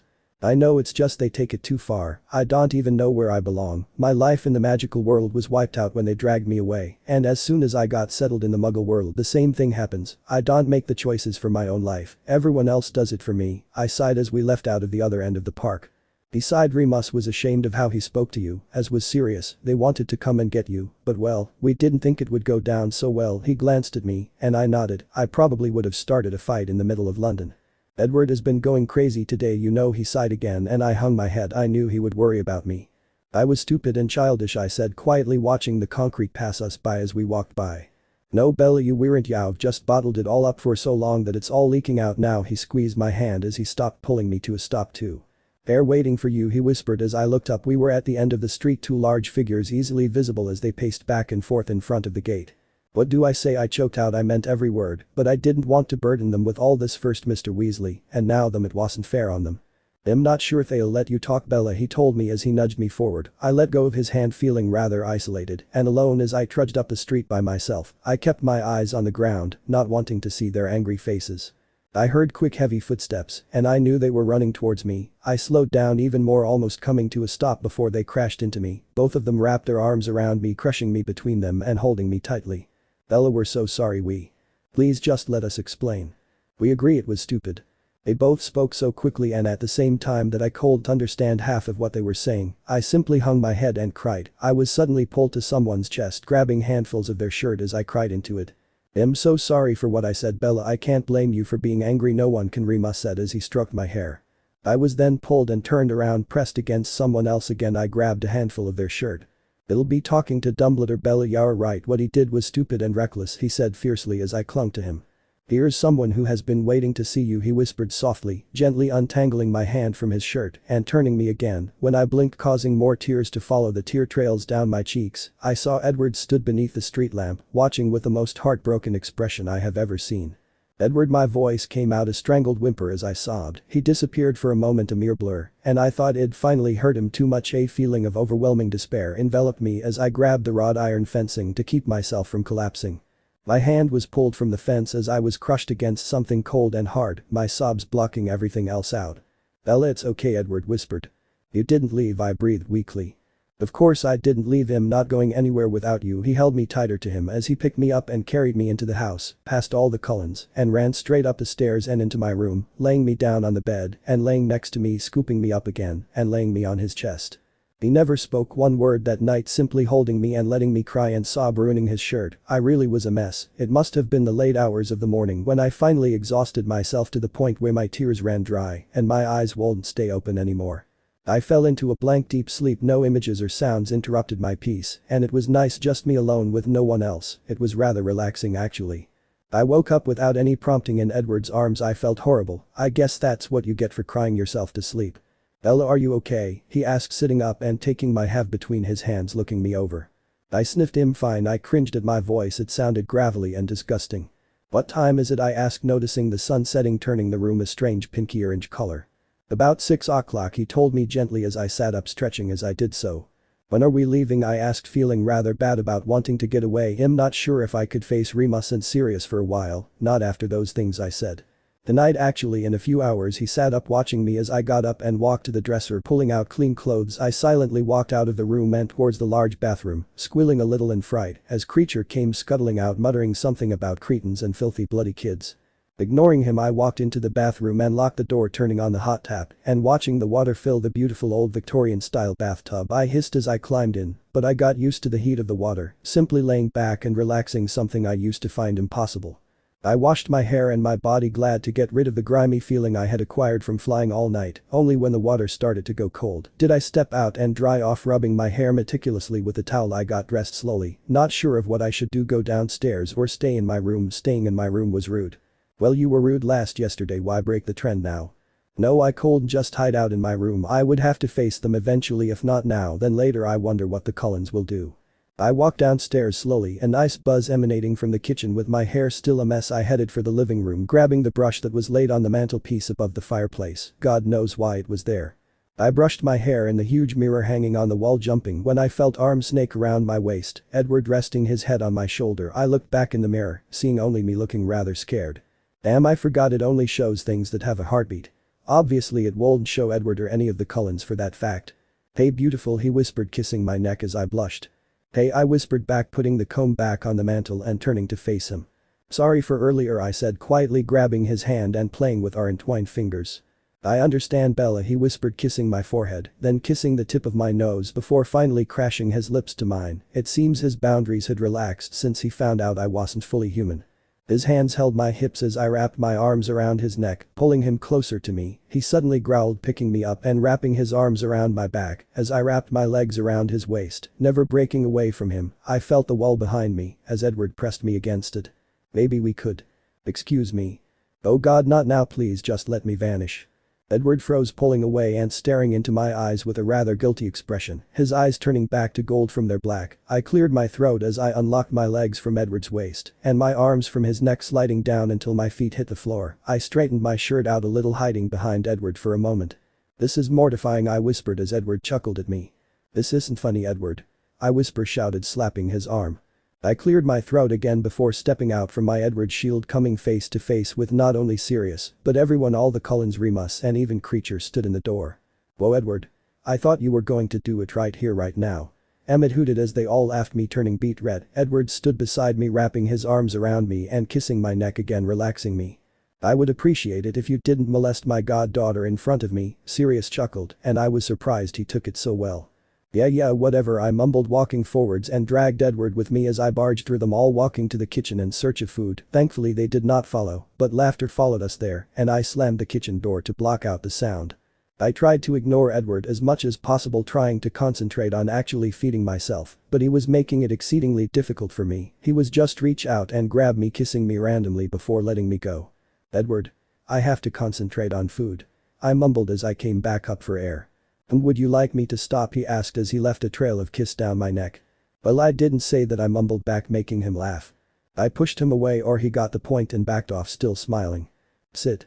I ordered, and I watched him sit at the dining table chair, the table having been pulled into the middle of the room again. Now stay there. Keep your hands to yourself. I added as I saw his hands reach forwards for me again. He pouted, putting his elbows on the table and resting his chin in his hand, watching me sadly. I sat down at the opposite end of the table and ate my ham sandwich, thinking about the sort of food Mrs. Weasley would have. Edward sighed loudly, bringing my attention back to him as he pouted at me. For God's sake, Edward. I sighed in exasperation as I stood up and deposited my plate in the sink. I yelped as I was turned around, abruptly pressed against the counter, as Edward kissed me again. Honestly, is he getting backdated hormones or what? Still, I wasn't complaining. Ignoring the fact that my hands were wet, I wrapped them around his neck, twirling the hair at the base of his neck as he kissed my neck, picking me up and sitting me on the counter, standing between my legs, his arms around my back. I pressed my lips to his, and the fire started once more, spreading through my veins through to the tips of my toes. Oh, for Pete's sake, do you two ever stop? I pulled away in shock, Edward seeming not to care about our company. Rose stood in the doorway watching us with amusement as I blushed. Bros, we're a little busy, come back later, Edward spoke quickly, his voice a mere growl as his eyes never left mine. I watched as Rose's eyes widened before she smirked, winking at me before blurring away. Now where were we, he asked before kissed me again. Edward. I knew as Edward growled into my mouth that if this carried on we would end up doing something I'd rather not do on the kitchen floor, yet I couldn't find the will to stop. The fact is I didn't want to stop, who would? Edward only pulled away once the lights in the kitchen started flickering. He turned around, frowning in confusion, leaving me for a moment to try to stop panting. He turned back after a moment, a small smile on his face. Yeah, that was me, the things Edward does to me. Okay, we left you alone long enough, we don't need a blackout, thank you. Alice skipped through the doorway shortly, followed by a smug-looking Jasper. Oh my god, he felt everything. I sent him a warning glare, and he simply shrugged innocently. Is it safe? Remus' voice came from down the hall, and I couldn't help but laugh. He appeared in the door, his eyes widening as he saw us in a very compromising position, plus my butt was now wet from the water and the bowl one had been sat near. Edward turned around, but didn't move away from between my legs. Well, we're leaving in an hour and a half, so no more molesting, please. Jasper smirked. They didn't leave the kitchen. I think they were making sure we didn't get distracted anymore. They all sat down at the table talking and laughing with each other. It was heartwarming to see. What is it? Edward turned back round, his face level with mine, as he brushed a strand of hair from my face. It's just nice to see my two families, I sighed quietly, and I saw the Cullens shooting me looks and smiles, no doubt hearing me. The coming one, Edward finished as he turned around again. I wrapped my legs around his waist, again playfully keeping him from moving anywhere else. He turned around to face me, my legs still around him as he stopped inches from my face. Ella, is there anything you need from upstairs, he asked, and I saw the telltale smirk before I could even nod. Edward picked me up and blurred away to my room. He laid me on the bed and just knelt on the edge when he disappeared. Ella needs to get ready and you are not helping. I sat up to see Alice pointing a finger at her brother's chest as Jasper held him there, still smiling. I could only smile as Edward was dragged downstairs by him, leaving me with Alice. Honestly, I'd think that man had never seen you before. She rolled her eyes as she smiled at me. So you had fun, she blurred onto the bed, bouncing slightly as she sat facing me. Yeah, fun, I replied dreamily. I was brought back down to earth by Alice's unladylike snort. Fun, Jasper basically jumped me because of all the emotions you two were giving off. She laughed and I couldn't help but join in. Right, is there anything you want to take with you, she asked once she had calmed down, peering around the room. I loved my room. The ceiling was high, the walls a lovely baby blue with a mahogany wardrobe and dresser, as well as a desk. My 4-poster bed sat in the middle of the far wall. I love my room, but nothing in it is really mine. There's nothing here that's really mine other than clothes, I shrugged, and she nodded in understanding. Come on then, we're supposed to be leaving in about 10 minutes. She squealed, grabbing my hand and dragging me down the stairs and into the kitchen. Stay away from Edward. She told me sternly as she pushed down on my shoulder, making me sit in a chair on the opposite side of the table to him. Before he could even try anything serious came in, soaking wet and shivering. There is no way you can fly and that the wind will knock them off, he told me, and I frowned. We'll have to apparate then, I told them. Ella, only 2 of us can apparate, and there are 8 of you, it won't work. Remus shook his head. Porky, I asked. They glanced at each other before nodding. Let me contact them and warn them that they will have company sooner than they expected. Sirius disappeared out the kitchen door into the hallway. A moment later I heard a click and I knew he had left the house. Where are we actually going? I perked up realizing I didn't even know where we were supposed to be going to. Yeah, I'll be going to the Burrow, staying there for a while and going from there to Hogwarts. You could do that here, but we aren't connected to the Flu network, obviously, Remus explained, and I nodded, falling silent again. I zoned out for a while, absolutely thrilled that I was going to see them all again. It was a shame that the others were at school, though still I'd be seeing them soon enough. I wonder if they knew anything about this emergency.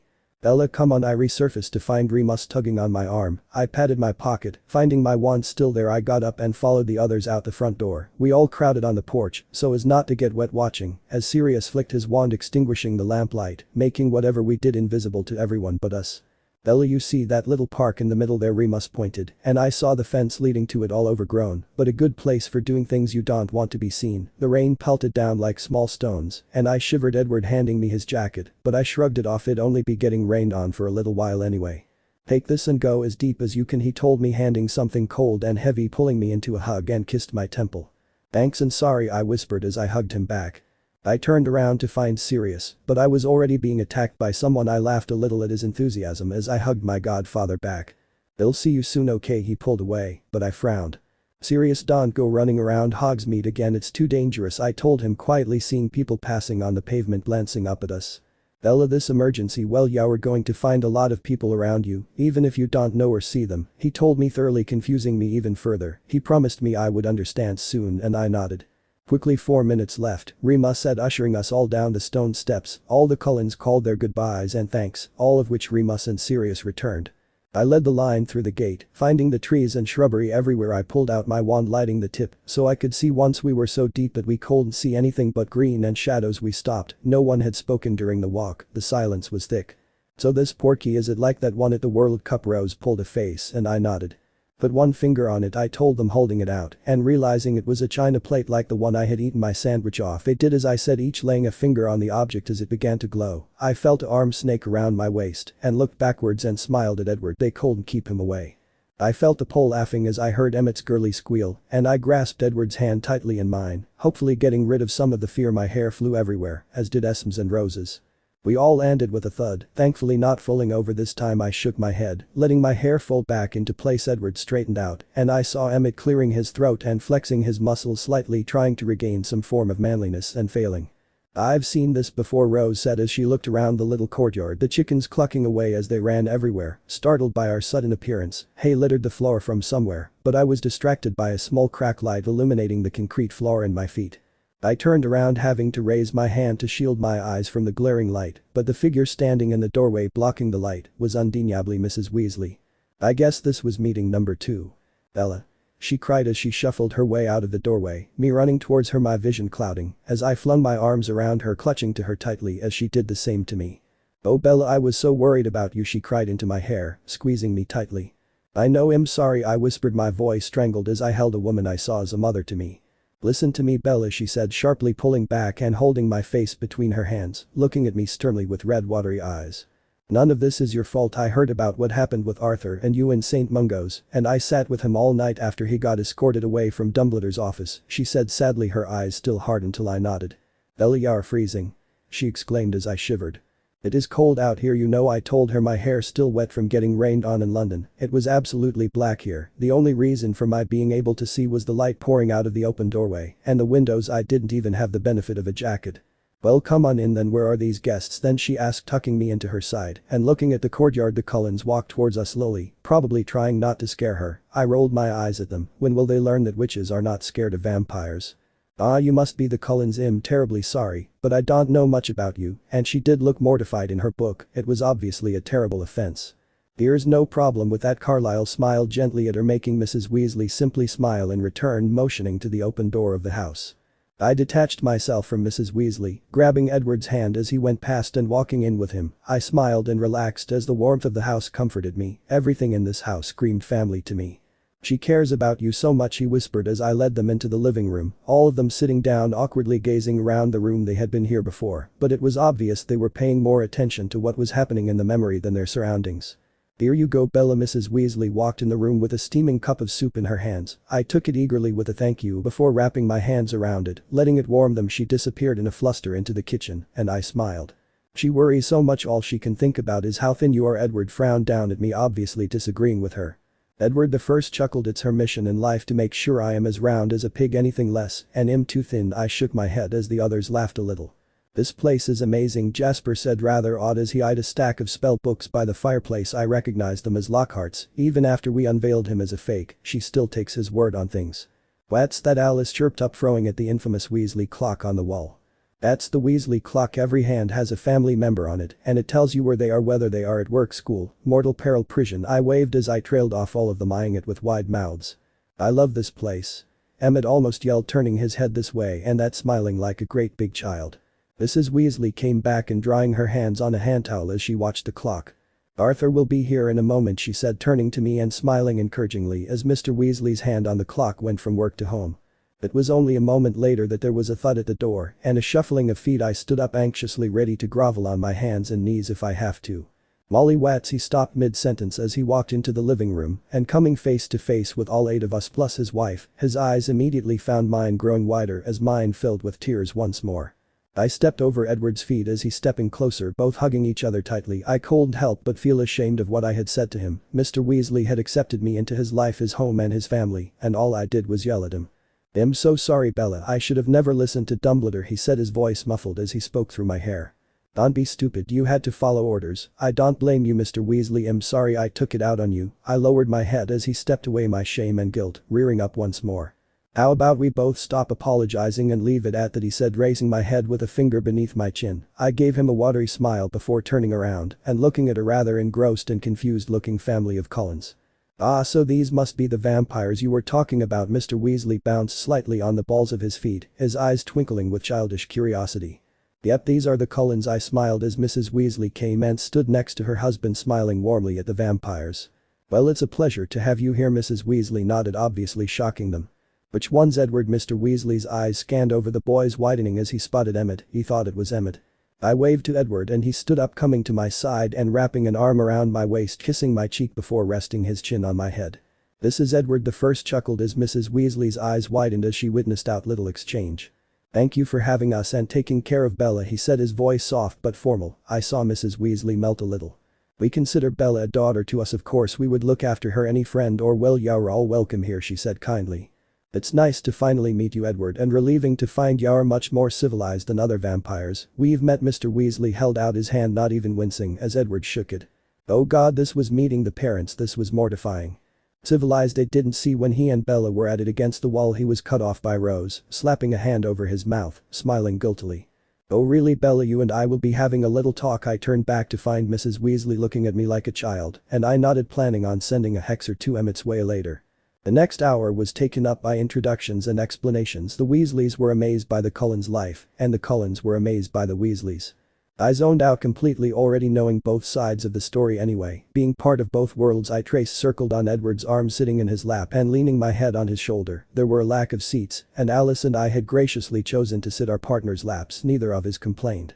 It didn't take long for my eyes to droop and Edward's arms wrapping around me to keep me from sagging. "I'm sorry, Bella, you must be exhausted. We got the message from the others, and we know about the D-Theater attack on the way to Grimmauld Place." Mr. Weasley's voice suddenly made me wake up slightly as I opened my eyes sluggishly. "Sake," I slurred out as I yawned. I sat up a little straighter, forcing my eyes open as a thought occurred to me. "Do you know what's going? What's this emergency?" I asked, waking up a little bit more. I needed to know this. They could tell me, couldn't they? The married couple shared a nervous glance before turning to me, both of their eyes full of worry and sympathy. "Bella, maybe it would be better to tell you when you've had some sleep." Mr. Weasley didn't meet my eyes when he spoke. He was lying, he was stalling. "I'm sick of everyone doing this. Protecting me like I'm a child. I may only be 16, but not many wizards can say they have done all that I have. You'd think after everything I would at least get told these things." "No, it won't tell me." I gritted my teeth. Shouting at Sirius was one thing, he would yell right back, but yelling at Mr. and Mrs. Weasley was unforgivable. They were so generous and gentle. Mr. Weasley sighed deeply, sitting up straighter and rubbing his eyes tiredly. "Bella, there's an event going on at Hogwarts, something that hasn't happened for quite a while. The ministry thought it was time for it to be reinstated. Things are much safer this time though, and nothing will happen." He trailed off as I frowned. I had spent too much time with Edward because when I'm too anxious I can't sit still. I stood up pacing back and forth in front of the fireplace as I thought it through some event going on at Hogwarts, getting reinstated by the ministry because it wasn't safe enough, but it is now. I finally realized what they were talking about. The Triwizard Tournament, I gasped as I stopped pacing, turning to look at them. They both nodded grimly and I began pacing again. This was not good. But what's that got to do with me? I wasn't even there unless I stopped mid-thought and mid-step. My name came out of the goblet of fire. I spoke to myself, looking blankly ahead at the wall of books hung above the sofa where Edward was sat watching me closely. No one understands it, Bella, but you were chosen as a champion. The fourth, I began pacing again at his words. Fourth, I thought there were only three. I questioned my gaze on the carpet as I walked. There were. Dumbledore think someone created a fourth school and submitted your name. If only your name was submitted under that school. He trailed off. My name was definitely going to come out, I concluded. Someone wants me at that school. Someone is setting me up. They have to be planning something. Why else would they lure me out of hiding? They had to know that only something like this would force Dumbledore's hand. I spoke to myself, the only other sound in the room being the crackling of the fire behind me. This is why I don't have a choice, isn't it? Once your name comes out, that's it. It's a magical contract that can't be broken. I'm used, nodding to myself. I mentally thanked Hermione for giving me that Hogwarts history book in my second year. It had records and stories of the tournament in it. It didn't sound very safe either. People died in those tasks, I thought out loud, stopping as the Cullens growled slightly. Certain measures have been put in place to reduce the risk of death, Mrs. Weasley said, frowning at the angry Cullens, until they calmed down. She obviously trying to soothe me. It wasn't working. That can't be it. They can't have done all this sneaking into Hogwarts, hiding it from Dumbledore and putting my name in the goblet just so I would do 3 tasks. There has to be something more to it. I ran a hand through my hair as my mind raced. There were too many possibilities and variables to consider. What else could there be? Arthur asked. I don't know, but if they went to all this trouble to get me in that school and competing in that tournament, I don't think they'll leave it to chance that I'll die in a task, I said, quickly wringing my hands. I hadn't counted on this. My reunion with my friends had suddenly gotten a whole lot darker. I now had this hanging over my head as well.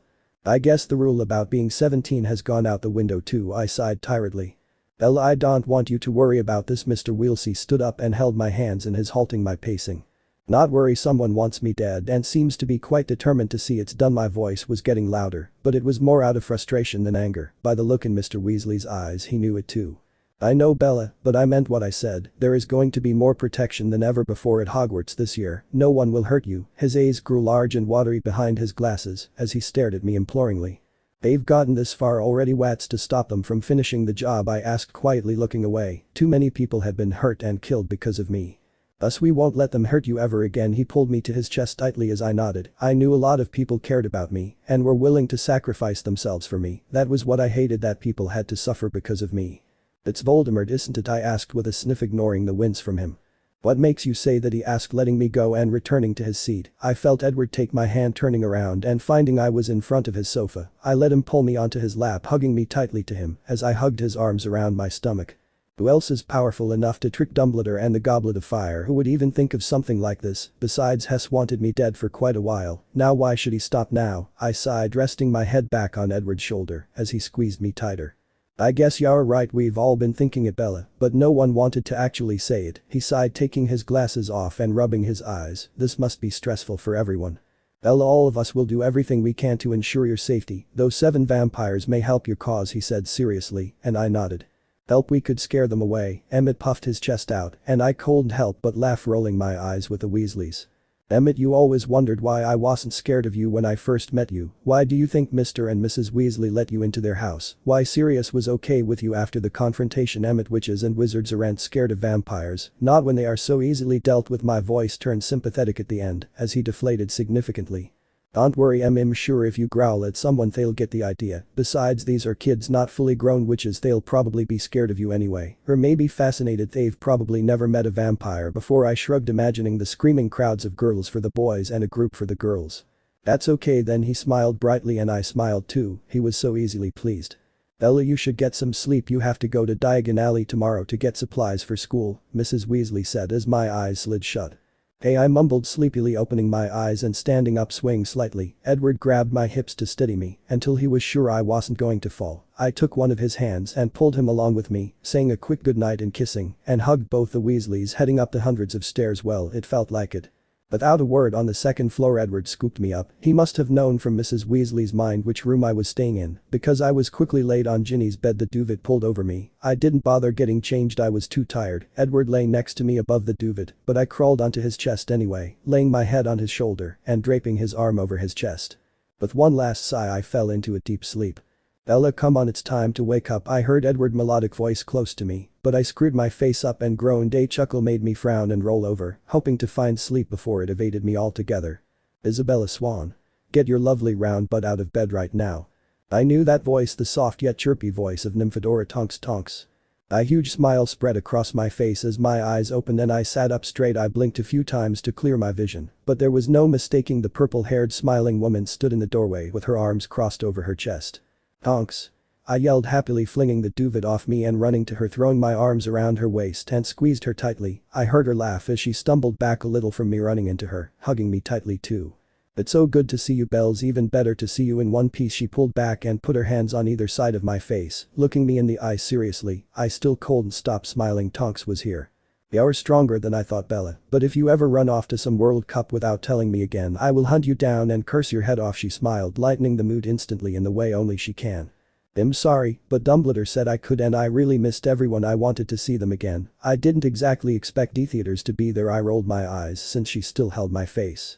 I know that she rolled her own eyes at me, "But you could have invited me to go with you. I can't believe I missed going to the World Cup with you. Was it as amazing as they said?" Apparently Crumb was amazing. And poor Lynch. She began to ramble, that childish glint shining in her eyes as they rambled on. I laughed as I pulled my face from her grasp, grabbing her hands and pulling her inside the room. "Edward, the first need to get dressed." I turned to him, feeling bad for ignoring him totally. I was relieved to see he was smiling at me. He merely nodded, pushing off from the dresser he had been leaning on, kissing my cheek before exiting the room. The room was silent for a moment after he left before Tonks let out a wolf whistle. "Nice. Feel like sharing him?" She pretended to fan herself, and I simply laughed at her. "Sorry, I was never taught to share my toys." I smirked as I plucked my wand from my pocket, turning to Tonks for her direction. "Oh my god. You're letting me pick your clothes, are you feeling okay? Usually you go kicking and screaming." She laughed, and I shook my head. "You have yet to meet Alice. I think you two will get along quite well." I smirked wider, thinking about those two together. "I will have to meet this Alice. She seems to have taught you well." She laughed as I huffed, "My dress sense is not that bad." "Okay, spin," she ordered, and I was too used to this to give it a second thought. I felt the material on my body changing, becoming smoother and getting slightly bigger in the shirt department, but tighter in the bottom department. Once she told me to stop, I turned to her and gulped as I saw the smug smile she wore. With a great effort, I looked at what she had dressed me in: jeans that were way too tight and a shirt that was so low cut it would make Mrs. Weasley faint if she saw it. "Tonks. I cannot wear this." "Come on, Bella. Your boyfriend won't complain. Besides, you've got extras you didn't have a few years ago, and it's time to flaunt them," she told me seriously, and I swore I could hear the others laughing downstairs. "I don't want to flaunt them. If I turn the wrong way, these jeans will snap open and my boobs will fall out." I whined.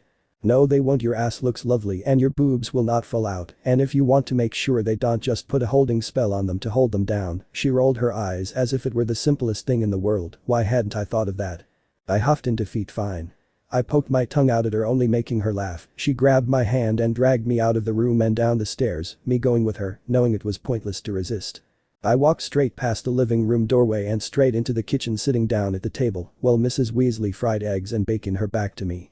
"Good morning, Bella." "Tonks," she chirped happily as she slid them onto a plate, her back still to us. I turned to see Tonks walk in and sit opposite me, frowning at Mrs. Weasley's back. "How does she do that?" she whispered to me, and I shrugged.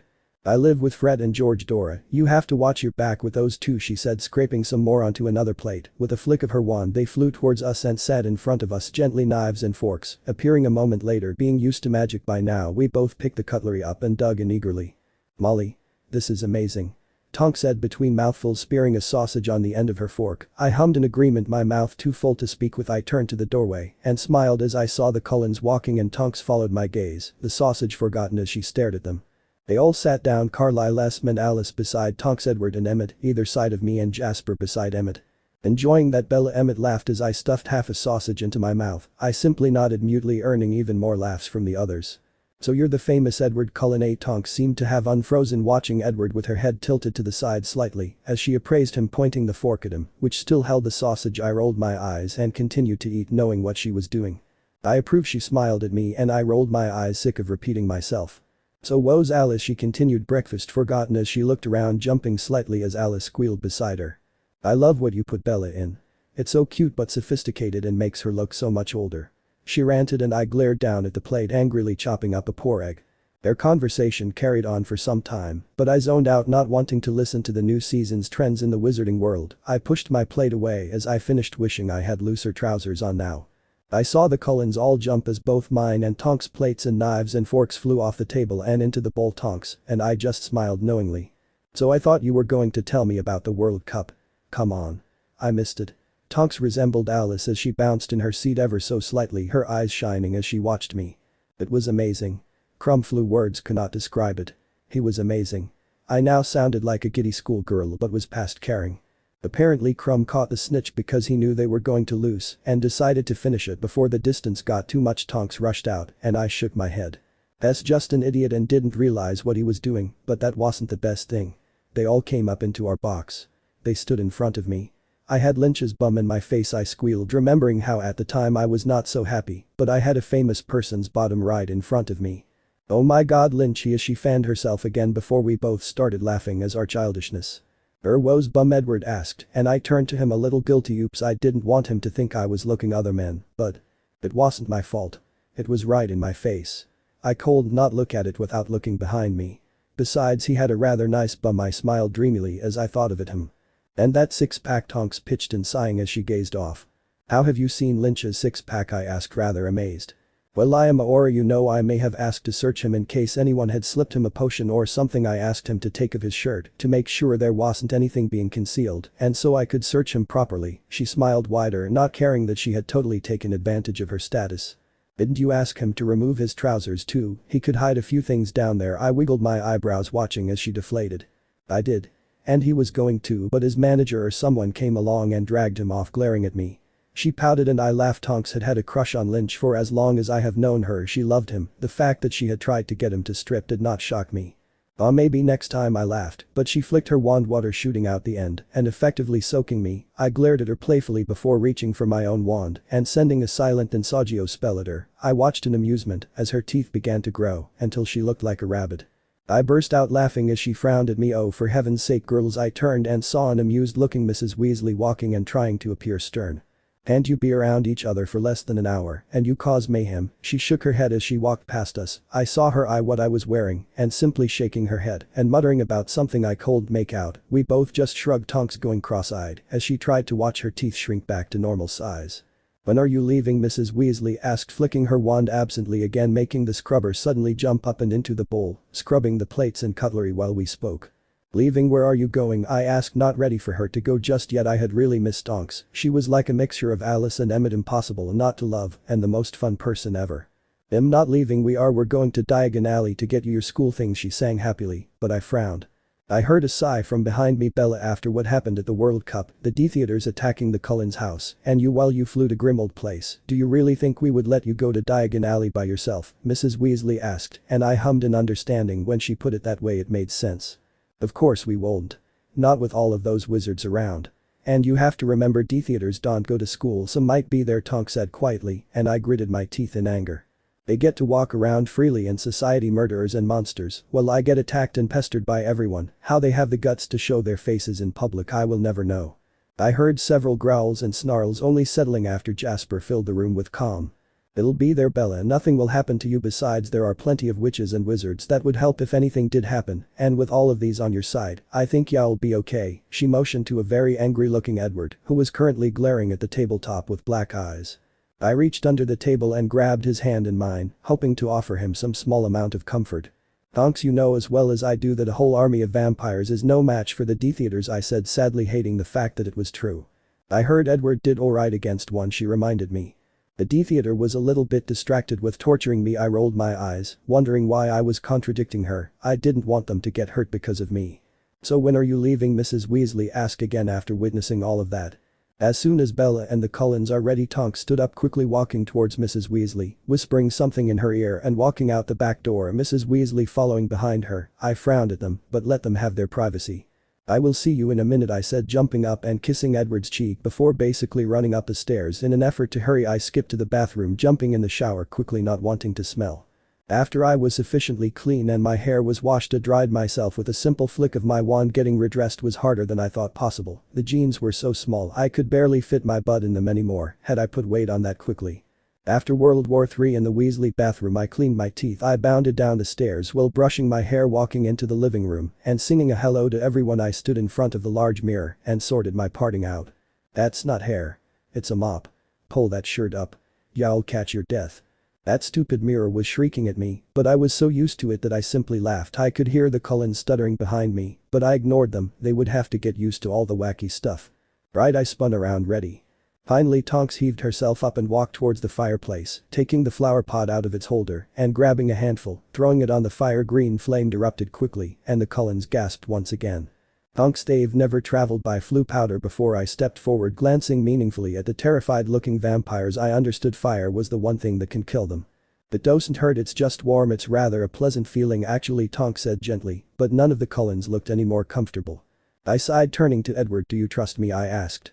Of course. His eyes widened and I sighed, grabbing his hand and pulling him towards the fire. I was yanked to a stop as he planted his feet. Damn vampire strength. Edward, it won't hurt, it'll do it too, I conceded, yanking his arm as hard as I could. He allowed me to guide him the rest of the way. I grasped his hand in mine as hard as I could. If you get hurt, so do I explained as he frowned. I shook my head as he opened his mouth to protest.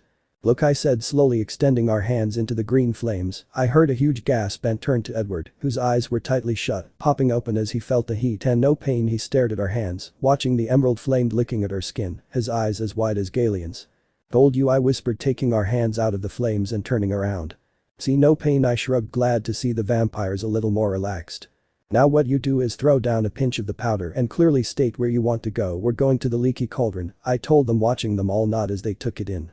It'll go first, wait a minute before following. I make sure it's safe, she told me, seriously hugging me and winking at the Cullens behind me and Edward before pushing the two of us away from the fire where we had been, stood in front of our hands entwined once more as Edward's eyes danced. The leaky cauldron, she spoke clearly, throwing down a handful of powder and disappearing in the flames as they rose and engulfed her body. They fell once more, revealing the now empty fireplace. I laughed as all the Cullens leaned forwards as if checking for hiding places.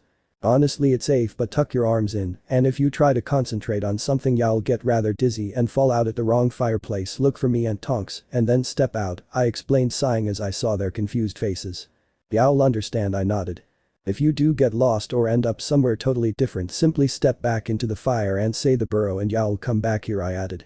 It's been a minute, I sighed as I stepped forward and took a handful of the fine powder, stepping into the flames. Having to crouch down a little, I smiled as I felt the heat around my ankles. It was rather pleasant. The leaky cauldron, I said, winking at the others before throwing down the powder. Green enveloped me for a moment before my world was spinning. I suddenly wished I hadn't had that extra egg. I watched the fireplaces whiz past, my curiosity peaking as I saw a huge field. Why would there be a fireplace in a field? I begrudgingly stayed where I was. I kept my eyes open, though, stepping out as I spotted the back of Tonks' head. She was standing with her back to the fire, her wand held tightly against her leg as her head turned right and left again and again as she peered around the small pub with critical eyes. I coughed lightly as I stepped out, stumbling as the world stopping spinning. Hey, I blinked a few times as my world righted itself, walking a few steps and standing beside Tonks as she surveyed the nearly barren pub. It's clear only a couple of goblins in. She nodded her head in the direction of a shadowed corner. Two cloaked figures sat making small grunting noises while moving small coins around on a table. I turned around as I heard the pop of the fire igniting as someone else arrived. I smiled as Edward stepped out, laughing as I saw his rather dazed face. He seemed to be disoriented for a moment before his eyes settled on me and they crinkled in a smile. That was so cool, he laughed as he walked to my side. He peered down at my face, not my eyes, but my cheek, smiling even wider. You have a little, he wiped his thumb down my cheek, showing me the black residue left on it. I hurriedly brushed myself down, Edward chuckling slightly as he did the same, ruffling his hair and frowning as black soot floated to the floor slowly. It wasn't long before the others arrived, Edward's courage no doubt encouraging them. They all looked rather scared when they stepped out, swaying a little. Emmett was probably the funniest. He stepped out and tumbled into a table, nearly knocking it over as he came to his senses and stood up straight. He was the last to arrive though. What's all that racket if it's Jensen again? I could hear Tom's voice getting louder and louder as he marched from behind the bar around the corner and into us, freezing as he saw me, his eyes widening. Well, it'll never, Isabella Swan, haven't seen you around here for quite some time. He smiled as I stepped forward and shook his hand. I knew it was a question, of course everyone will want to know where I had disappeared to for 2 years. I've been busy, I said, telling the truth. Really, his face fell a little but lifted again as he spotted Tonks. Nymphadora not here to arrest Mundungus are you? He isn't here quite yet, but if you wait until 4 you can catch him, he smiled, his already wrinkled face wrinkling even more. Tom was an elderly man now, his salt and pepper gray and brown hair was now totally silver, his skin rather saggy, as his eyes drooped a little. It seems the wizarding world had carried on without me. Thanks Tom, that man's always up to something, Tonk said kindly, but attempting to put an end to the conversation as she put her hand to my back urging me forward. Hey, I heard you were at the World Cup. Tom exclaimed, making me and Tonks freeze. Yeah, I did go, I gulped as I turned to him, trying not to make anything obvious. I heard the game was amazing, course I couldn't go myself, not with this place to run, shame about those blasted D-theaters, though I expect it was a little frightening for you being the girl who lived and all, he commented, throwing a kitchen towel over his shoulder as he leaned against the wall watching me and awaiting my answer. Yeah, it was a little scary, I conceded, my voice shaking slightly. I felt Edward's hand snake into mine as he squeezed it slightly, offering his support. Sorry Tom, but we're in a bit of a hurry, Tonks rushed out, still managing to have the kind edge to it. We waved us away with an of course before disappearing back behind the bar. We quickly made our way out of the pub into the small courtyard. It seemed a lot smaller with 9 of us stood in it. All of us were uncharacteristically quiet as Tonks tapped the bricks with her wand, my focus on the floor. So people knew about the D-theaters at the World Cup. Of course they do. They attack thousands of wizards and witches publicly. But they don't know I was the one that captured. I gave a soft mental sigh, thank God for that. Diagonally, Tonks proclaimed as we all stepped through onto the cobbled streets. It was rather empty, actually, only 6 or 7 wizards walking around the street to and from shops carrying huge bulging bags. Wow, they all choked out at once, and I smothered a giggle, my mood lightened by their childish wonderment. Tonks quickly roughed around in one of her pockets, and I noticed then that she was wearing a maroon cloak, her own jeans and trainer poking out from underneath. I wonder what the Cullens thought of her wearing a cloak, it's not exactly normal muggle clothing. Here, it's your Hogwarts letter, here's a list of the equipment and books and stuff you need in there too. She turned and handed it to me, her eyes never leaving the people that stood in the street. She was definitely keeping watch. Thanks, I took them, sighing as I saw a whole new list of books. I need to go to Gringotts first, I said, pointing at the huge white stone building at the corner, leaning precariously to one side. I folded up the letter once again, frowning once I realized I had no pockets besides the ones in my jeans. There was no way I would get the letter in the jeans, were like a second skin. Edward plucked it from my hands, tucking it into his jacket pocket and smiling at me. They'll stay outside, Bella, if you get in trouble, she began as she down into another pocket and extracted a key, my vault key. I rolled my eyes at her taking the key. I know, I'll yell or scream or something, I sighed. Okay, she nodded before beginning our journey up the cobbled street. She led our party, me and Edward in front with the others behind us in a line. I could hear them all muttering behind me as we walked past Ollivander's and Madame Malkin's, Robes, Elip's Owl Emporium Flourish, and Blott's Quality Quidditch Supplies. Edward seemed disinterested in the new world around him as we walked hand in hand, frowning at me as I watched the ground. Are you okay, he asked, squeezing my hand gently. Yeah, I'm fine, I muttered, offering a small smile as I looked up at him as he carried on frowning at me. It was obvious he didn't believe me. Thankfully he sighed and let it go. It'll wait here, Tonk said as we reached the steps leading to the doors. I nodded as I walked around her, pulling Edward up the steps with me, the muttering from behind me falling silent as they trailed after us. Just to warn you, Gringotts is a bank, a wizard's bank, and it's run by goblins. Goblins are easily offended and very underhanded, so try not to stare or insult them in any way. Emmett, I sighed the last sentence sadly as we reached the top of the white marble steps.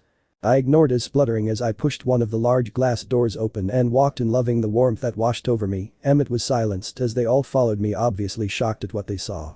It hadn't changed at all. Huge long marble counters, lines 3 of the 4 walls of the ginormous hall. Goblins waddled through the numerous doors carrying papers and leading people. Others sat behind the counters higher up than us on stools, stacks of coins in front of them, writing down something on parchment, the feathers of their quills quivering at the speed they worked.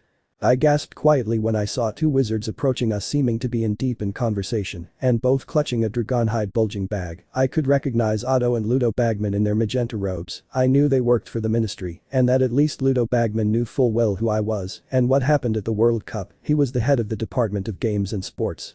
And I knew that Ludo was not one for keeping quiet about anything. I turned my head in the other direction, quickly earning a concerned look from Edward. The first simply shook my head as I held my breath waiting for them to pass us. I let out a breath as they walked past, not noticing me or the Cullens at all as we continued towards the counters. It can't be Bella SW, I heard Ludo's voice fill the hall, and I winced as it bounced off the high ceiling. Our group came to a halt, as did every goblin. They all stopped their work, peering over glasses and scraping stools to get a look at what was happening. I turned around slowly, taking a deep breath and forcing a polite smile on my face. Ludo stood frowning at his brother, rubbing a spot on his stomach. His brother was totally ignoring him, looking at me concerned. He began to make his way over to us, his brother trailing behind him, glaring at him. Brothers head all the way. I took a small step backwards, once again taking a deep breath as I waited for the onslaught of questions. Otto came to a stop in front of me, looking down on me. His brown hair drooped in his face as his eyebrows scrunched together. Isabella the First was under the illusion you were to be in St. Mungo's for at least the next 2 months, he whispered, and I was glad he did. It hadn't escaped my attention that goblins had begun edging towards us in an effort to hear the conversation. Sir, with respect, I left St. Mungo's the day after I went, and I whispered back, wondering if I should be telling him this. His eyes widened as he gasped, but with the extent of your injuries, you should have been in there for at least 3 or 4 months. Why? Dumbledore, it was too dangerous for me to be in such a public place, I explained, watching as he shook his head. Sometimes I believe people when they say Hess a bit batty in the head, he tutted. Ah, Isabella, it's jolly good to see you up and around, heading back to Hogwarts. I expect Ludo stepped around Otto and smiled down at me, his eyes wrinkling, encasing his lightning blue eyes. How do you know about that? I forgot all about manners as I frowned at them. My darling, the Triwizard is a prestigious event. People come from all over the world to witness the tasks. The champions are famous, even if they don't win. Of course, no one knew what would happen with your case, though I am for one glad that you are taking part. Things always seem more entertaining when you are there, he chuckled as I grimaced. I jumped as I heard Edward growl loudly at Ludo. I tugged on his arm to make him stop, my face burning, as every goblin stared at the two of us. Ah, vampires, wonderful, and even better, they don't hunt humans. Ludo clapped happily, totally ignoring the angry vampire and shocking them all at his casual reference. Well, Otto the First, think we have outstayed our welcome. Otto cleared his throat as he eyes Edward with dark eyes, glancing down at our hands for a moment. Of course, well, it'll be seeing you at Hogwarts, then Isabella. Ludo smiled as he walked away, leaving me sighing deeply behind him. I'm sorry for my brother and his callousness. How are you? Otto asked, and I was taken aback by his worry. Otto and I had met, but we were in no way friends. We had met when Dumbledore had taken me into the ministry to verify my absence from the wizarding world. It was all secret, of course. Very few people outside of the order knew I was even leaving. Otto was one of them. Unfortunately, Ludo was not. I'm fine. Were you there at the World Cup? I asked, glancing at an impatient-looking Ludo as he stood beside the doors, tapping his foot. Of course. Why do you think there was so much security and you were in the minister's box? People didn't know who or what they were protecting, but they were defending you against anything. They all tried to break through that darn shield those animals put up, he snarled out angrily. Everyone saw, everyone knows, I choked out, utterly terrified by this little piece of news. No, those bastards obstructed you from view for the most part, but if you saw who it was, don't worry. Even if they didn't see, they were forbidden to speak of what happened under penalty of imprisonment, he told me with a sigh, his face relaxing again as I gaped. Imprisonment for talking about me? A little extreme. I'm sorry, Bella, but I'll have to talk to my brother. Don't worry, he won't tell a soul he saw you. He patted my shoulder before walking away. I watched him as he walked away from us, his burgundy cloak billowing out behind him as he and his brother left, talking animatedly once again. The entire room seemed to unfreeze as I turned back around, goblins bustling back and forth, trying to catch up on what they had missed. While eavesdropping, we continued towards the counter, eyes following us closely, a hiss of whispers erupting behind us. I'd like to make a withdrawal, I stated loudly and slightly irritated, banging the key on the marble top and surprising the young goblin so much he nearly fell from his stool. Of course, Miss Swan, he stuttered, and I gnashed my teeth together in frustration. Everyone knew my name, and I hated it. My anger must have scared him, because he let out a yelp and jumped down from the stool, snatching my key before he hit the floor. This way please, he stuttered again, basically running across the room and behind the counters towards one of the large stone doors. These bells, are all of them scared of you? Emmett whispered Edward, squeezing my hand as I clenched and unclenched my jaw a few times. Shut up, Emmett, both of us hissed, making our way swiftly after the goblin. I quickly clambered into the cart, Edward hesitating for a moment before following after the goblin, saw how many of us there were. Cart shot out of the dark caverns and attached itself onto the back of ours. Vault 687, the goblin croaked as we set off, shooting through the cold corridors. I looked over at Edward, Alice and Jasper, who were sharing our cart, wondering if they felt sick instead. I found immense looks of concentration on the faces, their lips moving, but no words coming out. I slammed into Edward as we came to an abrupt halt, Edward glaring at the goblin as he clambered out, keeping his eyes on Edward until he turned and took out my key from his pocket, putting it in the lock and turning it. I stood up, Edward helping me step onto the platform, watching the stone door of my vault open with a dramatic thud. The goblin handed me a dragon hide pouch, and I thanked him quietly before entering the cold and damp room. I was slightly unnerved by the fact that the goblin could shut the door on me, and I would be shut in here. With this in mind I hurriedly scraped galleon sickles and nuts into the bag, glad an extending charm had been cast on it to fit everything and I had quite a lot of money, but I didn't let it go to my head, I might need it when I'm older or something. With enough money to last me 2 years in my bag I stepped out and climbed into the cart again. I felt Edward pull me against his chest, wrapping his arms around me tightly. I smiled as the goblin climbed back in, and the cart took off again. Conversation during the ride was impossible for me, the only thing I could hear being the wind rushing past me. "Your key, Miss Swan," the goblin gulped as he turned and handed me my key. As the Cullens all climbed out, his scaly wrinkled hard greenery colored hand dropped my key in my palm. "Thank you." I smiled, a little guilty at my previous behavior. He simply grunted the goblin universal sign that can mean anything. I took it as an acceptance and clambered out, taking Edward's hand as he helped me. We made our way back out into the huge hall, walking swiftly as whispered chatter built up once again. Edward pulled me into his side, his arm over my shoulder, as he glared at every goblin he could lay eyes on, all of them looking away hurriedly when they caught his eye. The outside world chilled my skin, and I shivered slightly, glancing up at the gray sky before walking down the stone steps. Tonks turned on hearing our footsteps, frowning as she saw Edward and I walking briskly to my other side as we reached the bottom of the steps. "What happened?" I saw Ludo and Otto walk out. "Did they say anything?" she rattled off quickly, her hair changing from dark brown to a deep red as her emotions changed. All of the Cullens watched in shock and awe as her appearance changed, but I was used to it by now. Ludo started yelling, but Otto shut him up. "Apparently some people know what happened at the World Cup, but have been sworn to secrecy." The goblins were quite enthusiastic about it, though I sighed, walking towards Madame Malkin's robes for all occasions, hoping they were open so I could get some new robes. "Did any of them hear anything?" Tonks gasped, her eyes wide as she turned to me, basically walking sideways. "I don't think so. Everything that could have given it away was said in whispers between Otto and myself." I tried to calm her down, relaxing once again as she nodded slightly, turning back to the front. "Will the others need robes?" I asked her, wondering if they would be sorted into houses. "Perhaps, but not house robes. I think they'll be alright in muggle clothing. They will need some dress robes if they are wanting to go to the Yule Ball." She bounced slightly as she bounced, looking and sounding just like Alice. "Ball as in dancing?" I asked, perhaps going into shock a little. "Since when does Hogwarts do dances? This is stupid. Why does there have to be a dance when I go back?" I huffed as I pouted, the others laughing lightly as Edward pulled me even tighter into his side, chuckling at my childish behavior. "Ella, the Yule Ball is part of the Triwizard Tournament." Tonks laughed, and I felt my cheeks heat up slightly. So the Yule Ball was there because the Triwizard Tournament was there and I was a champion. I was going to have to dance. "Go on, I'll wait here." Tonks smiled, seeing my expression as we walked towards the open doorway. Tonks standing against the wall beside the threshold. I groaned, but Alice grabbed my hand and dragged me inside, the others following. It was torture. If I ever thought that maybe shopping in Diagon Alley would be better thanks to the aid of magic, I never factored Alice into the equation. She managed to turn buying school robes into buying several jackets, shirts, and even 2 dresses for me. I received strange looks from Madame Malkin as she watched a little vampire racing around and putting shirts against people, shaking her head. And then putting them back to go find another. I simply rolled my eyes in response. How could I begin to explain Alice? Alice would be Alice, magic or not. I couldn't help but giggle as Emmett got measured, watching the floating tape measure with a mixture of fear and curiosity. All the Cullens were measured and fitted with several robes, each being observed and directed by Alice as to which colors to choose. I was used to the whole procedure after getting fitted for robes 3 years in a row after my growth spurts.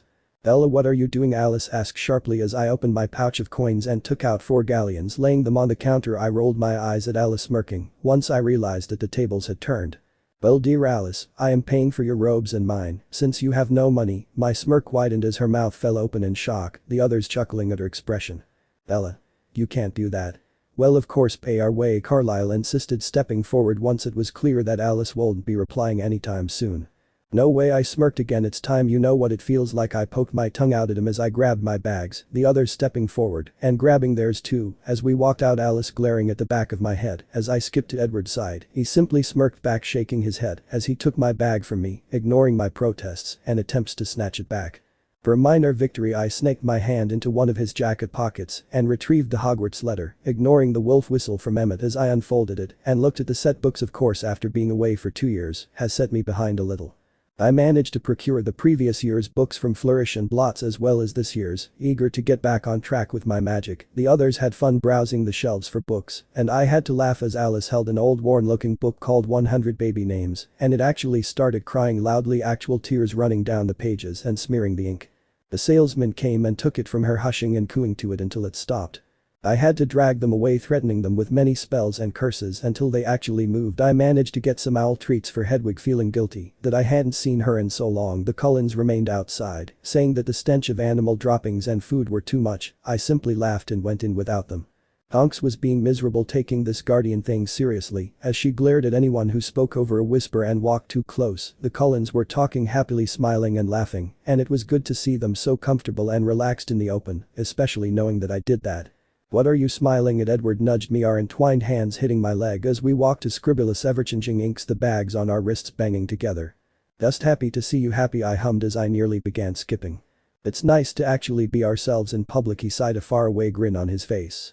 "Yeah, no more hiding or being slow, faking illnesses or weakness because of humans," Emmett pitched in as he spoke in a sigh.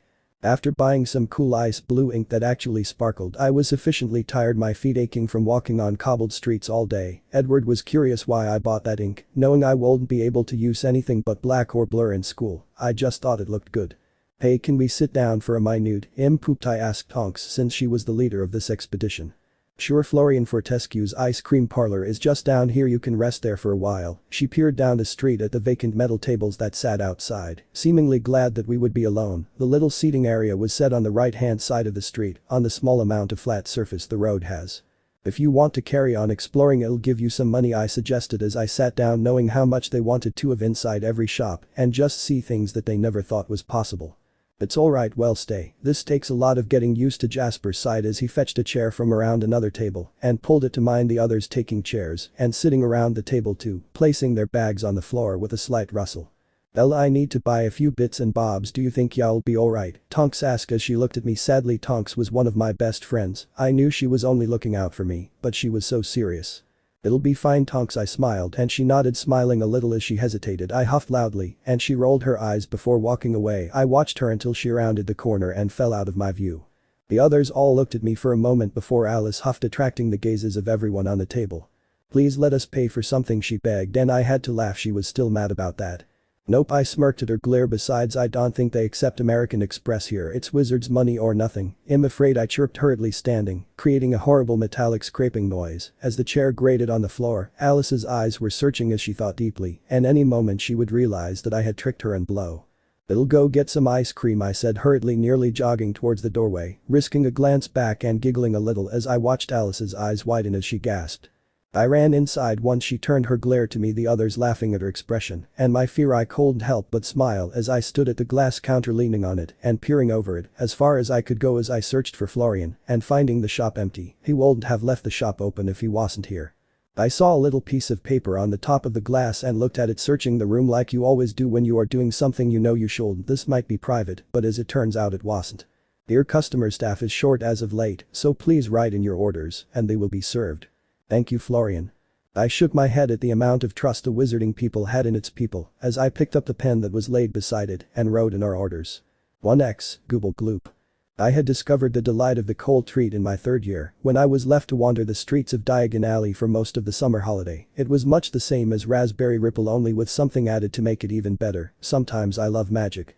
I frowned as I realized that I had no idea what to get the Cullens. They didn't eat ice cream obviously, but this was the Wizarding world. Maybe there was something for them here. I tapped the pen against my chin as I thought, smiling, when I just wrote down what I thought. 7x, anything suitable for animal drinking vampires, please. I set the pen down, casting my eyes around the small shop once more before heading outside. I slowed my pace once I saw an angry-looking Alice being held by a very amused-looking Jasper. I plopped down in my seat, unable to keep a smirk from my face as I looked around innocently. I knew it was only a matter of time until. You knew we would need money and you didn't say anything." She fumed, surely causing the few people in the street to turn and stare at her as she glared at me. Edward took my hand into his own as he smirked back at me. He liked winding Alice up as much as I did. "Maybe," I shrugged, "but now you know how annoying it is for everything to be bought for you when you have quite a lot of money yourself." "But it's useless," I pointed out, remembering how many shopping sprees I had been pushed into and watched Alice pay for everything because all the money I had wouldn't be accepted there. She seemed to see my logic as she settled down with one last huff, relaxing into Jasper's arms.